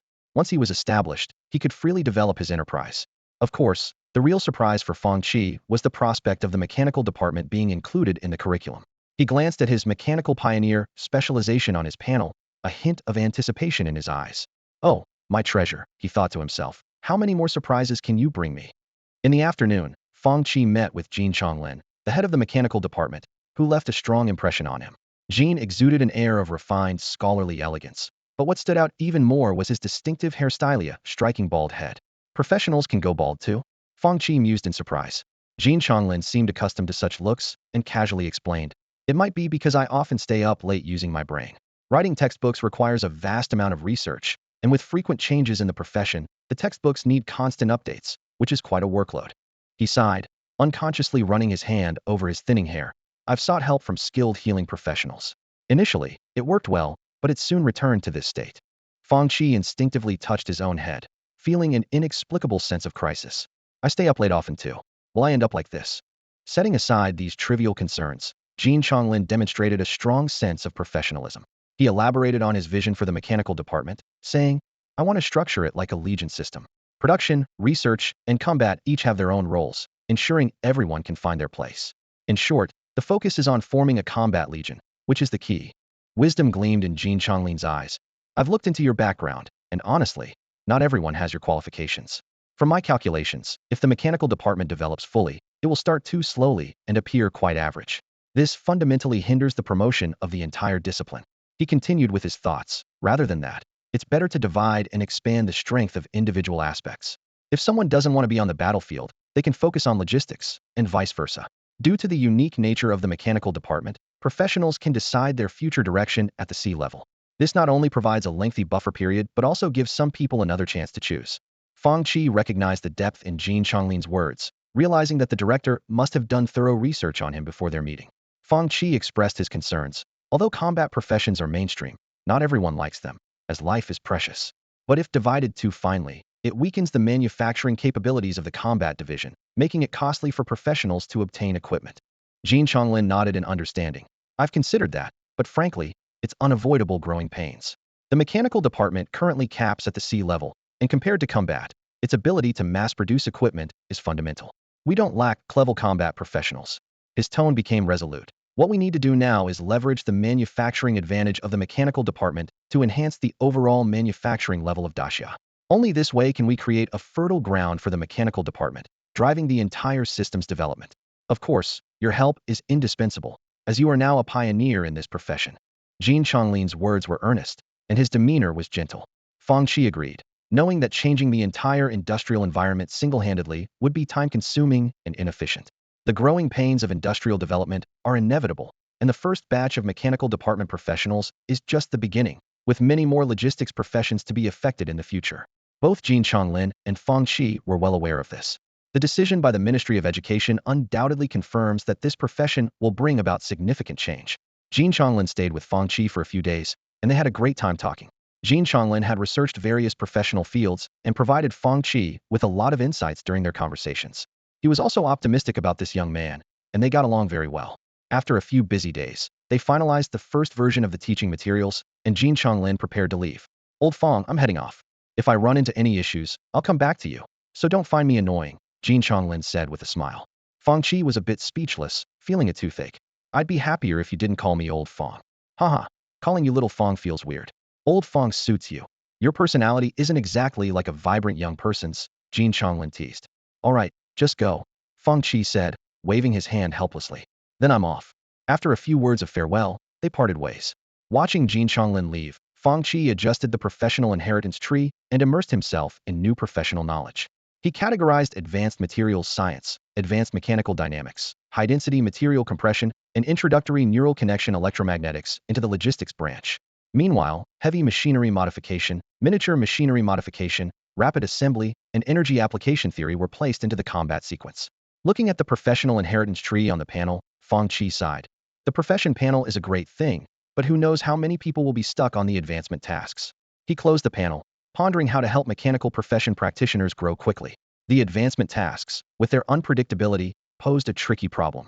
Maybe I need to enrich the level blueprints so that those who are stuck have something to do, steadily improving and increasing their chances of passing the advancement tasks. Fang Qi mused to himself. The randomness of these tasks is too troublesome, little sprouts. This is all I can do for now. A gentle breeze ruffled his hair as Fang Qi stood at the school gate, deep in thought. Brother Fang. A bold and rough shout pulled him back to reality. Fang Qi turned his head to see a burly, fierce-looking man approaching, raising an eyebrow. The man's smile was enough to make anyone wary. Xingrong, just finished a mission? Fang Qi asked, noting the man's travel-worn appearance. Yeah, just got back.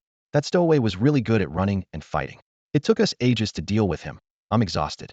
Xingrong complained, looking helpless. Fang Qi comforted him. As long as you're not hurt, spending a bit more time is no big deal. That's true. But Brother Fang, you're really famous lately.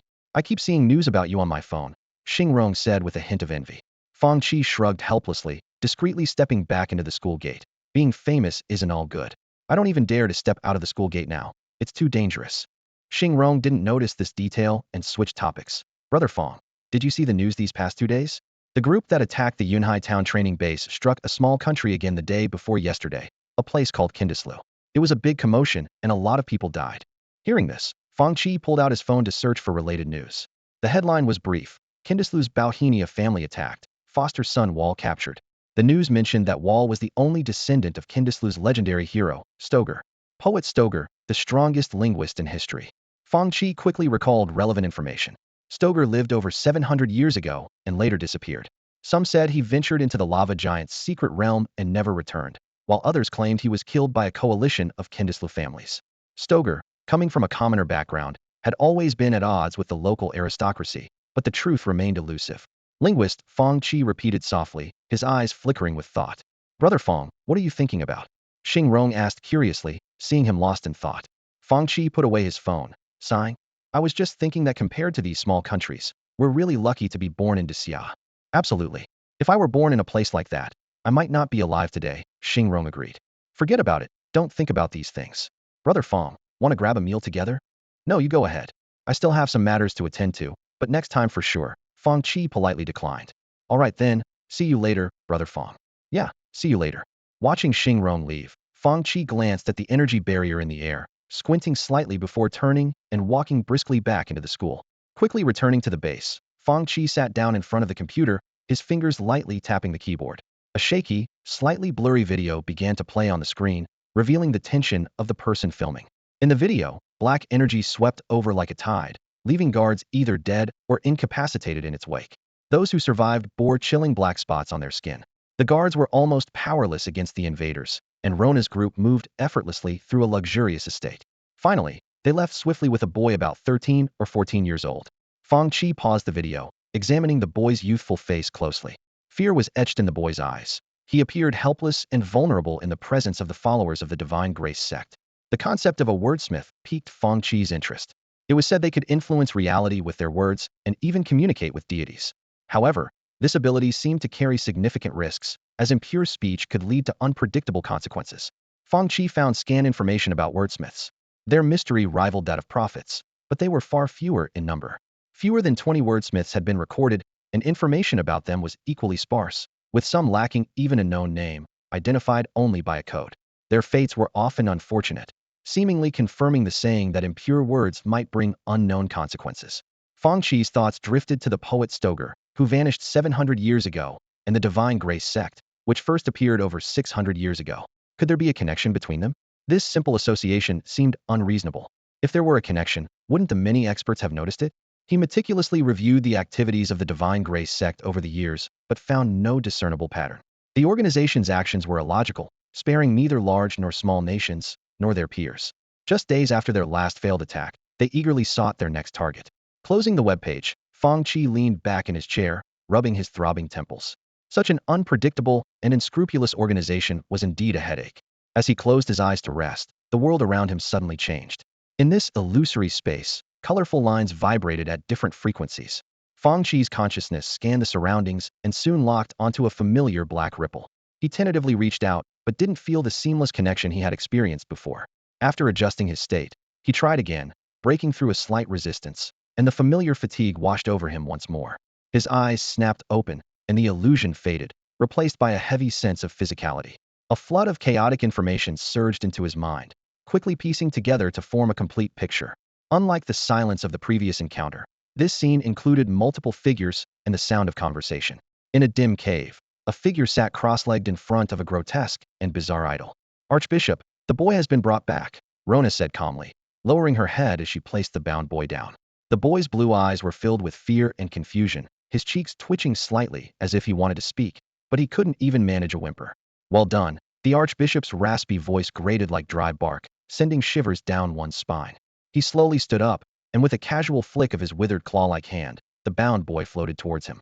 The archbishop's thin fingers gently brushed the boy's cheek, and with a slight sting, a small blood mark appeared.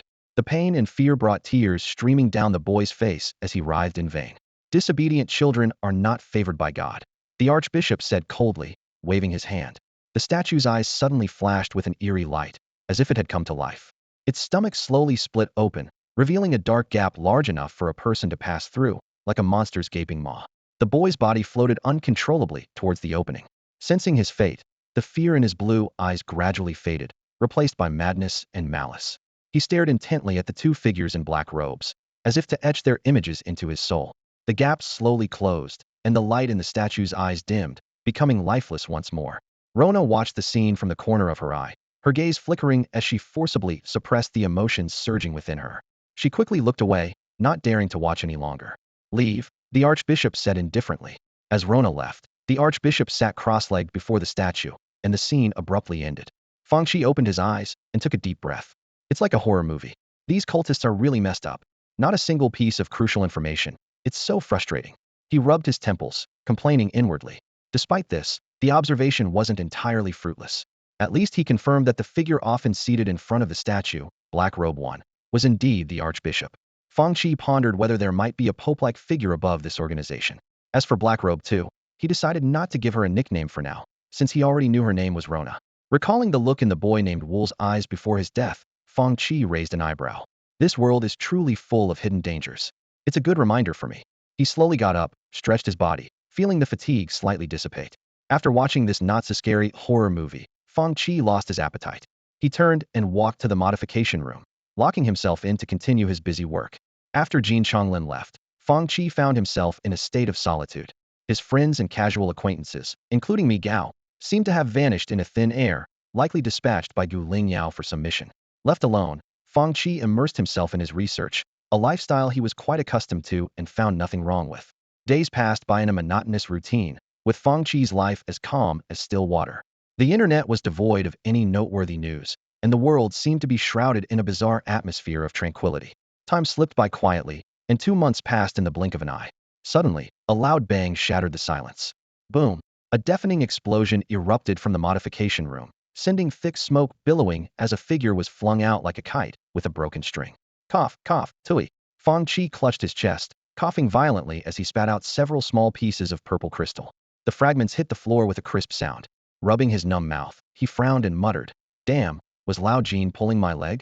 How is this magic cycle stable if it still explodes?" Surveying the chaos around him, the modification room was in disarray, filled with smoke. With a sigh, Fang Qi activated the air filtration system, quickly clearing the burnt smell from the room. Through his interactions with Jin Chonglin, Fang Qi had picked up some foundational knowledge from other disciplines. Although not an expert, he documented these insights and reviewed them in his spare time, which surprisingly led to some new discoveries. Just then, a notification popped up on the panel. "You have successfully developed a new energy blueprint. Please name it." Fang Qi's spirits lifted. Without bothering to name the blueprint, he hurried into the mechanical workshop. Inside the high-pressure chamber, the observation glass had shattered. Peering through the cracks, among a pile of broken crystals, a single intact light purple crystal stood out. Hiss! With a sound of gas depressurizing, the heavy chamber slowly opened. Fang Qi carefully picked up the purple crystal with his fingers, immediately feeling a warm sensation. "Lao Jin, I owe you an apology. Next time you visit, I'll treat you to a big meal." Fang Qi grinned, then turned to conduct an energy analysis on the crystal. The results were astonishing, with its energy intensity far exceeding expectations. The idea Lao Jin provided was actually useful. The internal energy pathway modeled after the magic cycle stabilized this high-pressure energy, Fang Qi mused to himself. Though the cost is steep, over 100 mana crystals to purify and compress this one piece. But this is a qualitative change, worth the expense. It still needs field testing. Placing the crystal carefully aside, Fang Qi opened the panel and entered the name, high-density crystal. In the notes section, he wrote, "An energy crystal with exceptional endurance, but high cost, suitable as a power source for most devices." After closing the professional panel, Fang Qi conducted a series of comprehensive tests, including energy stability and activation properties. So far, everything seemed in order. "When the ant baby returns, I'll test its performance in the field," Fang Qi murmured to himself, then began tidying up the surrounding mess.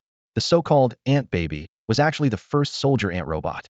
This nickname wasn't Fang Qi's creation, but rather a moniker given by his classmates. Fang Qi liked the name and decided to keep it.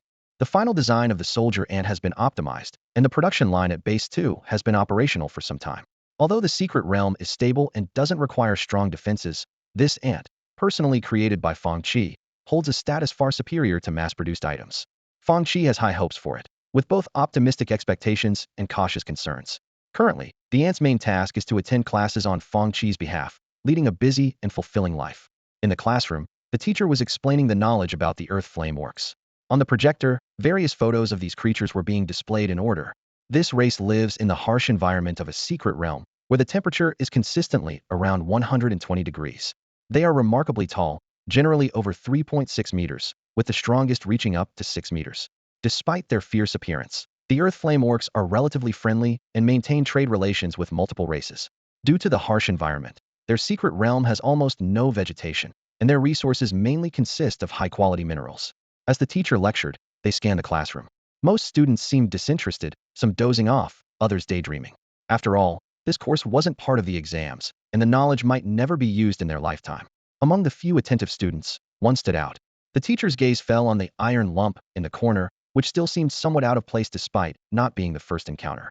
The ant remained motionless, using its mechanical senses to store all the teacher's content in its information library. To make it more presentable for outings, Fang Qi had enhanced its appearance. Its menacing angles became smoother, weapons were cleverly concealed, and its red electronic eyes were replaced with large black ones, giving it a somewhat awkward but cute look. When it first attended class wearing Fang Qi's student ID, it startled quite a few classmates, who thought a monster had barged in. Over time, everyone gradually got used to this unique classmate. The ant system is a subsystem of Origin. Since Origin is currently a weak artificial intelligence, its logic is rather rigid, and it seems a bit clumsy when interacting with people. This actually made many classmates enjoy teasing it. As the bell rang, the teacher hurriedly left. Just as the ant was about to get up, a group of classmates surrounded it with mischievous smiles, like ruffians teasing a girl. "Ant baby, can a sick mouse be treated with rat poison?" A girl crouched in front of it, asking seriously. "If a mouse is sick, it should see a doctor and not randomly take medicine," the ant replied in a flat, unwavering voice, appearing unusually earnest. "Ant baby, why are the long-lived always the elderly?" "Because the elderly are long-lived." One peculiar question after another was thrown at the ant, and its responses, whether serious or ridiculous, made the classmates burst into laughter. "It's so cute. I really want to take one home as a pet," a boy said, eyes filled with longing. "Aren't you afraid its owner will come after you?" "Wouldn't that be great?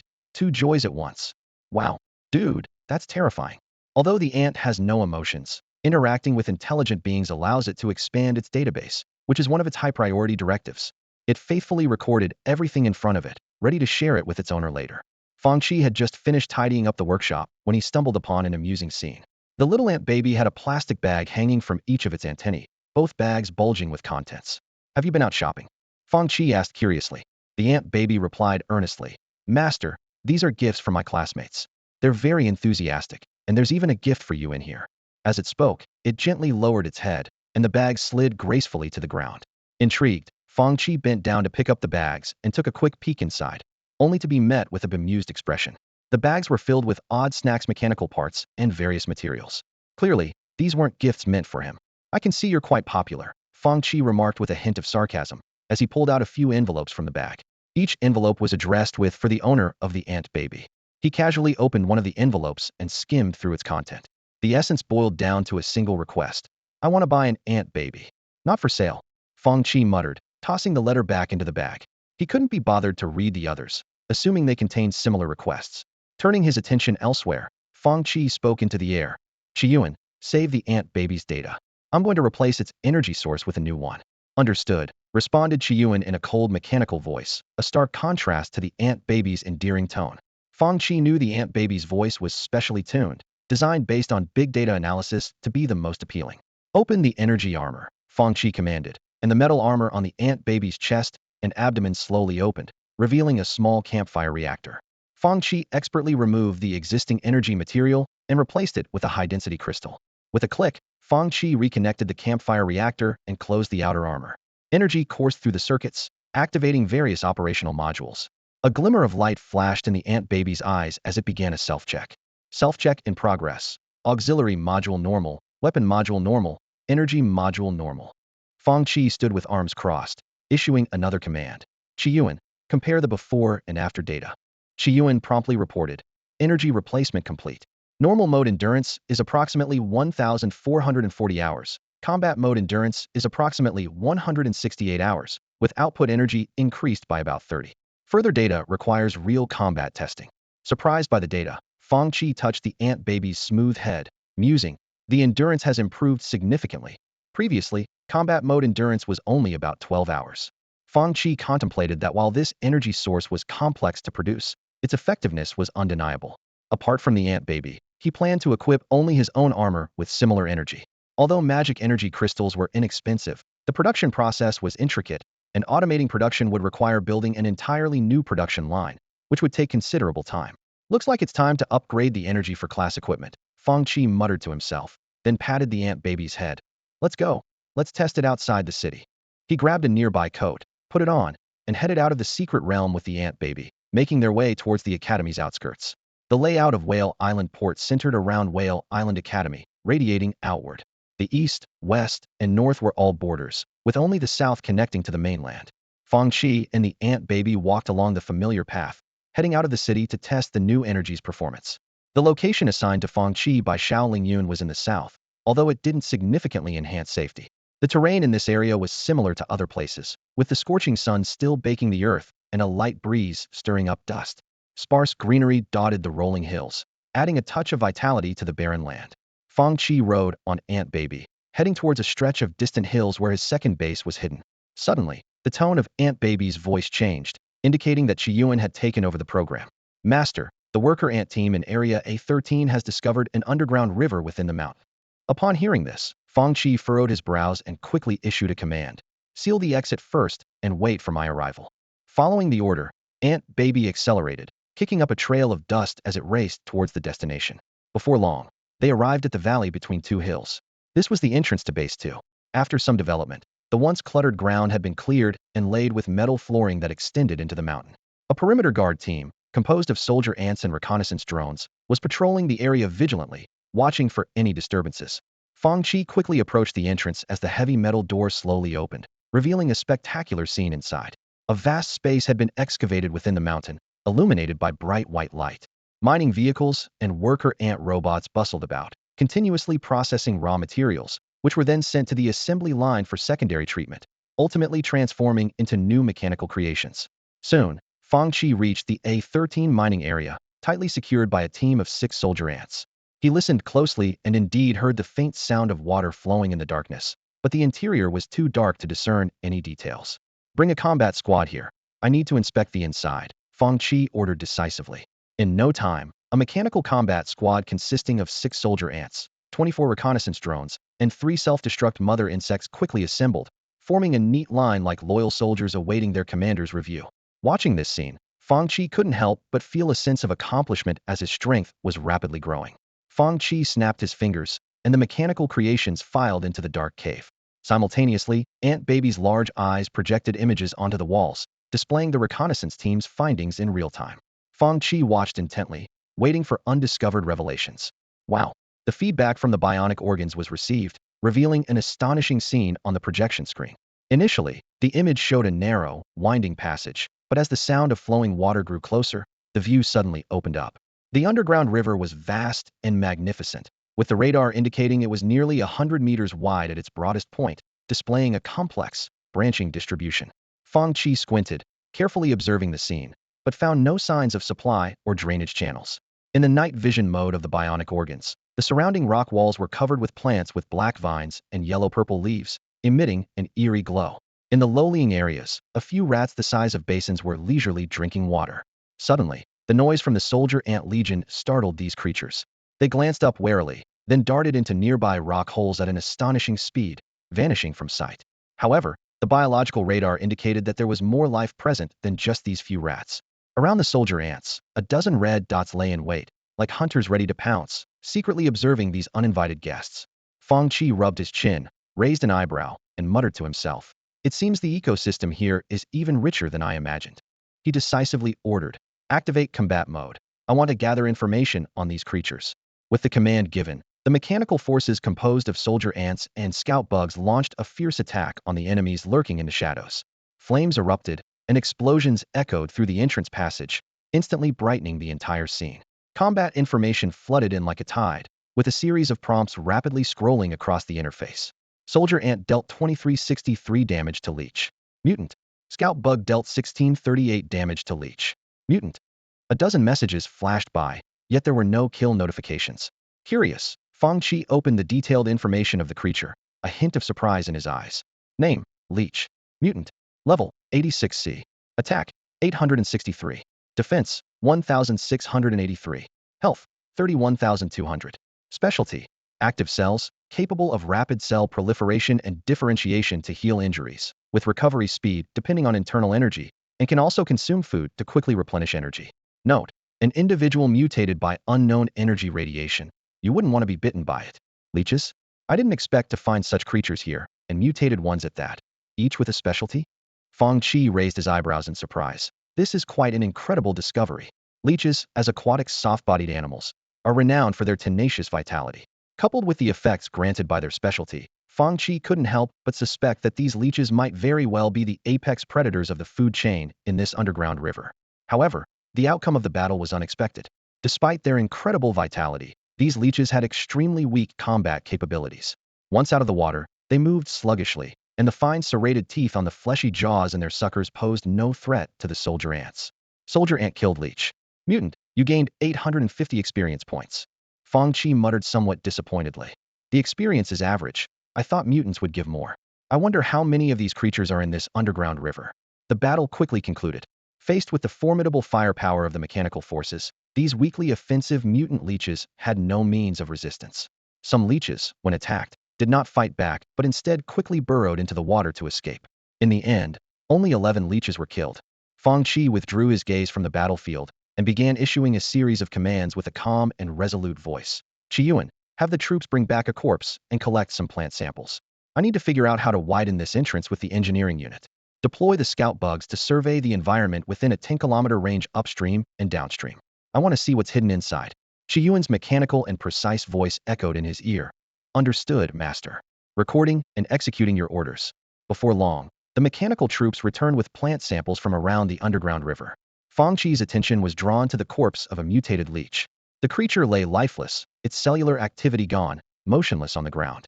It was nearly 1.5 meters long, far exceeding the size of a normal leech, and its grotesque appearance was reminiscent of some indescribable tentacles. The corpse was riddled with puncture wounds from energy weapons, with charred edges around the injuries. Fang Qi picked up a metal rod and cautiously pried open the leech's disc-shaped mouth. The sight of the rows of serrated teeth exposed to the air was unsettling. He frowned and muttered to himself, "Ugh, that's a bit disgusting." Shifting his focus, Fang Qi examined the leech's skin. He tentatively prodded it with the rod, feeling a slick texture. Its body is coated with a sticky substance that seems highly resistant to cold weapons, he mused. Suddenly, an odd thought crossed Fang Qi's mind. I kind of want to see a martial artist go hand-to-hand with this thing. He imagined the scene for a moment, then shook his head vigorously, self-deprecatingly adding, "The image is too vivid for me. Am I becoming more and more cynical? Never mind, it's not important." Putting his thoughts aside, Fang Qi turned his attention to the oddly shaped plants. The vines were about the thickness of a thumb, with black exteriors and white interiors. Green sap oozed slowly from the cut ends. The leaves had a faint purple-yellow hue, exuding a sickly, underdeveloped look, as if deprived of sunlight for years. Move these to the lab, Fang Qi instructed as he stood up and dusted off his hands.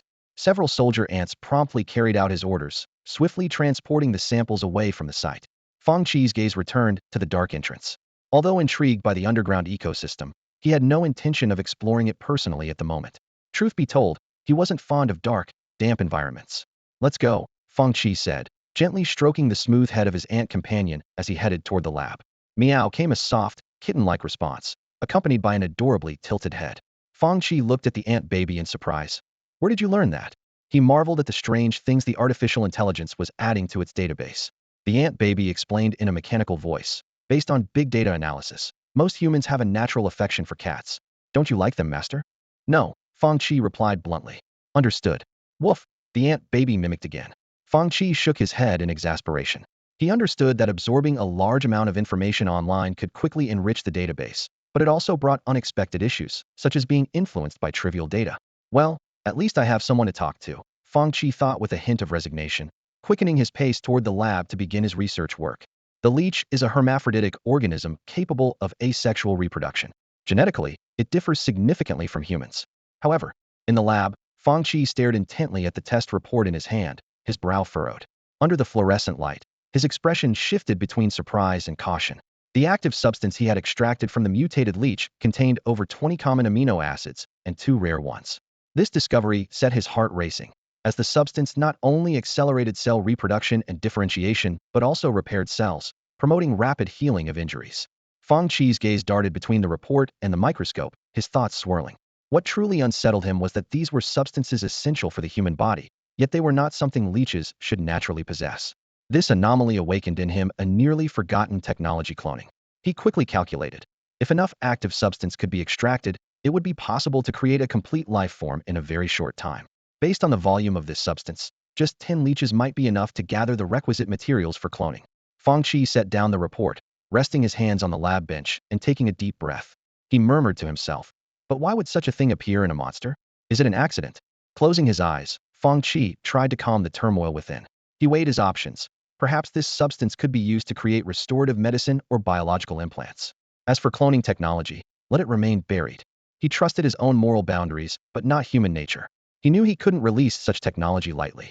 Fang Qi understood that with the rise of mechanical professionals and technological advances, breakthroughs in biotechnology were inevitable. Yet, with the lessons of history, some issues could be preemptively addressed. His thoughts returned to the immediate problem. He muttered, "I need to find the source of the mutation, to understand what caused the leech to produce such an active substance." His gaze sharpened. Are there other creatures with this substance? Like those rats? Or perhaps something even more troublesome? Suddenly, Fang Qi thought of a piece of good news, and his expression relaxed slightly. However, the plants are all normal, containing only the usual nutrients. It seems these plants are the basic food source of the entire ecosystem. Fang Qi stood up, walked to the window, and gazed at the distant horizon. He rubbed his chin, eyes narrowed, aware of how close he was to Whale Island, but knowing he must remain vigilant. Unknown threats could emerge at any moment, and he needed to stay on guard. Hearing Qi Yuan's report made Fang Qi furrow his brow.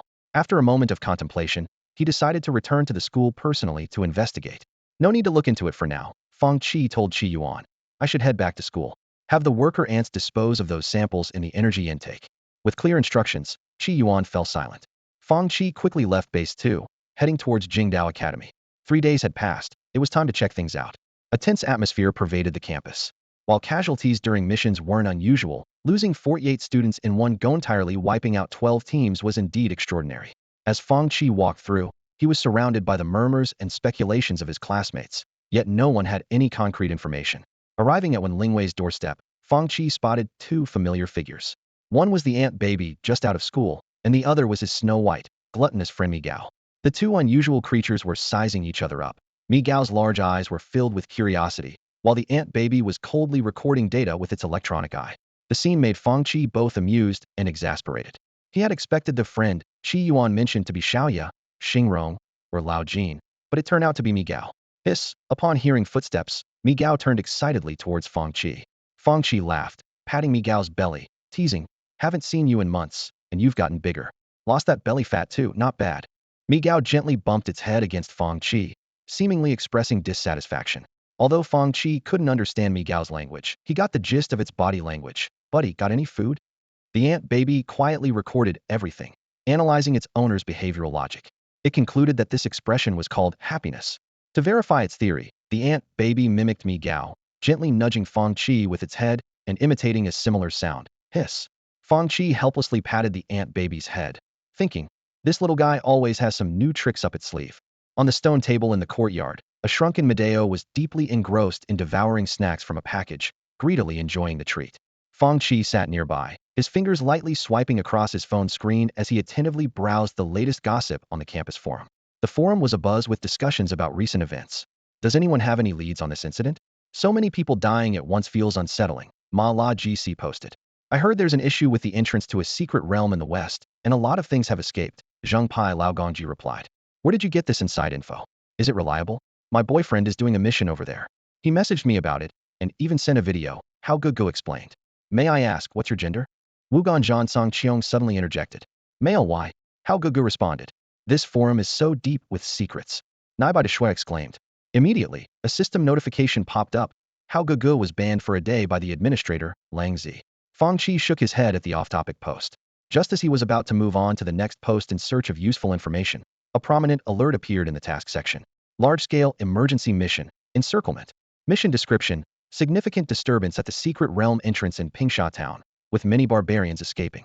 Crank and above combat personnel are needed to seal and encircle. Mission intensity, dangerous. Requirements, combat professionals of Crank or higher. Rewards, 2 credits for defeating a Drank barbarian, 10 credits for a Crank barbarian. Note, led by 5 rank instructors, required participants 03200. All participants, please act within your abilities. Those interested, gather at the mission hall within an hour. Countdown, 59 minutes and 32 seconds. Fang Qi frowned slightly, deep in thought. Pingsha Town's outpost is over 1,000 kilometers from Whale Island, even farther than Yunhai Town. The task posed significant risks, but facing otherworldly threats was inevitable. Let's see what it's about. It's something I'll have to face sooner or later, Fang Qi muttered to himself, then clicked the sign-up button. The red countdown ticked away, underscoring the urgency of the situation. Yet, this didn't dampen the enthusiasm of Whale Island students. In just 5 minutes, the number of registrants was already halfway. Emergency missions not only offered substantial credits, but also rare opportunities for real combat experience. With the rank instructors leading, it was a chance not to be missed for many. As for the danger, in this world, it was better to face it head-on than to avoid it. After signing up, Fang Qi immediately returned to the secret realm to prepare his gear. Over the past 2 months, he had comprehensively upgraded his equipment. The heavy armor now featured a nano-extension module, significantly enhancing its output capabilities. Additionally, he prepared new tactical tools and 2 foldable squads of soldier ants. Although the mechanical units couldn't be massively compressed yet, the folding feature was already quite practical. With his gear packed, there was still half an hour left. Fang Qi turned to the still-gorging Medeo and gently reminded, Medeo, take your time eating. I have to head out for a while. After you finish, go back to your owner and don't wander around. Saying this, he lightly flicked Medeo's little tail and turned to leave. As soon as Huhu responded, Fang Qi wasted no time and quickly headed toward the mission hall. Along the way, he noticed many others rushing in the same direction, the entire school abuzz with the urgency of the task at hand. Inside the mission hall, it was more crowded than usual, bustling with people. Fang Qi scanned the room, hoping to spot a familiar face, but his reclusive lifestyle meant he knew very few people. Nonetheless, many recognized him and acknowledged him with polite nods, as his crafted equipment was popular and widely used. Above the front desk, the countdown on the screen ticked away. When it reached 10 minutes, several figures filed in. Leading the group was a middle-aged man in a black instructor's uniform, exuding an aura of authority like an unsheathed sword. He had a stern face and piercing eyes. Following closely was a bald man, muscular yet not bulky, with a dark red wolf tattoo on the back of his head. The third person appeared scholarly, gentle, and smiling. The last to enter were a pair of twins, a male and a female, as contrasting as ice and fire, both skilled in supernatural abilities and working seamlessly together. Wow, all well-known rank instructors. This mission must be quite challenging, Fang Qi thought to himself, a hint of surprise flashing in his eyes. Silence. The bald man's voice was strong and commanding, matching his imposing physique. Our opponents this time are barbarians, not mindless beasts.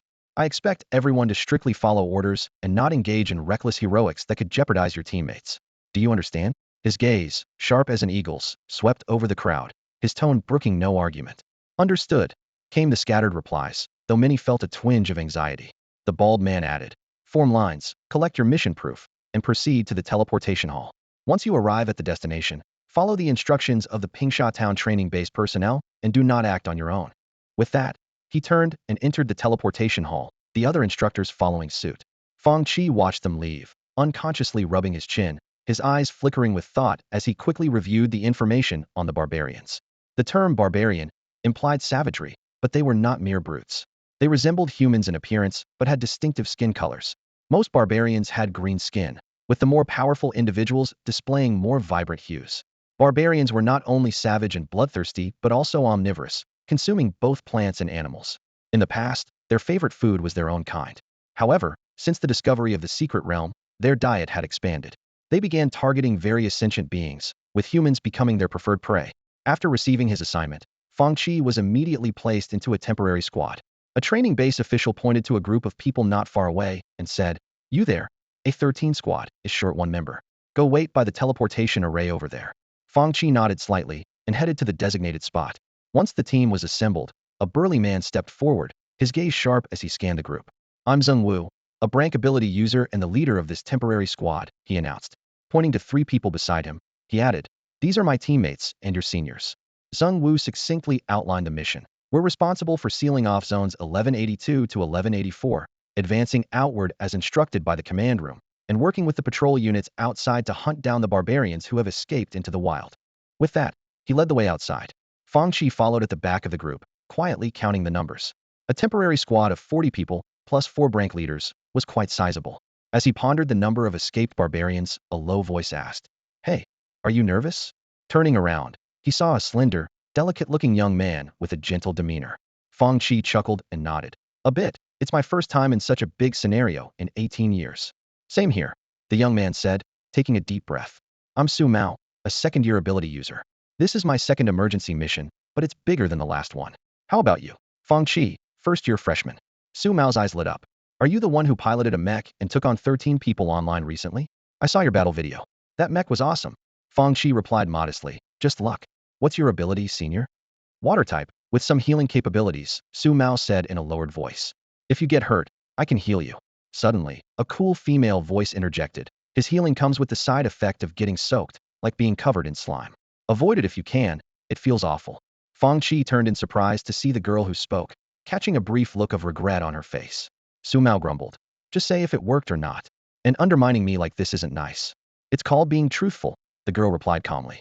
Fang Qi, curious, asked, "Thanks for the advice, senior. What's your name?" "Zhang Ting, second-year martial arts department."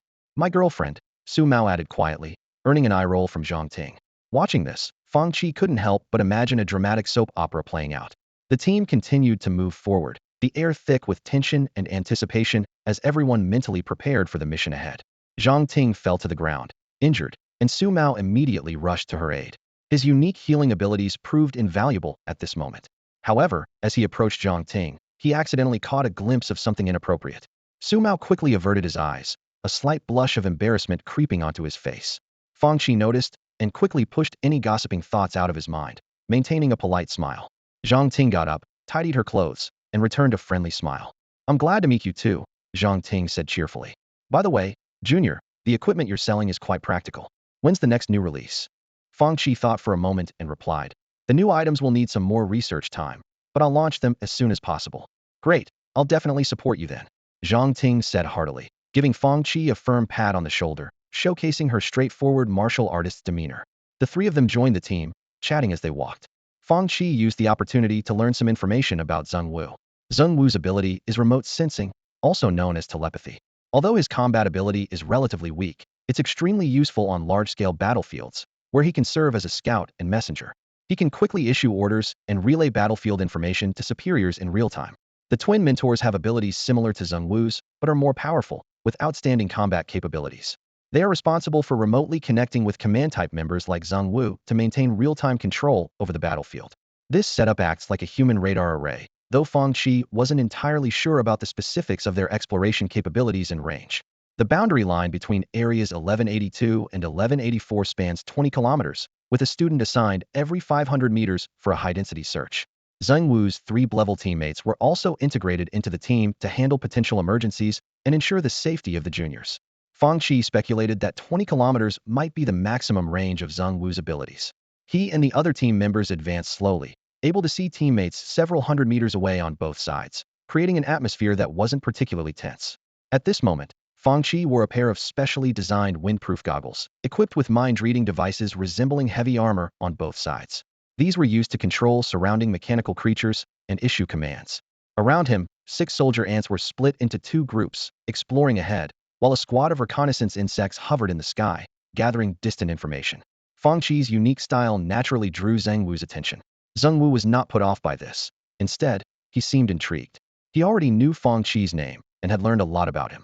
After all, Fang Qi had pioneered an unprecedented new genre at Whale Island Academy, naturally garnering significant attention. Mechanical department, huh?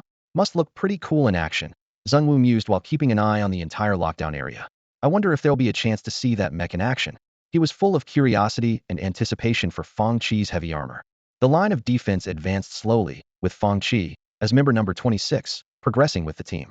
Before long, the first group of enemies appeared to the front left. Zheng Wu's instructions came through the earpiece, prompting Fang Qi to take immediate action. His mechanical creations were the first to engage. The scouting swarm unfurled their biomimetic wings, increasing their vibration frequency abruptly, and 6 soldier ants swiftly changed direction, darting out like arrows. These agile mechanical beings drew surprised stares from many team members, who quickly realized the creator of these constructs was among them. Fang Qi observed through the perspective of his mechanical units while advancing steadily. Having deployed nearly 30 combat units, there was no need to rush. The scouting swarm, being faster, quickly locked onto targets from above and descended to disperse forward. Through the eyes of the scout insects, Fang Qi clearly saw the barbarians. 4 green-skinned barbarians represented the class, while 11 yellow-skinned orcs were class. These barbarians were robust, with knotted muscles indicating immense explosive power. Most striking were their sharp, serrated, and incredibly hard teeth, along with barbed tongues similar to those of felines, capable of scraping flesh off prey with a mere lick.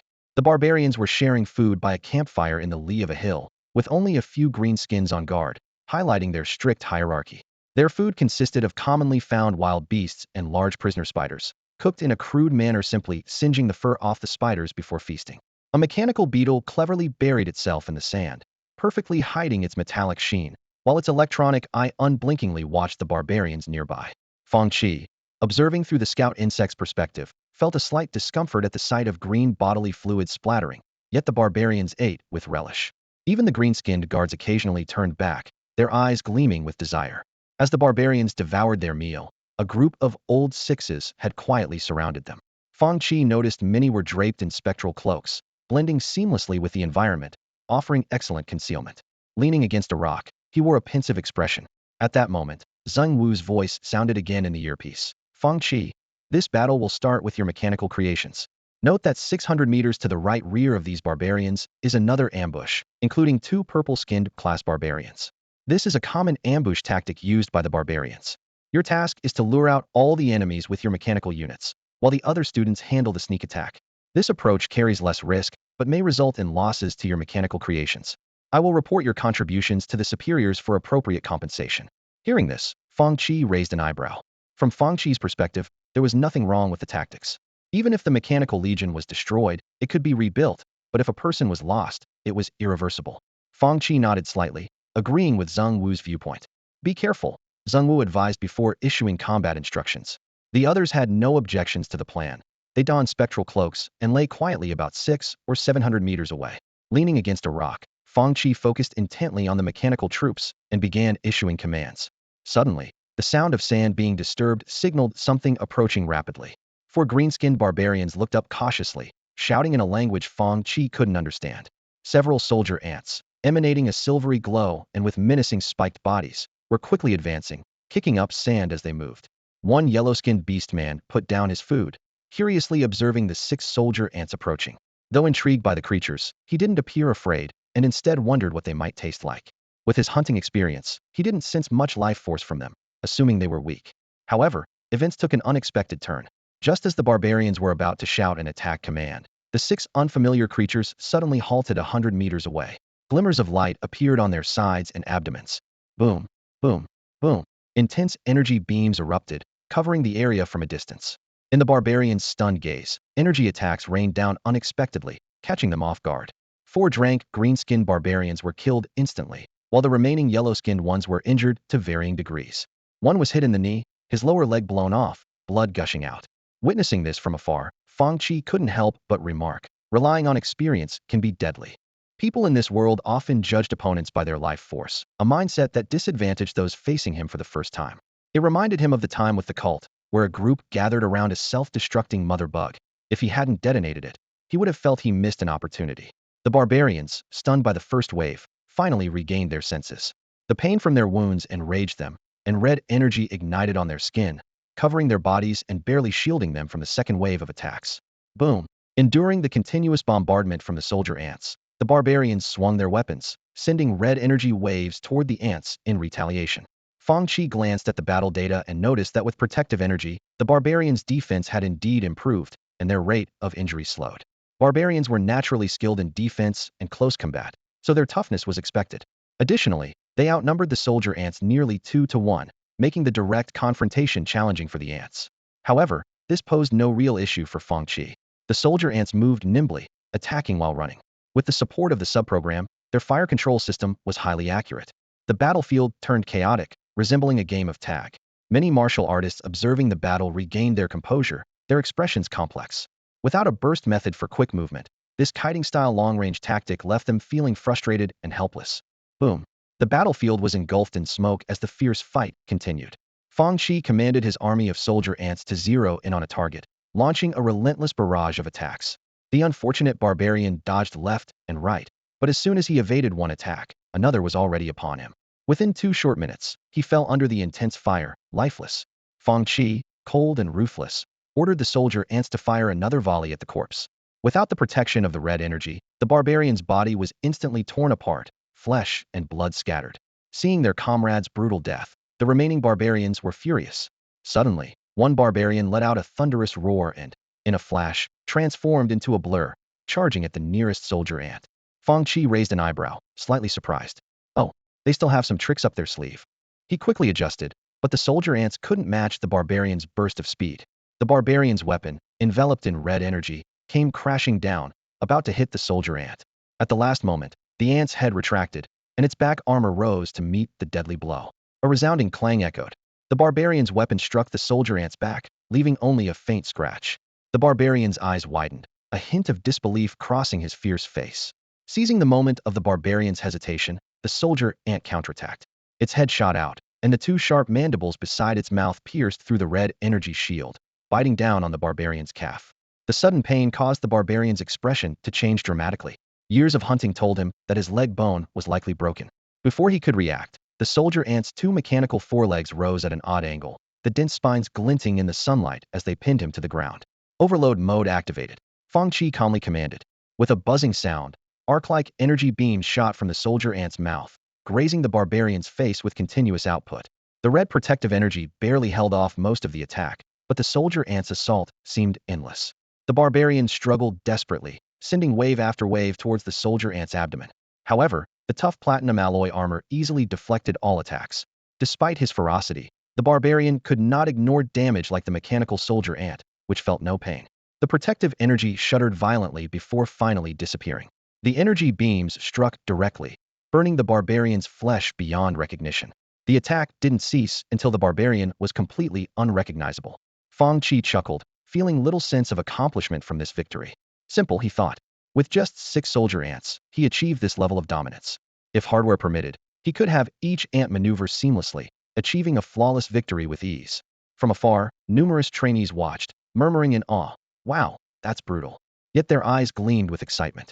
The formidable combat prowess of these mechanical creations filled them with a profound sense of pressure, even though they were also at crank. Zheng Wu, though equally impressed by the soldier ant's power, remembered his duty. His remote sensing ability was locked onto the barbarian team, still lying in ambush further away. They've already lost 2 of their own, and they're still holding back? He frowned slightly, puzzled, but continued to wait patiently, closely monitoring the situation. He didn't think the other side had discovered him. After all, they were about 1.5 kilometers apart, and the barbarians were not known for their long-range reconnaissance skills. Even if they were discovered, their concentrated formation made it difficult to launch a surrounding ambush. As 2 more yellow-skinned barbarians fell on the battlefield, the enemy that had been lying in wait finally made their move. A roar pierced the sky, and a purple-skinned barbarian shouted in a language Zheng Wu couldn't understand, likely something like charge or attack. Boom. 2 purple figures shot forward like arrows from a bow, their bodies enveloped in energy as they sped toward the battlefield. The level power exploded in an instant, with astonishing speed. Take action.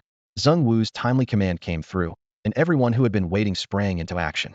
Fang Qi had been closely monitoring the battlefield situation. Upon hearing Zheng Wu's voice, he didn't hesitate to command 6 soldier ants to retreat. Just as the soldier ants exited the battlefield, magical attacks rained down like a storm, colors of energy interweaving and illuminating the entire battlefield. Among Zheng Wu's 3 teammates, 2 took the lead, intercepting the 2 level barbarians halfway. As soon as the 4 engaged, 2 teleportation arrays suddenly lit up, whisking them away from the main battlefield.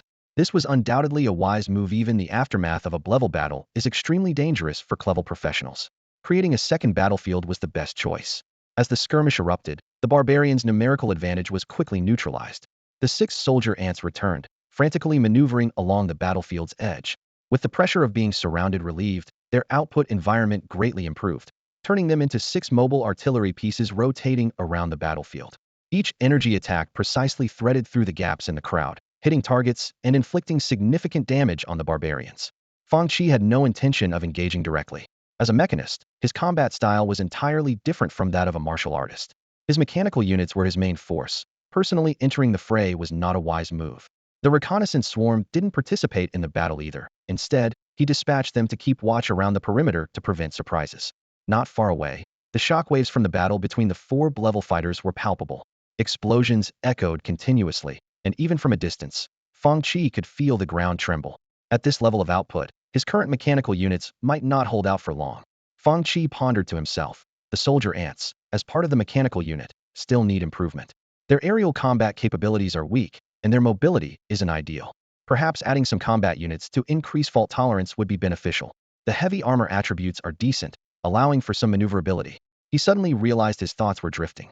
No, why am I, a mechanist, always thinking about close combat? Fighting beyond my level is too dangerous. Steady growth and crushing with strength is the right path. Fang Qi shook his head, reining in his wandering thoughts. When the production line ramps up, I can build a mechanical soldier in a few minutes. Who needs to brawl with you then? What a joke, that's impossible. If I can gang up, I won't fight unknown, he murmured to himself. Checking his panel, he saw he still needed more than half the experience to advance to level. The road is long and arduous. Fang Qi muttered, then realized, wait a second, aren't Su Mao and those second-year seniors still at level 2? I'm only in my first semester, so actually, my progress isn't bad. Watching the experience points steadily climb, a slight smile played on Fang Qi's lips. The 30-plus production lines across 2 bases were tirelessly working, accumulating experience every moment. Although the experience from manufacturing wasn't much, it was continuous, accumulating 24 hours a day. This steady growth brought him comfort. In the conference room of the training base in Pingsha Town, the atmosphere was tense. A group of individuals was intensely focused on receiving real-time battlefield updates transmitted by the twin mentors. The large screen continuously flashed reports from various areas. Combat in Area 0931, 3 injured, replacements have been deployed. Combat in Area 1183, 24 enemies encircled and eliminated, no injuries. Area 1135.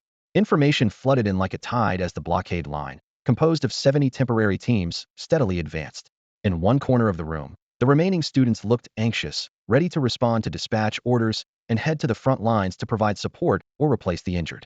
A few mages skilled in teleportation magic stood nearby, enabling rapid coordination across this vast region.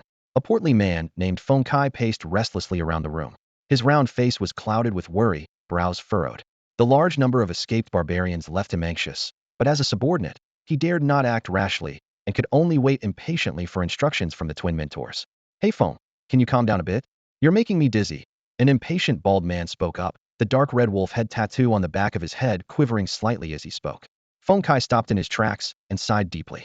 Sun Mang, what do you know? It's not your people who are in trouble. These barbarians are clearly prepared this time, calculating the timing of the secret realm's entrance fluctuations for a major assault. I suspect they have another objective. Otherwise, what could these fools achieve? A mere distraction? His tone was filled with concern. Unfortunately, this happened so suddenly, and I'm at a loss. Sun Mang leaned against the wall, looking indifferent. What's the point of worrying now? Even if the sky falls, there's someone taller to hold it up, right? Forget about what those pests are trying to do. Just surround them and wipe them out. Sun Mang, a rank martial artist, specializing in hand-to-hand combat, Fang Qi thought to himself, your name really suits you. At that moment, a scholarly man who had been meditating with his eyes closed, Jin Wenhui, spoke slowly. No, this situation might not be that simple. Perhaps they have a way to smuggle through. All eyes turned to this rank magic instructor from Whale Island Academy. Jin Wenhui specialized in dimensional magic, and by smuggling, he meant creating temporary passages between worlds. Although this method existed, it required stable anchor points on both sides, was costly, and took a long time to prepare, making its use rare. Fang Qi rubbed his belly thoughtfully. If it were another race, I wouldn't believe it. After all, the lesson of the winged demon's failed invasion of the celestial race is still fresh. With 3 Shrank powerhouses lost in spatial turbulence after a temporary passage collapsed, their fates unknown to this day. But if it's the barbarians? He paused. It does seem like something they'd pull off. The insatiable appetite of the barbarian race is truly astonishing. To satisfy their hunger, they are willing to commit atrocious acts without hesitation. Not only is their appetite remarkable, but their living conditions are also extremely harsh. Before the secret realms of various races were interconnected, constant warfare occurred between the tribes of the barbarian world, and it was common for them to view outsiders as food. Despite the secret realms being connected for many years, with occasional conflicts and each race learning from one another to complement their strengths, the civilization and moral standards of the barbarians have progressed slowly, which is lamentable. To this day, their societal structure hovers between primitive society and a semi-primitive, semi-slave system, failing to reach even a feudal level, making them quite unique among the races. Sun Meng raised an eyebrow, showing some skepticism toward Jin Wenhui's statement. Barbarians shouldn't possess such capabilities, right? Jin Wenhui spoke calmly, explaining, they might not, but what if someone is secretly stirring things up? Although the overall strength of the barbarians is average, they can still cause us a lot of trouble. Given their simple needs and understanding, they are easily manipulated. Feng Qi sighed lightly, furrowing his brow. The situation has just stabilized, and it seems like it's going to get chaotic again. His tone was filled with concern. Although there hasn't been a large-scale war between the races in the past decade, small-scale conflicts have never ceased. Sun Meng shrugged, reluctantly agreeing with Jin Wenhui's viewpoint, but still appearing indifferent. What's the point of thinking so much? Just get it done. At that moment, the twins nearby opened their eyes. The male, Lan Feng, spoke somewhat helplessly. Can you all quiet down a bit? You're distracting my sister and me. Lan Feng's sister, Lan Qing, remained silent, standing quietly by his side. Their abilities were related to the mind, and together, their powers were even stronger. Seeing this, Feng Qi quickly inquired, so, what's the latest on the battlefield? Since the incident occurred in his jurisdiction, he naturally wanted it resolved quickly. Lan Feng shook his head, explaining slowly, nothing special at the moment. The entire blockade plan is going smoothly. However, there are a lot of barbarians, and many people are injured. The medical staff at the training base are under a lot of strain, so we need to bring in another team from Whale Island, just in case. In the corner, a man who had been standing quietly suddenly spoke, exuding an aura as sharp as a drawn sword. I'll go. This was Chen Lin, a rank martial artist specializing in swordsmanship. A knowing smile appeared on Lan Feng's refined face as he nodded. Thank you. Chen Lin nodded slightly and turned to leave. Watching his retreating figure, Lan Feng's lips curled into a playful smile. Chen Lin is a good guy, just a bit too reserved. My sister isn't so easy to pursue, young man. He glanced at Lan Qing, who stood like a statue beside him, and shook his head. His sister's character was also quite challenging, and Lan Feng hoped she would find a suitable partner. However, both were quite introverted, so it would take some effort for them to come together. As for Lan Feng himself, he had been married for many years, and his child was already 12. With a fulfilled family and a successful career, his life was indeed happy and complete. Listening to the sounds of battle coming from all directions, Fang Qi couldn't help but marvel at the scale of this encirclement operation. After the first wave of skirmishes, they continued to advance the blockade line. The scattered barbarian groups they encountered along the way were nothing more than small fry, not even a rank barbarian among them. Fang Qi sat steadily atop a large soldier ant, moving forward slowly with the main force. However, his attention was not on the path ahead, but on the reconnaissance swarm that had already ventured far ahead. The swarm, about 4 kilometers away, had identified 2 groups of barbarians. Through the perspective of a reconnaissance bug, Fang Qi observed about a dozen barbarians resting in place, seemingly with no intention of moving. With the sounds of battle so dense around them, it was impossible for these barbarians not to hear, yet they neither fled nor reinforced. This unusual scene made Fang Qi frown. As a thought flashed through his mind, this situation was reminiscent of nails scattered on a battlefield. The nail tactic involves dispersing a large force into multiple small combat units spread across the battlefield to hinder enemy advances. This tactic is particularly effective in defensive battles and can even be applied in space warfare. Fang Qi pondered that aside from buying time, this approach seemed to serve no other purpose. If I were the commander of these barbarians, the smartest choice would be to concentrate forces and break through. As long as they broke out of the encirclement, their chances of survival would undoubtedly increase significantly, rather than sitting idly by waiting for the enemy to come and slaughter them. Unless, these people have another purpose. Just as Fang Qi was deep in thought, the commanding voice of Zheng Wu suddenly interrupted his speculations. They had encountered the enemy again, but this time Fang Qi was not on the deployment list. The enemy was sparse, with only 10 individuals. Fang Qi turned to look at Su Mao on his right, who was resting wearily on a large rock. The two were several hundred meters apart, but for crank professionals, hearing each other's voices was no problem. Little brother, you're not up to it. So young and already so worn out, Fang Qi teased, a hint of mockery in his tone. Su Mao waved his hand, conjuring a ball of water and splashing it on his face before catching his breath. You don't understand. I've sacrificed so much to help my girlfriend recover from her injuries. I'm utterly exhausted now. Fang Qi's mouth twitched, feeling like this kid was showing off somehow.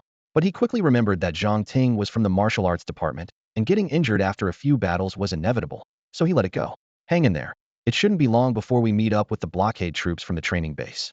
Fang Qi looked up at the sun in the sky, estimating it to be around 4 in the afternoon. They had advanced nearly 30 kilometers into the 100-kilometer blockade zone. The training base's blockade troops were also moving towards them, and they should be able to meet before nightfall. No big deal. A man can't say he can't. Su Mao slowly stood up, smiling. Boss, are you really not planning to sell your battle pet? I really want to buy one for my girlfriend.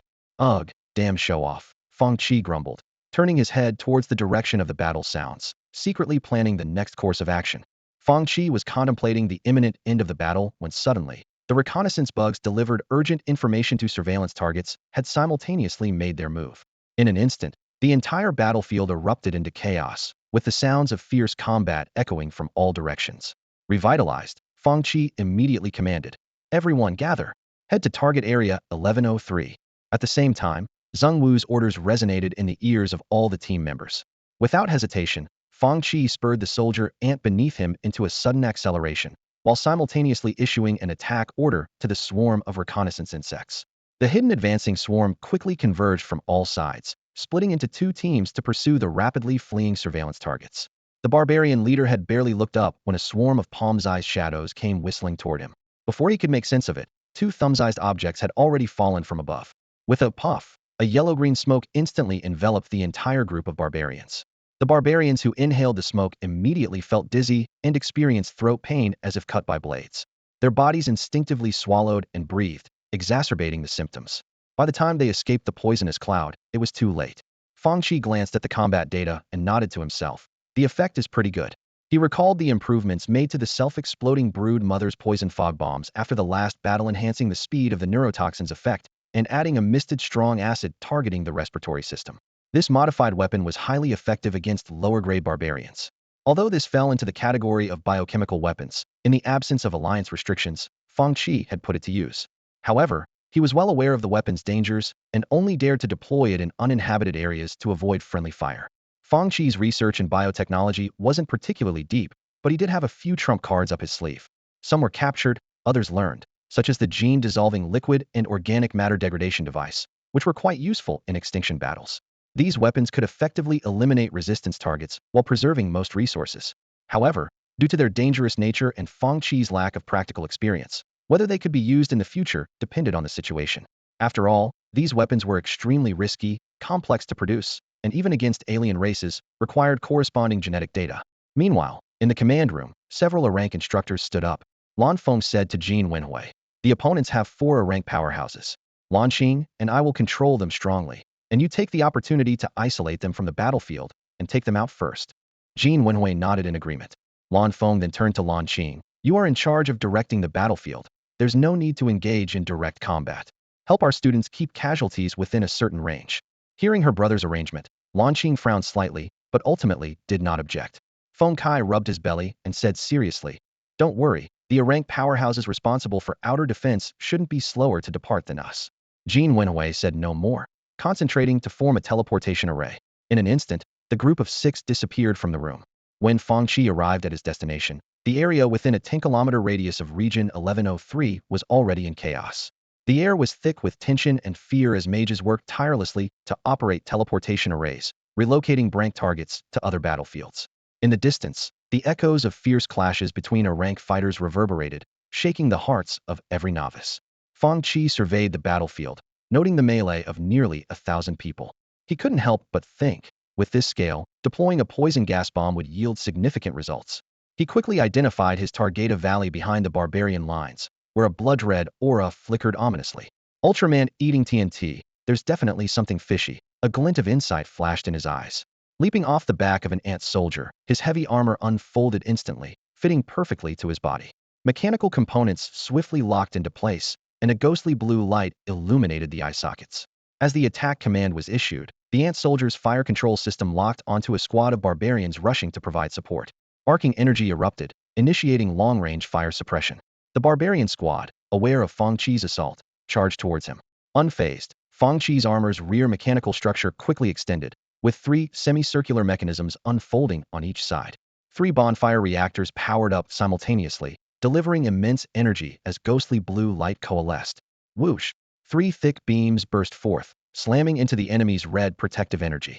In just 2 breaths, the protective energy of several barbarians shattered, the beams piercing their bodies and triggering small explosions on the ground. Impressive power, but it's quite energy-consuming, Fang Qi noted with a grin as he glanced at the energy meter, then shifted his focus to the battlefield. His attack struck with precision, rarely missing their mark. In the center of the battlefield, a martial artist was locked in fierce combat with an opponent. Suddenly, a blue beam shot diagonally from the right rear, obliterating the opponent's protective energy in an instant. By the time he realized it, only a headless corpse remained before him. The martial artist turned in shock towards the source of the attack, spotting a tall metallic figure on the battlefield's edge, accompanied by 6 ant-like creatures. Holy crap! A mech! The martial artist exclaimed. The mech's firepower was astonishing, with energy beams flying in all directions, capable of engaging multiple targets simultaneously. Despite his surprise, he quickly refocused, targeting a nearby enemy and joining the fight to create a Tunon pincer attack. Many barbarians also noticed Fang Qi's formidable firepower, but the distance was too great, and his speed too swift. Each time they attempted to close in, Fang Qi would already have repositioned, unleashing a barrage of attacks that left enemies dead on the spot. Fang Qi's long-range support significantly eased the combat pressure on his peers, gradually tipping the battlefield in their favor. However, his unrestrained actions also caught the attention of some observant individuals. Suddenly, a bolt of crimson energy streaked towards him from afar. The energy detection device issued a warning. Fang Qi's eyes narrowed, and 6 thrusters quickly adjusted direction, allowing him to sidestep the attack just in time. Boom! Red energy struck the ground like thunder, carving a nearly 100-meter-long trench with astonishing power. Fang Qi was about to make a move when Zheng Wu's warning suddenly reached his ears. Watch out! An enemy of grade B has set their sights on you. Fang Qi swiftly turned around, locking his gaze on the purple-skinned enemy who had ambushed him earlier. At that moment, a senior student had already forced the enemy to retreat, pushing them away from the grade C battlefield. A glint of coldness flashed in Fang Qi's eyes, and a cold smile appeared on his lips. Who doesn't know how to bully the weak? Before he finished speaking, his high-frequency blade had already sprung out. The silver blade gleamed coldly in the sunlight, with mechanical energy coursing over its surface like electricity. The high-pressure fibers contracted in an instant, and the thrusters erupted with incredible force. The ground beneath Fang Qi's feet sank abruptly, propelling him like an arrow into the battlefield. With a metallic clang, the silver blade sliced through the air. The weapon in a nearby enemy's hand shattered, and the silver light, cutting through protective energy as if it were tofu, instantly severed the enemy's neck. A cold electronic voice sounded in his ear. You're welcome. Leaving a stunned classmate behind, Fang Qi's heavy figure already headed to the next battlefield. The classmate stared blankly at the headless body on the ground, his eyes turning red with anger. That was my opponent, he growled, turning and charging towards another battlefield, his form like an arrow as he rushed towards the enemy. I'm here to help you. The classmates engaged in fierce combat couldn't help but exclaim in surprise at the sight. Whoa. No, don't. As time passed, not only did the students from Whale Island arrive, but even the blockade troops from the training base reached the battlefield. The human side had gained the upper hand, and every enemy became a valuable resource. However, Fang Qi remained oblivious to these changes as he rampaged across the battlefield, relying on the formidable defense of his heavy armor, attacking without any need for defense. With energy shoulder cannons and a high-frequency blade, Fang Qi was like a relentless meat grinder. 2 soldier ants pinned an enemy to the ground, and he easily sliced through the enemy's defenses with a single stroke, splitting them in half. Then, his shoulder cannon swiveled, aiming at another nearby enemy. Overload mode activated. A scorching beam melted through defenses, entering from the left waist and exiting the right, leaving a large hole, killing the target instantly. Fang Qi's brutal fighting style shocked everyone present. His silver-blue armor gleamed coldly in the sunlight, resembling a walking Grim Reaper. Some people at the back discreetly took out their phones to capture this astonishing scene. In a battle among carbon-based life forms, this humanoid meat grinder was indeed eye-catching. Fang Qi's peripheral vision always kept track of the purple-skinned enemy who had ambushed him. That enemy was struggling, being attacked by 2 senior students. Ambush me, and I'll remember it, he thought, his eyes flashing as he fought and intentionally moved closer to that side. The grade B battle was even more perilous. Facing the combined attack, the purple-skinned enemy could barely resist, clearly unable to handle 2 opponents at once. Suddenly, with a bang, a terrifying force struck his chest. A martial arts senior transformed his fist into fingers, delivering precise, forceful strikes to various points on the enemy's chest. The martial arts branch of punch masters not only excelled in hand-to-hand combat, but also mastered a special technique called acupoint striking. This technique had strong penetrating power, capable of delivering effective control and breaking defenses. With a series of forceful strikes penetrating the body, the purple-skinned enemy's body stiffened, unable to move. The senior student pressed the advantage, transforming fingers into claws, gathering all his energy, resembling a wolf. A fierce strike hit the enemy's face, sending the purple-skinned enemy flying like a deflated balloon. Good timing. Fang Qi seized the opportunity, kicking the enemy beneath him away and following up with 2 cannon shots. Then, with a swift turn, his high-frequency blade whistled through the air, stabbing fiercely at the flying purple figure. One had to admit, the Grade B enemy's body was remarkably tough. Even after enduring a hard control technique and losing protective energy, the high-frequency blade still felt sluggish as it pierced through. With a screech, the blade entered from the left waist, hitting the vital point. Fang Qi skewered him like a kebab. Ah! A sharp tearing pain emanated from his abdomen, causing the purple-skinned enemy to let out a blood-curdling scream. Fang Qi coldly remarked, "You ambushed me once, I'll ambush you once." Fair enough. With that, he twisted the blade, tearing open the wound and pulling it out, then kicked the half-dead enemy back to the feet of the 2 senior students. He was a decent person, not stealing kills. Looking at the enemy with barely any life left and the massive tear in his waist, the 2 senior students couldn't help but twitch their eye corners. Fang Qi turned and charged back into the battlefield. The senior who had just blocked the purple-skinned enemy couldn't help but sigh. This junior sure holds a grudge. Clang. Energy collided with the micromechanical defense field, creating ripples of blue waves. Fang Qi's heavy armored arm unleashed immense power, the high-pressure fibers swelling like a coiled dragon, forcibly pushing back the advancing enemy. "Thanks for saving my life, big guy," Su Mao exclaimed, patting his chest, relief evident in his voice. Fang Qi's electronic eyes glowed with a cool blue hue as he looked back, his mechanical voice tinged with resignation. "Why are you, an Esper, standing so far up front?" "Well, I got carried away in the fight and didn't pay attention to my surroundings," Su Mao replied with an embarrassed smile, clasping his hands towards the barbarians. A pale blue glow flickered, and water currents swiftly gathered around the barbarians, spinning rapidly into countless blades, relentlessly wearing down their red protective energy. Under the relentless high-frequency attack, the barbarians' defenses finally shattered. The water blades cut into flesh, and yellow bodily fluids stained the water red. With a splatter, the foul blood sprayed, and Fang Qi stepped back to avoid the mess. The battle concluded, and Su Mao looked at the imposing figure in front of him, feeling a surge of security. He recalled Fang Qi's fearless presence on the battlefield, which had ignited his own passion and led him to impulsively charge to the front lines. Fang Qi surveyed the battlefield. The class battle was nearing its end.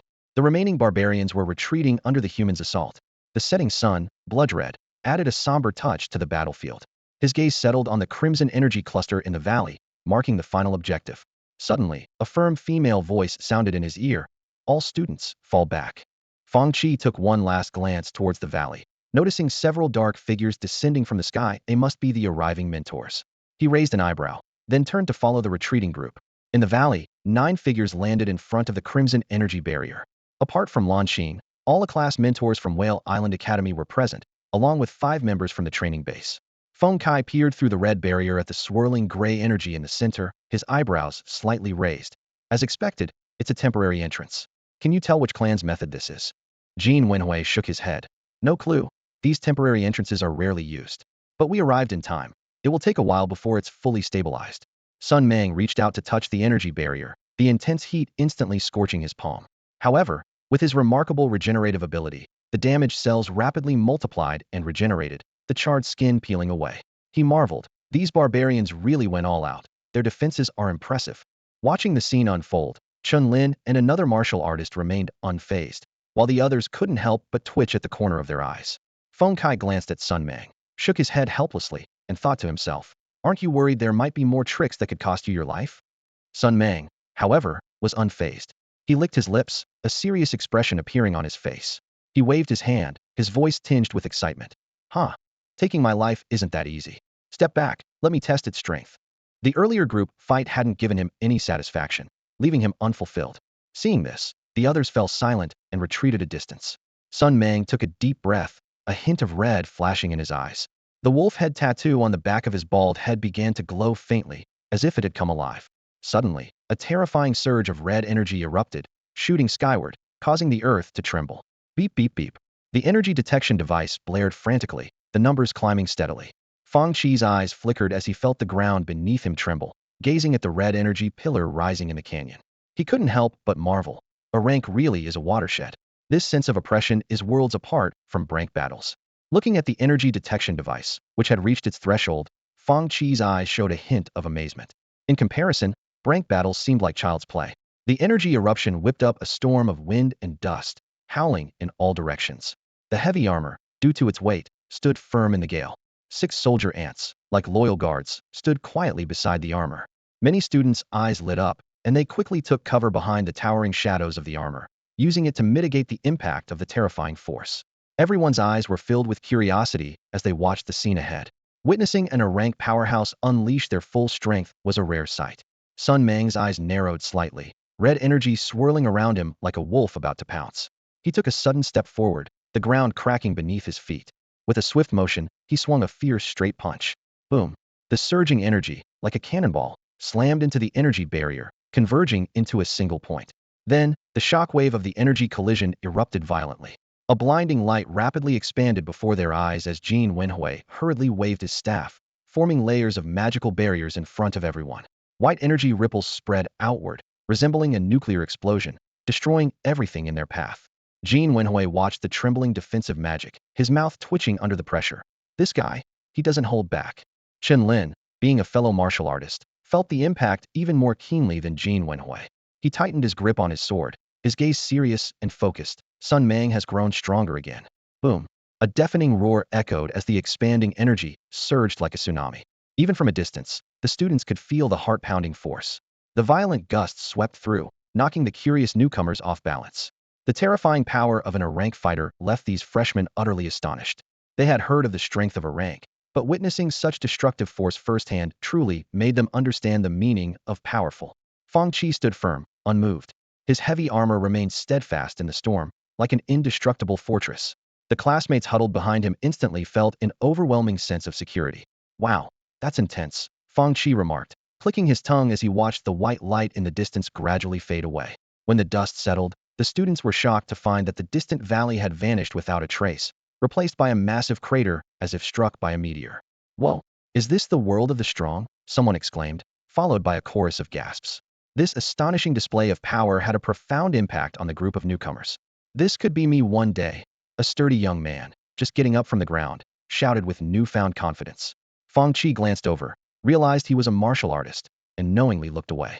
Confidence was indeed an indispensable trait for a martial artist. A notification announcing the end of the mission came through, with a cold female voice instructing, "Students of Whale Island Academy, please return to the training base in an orderly fashion. Patrol team members, follow your respective leaders' arrangements." Fang Qi's heavy armor disassembled, with the soldier ants folding into metallic spheres. He had already retracted his fragile reconnaissance swarm to prevent them from perishing in the chaotic battlefield. After storing all his equipment in his magic ring, Fang Qi shook out his clothes and noticed the unusual attention around him. Turning his head, he found himself the center of attention. "Why is everyone looking at me?" Fang Qi asked, raising an eyebrow. Immediately, a lively reaction erupted around him. "Wow, you're amazing. Hey there, are you looking for a teammate?" "Hee hee, I managed to sneak a touch just now so solid. I love it. I heard the mechanics course starts next semester. I'm so excited." "Too bad. If I were born a couple of years later, I would have chosen the mechanics department too. I'm a big fan of your gear. Is that mech for sale? What about the robot? Look over here, darling." Although the rank fighter's performance was awe-inspiring, Fang Qi's display on the battlefield, like a meat grinder, also left a deep impression on his classmates. His presence immediately drew a strong crowd. Listening to the voices around him, Fang Qi felt a bit helpless, momentarily feeling like a celebrity. As he was surrounded and escorted back, he answered some trivial questions and made some vague promises to his enthusiastic peers. After collecting the mission completion certificate, Fang Qi once again stepped onto the teleportation array to return to Whale Island, finally breathing a sigh of relief as if a heavy burden had been lifted. Looking up, the bright moon now adorned the sky, casting a silvery veil over the earth, creating a serene and beautiful atmosphere. Fang Qi realized that when he set out, it was morning, and now, night had fallen. As night fell, the bustling campus gradually quieted down. Fang Qi, weary and exhausted, stepped into the still brightly lit school cafeteria. While enjoying his dinner, he mentally sorted through the valuable combat data he had collected that day. The energy values of the barbarians and the professionals, especially those of the rank professionals, were more precious to him than any urgent missions rewards. After dinner, Fang Qi leisurely strolled back to Wen Lingwei's domain. Pushing open the heavy mechanical door, a familiar cold mechanical voice greeted him. "Welcome home, master." Although Qiyuan could mimic various human-like voices, Fang Qi still preferred this emotionless mechanical tone. "Good evening," Fang Qi responded casually, taking off his coat and hanging it up. His attention was drawn to a note on the refrigerator door, the sharp yet gentle handwriting as familiar as winter plum blossoms. I brought you some local specialties. They're in the fridge. Fang Qi chuckled softly, warmth spreading in his heart. Opening the fridge, he found some unfamiliar fruits inside, pink and round, resembling raspberries. He picked up a thumb-sized fruit and sniffed it gently, a faint natural fragrance wafting into his nose. Something new, Fang Qi murmured to himself. Qiyuan immediately provided an explanation. According to records, this is a specialty from the Ling tribe, known as awakening plum. It can alleviate mental fatigue and repair mental damage, making it a rather expensive magical ingredient. It should be quite effective against the fatigue from your prolonged research. Fang Qi nodded in understanding and placed the fruit back in the fridge. That could be quite useful. I'll look into whether it can be made into a potion or cultivated. If it can be cultivated, a numerically controlled planning tower could be an interesting project. Closing the fridge door, he grabbed a bottle of juice and settled onto the sofa. The cool liquid slid down his throat, dispelling his physical fatigue. Taking a deep breath, he gathered his energy and slowly began. Qiyuan, report on the findings of the underground river exploration. Qiyuan stood in the command room, his eyes fixed intently on the holographic projection on the wall. The projection displayed flickering images of an underground dark river, each frame rich with information. He stroked his chin, furrowing his brow as he carefully analyzed the data transmitted by the scout swarm. 53.6 kilometers in range, branching distribution, a flow rate of 19,000 cubic meters per second. Qiyuan muttered to himself, a glimmer of excitement in his eyes. This dark river met all the standards for constructing an underground energy facility, offering immense potential. Suddenly, a set of peculiar biological images caught his attention. Besides the known mutated leeches and large rats, two entirely new species appeared on the screen. They were enormous, with bizarre appearances, as if they had undergone some dreadful genetic mutation. One resembled a star-eclipsed fish, while the other looked like a deformed crab, both exuding an unsettling aura. What is the distribution of these new species? Qiyuan asked, his gaze fixed on the unsettling images. Mutated leeches are prevalent both upstream and downstream. At the top of the food chain, the AI assistant replied. The fish-like creatures primarily inhabit the upstream, while the crab-like ones are concentrated downstream, both in dense numbers. In contrast, the large rats are less numerous. Qiyuan's eyes lit up with a sudden insight. This place might become a perfect spot for farming experience, he mused, realizing that this area could be an excellent source for gaining experience points. Any detection of abnormal energy or radiation reactions? Qiyuan continued to inquire, but received a negative response. He wasn't disappointed. Instead, he fell into deep thought. With such a massive water flow, the source of the dark river likely extended beyond the borders of Daxia, possibly even connecting directly to the ocean. The ocean, a rich resource area as well. Qiyuan remarked softly, then made a decision. Let's hold off on further exploration for now. We need to use this dark river to expand the base. After shutting off the projection, Qiyuan took a moment to rest with his eyes closed, then got up to wash and go to bed. The next day, he enjoyed a rare sleep-in, not waking until after the ant babies returned from school. Glancing at his to-do list, Qiyuan felt a wave of dizziness. It's like the suffocating thrill of working overtime. It's a blessing, he chuckled to himself, then rallied his spirits to start working. First, he repaired the machinery damaged in the recent battle and replenished the tactical gear that had been used. Then, he turned his attention to the magic energy crystals. This highly efficient, clean energy extracted from magic crystal mines became even more powerful after high-pressure purification, with a wide range of applications. In addition, production line upgrades were also on the agenda. This was not only a way for Qiyuan to gain experience, but also a key to accelerating the development of the base. Life seemed to return to a tranquil routine, but Qiyuan knew that beneath the surface, hidden currents were at play. Although the recent barbarian invasion had caused little direct damage, its implications were significant. Qiyuan understood that greater challenges awaited them. Whether or not there's a mastermind behind the barbarians, the situation is beyond repair. Both the training base and Jingdao Academy are required to respond, as per the higher-ups directive. Fang Qi stared at the notification in his hand, his brow furrowing deeply. He felt that the reaction from above was somewhat excessive. Yes, so on our side. The head of the intelligence team hesitated, dressed in a meticulously neat civilian outfit, and sighed helplessly. Fang Qi's eyes landed on a few names on the list, and he suddenly felt a chill down his spine. Gu Lingyao, the master of illusions; Zhao Yuanhong, the son of the sky; Yin Tongsheng, the phantom ghost; Luo Zheng, the blood-clad four-steer powerhouses, three of whom were elusive hidden professionals. There was scant information about them. Most people only knew their titles and some simple rumors. Very few had seen them in person. In addition, the list included four-steer fighters from the spirit and celestial races. Even the peace-loving elven race had sent a priest. Such a formidable lineup underscored the heinousness of the barbarians' actions. Feng Qi wasn't surprised. Given the barbarians' usual conduct, they've likely made countless enemies. Now that someone has taken the lead in attacking them, many are naturally seizing the opportunity to pile on. 8 Styres, they're planning to turn the barbarian lands upside down. Fang Qi muttered, feeling somewhat speechless. The higher-ups say the barbarian invasion is surely due to their rapid population growth and subsequent food shortages. We have a duty to help alleviate their survival pressures, the intelligence head continued. Of course, the main goal is to assist the barbarians in resisting upper-class exploitation. Fang Qi gave him a sidelong glance. If it's about decapitation, just say so. There's no need to dress it up so nobly. But he understood the real intent. The barbarians weren't worth such a large-scale operation. The true target was to warn those restless other races and hidden masterminds. Kid, you'd better watch out. Don't let me catch you, or this will be your fate. You want war? I'll give you war, Fang Qi muttered to himself. Still, gathering 8 Styres is a rare spectacle in a century, the intelligence head remarked. The last time something like this happened, I was just 18. Time sure flies. Fang Qi signed his name on the document, feeling indifferent. After all, he's not the one getting beaten up, so he wasn't worried. As for the barbarians' fate, what did it matter to him? At worst, they'd be knocked back from a semi-slave society to a primitive one. Students, today we are going to learn about a new topic, the Money Mouse clan. As the teacher spoke, the images on the blackboard projector slowly changed, displaying a series of small, slightly comical creatures. These beings were dressed in lavish attire, which intrigued many attentive students. Standing at the podium, the teacher introduced them in a loud voice. The Money Mice are an incredibly intelligent race, with a level of civilization far beyond our imagination. They have far more entrances to their native secret realms than we humans do. As a result, the trade caravans of the Money Mouse clan are renowned among various civilizations. The teacher's brow furrowed, and his tone became serious. But be aware, they not only sell their own specialties, but are also keen on reselling goods. More importantly, the Money Mouse clan has a notoriously poor business reputation, considered the epitome of black market traders. The teacher then detailed numerous unethical practices of the Money Mouse clan, as the students listened with great interest, occasionally showing expressions of surprise. In the corner of the classroom, a small electronic eye recorded every detail without blinking. The scene shifted to the holy city of the Money Mouse clan San Perona.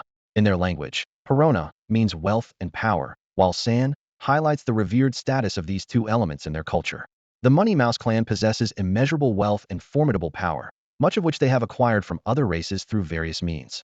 Notably, although their trading methods are often disreputable, they rarely resort to using force against other races, preferring instead to achieve their goals through trade.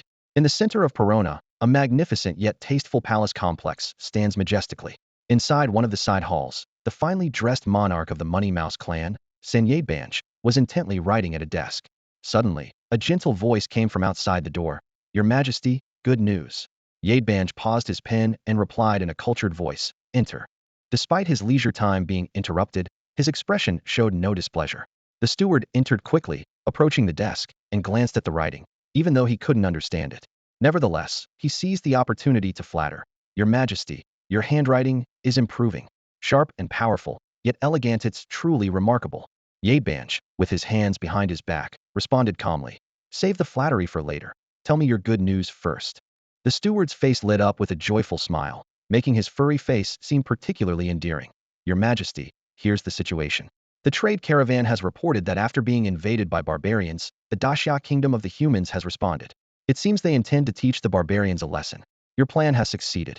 Rebirth stood in the spacious council hall, his small, bead-like eyes casually glancing at the chief steward. He slowly asked, what's the plan? The chief steward, wearing a sycophantic smile, began to speak eloquently. Didn't you sell the method of constructing temporary secret passageways to the barbarians? Well, they took the bait. The humans are reacting strongly, and the long-standing peace is about to be disrupted. We can take advantage of the chaos. He paused briefly and continued. There's an old human saying. The mantis stalks the cicada, unaware of the oriole behind. In this turmoil, we can play the role of the oriole. Haven't you long coveted the treasures of the humans? This might be our opportunity. Rebirth, with his hands behind his back, circled the table, his tone calm, yet probing. Do you know why I was able to defeat other contenders to become the ruler, while you're just a chief steward? This question hung like the sword of Damocles above the chief steward's head, freezing his smile and causing cold sweat to trickle down his forehead. He quickly thought it over, realizing that any answer might cost him his life. Because you're a foolish groundhog, Rebirth said with a hint of displeasure, looking at the chief steward who now resembled a quail. Although this rodent was his confidant, his intellect hadn't improved over the years, only his flattery skills had. You are right, my lord. I am but a foolish groundhog, the chief steward quickly agreed, bowing his head without the slightest hint of disagreement. Ye Banj walked to the window, gazing at the distant gray sky, his eyes gleaming with wisdom. Our deal with the barbarians is done. We got the resources, they got the technology they wanted. It's a win-win transaction. Whatever those brutes intend to do with the technology is none of our concern. The chief steward frowned and said, but didn't we promise during the deal that if the Xia retaliated, we would provide assistance? If we go back on our word, it might harm our tribe's reputation. The Money Mouse tribe always valued their credibility, and despite using some underhanded tactics, they almost always honored their promises, closely tied to their beliefs. Did we make the deal? Ye Banj countered. The chief steward fell silent. Indeed, the transaction with the barbarians was not done in the true guise of the Money Mouse tribe, but with an image altered by special tools. This was arranged by Ye Banj himself. If it's not our promise, there's no need to fulfill it, Ye Banj chuckled, playing with an exquisite ring on his finger. So, this time we do nothing? This might be an opportunity. The chief steward said regretfully. The wealth of the humans was immense, and they had long coveted it. But the humans were not only powerful but also extremely shrewd, making their famed commercial tactics ineffective. An opportunity? This is indeed an opportunity for us. Ye Banj's eyes flickered. The barbarians will need significant aid to rebuild after the war. We can sell the food we obtained from the last deal at 10 times the price. Just say it's a year of great disaster, and we're making a small profit, considering it charity. Of course, we can also help rebuild their homes, in exchange for some of their unused minerals. The chief steward's eyes lit up. He was all too familiar with this approach. In peacetime, the Money Mouse tribe's trade caravans often faced the challenge of unsold products, as demand for both war materials and everyday goods plummeted. The solution to this problem was to incite war, a tactic that had never failed. My lord, I will see to it immediately. Having grasped the key point, the chief steward eagerly took his leave to prepare. Watching the chief steward's departing figure, Ye Banj softly murmured, foolish groundhog, I hope there are others like you wanting to be the Oriole. That would be the real opportunity for us. His tone carried a hint of amusement. Deep within the hidden realm, Fang Qi was busily operating equipment on a metallic floor. Suddenly, an excited voice broke the silence. Master, I've learned something new today, the ant baby reported cheerfully. The Money Rat tribe is really interesting. They're so good at doing business. They must be very wealthy, right? While continuing his work, Fang Qi attentively listened to the class audio recorded by the ant baby. He nodded thoughtfully, but then suddenly frowned. The way the Money Rat tribe conducted themselves felt strangely familiar, creating a sense of discord that made him pause his actions. Has anything special happened recently at school or online? Fang Qi asked quietly. The ant baby immediately responded. The hottest news is the campaign order jointly issued by Whale Island Academy and the training base headquarters. 8th rank experts have set out to fight the barbarians. Fang Qi's frown deepened. A campaign order? Pull up the original text for me. The ant baby's eyes emitted a faint light, projecting text onto the metallic floor at Fang Qi's feet. As Fang Qi read through it, he discovered that the campaign order described a barbarian ambush that caused significant losses to the Ping Shatown training base, though the specifics were vague. The accompanying video showed a blood-red sunset and 2 races battling in the wilderness, the scene filled with a sense of tragedy and desolation. Fang Qi even caught a glimpse of himself in the corner, though it was just a fleeting moment. Hiss! Fang Qi couldn't help but gasp. Why make the background music so tragic? Was the battle that day really that fierce? He had to admit that the emotional impact of the information was indeed effective. If he hadn't experienced it himself, he might have thought humanity was on the brink of defeat. Scanning the names on the campaign order, Fang Qi raised an eyebrow. He hadn't heard of the 4 from other races, but the 4 from the human race were all renowned rank experts.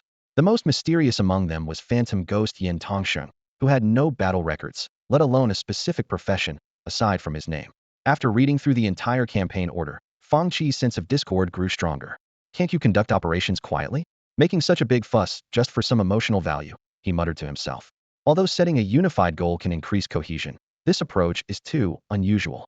Standing up and brushing the dust off himself, Fang Qi said softly, the campaign order was issued 2 days ago, so those big shots have probably already set out.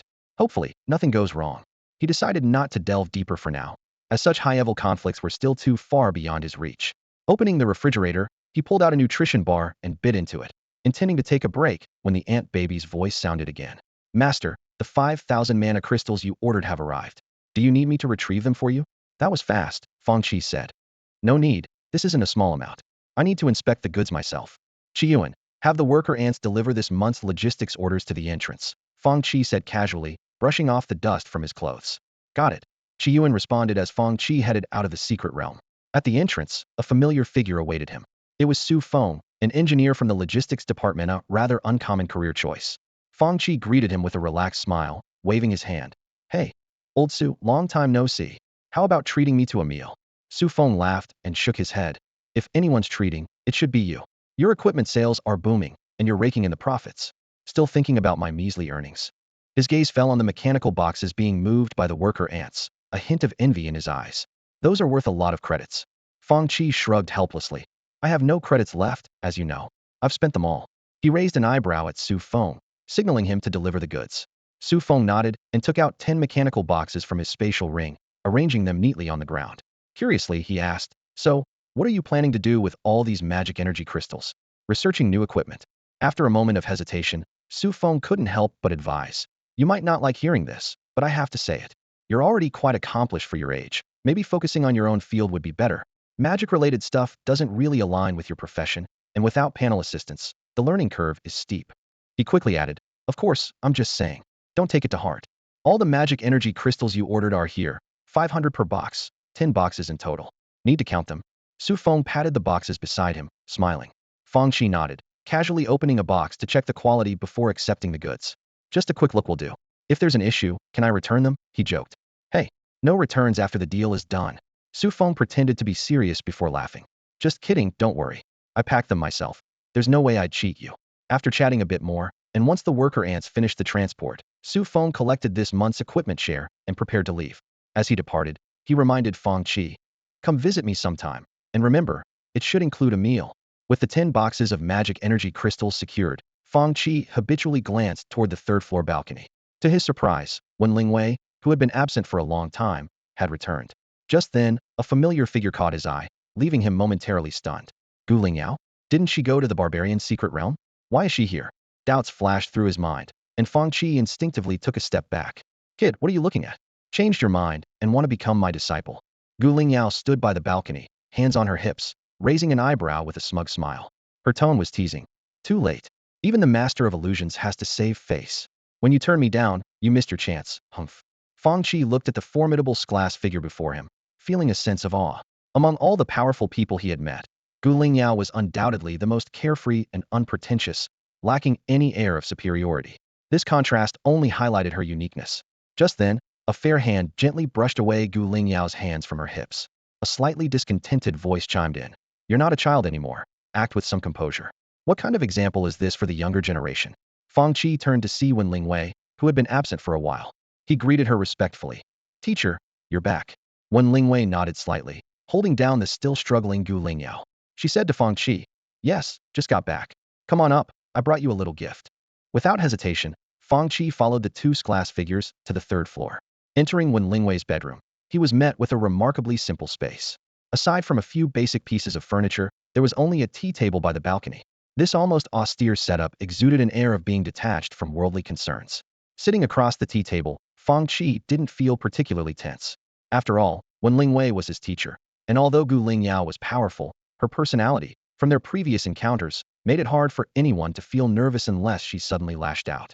Wen Lingwei poured Fang Qi a cup of tea, the light green liquid emitting a familiar fragrance. Taking a sip, Fang Qi asked, where have you been all this time? Just wandered around the new world. Wen Lingwei replied nonchalantly, then gestured, making a small wooden box appear before Fang Qi. I heard you like tea, so take these tea leaves. Looking at the box, Fang Qi felt a sense of helplessness. It was obvious the principal had told Wen Lingwei about his fondness for tea, even though he had politely declined before. The principal's knack for putting his students in tricky situations was remarkable. However, given Wen Lingwei's kind gesture, he accepted it with thanks. To ease the slightly awkward atmosphere, Fang Qi shifted the topic. Professor Gu, I saw the school's call to arms. Weren't you supposed to be with the barbarians? Gu Lingyao rested her chin on one hand, casually playing with her teacup with the other, and replied nonchalantly. Yeah, I went. You just didn't see me. The thought of duplicates crossed Fang Qi's mind, but he refrained from asking out of politeness. When Lingwei aptly spoke up, clarifying Fang Qi's doubts, she did go. I was also called back by the principal because of this matter. By now, Fang Qi had a rough idea of the situation. The call to arms was real, and the actions described were genuine. But it was likely a meticulously crafted trap, meant to lure someone in. As for who might take the bait, that remained to be seen. Even if they caught nothing, there was still the fixed target of the barbarians, making it a win-win scenario. The mystery of Gu Lingyao's doppelganger is not crucial, as even the person in front of us may not be her true form. Rank individuals each have their own secrets, so there's no need to worry. When Lingwei noticed Fang Qi deep in thought and assumed he had concerns, so she spoke to reassure him. Fang Qi responded earnestly. With you here, I naturally have no worries. His compliment, however, drew Gu Lingyao's displeasure. She put down her teacup and, half jokingly, half seriously said, "Oh, are you looking down on me, kid? Seems like I need to show you what I'm capable of." Fang Qi quickly waved his hands. "No need. I completely trust Professor Gu's abilities." He knew Gu Lingyao's character lacked the self-awareness of a strong individual and that she might actually act on her words. When Lingwei promptly stopped Gu Lingyao's mischief and turned to Fang Qi, who looked slightly aggrieved, to instruct him. "Professor Gu and I will be heading out for a while. Stay in the secret realm and don't go outside these days. But you don't have to worry, the principal is already on the way back." Fang Qi agreed. "All right, I'll be careful. You and Professor Gu should also take care." Before leaving, he inquired about the well-being of Xiaoya and the others, but only received a mysterious secret from Gu Lingyao in response. Though slightly exasperated, Fang Qi wasn't worried, knowing that despite her seemingly unreliable demeanor, Gu Lingyao was always generous to students. After Fang Qi departed, Gu Lingyao withdrew her gaze, drained her teacup, and casually asked, "Is there any movement?" When Lingwei nodded, her eyes on the blazing sun in the sky. "Some people are restless and want to stir things up. What's the situation with the tribes?" Gu Lingyao closed her eyes for a moment, as if receiving information. As expected, the attack is only against the tribe that initiated it. The other tribal leaders are angry but haven't come to aid. Yin Tongsheng, that old trickster, promised one piece of land to 7 tribes. Maybe after we leave, they'll end up fighting amongst themselves. She laughed maliciously, knowing that for tribes unaccustomed to the tactics of feudal dynasties, divide and conquer was an easy strategy. When Lingwei's eyes glimmered slightly, only nodding gently, without commenting on the fate of the different tribes. After all, their survival had never been part of her concerns. The fishing plan devised by the big shots, though not directly related to Fang Qi, caused quite a stir on Whale Island. 2 undisclosed bases on the eastern front were suddenly invaded by a large number of alien species. The training base, which was well prepared, put on a spectacular encirclement show. This performance was not free. It is rumored that a hefty sum was paid to witness it. The recent sale of a large number of resources and materials on Whale Island's internal trading network is evidence of this. Although it did not reach the big catch level expected by the big shots, it was still a substantial feast. Aside from this, the island remained calm. Even the barbarian war slowly faded from people's attention. In his spare time, Fang Qi would browse through these news stories, treating them as a way to pass the time. At base number 2, Fang Qi took some time to review the combat squad's information. To expedite the development of the underground river passage, he equipped the combat troops at the second base with the first batch of high-density crystals. The 6 combat teams were divided into 2 groups, tirelessly clearing out various mutated creatures along the underground river area. This not only provided Fang Qi with valuable experience, but also cleared obstacles for the engineering troops, significantly enhancing efficiency. In the laboratory, Fang Qi closed the panel and gazed at the curled-up leech larvae on the lab table, muttering to himself, "It seems this plan won't work." The underground river was rich in resources, and the leech larvae could absorb the juice of black vines to grow. Fang Qi initially envisioned establishing an automated breeding farm to create a scientific monster farming cage. With his current technical reserves, an intelligent breeding farm was not a difficult task. The good news was that the experimental leech larvae did indeed grow healthier and faster than their wild counterparts in the early stages. The bad news, however, was that they were merely appearances, with their level perpetually stuck at 1, and their combat power far inferior to that of wild mutated leeches. Nevertheless, Fang Qi's efforts were not entirely in vain. Perhaps due to the growth environment, the cultivated leech cells were more stable and balanced, with a rapid proliferation characteristic. Fang Qi extracted bioactive peptides from them and developed a special active peptide recovery agent. These small molecule proteins could bind to cell surface receptors, activate intracellular signaling pathways, promote cell proliferation and differentiation, and accelerate wound healing. Thanks to the unique properties of leeches, the recovery speed was astonishing. While it couldn't achieve limb regeneration, it was more than sufficient for dealing with general injuries. Fang Qi stared at the white liquid in his hand, deep in thought. For Clevel Life Strength, this agent was already quite effective, cost-effective, and easy to mass-produce, making it a qualified product. However, clinical trials were still necessary to prevent the awkward scenario of body mutation due to excessive dosage.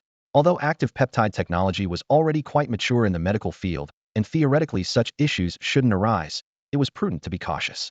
Fang Qi stood in the laboratory, slightly furrowing his brows while gently rubbing his chin. His gaze swept over the high-tech equipment around him, his mind filled with countless thoughts. As a researcher who strives for perfection, He can accept failure, but absolutely cannot tolerate substandard products. He recalled the development history of peptide technology. This technology had existed since the surface era, and with the rapid progress of science, regenerative medicine had also seen exponential iterations. Initially, peptide technology could only treat some common diseases, but with the rapid advances in bioengineering, its application scope continued to expand. Emerging fields like nanoregenerative cells and bioprinting technology are closely related to it. Fang Qi couldn't help but marvel at the power of these technologies, but he also realized that with the current technological level of his two bases, achieving these high-end applications was still out of reach. He knew well that medical and military industries were crucial tools for harvesting resources and wealth, and he secretly pondered how to carve out new development paths in this different world. Stretching lazily, Fang Qi decided to temporarily set these thoughts aside. He turned and walked out of the laboratory, the alloy door behind him sliding silently, closing slowly. Just then, the electronic voice of Qiyuan sounded in his ear. "Master, you have a communication message." "Oh, from whom?" Fang Qi asked casually as he walked down the base corridor.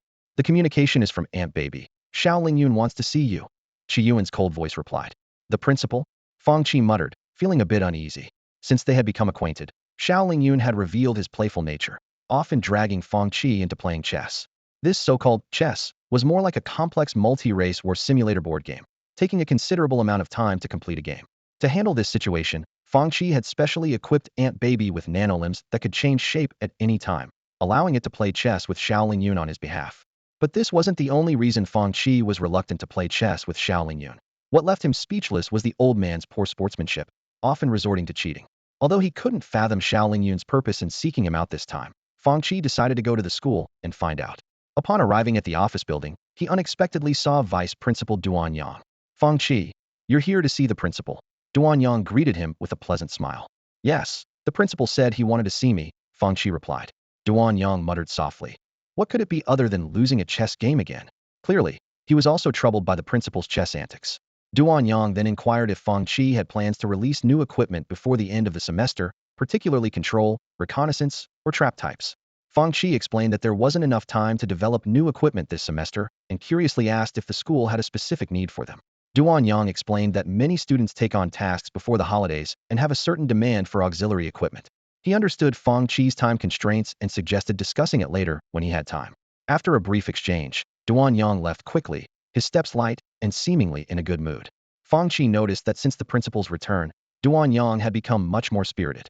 Although Xiao Lingyun wasn't well known online, and many students on Whale Island hadn't even seen him, the sense of security he brought was unmatched by other professors. Duan Yang had been walking with a spring in his step, often smiling and speaking louder. Fang Qi suspected this might be because some of his work could be shared with the principal. After all, with Xiao Lingyun, a frequently offline leader, Duan Yang had more confidence in handling sensitive matters. When Fang Qi arrived at the principal's office, he noticed the door was slightly ajar. He cautiously peeked inside and saw Xiao Lingyun leisurely enjoying a cup of tea, exuding an air of tranquility. Nearby, Aunt Baby was lying down, its eyes projecting light that converged into images on the wall, randomly playing news clips. "Oh, you're here. Come in and have a seat." Xiao Lingyun noticed Fang Qi's presence, smiled warmly, and gestured for him to enter. Fang Qi felt uneasy, suspecting that Xiao Lingyun's smile seemed a bit sinister. He wondered if it was because Aunt Baby had beaten him at chess, given Xiao Lingyun's notorious reputation as a poor player. "Principal, you wanted to see me?" Fang Qi walked in slowly and took a seat on a chair nearby. He examined Aunt Baby carefully and, seeing it was unharmed, felt somewhat relieved. "What are you looking at? Do I look like someone who can't handle losing?" Xiao Lingyun coughed lightly, adopting a serious tone. "Of course not. With your skills, there's no way Aunt Baby could be a match for you." Fang Qi flattered insincerely, his face full of praise. "Well, it's not that extreme. This little guy is quite good. It's more of a 50-50. Xiao Lingyun replied nonchalantly, taking a sip of tea. "Help yourself to some tea. No need to be so formal. I'll pass on the tea." "Do you smoke, principal?" Fang Qi took out a cigarette from his bag and offered one. "I don't." "That's good. Smoking is bad for your health." "Oh, if you put it that way, then I must have one," Xiao Lingyun said, rubbing his fingers together to produce a flame to light the cigarette. He took a deep drag, his actions smooth and practiced. Fang Qi was already used to this rebellious principle. As Xiao Lingyun watched the news projection on the wall, he casually asked, "Your teacher won't be back for a while, and asked me to check if you have any plans for the holiday. She's quite busy lately, and might not have time." Fang Qi thought for a moment, realizing he had quite a few things to do. The energy situation was stable for now, and his next plan involved building data signal towers and low-orbit satellites, significant projects requiring his hands-on involvement and a lot of time. Of course, he also planned to visit his hometown in the mountains to pay respects to his parents. I have quite a few things lined up. Did my teacher have any plans for me? Fang Qi explained briefly before asking. Not exactly plans. There's a short training camp here on Whale Island during the holiday, led by teachers going to some allied territories to gain experience. She probably wanted to know your thoughts. Fang Qi nodded in understanding. The so-called allies were races friendly to humans, like the skill advancement stone when Lingwei brought him from the celestial race. Honestly, he was curious about these new worlds, but given his current strength, he didn't feel safe wandering around, so he politely declined Xiao Lingyun's suggestion. It's fine if you don't want to go. There aren't really any interesting places. Xiao Lingyun wasn't surprised by Fang Qi's refusal and then asked, how did your conversation with Jin Chonglin go? Is the textbook for the mechanical department ready? He has been back for almost a month, yet this kid is nowhere to be seen all day. He's either in a secret realm or at the outside base, showing remarkable patience. Fang Qi's presence at school is as elusive as a ghost, with only the logistics staff encountering him regularly. The initial curriculum has been finalized, and there's hope to integrate some of its content into courses next semester. However, as a completely new profession, this process will still take time. Currently, the mechanical department has only Fang Qi, and resolving the issue of a mentor will also require considerable time. Fang Qi slowly explained that even with the support of a professional panel and foundational system knowledge, any technology requires a process from development to promotion. His goal is not just to change an individual or a specific field, but to enhance and transform the entire civilization. This requires time to accumulate depth and will also bring about the phenomenon of over-civilization, where a group, after receiving good education and rapid technological development, becomes incompatible with other civilizations due to an excess of quality. Such situations exist even within the same race, like humans compared to the barbarians, and could ultimately lead to conflict.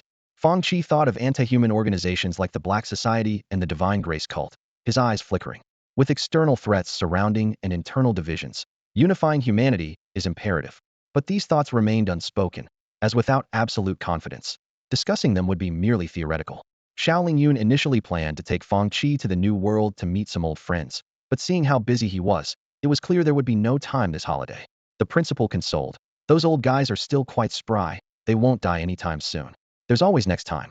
As Fang Qi grew, Xiao Lingyun became increasingly optimistic about his future, even beginning to believe in his student's intuitive approach. He couldn't help but ponder why he didn't possess such keen intuition. Was his magical attainment not deep enough? Or was it something unique to those with special abilities? Unable to figure it out, Xiao Lingyun shifted the topic to the upcoming trade fair for various races. You can think of it as a big market fair. Merchants from many races will be there. If you're interested, you can join me to check it out. There's always something new each year. Fang Qi was quite interested, especially with the principal accompanying him, which provided a strong sense of security. I would appreciate your company then, principal. All right. No need for the formalities. You're more straightforward than this ant here. Xiao Lingyun said with a mischievous smile. Speaking of which, I've improved my chess skills quite a bit recently. Care for a game? I'll show you a thing or two. Fang Qi felt a chill in his heart. He was now certain that Xiao Lingyun had been thoroughly beaten by the ant and wanted to take it out on him. An hour and a half later, Fang Qi emerged from the principal's office, feigning calm as he descended the stairs. Only when he was sure the principal couldn't see him did he wipe away the imaginary sweat from his forehead. The challenge of not winning the game, while also ensuring the principal didn't notice he was throwing, it was truly exhausting. Fang Qi turned to the little ant next to him and whispered, "Just how many games did you win against the principal?" The little ant promptly replied, "Battle report. For days, 50 games, all victories. Average duration of 15 minutes, longest 45 minutes, shortest 9 minutes." Hearing this, Fang Qi was momentarily speechless. It's a miracle you walked out unscathed. The principal is certainly no ordinary person, losing 50 games in a row yet still addicted to chess. I don't even know what to say. However, what surprised Fang Qi more was the little ant's progress in computational logic. Unlike online games, the little ant couldn't directly access information from the code. In this tabletop game of War of All Races, it, like Xiao Lingyun, could only gather basic information visually before making decisions and long-term strategies. Still, it was unfair for the principal. The little ant's computational ability had no limits. It could calculate the most probable outcome the moment it received its hand of cards. After all, a game is just a game, with fixed data, far less complex and unpredictable than a real battlefield. Back at school, Fang Qi, not bothering to go out, returned directly to the secret realm with the little ant. He searched online for information about the trade fair and found everything to be transparent, with no hidden secrets. It was an annual event, with over 150 races participating each year. Beyond trading goods, the focus was more on seeking long-term cooperation opportunities. While browsing through past trade records, Fang Qi discovered some interesting information. The fair was held in a new world called the Yuta race. Unfortunately, this relatively weak Yuta race had vanished in the war. Its misfortune lay in being connected to 168 different new world entrances, some of which were inhabited by belligerent factions. At the time, Mystery Realm entrances had just appeared, and the various races were unfamiliar with each other, let alone trusting one another, leading to inevitable wars. Each race engaged in prolonged communication on this land, and the weak Yuta race unfortunately became the sacrificial lamb in this exchange. Fang Qi could only express some regret over this. It feels like exploring a historical era, Fang Qi pondered. The age of discovery, interstellar exploration. It's essentially the same. I just wonder how long this fragile balance can last. He continued to reflect. The feeling I get from the Mystery Realm entrances is somewhat similar to Stargates. Could we all be in the same universe, but in different locations? But the technological development in this world seems a bit skewed, with extraterrestrial exploration information being too vague and scarce. But that's normal too. Technological progress always depends on the needs of its main body and audience. If all the races are indeed in the same universe, then it gets interesting. Just as Fang Qi's thoughts drifted further, his phone suddenly rang. Fang Qi picked up his phone, frowning slightly as he glanced at the caller ID. Lu Qing, he murmured, a hint of surprise in his voice. As soon as he answered, that familiar voice rushed in like a tide. Fang, it's been a while, have you missed your brother? Lu Qing's tone was full of enthusiasm. Fang Qi's face darkened instantly, a flicker of annoyance in his eyes. He leaned lazily back in his chair, squinting, his tone filled with resignation. If you can't talk properly, you might as well not speak. Lu Qing seemed oblivious to Fang Qi's displeasure and continued. Our bond has faded. You used to say you'd sew my mouth shut if I called you Fang, but now you're all gentle. He paused, teasingly. But it's understandable. Given that you're somewhat famous now, you should watch your image to avoid being attacked by trolls. Fang Qi's frown deepened, but he didn't interrupt Lu Qing. By the way, you should thank me, Lu Qing said with a hint of pride. I've been arguing with those trolls online for you. Aren't you touched? Fang Qi was slightly surprised. He usually didn't pay much attention to online opinions about him, only occasionally browsing comments. I have trolls, he asked, a hint of doubt in his voice. Lu Qing's tone became serious. Of course, there are few. They claim that your rise as a pioneer in the mechanical field is backed by someone with ulterior motives. It's all conspiracy theories, really. Makes me angry just reading them. Fang Qi's eyes flickered, a faint smile playing on his lips. So that's what they're saying, interesting. He murmured softly. Realizing he might have said too much, Lu Qing quickly changed the topic. I'm just talking, don't take it to heart. By the way, your school should be on break soon, heading back to Shanxing. Fang Qi leaned back, tapping his fingers lightly on the table. Why? Planning to treat me to a meal? Of course, Lu Qing's tone returned to its previous enthusiasm. Although we moved, we still have many relatives in Shanxing. Planning a visit soon. He paused, excitement filling his voice. You wouldn't believe it, my mom just gave me a little sister, Fang. I'm a big brother now, huh? Fang Qi's mouth twitched slightly, wondering what Lu Qing was up to this time. Lu Qing continued. It's a pity there's such an age gap between you two, otherwise, I'd consider you as my brother-in-law. Hearing this, Fang Qi couldn't help but retort. With a brother like you, your sister is truly blessed. Lu Qing didn't seem to catch the sarcasm, continuing cheerfully. Haha, just kidding. By the way, I named my sister Lu Ruyan, isn't it a nice name? Fang Qi was silent for a moment, then nodded. I also have to go back during the break to take care of some things. We can meet up then. All right, we'll talk when we meet. You take care. Lu Qing finished and hung up. Fang Qi looked at his reflection on the phone screen, brow furrowed, lost in thought. Lu Ruyan, a nice name, but something feels off. He muttered to himself. Tisk, just a little baby, I'm overthinking. If she gets naughty, I'll just hang her brother up and give him a good thrashing. Wants me as a brother-in-law. He's got to be kidding. With that, Fang Qi stood up and stretched, a slight smile on his face. Seems I'm too idle, need to find something to do. He glanced at the smart device nearby. Aunt Baby, come here. Let's have an intense and exciting war of the races. The towering city walls, crafted from massive boulders, soared 100 meters high, their weathered surfaces silently narrating the passage of time. Daikans, the legendary city said to have been built by the ancient king of the earth's servants with the might of the entire nation, indeed stood mighty and grand.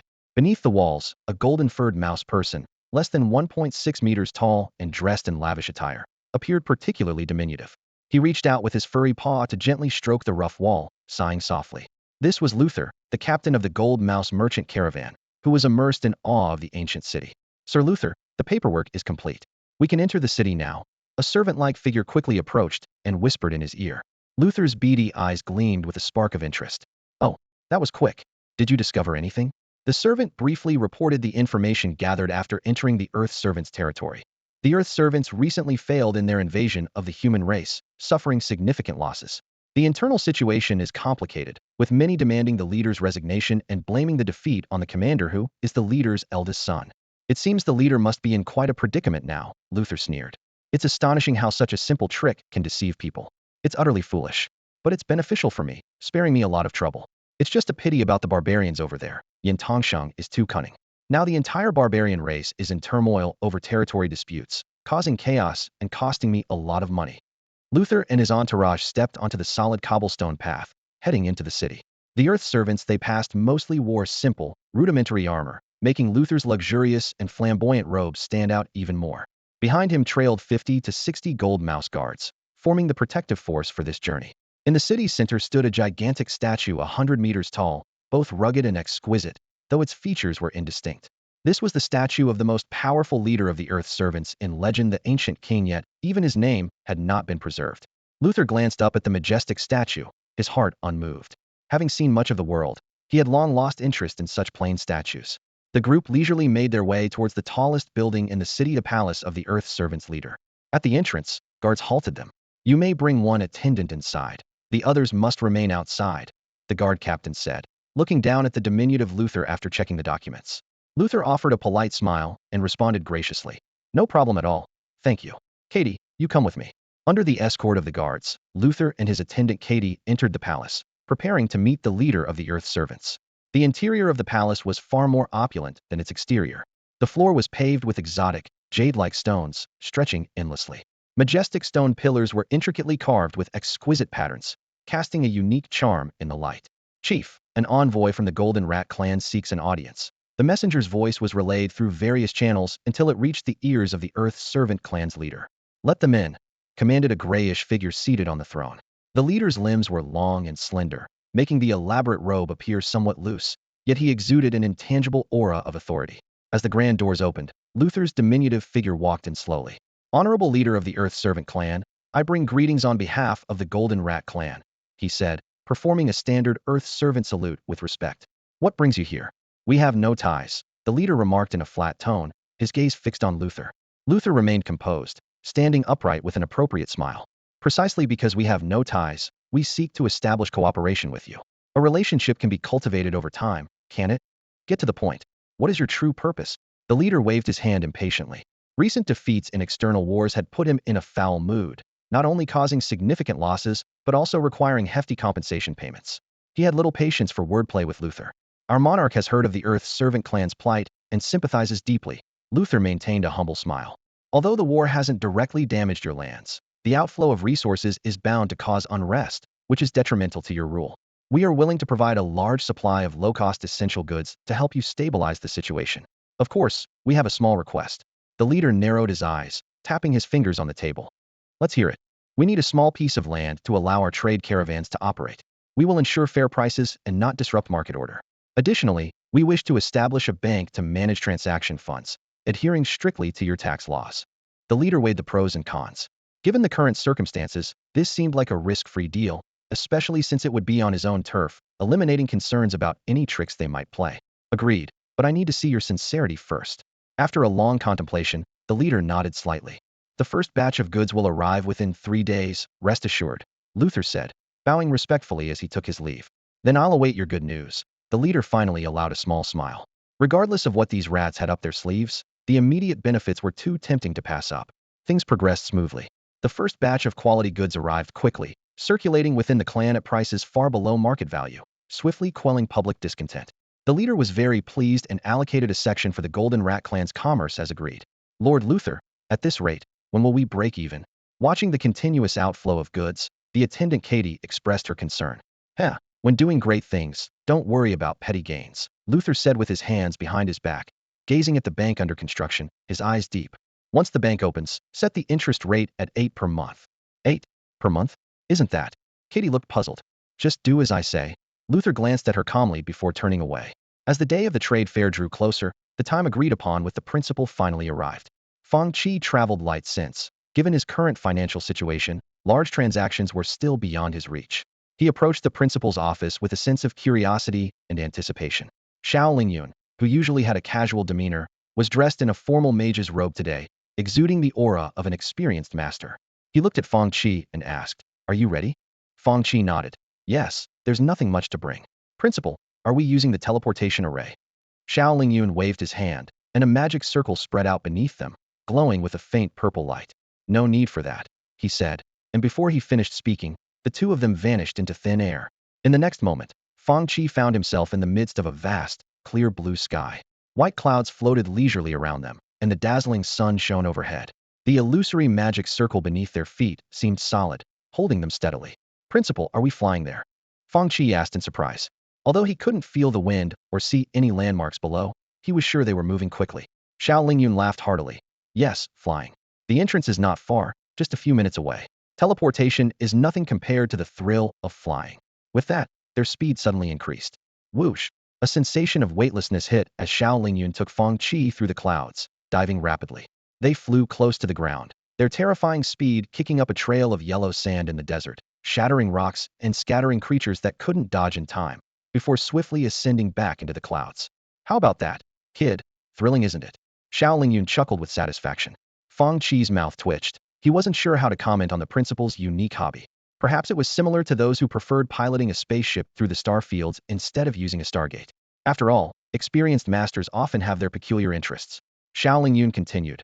"We're heading to Lanhu City, which has two new world entrances, one leading to Wuda and the other to the Ling tribe. Although these entrances aren't entirely secret, access requires certain permissions, as they involve some confidential matters." He raised an eyebrow at Fang Qi, giving him a "you should be thankful" look. "You're lucky to have me bring you along for the experience." Fang Qi was quite interested in the Ling tribe. He knew that members of the Ling tribe were generally around 1 meter tall, with the tallest reaching only about 1.2 to 1.3 meters. Despite their small stature, they resembled human children and were not unattractive. Their most distinctive feature was their variously shaped animal ears and tails. Despite their petite size, Fang Qi dared not underestimate the Ling tribe. Many of them were strong, often following a high-speed, high-attack path, skilled at wielding lightning and hurricanes, with formidable combat abilities. The Ling tribe was gentle by nature, favoring peaceful development and maintaining good relations with many races. Their seemingly weak appearance had tempted many in the past, but the Ling tribe had always responded with overwhelming force. "Though small in stature, I am well versed in combat." Fang Qi couldn't help but ask, "Principal, do you have friends among the Ling tribe?" He was filled with curiosity about this mysterious race and was eager to witness them firsthand. "I've had many friends in my lifetime. Back in my youth, I even had a bit of a history with a woman from the Celestial tribe. Ahem, but that's all in the past, no need to dwell on it." Xiao Lingyun's eyes briefly reflected a hint of nostalgia before he shook his head and coughed lightly, steering the conversation to more practical matters. His voice carried a touch of weathered experience, yet remained robust. "The spirit tribe is skilled at cultivating various herbs. You might be interested in trading for some when the time comes, but you'll have to pay for them yourself." Realizing he had said too much, Xiao Lingyun quickly changed the subject. Fang Qi nodded slightly, lost in thought. A vision of a lush medicinal garden emerged in his mind, and he wondered whether the spirit tribe would sell seeds. As the two chatted idly, time slipped by unnoticed. Within minutes, the flying speed noticeably decreased as they began to descend towards the ground. As they pierced through the cloud layer, the tiny buildings below expanded in their view, gradually revealing their distinct outlines. The environment surrounding Lanhu City was far superior to that of Whale Island. Fang Qi's gaze swept over the surroundings, taking in the verdant trees and beautiful natural scenery. To the west, an endless expanse of blue lake stretched out, offering a breathtaking view. After being accustomed to the monotonous desert landscape around Whale Island, Lanhu City presented a refreshing aesthetic appeal to Fang Qi. The defensive energy barrier was no obstacle for Xiao Lingyun. He transported himself and Fang Qi directly into the city with a flicker of their figures. It was only when Fang Qi felt the solid ground beneath his feet that he felt a sense of stability. Looking around, Lanhu City's architecture was uniform and modern. The buildings, predominantly white, were far more aesthetically pleasing than the wild, wasteland-style structures of Whale Island. Shops lined the streets, bustling with people, among whom were a few non-human faces. Despite their diverse appearances, most of these non-humans conformed to human aesthetic standards, lacking any grotesque or distorted features. As Fang Qi surveyed the surroundings, he followed closely behind Xiao Lingyun. Before long, they reached the entrance of Lanhu City's training base. At that moment, an elderly man with a broad back and sturdy build approached them at a leisurely pace. He was dressed casually in loose martial arts training attire. Looking at Xiao Lingyun, the old man spoke with a hint of reproach. Can't you use the teleportation array or the main entrance? It's quite rude to keep barging in from above. Xiao Lingyun dismissively waved his hand, replying nonchalantly, next time, for sure. Then he patted Fang Qi's shoulder, introducing him. This is Lu Shan. You can call him Professor Lu or Vice Dean Lu. Xiao Lingyun emphasized the words, Vice Dean, with particular emphasis. Lu Shan's face darkened, and his hand behind his back clenched unconsciously. Xiao, are you trying to provoke me? Despite their good relationship, Lu Shan often felt the urge to punch Xiao Lingyun whenever they met. Fang Qi greeted Lu Shan politely. Professor Lu. He dared not joke around with a prominent figure like Xiao Lingyun did. Lu Shan nodded slightly, casting a glance over Fang Qi. The young man looks decent, but he's a bit frail. Turning to Xiao Lingyun, he asked, is he your student? He's Fang Qi, my student, Xiao Lingyun explained. I'm showing him the world. Lu Shan didn't say much more, simply remarking, let's go. Why are we standing at the entrance? Aren't you going to invite me in at your territory? All right, since there are young ones here, I'll give you face, Xiao Lingyun chuckled lightly. Let's head straight to the Wooder outpost. Without further ado, Lu Shan led Fang Qi and Xiao Lingyun forward. After passing through several layers of security, he brought them to a light gate with a diameter of just 3 meters. The three of them entered in single file, their figures instantly vanishing into the light. Stepping into the new world, towering peaks greeted the eye.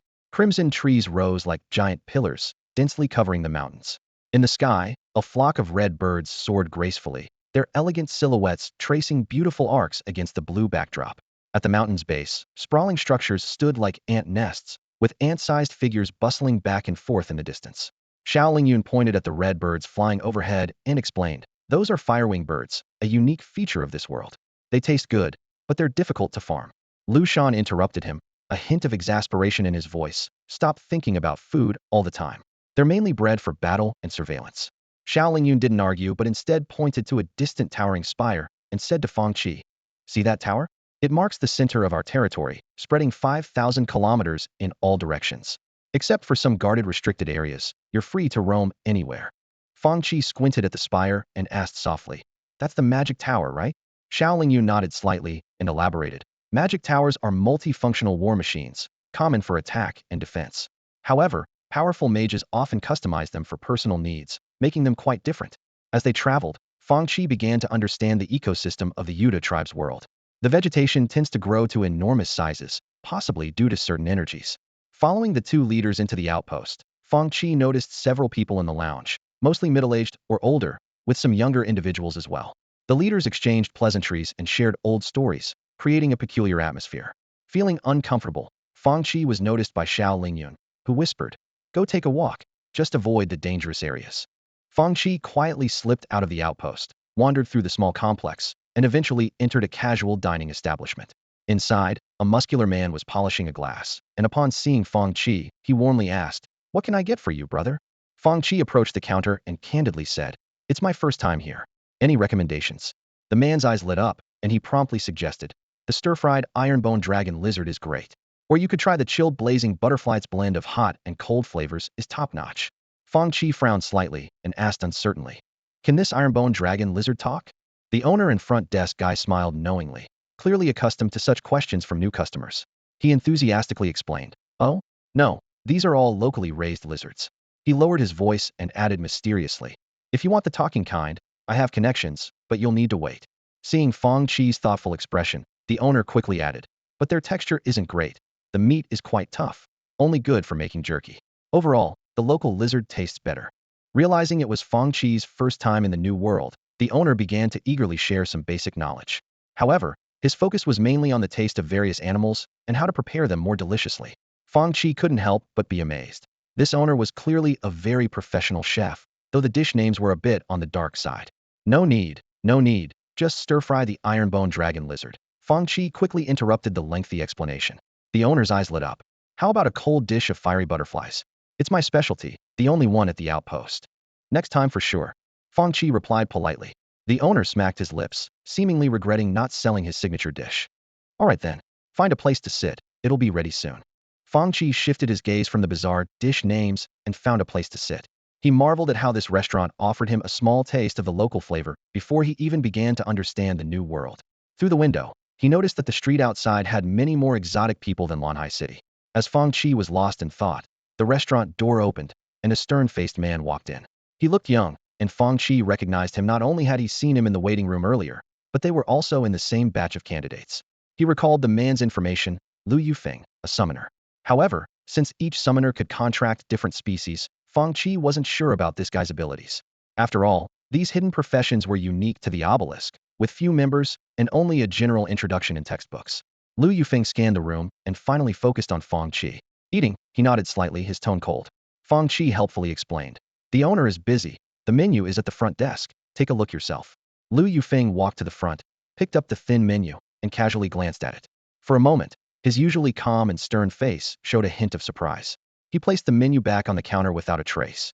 Fang Qi, naturally sociable, introduced. The owner said the cold dish of fiery butterflies is good, or try the boiled sticky snake or steamed blue vein eyeworm. They're all signature dishes. Listening to this introduction, Lu Yufeng's cold expression finally cracked. He changed the subject, speaking in a stiff tone. I recognize you. Fang Qi, this year's top scorer on both lists. I've watched all your combat videos online, and your teacher is a well-known strength expert. Fang Qi waved modestly. It's not as impressive as you say. It's all for show.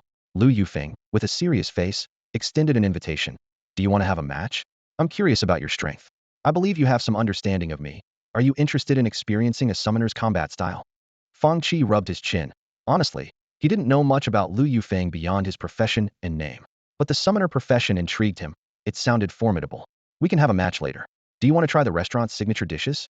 Lu Yufeng looked at Fang Qi confusedly. What connection is there between the two? Fang Qi confessed.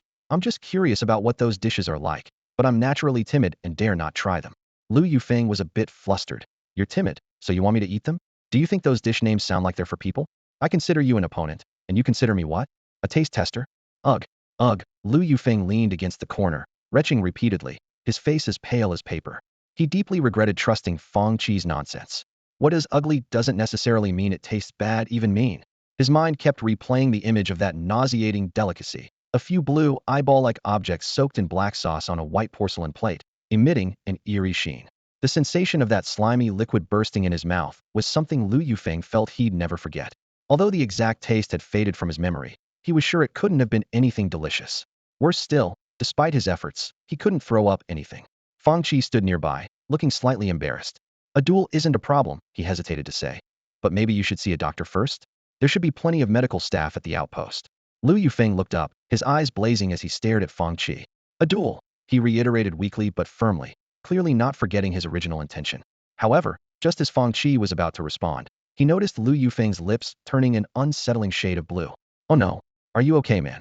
Fang Qi exclaimed in alarm, his mind racing. Could it be poisonous? Before he finished speaking, Lu Yufeng collapsed like a kite with a broken string. Duel, he murmured, clinging to his obsession even as he lost consciousness. Fang Qi quickly got Lu Yufeng back to the outpost. A petite healer from the Ling tribe took over his treatment.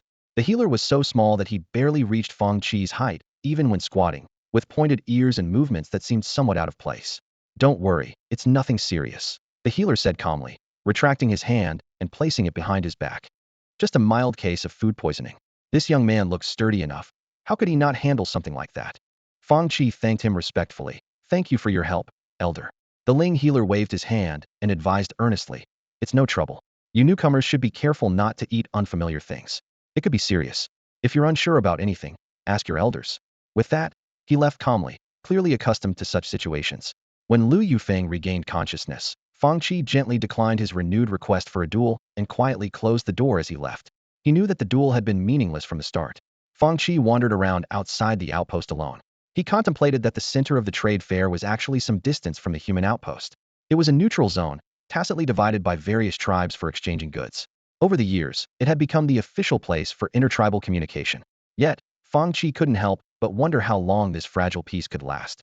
After all, the war had gone on for so long, and the grudges and conflicts between the tribes hadn't disappeared. They were merely lying dormant, ready to erupt again at any moment.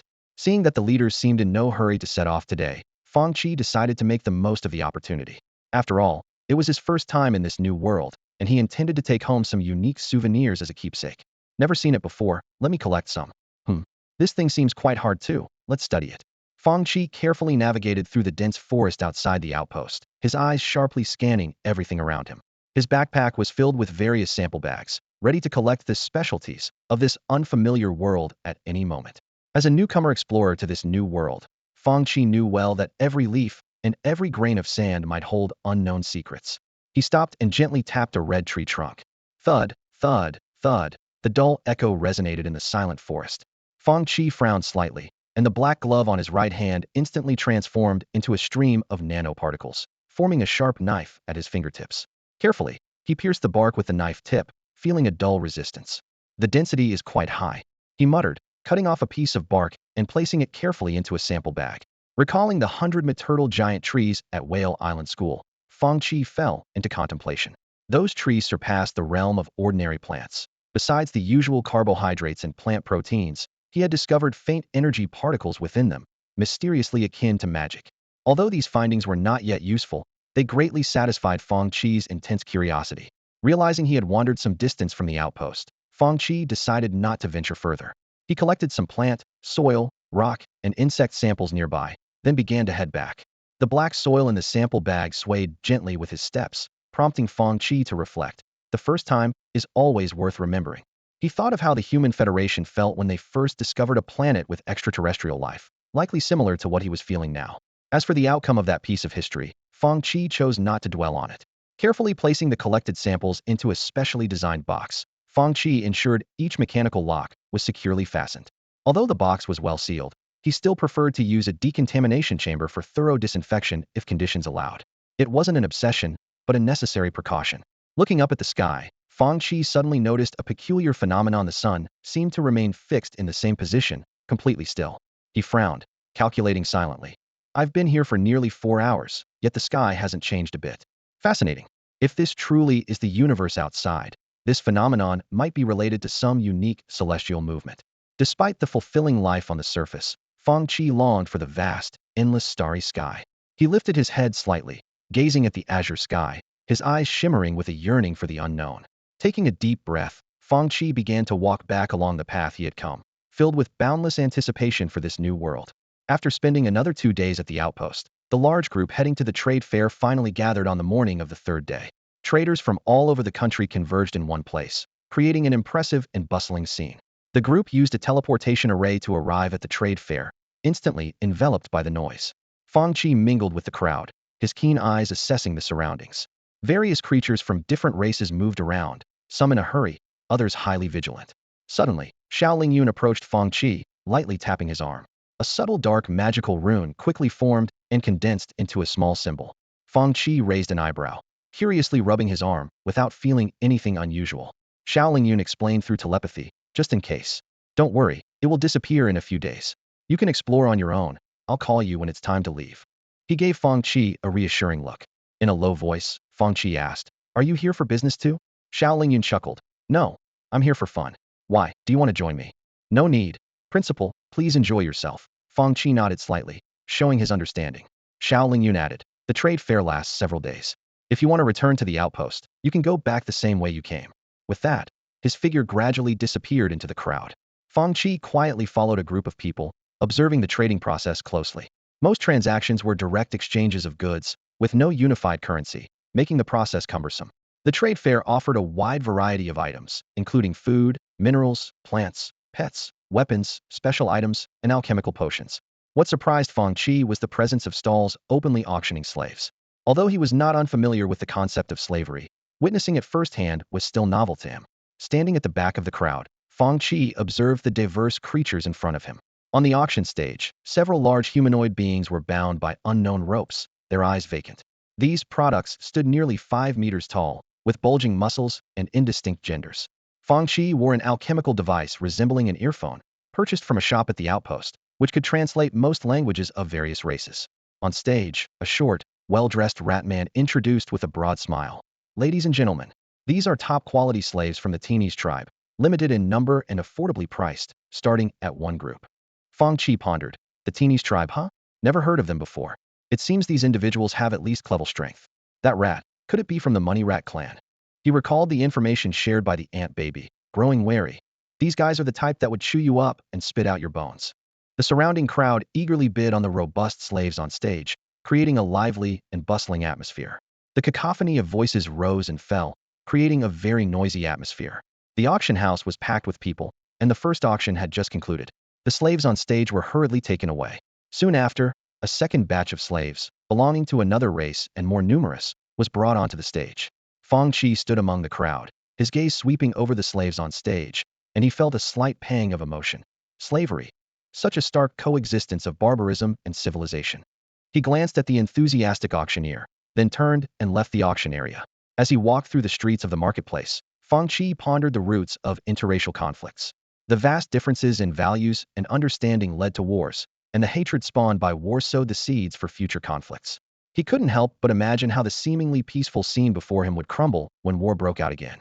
Fang Qi wandered aimlessly through the market, moving with the flow of people. Wherever he went, he observed, indulging his natural curiosity to its fullest extent. At the same time, he collected various useful data for future reference in his database. After wandering for a while, Fang Qi stopped in front of a uniquely styled building. The exterior was exquisite and elegant, exuding a strong retro vibe, but upon entering, he found the interior design to be very modern. He even spotted several familiar consumer technology products. The territory of the Ling tribe, Fang Qi realized, these tech products are likely imported from the human side. He noted that while most civilizations were evolving towards the extraordinary, some had made strides in technology, although their development was very uneven. Fang Qi's attention was drawn to the passing Ling tribe members. These small-statured individuals had delicate, cute features, and it was hard to find any with ordinary looks. Many of them carried intricately designed long swords almost as tall as themselves, creating a striking contrast with their petite frames, which gave off a peculiar sense of incongruity. The Ling tribe's genes are truly unique, Fang Qi mused, cute yet distinct, avoiding the monotony of uniformity. As Xiaoling Yun had mentioned, most of the goods sold in the Ling tribe's shops consisted of herbs, plants, and ready-made potions. Fang Qi stopped at a shop and inquired, "Hello, how are these seeds sold?" A small head popped up from behind the counter, with two pointed fox ears standing upright. A human? The youthful voice was filled with curiosity as the Ling tribe shopkeeper sized up Fang Qi. "Yes, I'm human. Do you sell these seeds?" Fang Qi initially intended to address the shopkeeper as a senior, but seeing the childlike appearance, he opted to call them boss instead. The Ling tribe shopkeeper nimbly hopped over the counter and explained with a smile, "We do sell them, but your human environment isn't very suitable, and they might not grow well. Even if they do, the growth time and potency will be greatly reduced. Many have tried and ended up losing everything. I suggest you buy the finished herbs if you need them." Fang Qi nodded slightly, not surprised. He understood that some plants had specific environmental requirements for growth, but he believed that technology could solve these issues. Besides, he was merely curious to try, and failure didn't matter much. "Thank you for the advice, boss, but I'm just curious to give it a try." "Failing isn't a big deal," Fang Qi said. The Ling tribe shopkeeper shook their head with a smile. "You humans are quite similar, even in what you say. Since you want to buy, let me tell you more." The shopkeeper then began to introduce the medicinal seeds. While most were common in the Ling tribe, a few had properties that caught Fang Qi's attention, sparking an idea in his mind. Having acquired a wealth of new resources, Fang Qi didn't linger at the trade fair. He headed straight to the bookstore, carefully selecting classics from various cultures, and then returned to the outpost. The trade fair was not entirely peaceful. Some outlaws saw looting as a quick way to amass wealth, occasionally sparking conflicts. Fang Qi was prepared for this, staying vigilant and keeping away from trouble. After all, those bandits usually targeted wealthy merchant guilds, showing little interest in someone with shallow pockets like him. Surveying his surroundings, Fang Qi couldn't help but reflect on how most civilizations were still in the early stages of development. Even those on the path of transcendence hadn't reached the threshold of extraordinary industry. The extraordinary technology showcased at the outpost gave him much to ponder. Extraordinary industry held limitless potential, but required a long period of accumulation, making it somewhat impractical for him. However, borrowing a few ideas seemed like a good choice. The term extraordinary industry was Fang Qi's own creation, fundamentally similar to technological industry, but with different emphases and target audiences. 2 days passed, and there was still no sign of Principal Xiaoling Yun. Fang Qi was unwilling to wait any longer. Knowing Xiaoling Yun's tendency to disappear for long stretches was not unusual. Without Xiaoling Yun's protection, Fang Qi faced strict inspections on his return journey.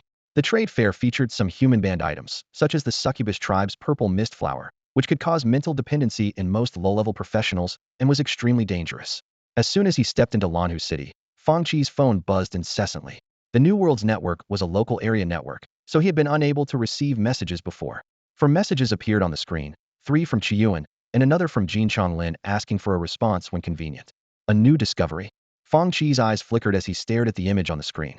It was an unfamiliar pale yellow block, covered with irregular blue diamond patterns. Suppressing his curiosity, Fang Qi used the teleportation array at Lanhu City's circulation center to return to Whale Island. After a few days away, Whale Island was still bustling yet peaceful. Instead of returning to school, he headed straight for the second base. The entrance to the base wasn't hidden, but Fang Qi cleverly camouflaged it using materials for making spectral curtains, blending seamlessly with the surroundings from a distance. Master, welcome back. The heavy metal gate slowly opened, accompanied by Qiyuan's voice. Was your trip successful? Fang Qi's footsteps echoed in the corridor as he casually replied. It was all right, though nothing particularly memorable. Did you bring back samples of that new plant? We've brought back part of it, Qiyuan responded. Initial tests show no dangerous radioactive energy, but I recommend taking some precautions. Qiyuan answered Fang Qi's questions meticulously, his expression focused and earnest. Fang Qi wasn't surprised by this. He simply nodded slightly, a hint of approval in his eyes. As they arrived at the control room, Fang Qi's gaze immediately fixed on the back-end data. The numbers flickering on the screen indicated that the base's resource reserves were steadily growing, and the number of industrial machines was also increasing. Fang Qi quickly entered the data collected from this outing into the system, his fingers flying over the keyboard. After organizing the data, Fang Qi opened the base's blueprint.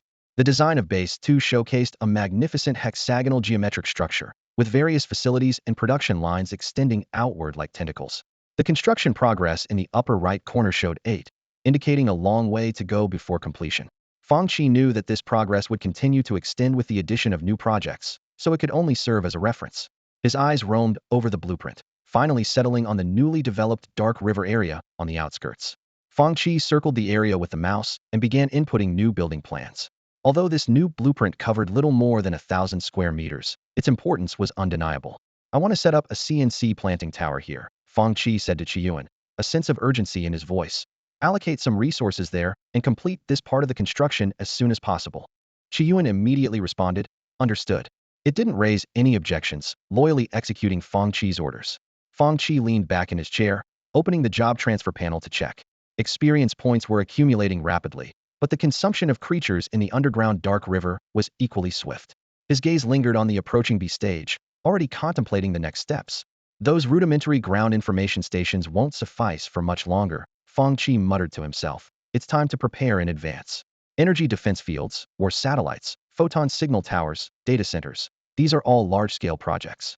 He silently calculated each stage of the development plan, feeling a twinge of apprehension. Although personal equipment could still manage for now, the production speed of mass-produced items clearly couldn't keep pace with the base's development rhythm.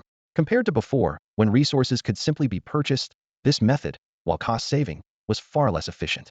Fang Qi rubbed his temples, forcing himself to concentrate. The performance of the first-generation worker ants was gradually falling short of demand, but mass-producing second-generation worker ants faced resource shortages. He realized that constructing the resource extraction platform needed to be prioritized, despite the significant workload it entailed. Standing up from his chair, Fang Qi stretched.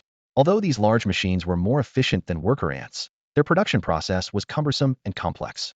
Regardless of the chosen solution, a substantial time investment was required. The resource extraction platform, a surface operation device, was essentially a basic configuration for a small interstellar mining team, but for the current base, it represented a significant advancement.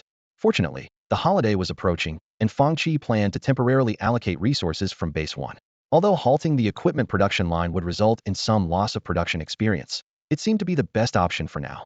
With just over 20 days until the holiday, it's time to take action, Fang Qi murmured to himself, striding resolutely towards the laboratory.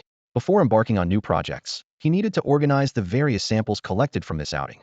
Every step was crucial, leaving no room for error. Time passed unnoticed as Fang Qi locked himself in the second base, fully immersing himself in his busy work. Although the numerical control planting tower he was constructing wasn't technically demanding, it was a precise engineering task.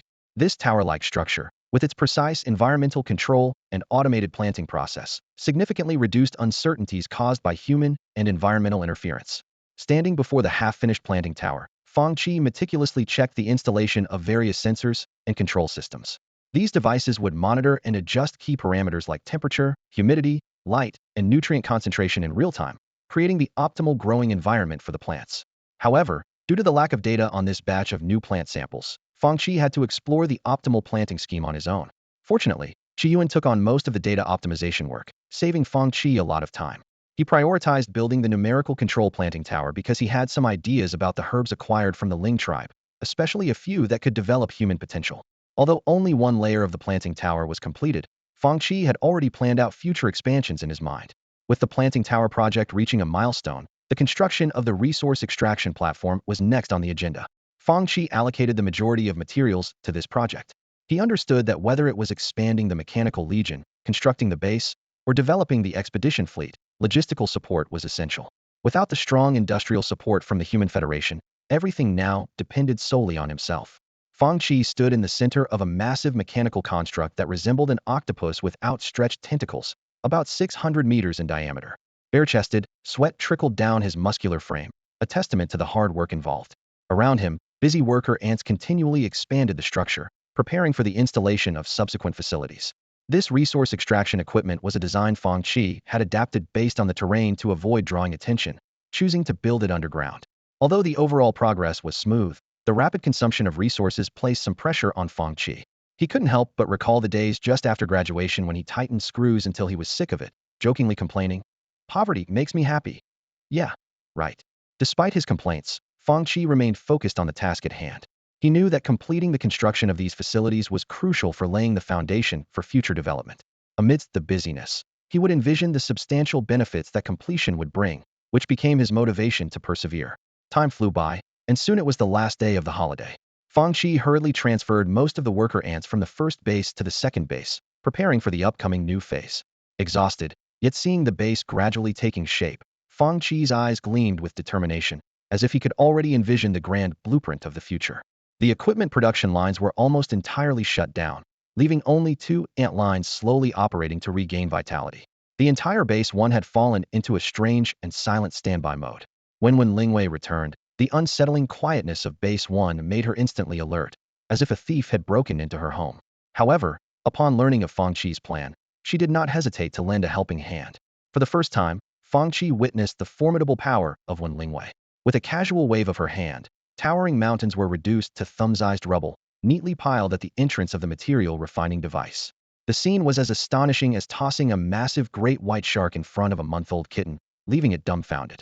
Fang Qi's attempt to protect the secret realm's ecosystem by avoiding aggressive mining was effortlessly completed by Lingwei.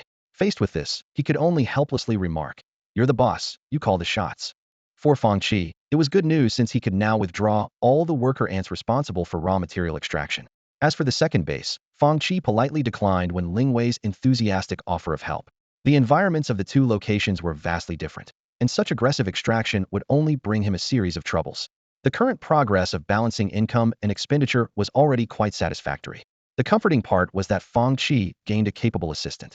The ant baby had finally finished its heavy learning tasks, but before it could catch a breath, it was put on a 24-hour continuous assembly line. Fang Qi patted the metal head of the rotund ant baby, speaking earnestly. "Baby, I have high hopes for you. Don't let me down. This workload is nothing. We'll handle it quickly together. You don't have any holiday homework, and once school starts, you'll have your freedom back." The ant baby slightly lifted its head, gazing at the towering figure 100 times its size. The red glow in its electronic eyes seemed to dim a bit. Equipped with micro-nano machinery, its mechanical limbs were capable of executing more refined and complex tasks compared to the bulky worker ants. Fang Qi had intended to upgrade the worker ants with nano limbs too, but due to material shortages, these nanomaterials were reserved for the resource extraction platform, leaving the ant baby to make do. "Don't worry, there will be better mechanical parts and computing centers in the future. Keep up the good work," Fang Qi encouraged, as if serving it a bowl of motivational soup and a promise. Whether the ant baby could digest these words was another matter. A resource extraction platform, 150 meters tall and 664 meters in diameter, was under intense construction. Around it, worker ants tirelessly assembled the basic external components, much like real ants. Watching this colossal structure gradually take shape, Fang Qi felt a surge of anticipation. The impact of large machinery was far beyond that of small machines. Even when Lingwei, who was not technically inclined, could appreciate the raw and rugged beauty of it, and her heart couldn't help but be moved. But what surprised her even more was the staggering efficiency displayed by these machines. The bustling worker ants, akin to a real ant colony, were ceaselessly at work. How long has it been? And it's already developed to this scale. When Lingwei opened her eyes, retracting her extended perception, her gaze reflecting a sense of awe. Just half a year, and it's truly astonishing. She vaguely recalled the scene a few months ago of a lone figure working tirelessly. Now, more than 2,000 mechanical creations of various types were continuously producing and building, with over 80 soldier ant combat units clearing surrounding enemies, paving the way for the base's expansion. It was like a rapidly developing civilization, with the omnipresent electronic program acting as the brain of this civilization, efficiently overseeing everything. Really looking forward to seeing what it will become in 100 years, when Lingwei murmured to herself, her mind swirling with thoughts that all converged into a hope for the future. Clack, clack, clack. The faint sounds of mechanical limbs in motion were drowned out by the howling wind and swirling sand. The environment outside the whale island remained harsh, with today's sandstorm proving fiercer than anticipated. The wind and sand, mixed with small stones, relentlessly pelted the soldier ants' sturdy metal shells but failed to cause any damage. Suddenly, the soldier ants paused, and the red glow in their electronic eyes intensified. Their turrets swiftly rotated, firing in multiple directions simultaneously. Blue energy beams pierced through the sandstorm like arcs of electricity, covering the targeted area. Upon impact, a series of small explosions blossomed in the sand, briefly dispersing the surrounding dust and wind. The assault continued unabated, with more menacing figures, glinting with metallic sheen, converging from all directions. The scarlet glow of electronic eyes flickered in and out of the dust. As combat alerts triggered, Fang Qi, busy at the base, immediately stopped his work to check the situation on the panel. The panel displayed: Name, Stinger Scorpion. Level, 99C grade.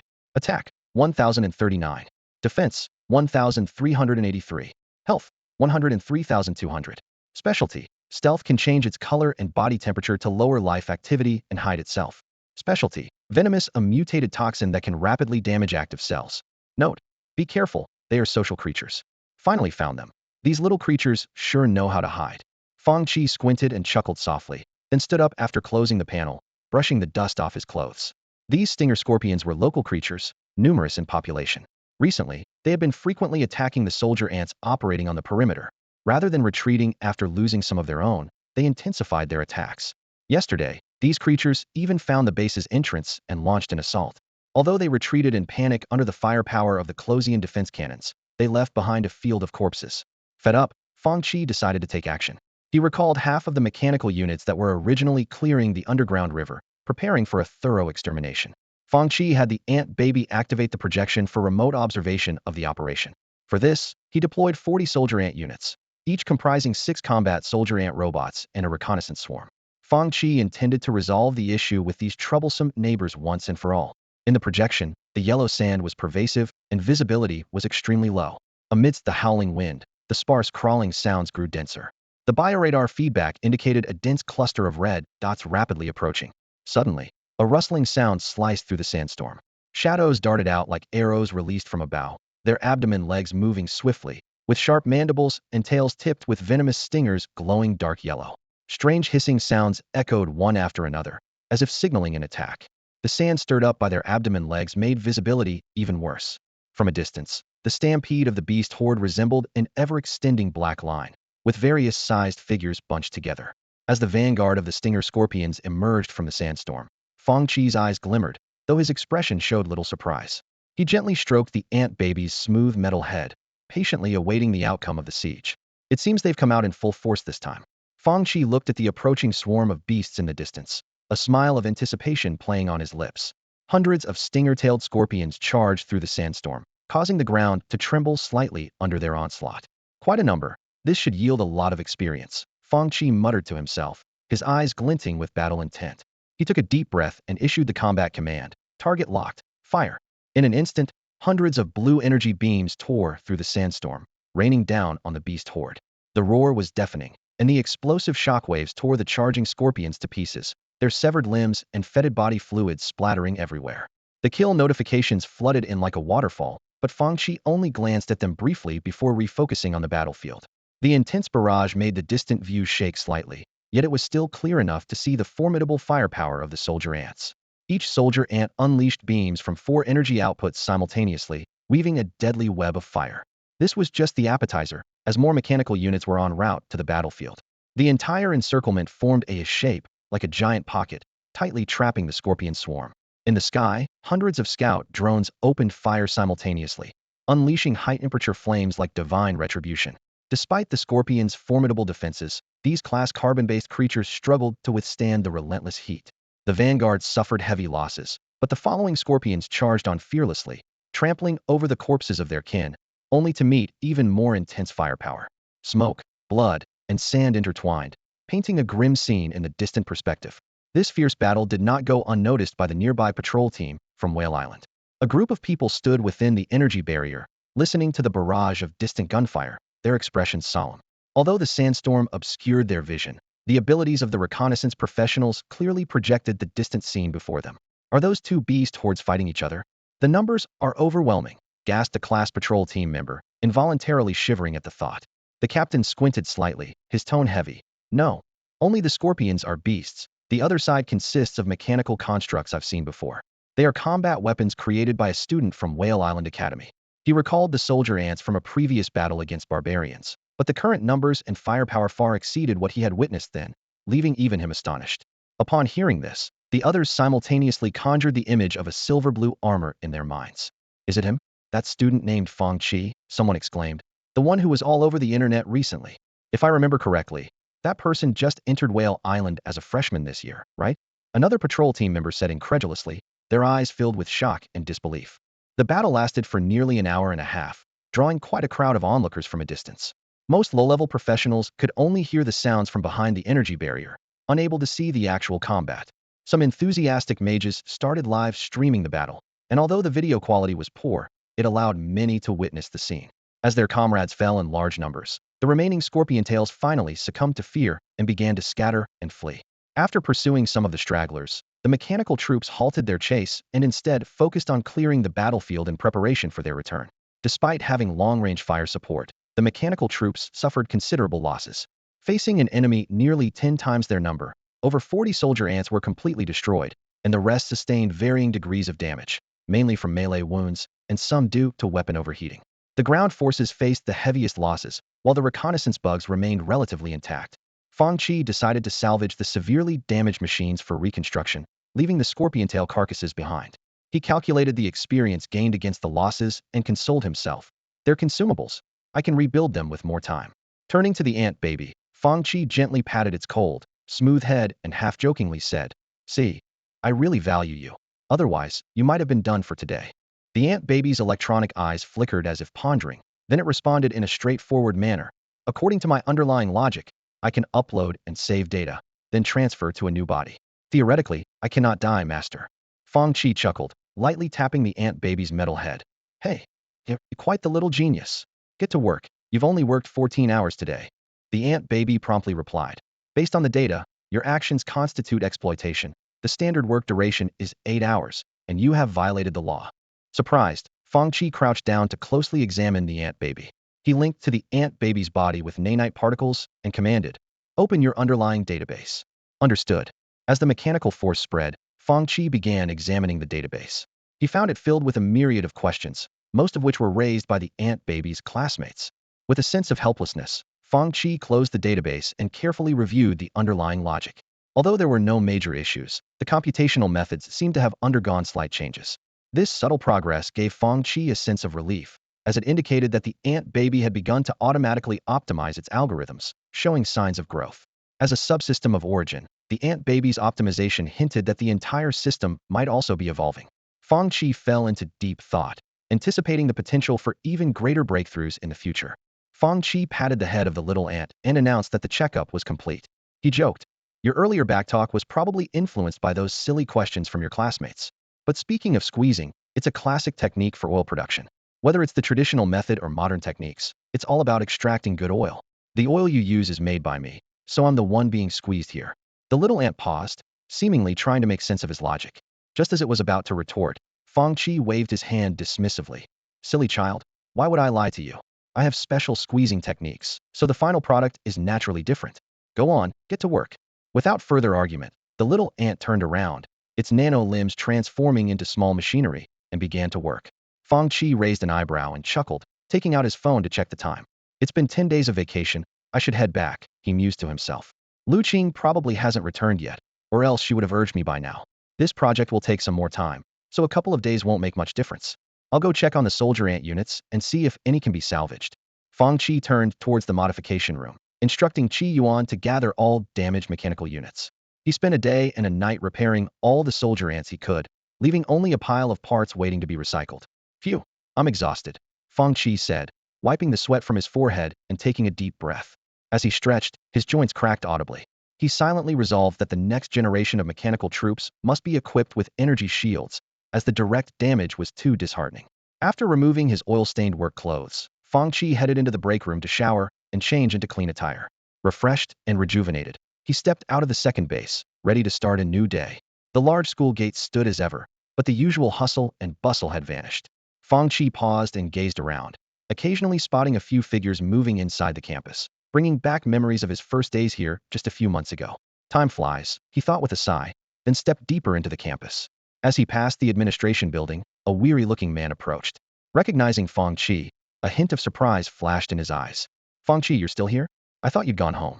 Fang Qi realized it was Vice Principal Duan Yang and greeted him politely. Hello, Vice Principal. I just finished some work and was about to head home. Duan Yang forced a smile despite his exhaustion. Going home is good. Ugh, I don't know where the principal has gone. The endophthalm workload is overwhelming. By the way, has your teacher been around lately? Fang Qi shook his head. She was back a few days ago, but I'm not sure if she's still here. Do you need her for something? Nothing urgent. Never mind. I'll deal with it later, Duan Yang said, waving his hand. If you're heading home, take care. Watching Duan Yang hurry off, Fang Qi couldn't help but feel sympathetic. The vice principal seemed more burdened than the principal, dealing with an offline leader. Every time Fang Qi saw Duan Yang, he was either busy working or on his way to work. Fang Qi turned and headed towards Wen Lingwei's residence. The empty house didn't surprise him. She seemed increasingly busy lately. Given the current situation, it was understandable. With so many secret realm entrances and countless wild beasts outside, there's always something that even rank professionals can't handle, requiring the intervention of top experts. Taking out his phone, Fang Qi scrolled through recent chat records. For days ago, Xiaoya had sent a video. It showed a dense tropical rainforest with giant trees. Xiaoya mentioned that their teacher had taken them for training, and they probably wouldn't return for this vacation. The short video conveyed a lot. Yin Qiqi was treating Migao, while Mai Lu stood by with a dark expression, looking quite upset. Migao wasn't injured, but had turned multicolored from eating something he shouldn't have. Busy, everyone's busy. Being busy is good, Fang Qi muttered to himself, then dove into the secret realm. Some of his equipment was still at base 1, and he needed to retrieve it before heading home. This semester, he had saved a lot of credits by selling equipment, but he had used them to buy magic energy crystals. Fang Qi found these materials handy and was experimenting with new applications. However, purchasing them wasn't sustainable long-term, so once he was strong enough, he planned to have some enthusiastic exchanges with the locals to see if he could secure some mining veins. After checking his belongings, he confirmed that he had his gear and clothes ready. Fang Qi suddenly remembered he was missing something. Oh, I forgot the nutrient paste. He stuffed several dozen packets into his bag, satisfied, and then slung the pack over his shoulder, leaving the secret realm. There was no direct teleportation array from Whale Island to the mountain city, so Fang Qi had to first transfer in Longdu. As he stepped into Longdu, the bustling noise hit him, a stark contrast to the tranquility of Whale Island. The central hub of Longdu was teeming with people, with a constant stream of activity, and occasionally, he spotted a few foreign faces with blonde hair and blue eyes. Fang Qi didn't linger long, and quickly embarked on the final leg of his journey back to Mountain City. Mountain City remained unchanged, as if time had frozen, looking exactly as it did when he left. Standing in front of his house, Fang Qi took a deep breath, and the click of the turning key broke the brief silence. As the door swung open, sunlight pierced through the darkness like a sharp sword, illuminating the dust floating in the air. It needs a good cleaning, Fang Qi muttered instinctively, waving away the dust in front of him as he stepped into the house that felt both familiar and strange. His fingertips brushed across the tabletop, collecting a thin layer of dust, awakening old memories. He quickly opened the windows to let in fresh air, powered up the television, and tuned into a random program. The host's voice dispelled the silence inside, adding a touch of life to the empty house. After spending some time cleaning, Fang Qi went to the balcony, gazing at the blue sky outside, as memories surged like a tide. Images of his parents' faces appeared in his mind, along with the neighbor lady who always had a warm smile. His father's words seemed to echo in his ears. Our Fang Fang has been smart since he was little. He'll definitely become an impressive professional one day. He said this while ignoring Fang Qi's slightly helpless expression and tossed him high into the air. His mother's voice followed. I hope he chooses a logistics career in the future, at least it's safe. She said this while serving freshly cooked dishes on the table, giving his father a playful glare. The warm dinner scene barely took shape before it was interrupted by the sudden sounds of explosions and battles. Disaster struck, and as members of the patrol team, his parents had to leave. They placed Fang Qi in a shelter, repeatedly instructing him. Son, Stay here quietly no matter what happens, and wait for Mom and Dad to come back. Can't you not go? Young Fang Qi asked, his voice tinged with fear. This is Mom and Dad's duty. Don't be afraid. There are plenty of people here with you. His mother smiled, ruffling his hair before turning away. Fang Qi watched as their figures disappeared from sight, never to return. The cold winter wind brushed against his face, pulling Fang Qi's thoughts back to reality. He murmured to himself, having a good memory isn't always a blessing. Then, he took a cigarette from his pocket and lit it. The flame flickered weakly as Fang Qi took a deep drag, exhaling smoke that slowly dispersed in the air, much like his unsettled emotions. The night was filled with the relentless patter of rain. The winter night's rain, mixed with a biting wind, swept across the land, enveloping it in silence. Raindrops hit the cobblestone street, creating a soft, ominous tapping sound. On the mountain city street, a figure hurried through the rain. He wiped the rain from his face with a weary sigh, his eyes fixed on a sign faintly glowing in the distance. The words, "Nature's Forest," appeared intermittently through the rain.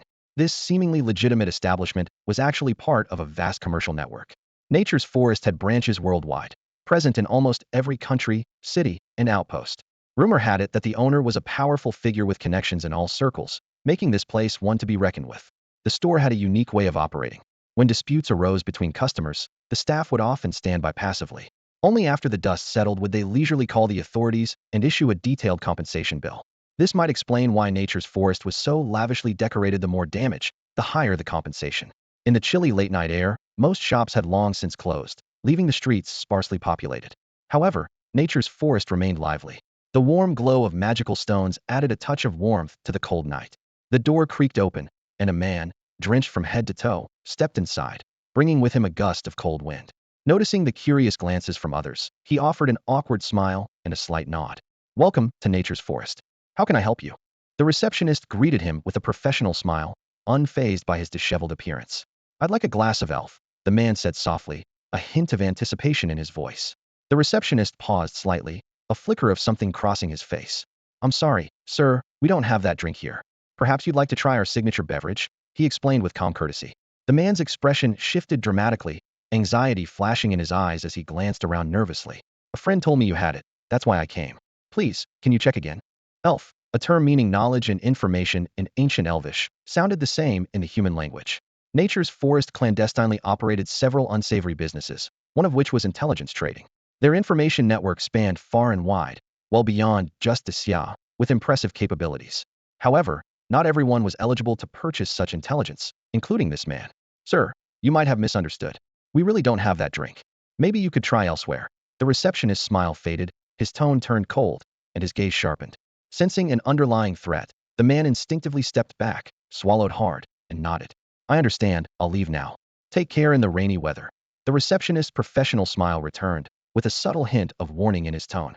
The man forced a faint smile, nodded, and quickly left. The shop door closed again, and the waiter gently placed the wine glass down before turning to head up the stairs. On the second floor, he softly knocked on the door and stood respectfully outside waiting. The vine-like decorations on the door slowly retracted, revealing an entrance. The waiter did not enter, but bowed slightly and said in a low voice, "Boss." "Yes," came a gentle and elegant voice from inside. The waiter bowed even lower and reported, "Some members of the underworld just came by. Should we deal with them, or report it to the patrol team?" There was a hint of tension in his tone. "No need, that's not our concern." The voice inside was calm and unruffled. "Any news about Mailu?" "Miss Mailu has been taken to the Twilight Forest by her mentor for training. Her mentor is unpredictable, so our people haven't dared to get too close, and the details are unclear for now. Have our people keep a close watch. I don't want Mailu to get hurt." "Understood." Dismissed. As soon as the words were spoken, the passage on the door closed again, restoring silence. The waiter breathed a sigh of relief and turned to head downstairs. Inside the room, a tall woman lay languidly on a couch.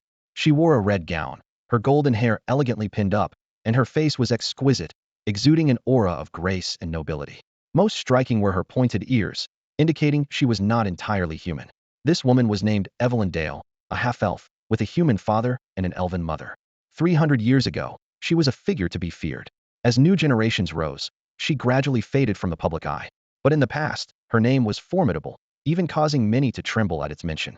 The Black Merchant Dale behind this title was an enigmatic woman.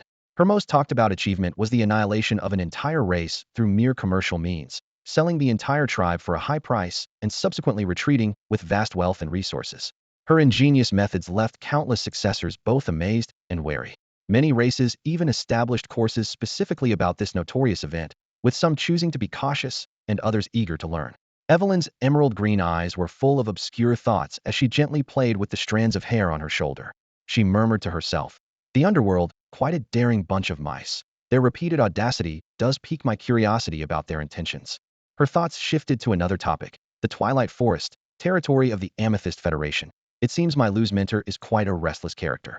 I hope they don't stir up any trouble. Evelyn sighed softly and slowly got up. Her gaze drifted out the window, as if looking into the distance. The Amethyst Federation and Xia are comparable in size, both among the four great nations. But unlike Xia, the Amethyst Federation is composed of many independent small countries, achieving peaceful unification but leaving behind many issues. Cultural, customary, faith, and even language differences have led to internal instability. Yet, its vast scale is not something easily challenged. She frowned slightly. The relationship between Xia and the Amethyst Federation has always been uneasy. While there hasn't been a large-scale war, minor skirmishes are frequent, making it far from safe. Thinking of my Lu, Evelyn's expression grew complex, her tone carrying a hint of reproach and affection. The child has grown up and has her own ideas, doesn't even come home to see me during vacation. It's truly heartbreaking. Not as adorable as when she was little, really. When she comes back, I'll make sure to pinch her cheeks hard. Naughty babies must pay the price. Evelyn recalled her initial opposition to my Lu attending Whale Island Academy, surprised that she secretly applied behind her back, which infuriated her at the time. But now that things had come to this, Evelyn could only accept it with resignation. She softly said, "The child I raised. I can only spoil myself." In the rain-soaked night, a figure darted through the narrow alleyways, footsteps urgent and heavy. The man glanced back frequently, his eyes filled with vigilance and panic. After navigating a few winding alleys, he abruptly stopped, quickly slipping into an inconspicuous house. Inside, darkness prevailed, an unsettling silence hanging in the air. The man quietly closed the door, concealing himself in the shadows. He leaned against the door, holding his breath as he listened intently to the surroundings. Once assured of his safety, he exhaled deeply and carefully locked the door behind him. As the lock clicked softly, a faint light flickered on inside the house. In the cramped living room, three figures sat solemnly on the sofa. "How did it go?" one of them asked, a hint of hope in his voice. "We were rejected," the man replied, swallowing hard, his voice laced with suppressed anger. At this, the others exchanged significant glances, their expressions darkening instantly. "Didn't they say the forest of nature never refuses a deal with anyone?" "A bunch of liars," another person muttered angrily, standing up from the sofa. "Do you think they recognized who we are? Why else would they turn us down?" the man who had just returned asked dejectedly. This question caused the others to pause, each lost in their own thoughts. "Shansheng is in the heart of Daxia. Without other channels, we can't leave," one person murmured, his gaze inscrutable. "And even if we do leave, what then? We're still bound by the curse. Failing the mission means death anyway." Another person stood up abruptly, his face contorted with anger.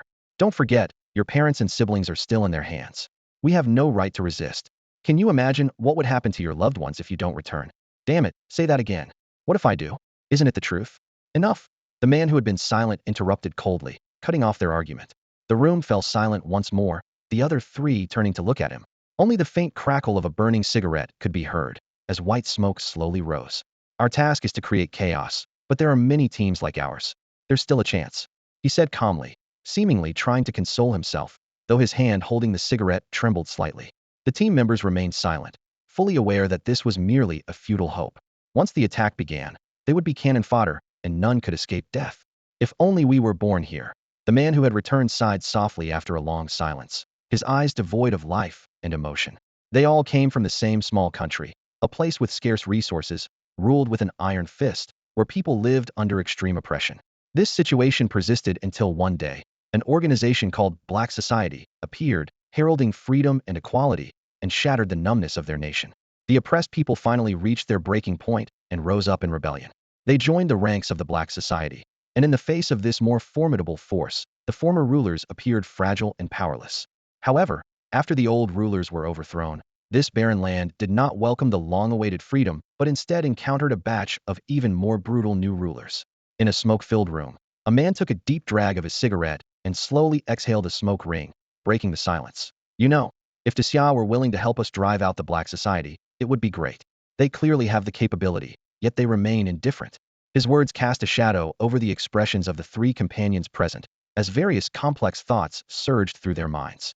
They hated the oppressors, hated the black society, but they also harbored deep resentment towards Xia.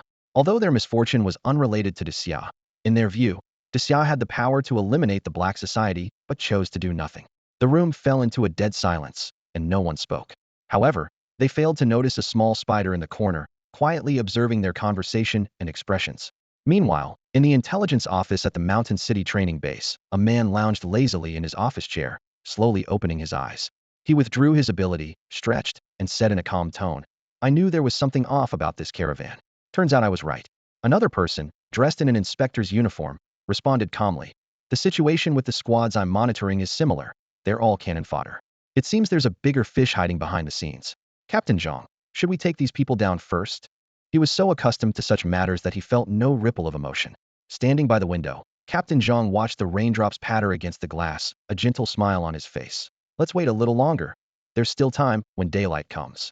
The others agreed, considering this group of cannon fodder to be of little concern. A female member stood up, brewed herself a cup of tea, and spoke with a hint of puzzlement in her tone. "You know, the way these people think is really strange. They blame everything on us, Xia. They seem to forget that our peaceful lives today were bought with the sacrifices of many predecessors.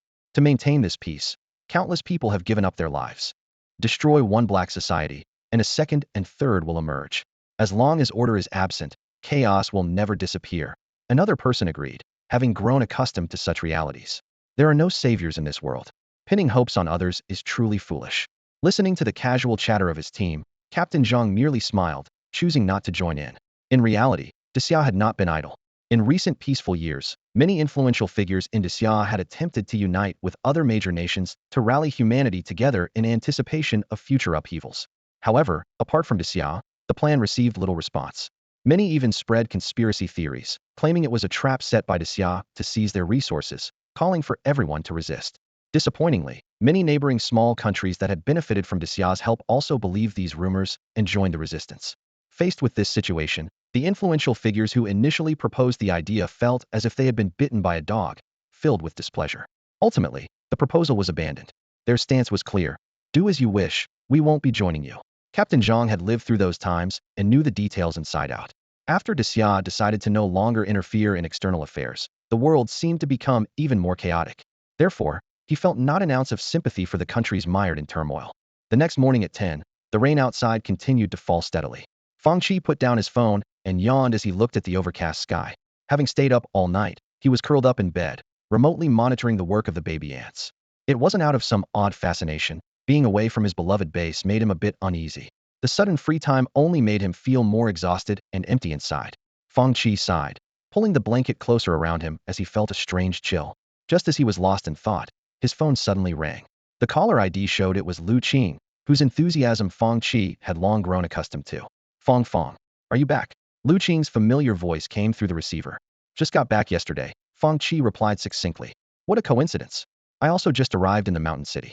Want to grab lunch together? Let me see if you've gotten any more handsome," Lu Qing suggested excitedly. Fang Qi glanced at the gloomy weather and said helplessly, "Can't you pick a sunny day for once? It's not like we're going on a date. Why be so picky?" Lu Qing dismissed his concern. "You're home, right? Wait for me. I'll come over." "All right, come on over." After a brief exchange, the call ended. Fang Qi climbed out of bed and quickly freshened up. Just as he finished getting ready, the doorbell rang. Fang, long time no see. Did you miss me?" Lu Qing's exuberant voice came through the door.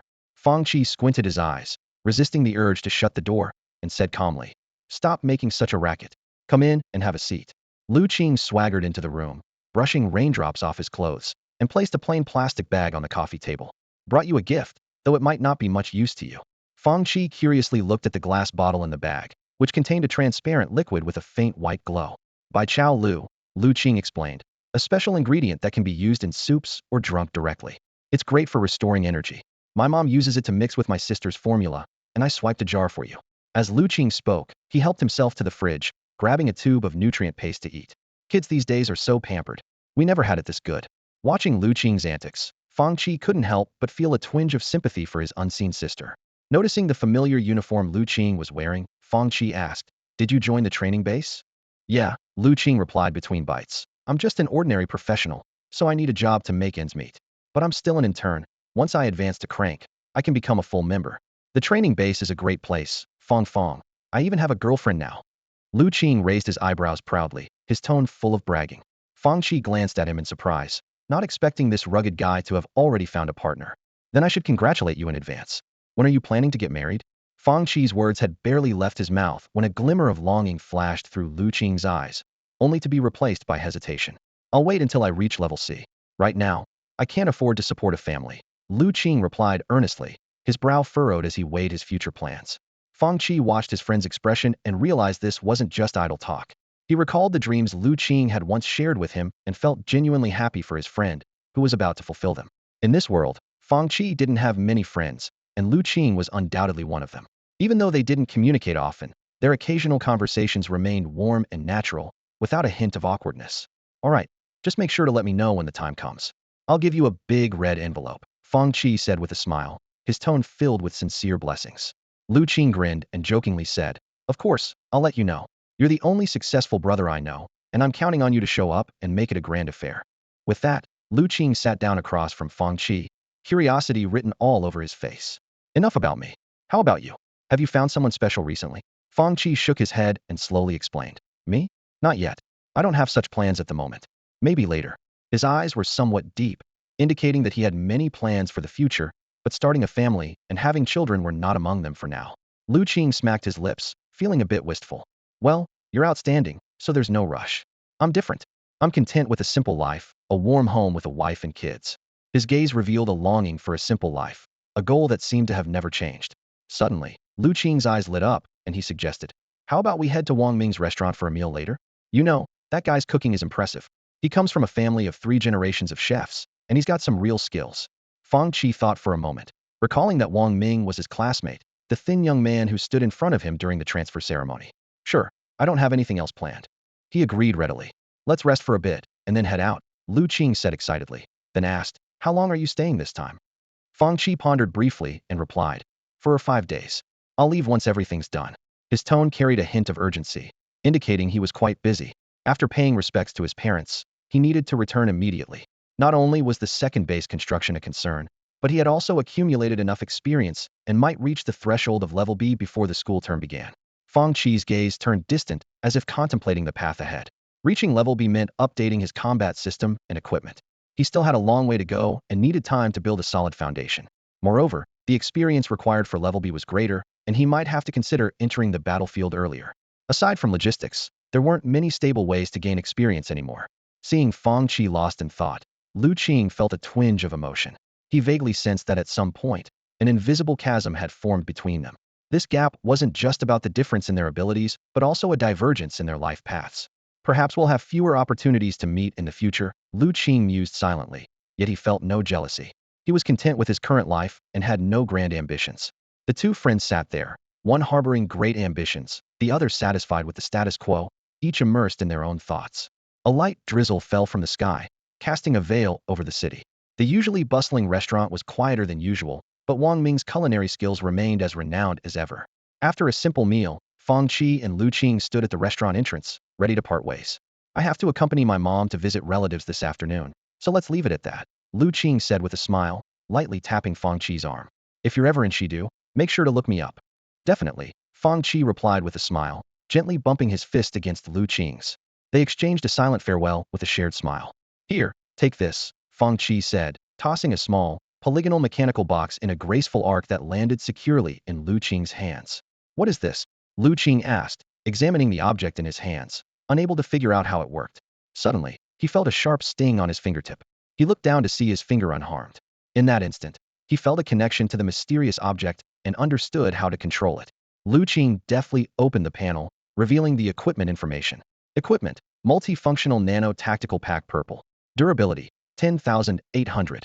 Defense: 990. Function modules: 3. Note: a versatile piece of nanomachinery equipped with healing and defense modules. It doesn't excel in any one area, but its adaptability makes it compatible with most energy enhancements. A purple item? Lu Qing blinked in surprise. Despite his family's wealth, the value of a purple item was considerable.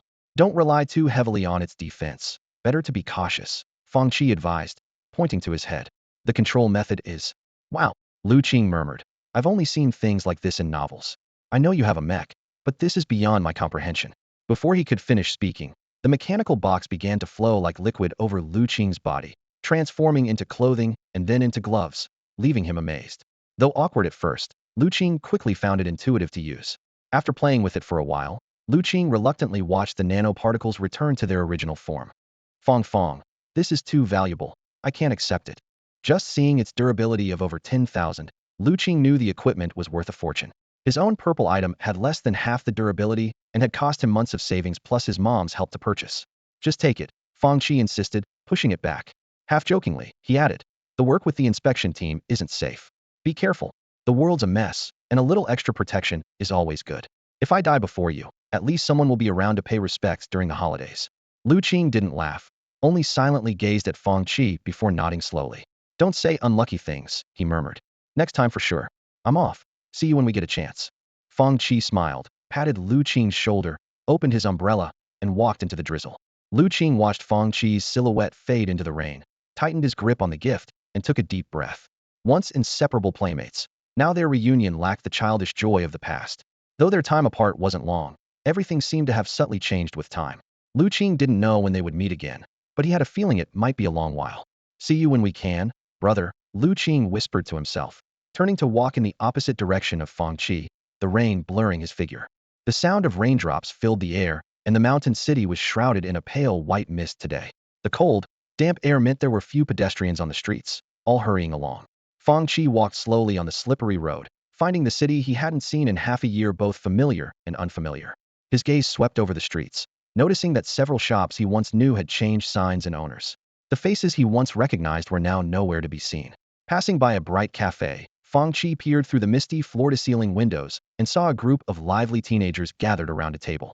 They were enjoying snacks and juice while animatedly discussing their dreams and plans for the future.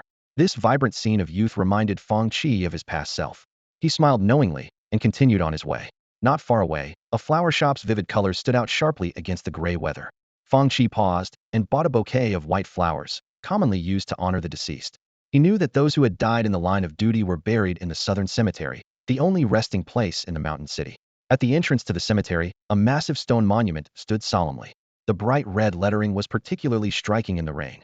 Here lie the heroes, their names forever in our hearts. The platform beneath the monument was filled with various mementos. Fang Qi gently placed the bouquet there, and then stepped into the cemetery. Looking out, rows of neatly arranged tombstones stretched to the horizon, covering the entire hillside. The cold stone markers stood silently in the rain, each bearing a brief epitaph summarizing the deceased's life. Fang Qi's parents were buried together midway up the hill, their 1 square meter plot their eternal resting place. Such shared graves were not uncommon in the cemetery. Fang Qi approached his parents' grave and gazed at the black and white photo on the tombstone. He took a deep breath and gently wiped away the raindrops from the picture. Mom, Dad, I've come to see you, he said softly. I'm doing well. I have a great teacher and have made some friends, so don't worry.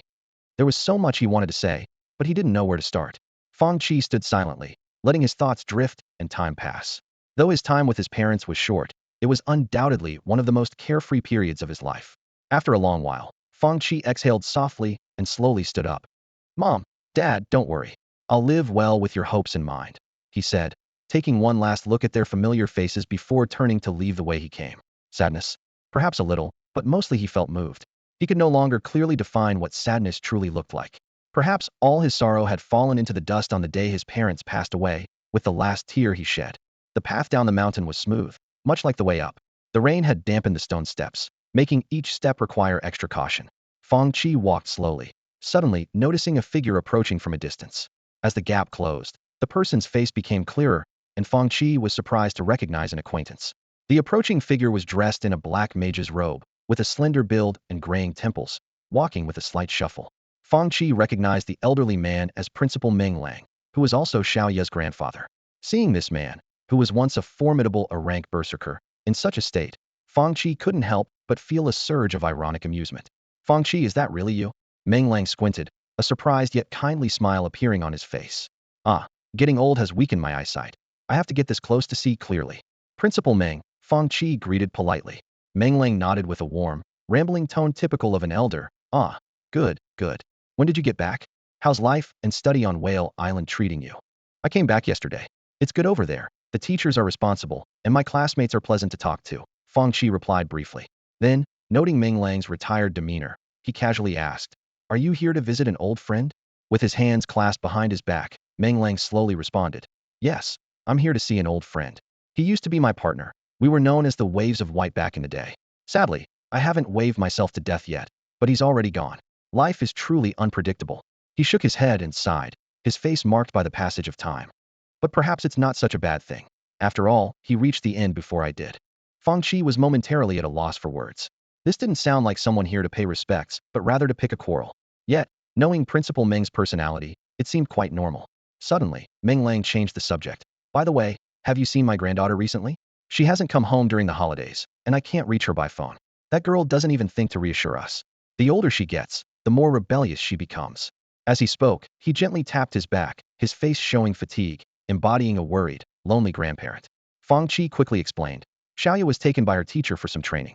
She might be in a place where she can't contact the outside world. But her teacher is very capable, so there shouldn't be any problems. Besides, she's gotten quite strong now. She's advanced to crank. You don't need to worry. Training? Crank. Meng Lang blinked, a hint of confusion flashing in his eyes. Are your mentors on Whale Island always this responsible? Fang Qi's brow furrowed slightly at the question, sensing something amiss. He blinked and gave a vague reply. Yeah, they're quite responsible. In truth, Fang Qi wasn't familiar with what a first-level mentor was supposed to do. He had never really observed how those senior mentors guided their students. However, from Meng Lang's tone, he keenly sensed that the latter seemed unfamiliar with Xiaoya's college life. That doesn't make sense. Meng Lang muttered to himself, frowning slightly. I know what kind of person old Su is, don't I? I'll have to ask him later. Something feels off. Meng Lang had arranged for Xiaoya to learn under an old classmate of his. While old Su was responsible, he wasn't as dedicated as Fang Qi described. The choice of him as a mentor wasn't based on trust in his abilities, but rather on his slick personality and impressive survival skills. However, Meng Lang thought it inappropriate to press the issue further. After some casual conversation, Meng Lang said to Fang Qi, wait a moment. Under Fang Qi's watchful gaze, Meng Lang's figure blurred, disappearing from sight in an instant. Fang Qi looked up to see Meng Lang reappear at the other end of the cemetery. Although the distance made it hard to see what he was doing, Meng Lang quickly returned, standing before Fang Qi again in just 2 or 3 minutes. Come on, Fang Qi, let's take a walk. I have some things to discuss with you, Meng Lang said, resuming his frail demeanor, a friendly smile on his face. Sure, it's on my way, Fang Qi replied nonchalantly. This was the way down the mountain, and he knew he couldn't match Meng Lang's speed. As they walked side by side, chatting, Meng Lang didn't bring up Xiaoyu again. Instead, he shifted the conversation to Fang Qi's profession. As the principal of Shanxing Extraordinary Academy, Meng Lang was aware of the new mechanical department promotion plan. The new textbooks were reportedly being printed and would be ready for the next semester. Though Meng Lang knew little about the mechanical department, Fang Qi was its pioneer and an alumnus of their school. This chance encounter was a perfect opportunity to learn more for future work arrangements. Despite Meng Lang's unreliable nature, he was diligent in his work. They walked slowly, with Fang Qi patiently answering Meng Lang's many questions. He even detailed the reasonable development directions and employment plans for the first batch of professionals, along with the preparations the school needed to make. After all, Shanxing was his hometown, and he hoped for its prosperity. Meng Lang listened intently, nodding in agreement. He showed no arrogance in the face of Fang Qi's expertise. In the field of mechanics, Fang Qi was the nation's leading figure, deserving of respect. As they walked along the road, they both suddenly stopped. The wide road was deserted, with only the sound of rain falling around them. Fang Qi squinted, listening to the sound of something cutting through the air in the distance, silently on guard. Meng Lang, however, remained calm, casually stroking his beard. Someone's coming. Meng Lang said calmly. You must protect me, principal. I'm naturally timid and have never been in such a situation. Fang Qi chuckled, his gaze fixed ahead. A figure was rushing toward them, staggering slightly, looking a bit disheveled. More notably, 2 people were in hot pursuit behind him. Judging by their uniforms, they were inspection team captains. The fleeing figure noticed Meng Lang and Fang Qi standing by the roadside, feeling a surge of hope. He was the leader of the Black Society's operation in Shanxing, but their confident plan had been thwarted by the inspection team before it even began. If not for his unique abilities, he would have been caught. Though he escaped, he was injured. With his pursuers close behind, he needed time, and now it seemed like an opportunity had arisen. These 2 must be scared out of their wits, standing there like fools, perfect hostages, he thought. He knew the situation in Daxia. As long as he had a hostage, they wouldn't dare act rashly, giving him a slim chance of survival.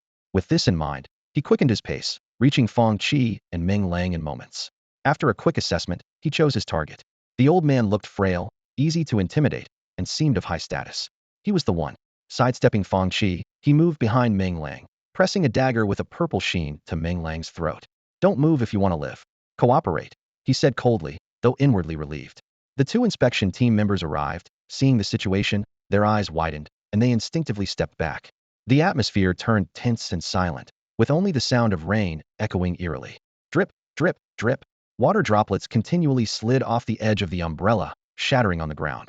Fang Qi watched the knife pressed against Meng Lang's neck with caution, quietly shifting a few steps to the side. He knew well Meng Lang's petty nature, and was even more aware of the ferocity of this berserker, fearing that he might end up covered in blood. Unexpectedly, a kindly smile appeared on Meng Lang's aged face. He spoke in a calm tone. Young man, whatever the issue, let's talk it out. There's no need for such hostility. Enough with the chatter, the knife wielder shouted harshly. Keep talking, and I'll kill you. He turned to the two squad captains, threatening. Stay where you are, or this old man dies. One of the captains hesitated for a moment and cautiously said, if you have demands, let us know. Just don't hurt the hostage. Stay where you are, the captor warned, scanning the surroundings warily while trying to pull Meng Lang's clothes to drag him backward. However, he was surprised to find Meng Lang unmoving, a sense of foreboding creeping over him. Meng Lang squinted slightly and said nonchalantly, this outfit was a gift from an old friend. If you damage it, you can't afford to compensate with your mere 100-odd pounds of flesh. With a slight shrug of his shoulder, he easily broke free from the assailant's grip. Furious and embarrassed, the captor raised his knife to teach Meng Lang a lesson. But as the knife descended, there was a crisp metallic clang. A blood-red martial aura rose from Meng Lang's shoulder like a burning flame, effortlessly blocking the attack. The captor's pupils contracted sharply as he saw the system indicate that Meng Lang was in a rank powerhouse, scaring him out of his wits. Instinctively, he wanted to flee, but it was too late. Meng Lang turned, grabbing the assailant's wrist holding the knife, a chilling smile on his face. With a sharp crack, accompanied by the captor's piercing scream, his wrist was instantly flattened and twisted like clay under a hydraulic press. Meng Lang gripped the captor's neck with one hand, raising the other high. The intense, blood-red martial aura enveloped his hand like a blazing fire. Against this backdrop, his previously withered and slender hand seemed to transform into solid steel, brimming with unparalleled strength. The captor, with his neck in Meng Lang's grasp, could no longer speak, feeling as though his neck might snap at any moment. At this critical point, one of the squad captains urgently shouted, Principal Meng, show mercy. We need to take him back for questioning. Boom. Meng Lang's hand stopped abruptly just centimeters from the captor's cheek, the powerful shockwave knocking the unfortunate man unconscious, yet miraculously sparing the nearby buildings any damage. Meng Lang withdrew his hand, remarking with a hint of regret, it's been a while since I've had a good fight. I got a bit carried away. He looked at the squad captain and said calmly, take him away. Meng Lang made a dismissive gesture, as if discarding a piece of useless trash, tossing the unfortunate soul at their feet. As the aura of martial prowess dissipated, he instantly reverted to his frail and fragile demeanor, casually waving his hand, and then placing both hands behind his back, embodying the posture of a retired official. Thank you, Principal Meng. The two inspection team leaders sighed with relief, quickly lifting the unconscious suspect off the ground and sprinting back in the direction they came from. Before leaving, they remembered to pick up the weapon from the ground, as it was crucial evidence in the hostage threat. Fang Qi watched the two leaders depart, and, as he withdrew his gaze, a sense of awe flickered in his eyes. The terrifying strength hidden within Meng Lang's thin and frail frame, even if only a glimpse, was enough to draw attention. Principal, you're impressive. Fang Qi stood to the side, giving Meng Lang a thumbs up in admiration. Meng Lang waved his hand, looking nostalgic. Ah, just average. I'm getting old, my reflexes are slower. I didn't even realize someone had a knife to my throat. These young people today are really something. When I was young, I wasn't nearly as brave as him. Turning to Fang Qi, he spoke earnestly. Fang, when you're out and about, you need to be more cautious. Always have multiple plans ready for whatever you do and be well prepared. Young people need to be steady in their actions. Don't be like that rash youth who acted without knowing the full picture. A sly glint appeared in Meng Lang's eyes as he continued. If you must act, you can ambush, use poison, or strike from the shadows. Avoid direct confrontation. Others might plan 3 steps ahead, but if you plan 10 steps, aren't you 7 steps ahead of them? Fang Qi nodded earnestly, clearly agreeing with Meng Lang's unconventional advice, finding it quite fitting for someone not too conventional himself. The two chatted leisurely as they walked back. With the inspection team's task completed, the previously blocked street gradually filled with pedestrians. Local residents were used to such occurrences, merely adding another topic to discuss over meals. Such events were rare in the inland cities of Xia, as attacking an inland city would at least require a legal identity to pass through the teleportation array. Otherwise, entering from the wild posed significant risks even for class professionals. Before parting ways, Fang Qi declined Meng Lang's invitation to dinner, promising to come next time. Meng Lang didn't insist, simply advising Fang Qi to visit more often and expressing interest in having him speak at the school about developments in the mechanical field. Watching Meng Lang leave, Fang Qi rubbed his chin, deep in thought. Everything went smoothly today, despite a few hiccups. It did serve as a reminder. Maybe in the future, we could discuss with higher-ups about creating a citizen information database. Using genetic verification might prevent some of these issues. He continued pondering the matter. After all, incoming foreigners only undergo identity checks at external ports. While professional panels don't lie, the cost of fabricating supposedly legal identity information from abroad is too low and hard to verify, which is indeed a problem. Ronia, a virtually unknown small country, holds almost no presence on the world stage. Apart from the four major powers, other countries rarely attract attention unless significant events like terrorist attacks or foreign invasions occur. In the native language of Ronia, this land is referred to as the Land of the Chosen. Its abundant natural resources could have made it a regional powerhouse, but unfortunately, no competent ruler has emerged over the centuries. Successive leaders have been tyrants, yet they have maintained a tight grip on power, largely due to their policies of keeping the populace uninformed. Ronia has almost completely severed its communication with the outside world, leading to disastrous consequences. Many locals still naively believe in the so-called career panels as divine gifts. In contrast, the slogans of freedom and equality promoted by the Black society, despite being largely illusory, seem remarkably progressive in this isolated nation. Over a decade ago, with public support, an armed group under the banner of the Black Society overthrew Ronia's government and completely took over the land. In this country with virtually no industrial foundation, the group established a distorted cyberpunk rule, running the nation like a large corporation with its interests as the top priority. In the center of Ronia, inside a lavish palace, a pale-skinned man walked in briskly. This palace was not used as an office. Apart from its luxurious decorations, it only had a massive 5-meter-wide bed. From behind the hanging curtains came suggestive sounds, hinting at the activities taking place on the bed. The pale-skinned man stopped at a distance, his gaze seemingly piercing through the curtains to catch sight of entangled figures. He quickly averted his eyes and, with a slightly hoarse voice, broke the inappropriate atmosphere. "General, the mission failed." The sounds and movements behind the curtains abruptly ceased. A deep voice laced with anger responded. "What did you say?" The man detected the anger but remained unflustered and said directly, "The mission you arranged for our people to create chaos in the mountain city failed. No one came back, and this could likely provoke retaliation from the strong forces of Daxia. We need to plan accordingly." With heavy footsteps, a burly figure emerged from behind the curtains. His entire presence resembled a small mountain, each step causing a dull thud on the ground. As he approached, an unpleasant odor filled the air, causing the pale-skinned man to wrinkle his nose, a hint of disgust flashing in his eyes. The man, who had an aversion to filth, was intensely repulsed by the uncouth brute before him. He thought to himself, if it weren't for your usefulness. But outwardly, he remained unfazed. The burly figure began to spew vulgarities, his actions crude, lacking any semblance of leadership. "A bunch of useless fools, can't even handle such a small task. Worse than swine.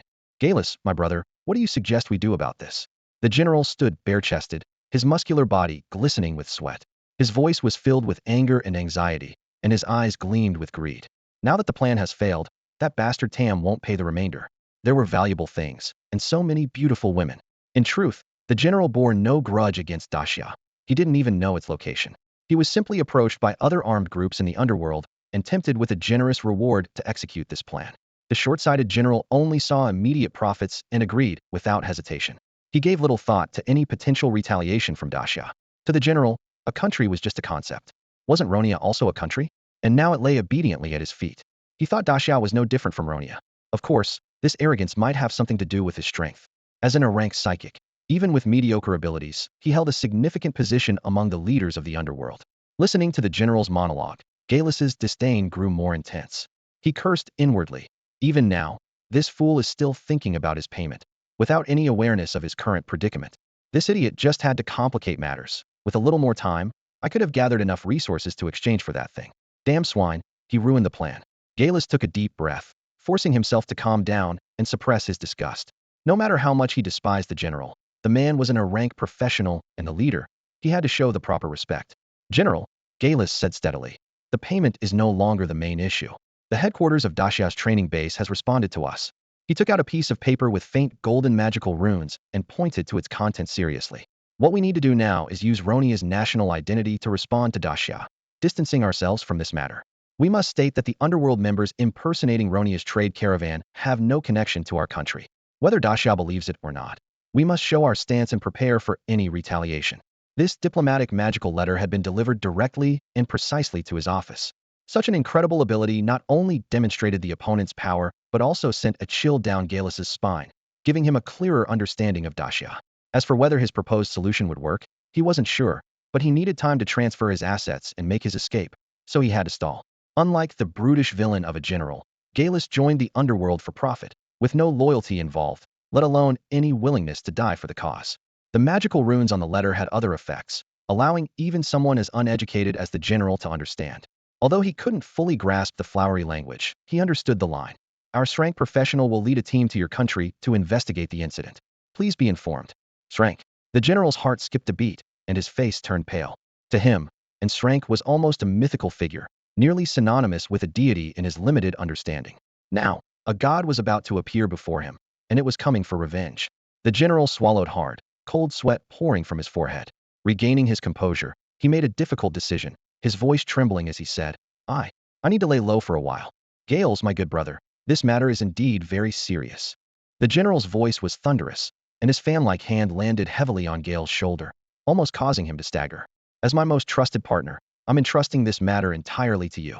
Gale suppressed his discomfort, watching as an unknown liquid from the general's hand smeared onto his clothes. The pungent smell assaulted his nostrils, churning his stomach. He barely restrained the urge to rush out the door, but reason reminded him that his mission was accomplished. The general's reaction was as expected. This seemingly reckless man was finally starting to waver. Rest assured, General, I'll handle it right away. Gales took a deep breath, calmed his emotions, and nodded slowly. He was calculating in his mind. As long as he could buy some time, he had a chance to transfer more assets. After all, when it came to his own interests, he couldn't afford to be careless. I'll be waiting for your good news then. The general nodded with satisfaction and then instructed the guards to accompany Gales in passing on the orders. As Gales departed, a gleam of cunning flashed in the general's eyes. Although he wasn't highly educated and had limited understanding of the world, he knew his own territory inside out. He was well aware of Gale's character and his years of embezzlement. In fact, people like Gales were not uncommon under his command, and it was no secret to the general. After leeching off me for so long, it's time for you all to pay back. The general muttered to himself, turning back into the main hall and casually closing the door behind him. He had decided to lay low for a while. This glass threat was beyond his capability to handle, and even if it wasn't directly aimed at him, he wasn't willing to entrust his life to others. This time, he decided to act alone, knowing that as long as he was alive, he could recruit more soldiers and perhaps find a new place to continue his carefree life. Gales would never have imagined that while he was racking his brains trying to buy time, the general, whom he considered a foolish brute, was already secretly planning his escape. This unexpected twist was bound to bring some unforeseen benefits to the Great Xia. Meanwhile, on the other side of the city, Fang Qi stood in front of a familiar house and sighed softly. With a click, the door locked. Time to go back, he murmured, adjusting the backpack on his shoulder before resolutely turning to leave. The 5-day holiday had flown by in the blink of an eye. Fang Qi hadn't even had the chance to fully enjoy the rare leisure time before it was time to set off. This trip back to the mountain city was purely for rest, leaving little to linger over. The mountain city's transportation hub was bustling with people, teeming with travelers coming and going. The daily flow of people and goods here was astounding, resembling a city that never sleeps. Fang Qi glanced at the ticket in his hand, which clearly marked 1625. He scanned the surroundings and quickly pinpointed the location of teleportation array number 16. The number 16 indicated the teleportation array, while 25 represented the batch for that array. Given the high operating costs of the teleportation arrays, they would not be activated for a single traveler unless in an emergency. Fang Qi joined the queue in the waiting area, patiently awaiting the moment the teleportation array would activate. This is one of the reasons why wizards are so popular. Teleportation spells can be mastered at grade C and only consume the caster's own magic, making them cost-effective. Although low-level spells have limited range and capacity, they are remarkably effective for survival in critical moments. As one's power increases, both the range and number of people that can be teleported grow exponentially, showcasing their usefulness in warfare. In front of the 16th teleportation array, a crowd had gathered. Fang Qi glanced at the numbers on the entrance display and quietly found a corner to stand in, waiting patiently. It was only the 17th batch, so it seemed he would need to wait a bit longer. Half an hour passed in the blink of an eye. Finally, it was Fang Qi's turn. He stepped into the array with the others. In an instant, a burst of white light engulfed his entire vision. A familiar sensation of distortion washed over him, as if his body was weightless. A few breaths later, the light faded, and the surroundings had completely changed. Fang Qi marveled at how similar this felt to quantum transmission, except the distance was somewhat shorter. Upon arriving in Longdu, Fang Qi realized he needed to purchase another ticket to Whale Island. Unfortunately, the daytime tickets were sold out, so he had to settle for a 9 p.m. ticket. This wasn't due to high demand for Whale Island. On the contrary, it was the lack of passengers that reduced the number of trips. Fang Qi tucked the ticket into his pocket, muttering to himself, "Is there really such a large population movement lately? I even have to queue for the teleportation array." He looked around the bustling transit hub and couldn't help but think, no wonder Longdu is developing so rapidly. With this kind of passenger flow, it's hard not to thrive. With time to spare, Fang Qi decided to find a place nearby to rest and soak in the local culture. The buildings in Longdu were tall and orderly, each adorned with numerous magic stones on their exteriors. These weren't mere decorations. The runes carved into them likely had stabilizing or defensive effects. Gazing at the softly glowing magic stones, Fang Qi mused, extraordinary technology is indeed convenient, but the library only contains basic knowledge of other professions. The important theories are all passed down. Otherwise, it could expand my research ideas. He suddenly thought, maybe I could ask Principal Xiaolingyun for help, since he's the most powerful wizard I know. In return, I could customize an entertainment robot for this solitary old man to help him pass the time. That's all for today. Thank you so much for watching. I hope you guys enjoyed. If you wish to have another part of this recap, please give us at least 1,000 likes. Please don't forget to comment and subscribe to our channel for more content like this. Until next time.